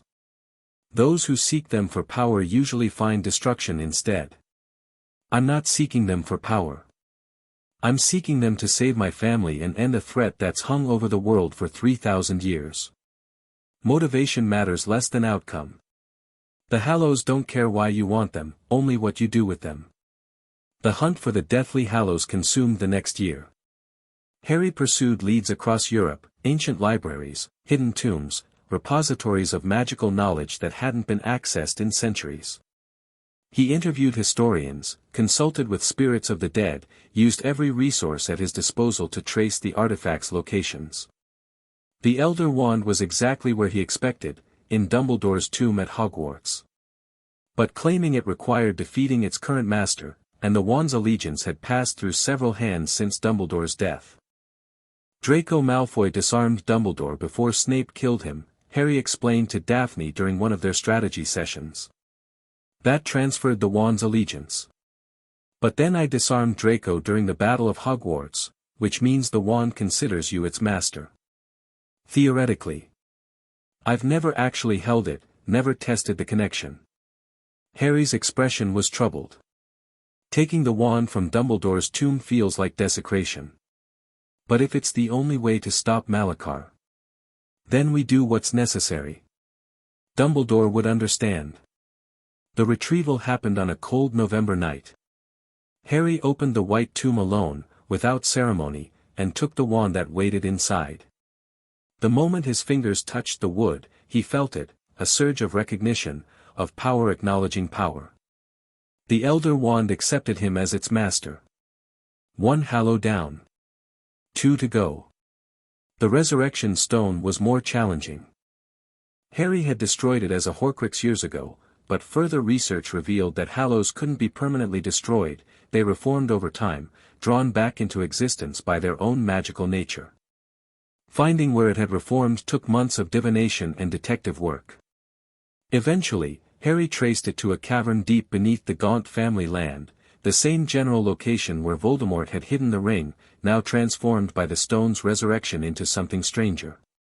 The cavern wasn't here before, Griphook observed as they descended into the earth. Harry's blood brother had insisted on accompanying him, refusing to let him face the unknown alone. The stone created this space when it reformed. Or maybe uncovered it, I can't tell. Stay alert. The Hallows supposedly test those who seek them. The test came in the form of visions. As Harry entered the cavern's central chamber, he found himself surrounded by the dead, everyone he'd lost, everyone whose deaths had shaped his life. His parents, young and smiling. Dumbledore, ancient and wise. Fred Weasley, Remus Lupin, countless others who'd fallen in the wars he'd fought. Harry. His mother's voice was exactly as he'd imagined it, warm and loving. You've come so far. Accomplished so much. But you don't need to keep fighting. The world is safe enough, his father added. You've done your part. Let someone else carry the burden. Rest, Dumbledore urged. You've earned it. Stay here with us, and know peace. Harry felt the pull of their words, the seductive promise of release, of finally letting go of the endless struggle. Part of him wanted to accept, to surrender the weight he'd been carrying for so long. But another part remembered why he was here. You're not real, he said quietly. You're echoes. Projections created by the stone to test my resolve. We're as real as memory. His mother's expression didn't change. And memory is all that death leaves behind. Stay with us, Harry. Be at peace. I can't. Not yet. He pushed past them, feeling the visions try to hold him back, try to drag him into the comfort of false reunion. I have a daughter to protect. A world to save.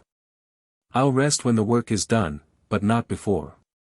The stone waited at the chamber center, black and cracked but unmistakably whole. When Harry picked it up, the visions faded, and something that might have been approval echoed through the cavern. 2 hallows down. 1 to go. The cloak had been with him all along. Harry assembled the deathly hallows in a ritual chamber deep beneath Gringotts. The 3 artifacts lay before him on a stone altar, wand, stone, and cloak, united for the first time in centuries. Their power resonated together, creating harmonics that made the air itself vibrate. "Are you sure about this?" Ragnarok asked. His guardian had insisted on being present, despite the risks. No one has ever wielded all 3 hallows simultaneously. We don't know what will happen. I know what will happen if I don't try. Malachar will eventually break free, and everything I've built will be destroyed. Harry looked at the artifacts. This is the only way I've found to stop him permanently. If there's a cost, I'll pay it. And if the cost is your life? Then Daphne raises our daughter, and the coalition continues the work. I've prepared contingencies. Harry met Ragnarok's eyes. I don't want to die. But I won't let fear stop me from doing what's necessary. You sound like me. When I made the decision to take you from that doorstep, I learned from the best. Harry reached for the hallows. The moment he touched all 3 simultaneously, the world changed. Harry found himself standing in a space that wasn't quite anywhere, a threshold between existence and void, life and death, the world of the living and something beyond. A figure waited for him there. Not death, exactly, the personification would have been too simple. More like an aspect of reality itself, an embodiment of the transition that all living things eventually faced. Harry Potter Gringott. The voice was neither male nor female, neither young nor old. You've claimed the hallows. That makes you their master. I didn't claim them for mastery. I claimed them because I need their power. All who seek the hallows claim noble purposes. The first seekers wanted to cheat death, to live forever, to see the dead again, to escape the inevitable. You want to destroy an enemy.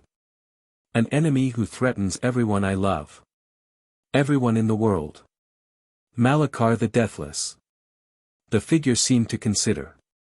He cheated me for 3 millennia. Extended his existence through stolen lives, bound souls that should have passed on. I would not mourn his ending. Then help me. Give me the power to destroy him. The power is already yours. The hallows amplify what you bring to them, courage, sacrifice, acceptance of mortality. You have shown all 3 qualities in abundance. The figure's formless face seemed almost to smile. But there is a price. There's always a price. Not always. Sometimes there are gifts. This time, however, the price is significant. The figure raised something that might have been a hand. The power to destroy Malachar requires channeling more magical energy than any living being can survive. You will accomplish your goal, but you will not survive the accomplishment. Harry felt the words settle into him like stones. He'd suspected this might be the case, had even prepared for it, but hearing it stated so directly made it real in a way that planning hadn't. How long, he asked. How long will I have after destroying Malachar? Minutes. Perhaps an hour, if you're fortunate. Long enough to say goodbye, if you choose your words carefully. And there's no alternative. No way to survive. There is one. The figure's presence shifted. The hallows can sustain you, anchor you to existence as they anchored me. You would not truly live, but you would not truly die. You would become something between, a guardian, perhaps. A watcher. No longer human, but not entirely beyond it. What would that mean for my family? You would see them, but not touch them. Hear them, but not speak to them. Watch your daughter grow without being able to hold her. The figure's voice softened with something like compassion. It is not a comfortable existence. But it is existence. Harry closed his eyes, feeling the weight of the choice pressing down on him. Die fighting Malachar, leaving his family but saving the world. Or survive in a twilight state, present but unreachable, watching without participating. Neither option was acceptable. Neither option was what he wanted. But sometimes you didn't get what you wanted. Sometimes you just got what was possible. I need to think, he said. I need to talk to my family. The Hallows will wait. They have existed for 1,000 years, a few more days will not matter. The figure began to fade. Make your choice, Harry Potter Gringotts. And know that whatever you decide, you will have earned it. Harry returned to consciousness in the ritual chamber, the Hallows still resonating before him. What happened? Ragnarok demanded. You were gone for hours, your body was here, but you were, elsewhere. I spoke with something. Something that told me what the Hallows can do, and what they'll cost. Harry stood slowly, his body feeling strange after the out-of-time experience. I need to talk to Daphne. And Lily. Before I make any decisions. Decisions about what? About whether I want to live or die. The conversation with Daphne was the hardest thing Harry had ever done. He explained everything, the Hallows, the power they offered, the price they demanded. She listened without interruption, her ice-blue eyes growing increasingly bright as he spoke. So your choices are death or a half-existence where you can't touch us, she summarized when he finished. That's the simplified version, yes. And you're considering the half-existence? Choosing to watch without participating, to be present without being able to hold your daughter? I'm considering both options. Neither is good, but, neither is good. Daphne's voice cracked with uncharacteristic emotion. Harry, one of those options has you dying. Actually dying, permanently, leaving us forever. How can you even compare that to being present, even in a limited way? Because the limited presence might be worse. Lily would grow up seeing her father but never being able to reach him. You'd have a husband who couldn't hold you, couldn't comfort you, couldn't be truly present for any of the moments that matter. That's not living, that's haunting. It's not dying either. Tears were streaming down Daphne's face now, something Harry had seen only a handful of times in their years together. I can't lose you, Harry. I've built my entire life around the assumption that you'd be there. I can't do this alone. You wouldn't be alone. You'd have Lily, and Ragnarok, and the entire coalition we've built. You're the strongest person I know, Daphne. If anyone could, I don't want to be strong. The words came out as almost a shout. I want you to be alive. I want our daughter to have her father. I want, she broke off, sobbing. Harry pulled her into his arms, holding her as she cried, feeling his own eyes burn with unshed tears. He'd faced dark lords and ancient evils, but this, watching the woman he loved break down at the thought of losing him, was worse than any battle. I haven't decided yet, he said quietly. And I won't decide without your input. This affects you as much as it affects me. Then don't do it at all. Let someone else destroy Malachar. Let the coalition find another way. There is no other way. We've been searching for years. The Hallows are the only option. Harry pulled back, meeting her eyes. But if you tell me not to use them, if you tell me you'd rather have me alive and Malachar undefeated, I'll listen. I'll find some other way to protect our family, even if it means running, hiding, abandoning everything we've built. Daphne was quiet for a long moment, her tears slowing as she processed his words. You do that? She asked finally. Give up everything for us? In a heartbeat. You and Lily are more important than any political achievement, any coalition, any legacy I might leave behind. If you need me alive, I'll find a way to stay alive. Even if it means Malachar eventually breaks free. Even then. We'd run. Hide. Build a life somewhere he couldn't reach. It would be smaller than what we have now, but it would be together. Daphne closed her eyes, her expression shifting as she wrestled with the choice. When she spoke again, her voice was steadier. I can't ask you to do that. I can't ask you to abandon the world because I'm afraid of losing you. She opened her eyes. You're Harry Potter Gringotts. You were raised to face challenges that would break anyone else. If you run from this one, you won't be able to live with yourself, and I won't be able to live with the man you'd become. So you want me to use the Hallows? I want you to make the choice you can live with. Or, she almost smiled despite her tears. The choice you can die with, if it comes to that. And I want you to know that whatever you decide, I love you. I'll always love you. Even if I choose the half-existence. Even if I'm a ghost you can see but never touch. Even then. Because you'd still be here. Still watching. Still part of our lives, even if you can't participate. She gripped his hands. If that's the best option available, I'll take it. I'll take any version of you over no version at all. The conversation with Lily was simpler and more devastating. Daddy has to go away for a while, Harry explained, kneeling to meet his daughter's eyes. He has to fight a very bad monster, and he might not be able to come back the same way. Lily looked at him with the solemn intelligence that had marked her since infancy. Will the monster hurt Mummy and me if you don't fight it? Eventually, yes. The monster wants to hurt everyone. Then you should fight it. Her voice was matter-of-fact, as if the answer were obvious. That's what heroes do.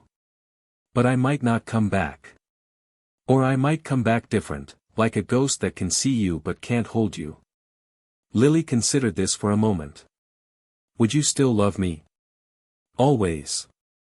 No matter what happens, no matter what I become, I will always love you. Then it's okay. She reached out and touched his face with her small hand. I'd rather have a ghost daddy who loves me than no daddy at all. Harry pulled her into a hug, feeling tears finally spill down his cheeks. His daughter, 6 years old and already wiser than most adults, had made his choice for him. He would face Malachar. He would use the Hallows. And whatever came after, he would find a way to be present for his family. Even if present was all he could manage. The final ritual took place on the winter solstice. Harry descended into the deep vaults one last time, carrying the deathly Hallows, surrounded by the coalition he'd built over 2 decades. The binding bloodlines were there, Longbottom, Bones, Weasley, Black, all the families whose heritage connected to Malachar's prison. Goblin warriors flanked them, ready to fight if the ritual failed. And ahead, beyond the final wards, Malachar waited. Are you ready? Ragnarok asked, his voice heavy with emotion he rarely showed. As ready as I'll ever be. Harry looked at his guardian, the goblin who'd saved him from a doorstep, raised him as a son, given him everything he needed to become who he was. Thank you. For everything. Don't thank me yet. You might survive this. Either way, what you gave me was worth more than I can ever repay. I hope you know that. Ragnarok's ancient eyes glistened. I know. Now go. Finish what we started. Harry walked through the final ward and into Malachar's presence. The Deathless King had grown. His form filled the chamber, no longer a prisoner in chains but a titan barely contained by the weakening seal. Dark energy radiated from him in waves, and his voice shook the very stones. Harry Potter Gringotts. You come at last. I come to end this. Once and for all. End this? The laughter was earthquakes and avalanches. You cannot end me. I am eternal. I have outlasted empires, survived apocalypses, endured imprisonment that would have destroyed any lesser being. Then let's test that. Harry raised the Elder Wand, the Resurrection Stone, the Cloak of Invisibility. 3 artifacts, united in a single purpose, channeling power that hadn't been wielded since they were created. The energy built, slowly at first, then faster, drawing from the bloodline connections, from the Coalition's combined will, from Harry's own magic and life force. He felt himself being consumed by it, felt his body beginning to fail under the strain. But he didn't stop. Couldn't stop. The power flowed through him and into Malakar's prison of souls. What are you doing? The confidence in Malakar's voice wavered. This is impossible. Nothing is impossible. That's what you never understood. Harry's voice was calm despite the agony tearing through him. You conquered through fear and force, but you never inspired love. You bound souls through blood magic, but you never earned willing sacrifice. That's your weakness, Malakar. That's why you're going to lose. The souls began to break free. 10,000 spirits, trapped for 3 millennia, finally finding release. They screamed, not in pain, but in joy, in relief, in the ecstasy of long-delayed freedom. Each one that escaped weakened Malakar further, tore away another piece of the magic sustaining his immortality. No. The Deathless King's voice lost its thunder. I am eternal. I cannot, everyone dies eventually. Even gods. Even kings. Harry felt his own life fading as the souls poured through him. Your time just took a little longer than most. The final soul escaped. Malakar screamed as his immortality unraveled, 3,000 years of stolen existence collapsing in a single, terrible moment. His form dissolved, his power scattered, his consciousness shattered beyond any possibility of return. The Deathless King died. And Harry Potter Gringotts, having accomplished the impossible, collapsed beside him. To be continued. Chapter 12 and Chapter 13, The Half-Blood War. Harry woke in light. Not the harsh brilliance of the threshold where he'd spoken with the Hallows Guardian, but something softer, warm and golden, like sunlight filtered through honey. He was lying on something that felt like grass, though when he looked down, he couldn't quite focus on what was beneath him. You survived longer than expected. The voice belonged to the same formless presence he'd encountered before. It sat beside him, or stood, or floated, the geometry was impossible to follow, watching with what might have been curiosity. Am I dead? Not quite. Not yet. The Hallows kept their bargain, they anchored you to existence while you channeled their power. But the strain was immense. Your body is failing. How long do I have? In the mortal world? Minutes, perhaps. Here, in the space between, time moves differently. We have a while to talk. Harry sat up slowly, feeling strangely peaceful despite the circumstances. The pain that had consumed him during the ritual was gone, replaced by a pleasant numbness that might have been the absence of sensation or might have been something else entirely. Malakar is destroyed. Completely. The souls you released carried his essence apart as they fled. There's nothing left to reconstitute, nothing to reform. The Deathless King is truly dead at last. The Presence's voice carried something like satisfaction. You accomplished what no one else could. Not the original coalition, not your ancestors, not anyone in 3,000 years. Then it was worth it. Was it? You're about to leave behind a wife who loves you, a daughter who needs you, a world you spent your entire life trying to protect. Are you at peace with that? Harry considered the question seriously. He'd prepared for this possibility, had made contingency plans, had said his goodbyes. But preparation wasn't the same as acceptance. No, he admitted. I'm not at peace. I wanted to see Lily grow up. I wanted to grow old with Daphne. I wanted to finish the work I started, the reforms, the alliances, the world I was trying to build. He paused. But I'm not angry either. I knew the price when I agreed to pay it. What if you didn't have to pay it? Harry looked at the presence more sharply. You said the choice was death or the half-existence. Has something changed? Something has. The presence seemed to shift, becoming more defined. When you channeled the Hallows' power, you did something unexpected. You used them not for yourself, not to cheat death or summon the departed or hide from consequences, but to free others. 10,000 souls that had been enslaved for millennia. I didn't do it for them. I did it to destroy Malachar. Nevertheless, the result was the same. And those souls, they remember. They're grateful. The presence gestured, and Harry became aware of other presences around them, countless spirits, watching from the edges of perception. They want to repay you. Repay me how? Life force, freely given. Enough to heal what the ritual damaged. Enough to return you to the world, whole and healthy, with decades still ahead of you. Harry felt something stir in his chest, hope, desperate and almost painful. They would do that. They're offering. The choice is yours. The presence's voice grew serious. But understand what you're accepting. These souls have been trapped for 3,000 years. They deserve their rest, their passage to whatever comes next. If they give you part of their essence, they delay that passage. Some of them might not survive the giving. Then I can't accept. You would choose death over life. Even knowing what you'd leave behind. I would choose not to build my survival on others' sacrifice. That's what Malachar did. That's what I was fighting against. Harry shook his head. I won't become the thing I destroyed. The presence was quiet for a long moment. Then something happened that Harry hadn't expected. It laughed. Not cruelly, but with genuine warmth. The souls predicted you'd say that. They've been watching you, through the binding connection, for years. They know what kind of person you are. The presence moved closer. That's why they're not asking. They're insisting.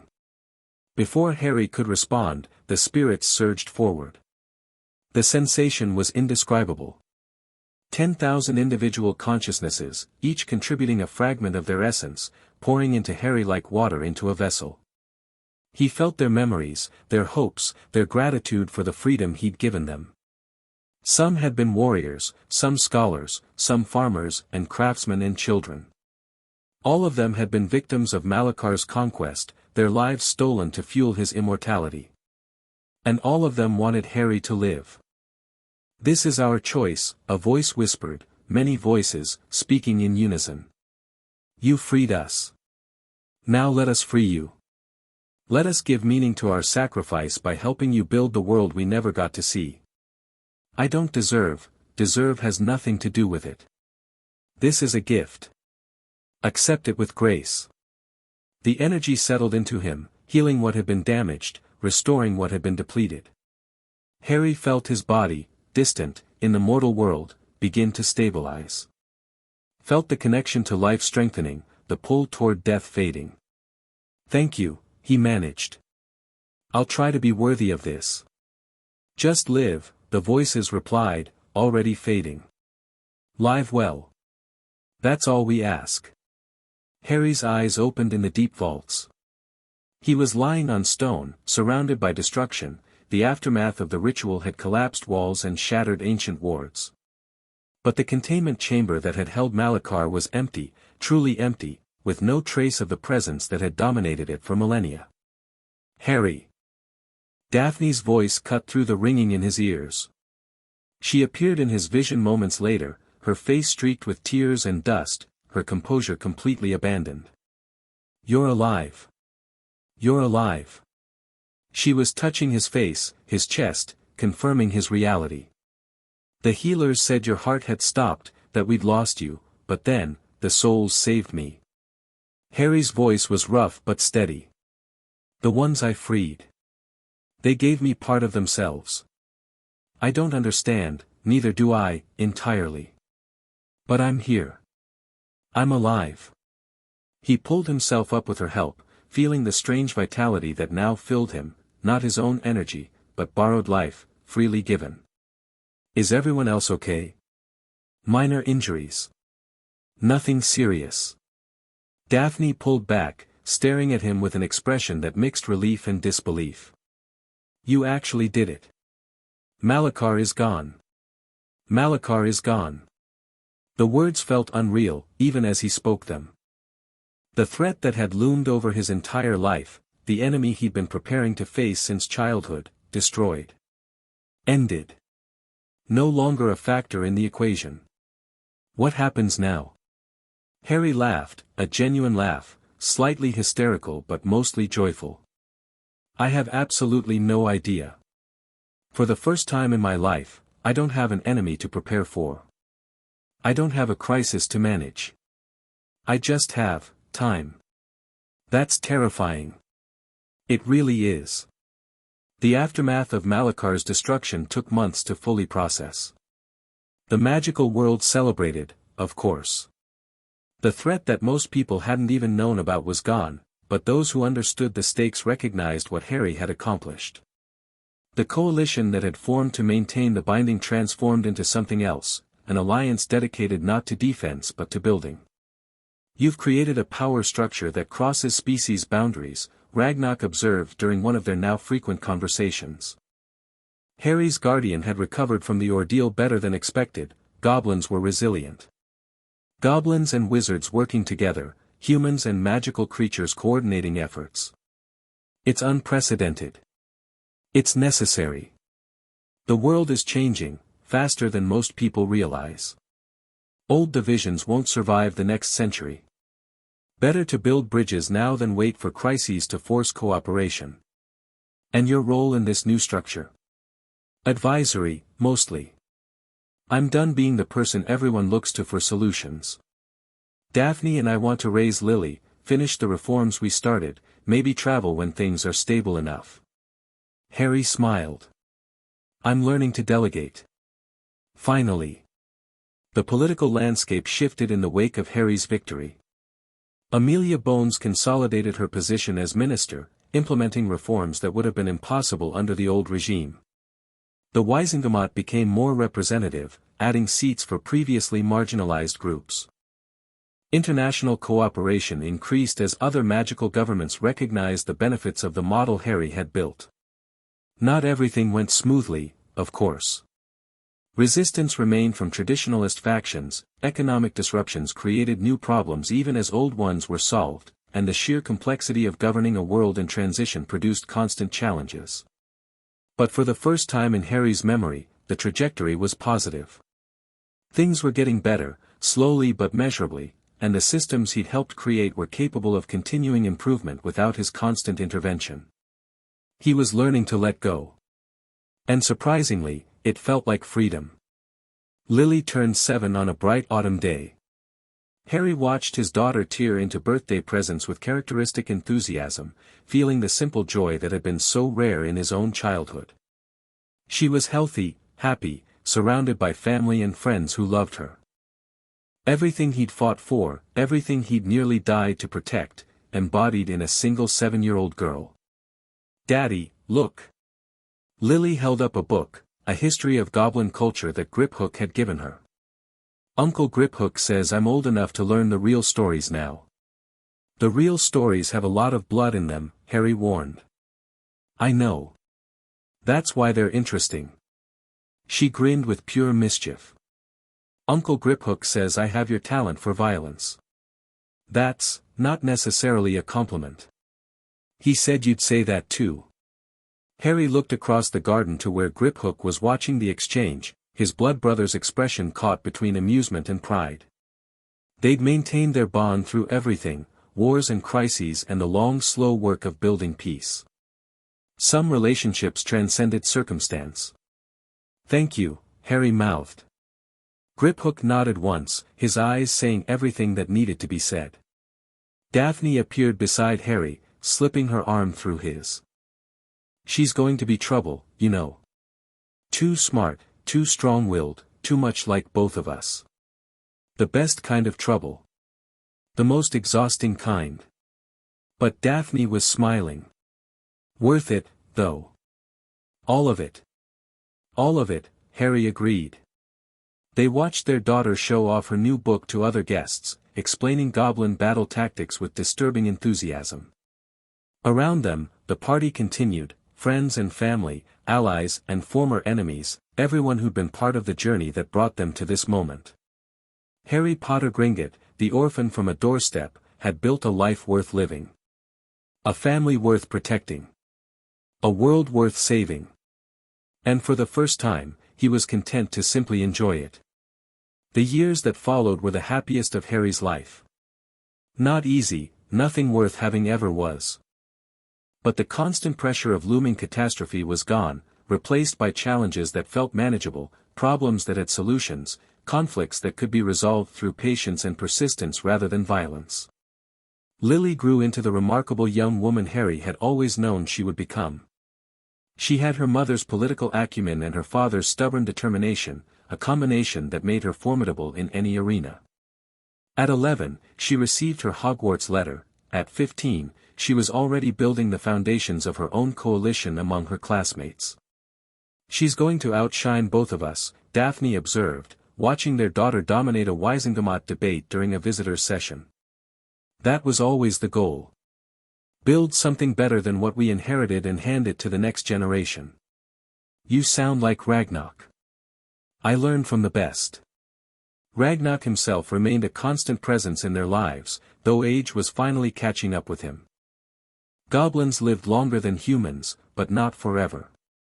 Harry spent more time at Gringotts during those years, recording his guardian's memories, preserving the wisdom that had shaped him.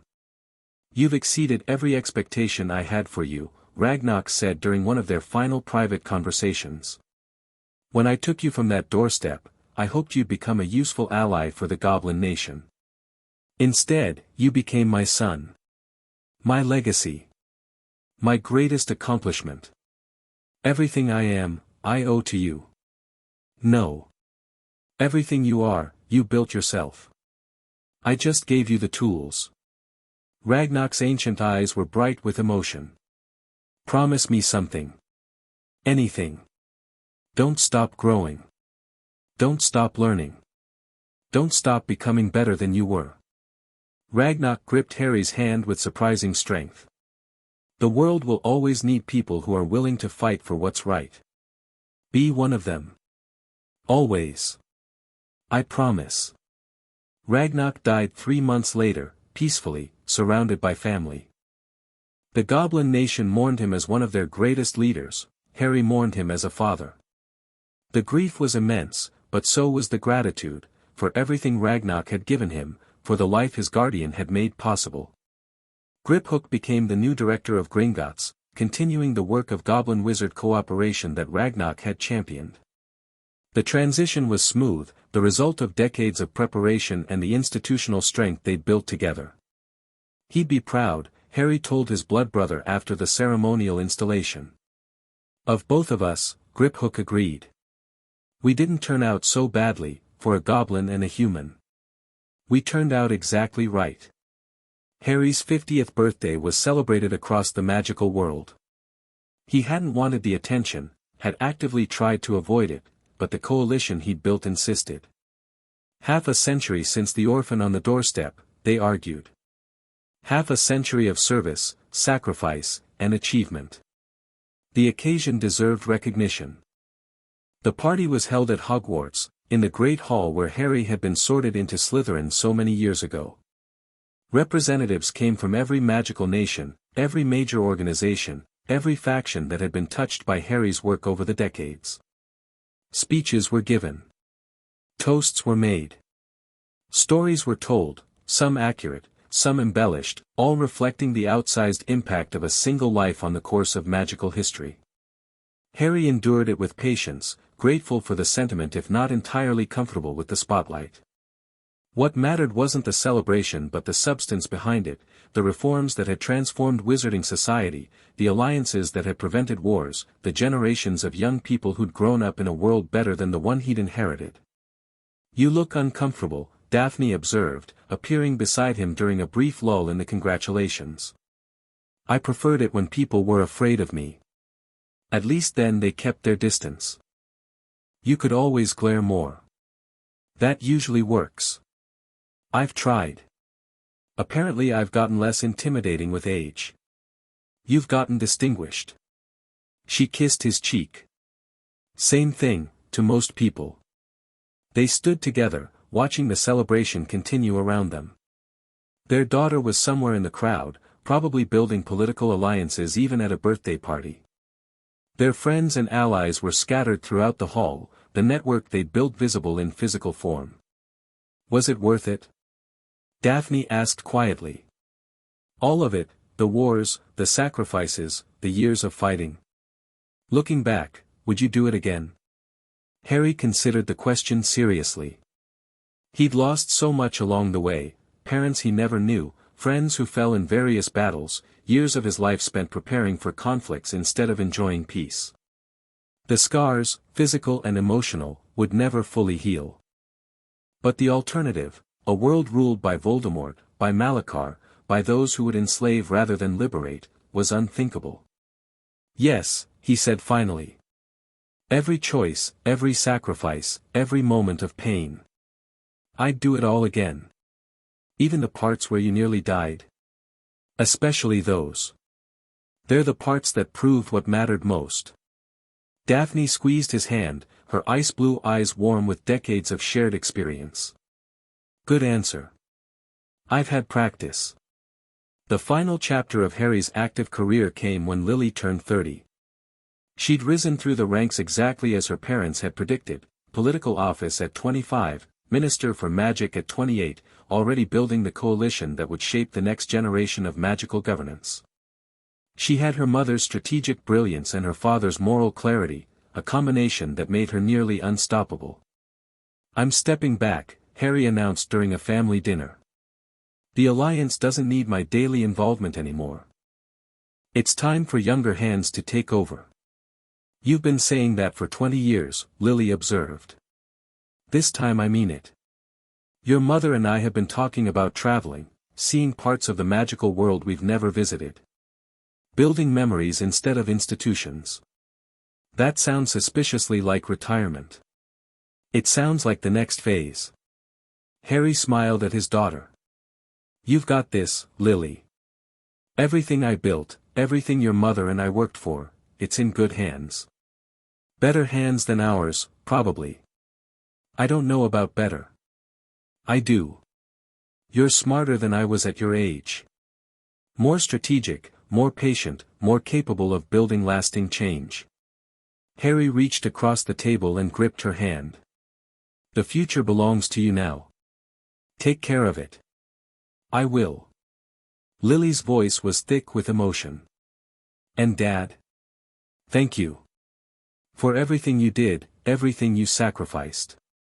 I know it wasn't easy. Nothing worth doing ever is. But you, he looked at his daughter, seeing the echo of everyone he'd loved in her features. You made it worth it. Every moment. Harry Potter Gringotts spent his remaining years exactly as he'd planned.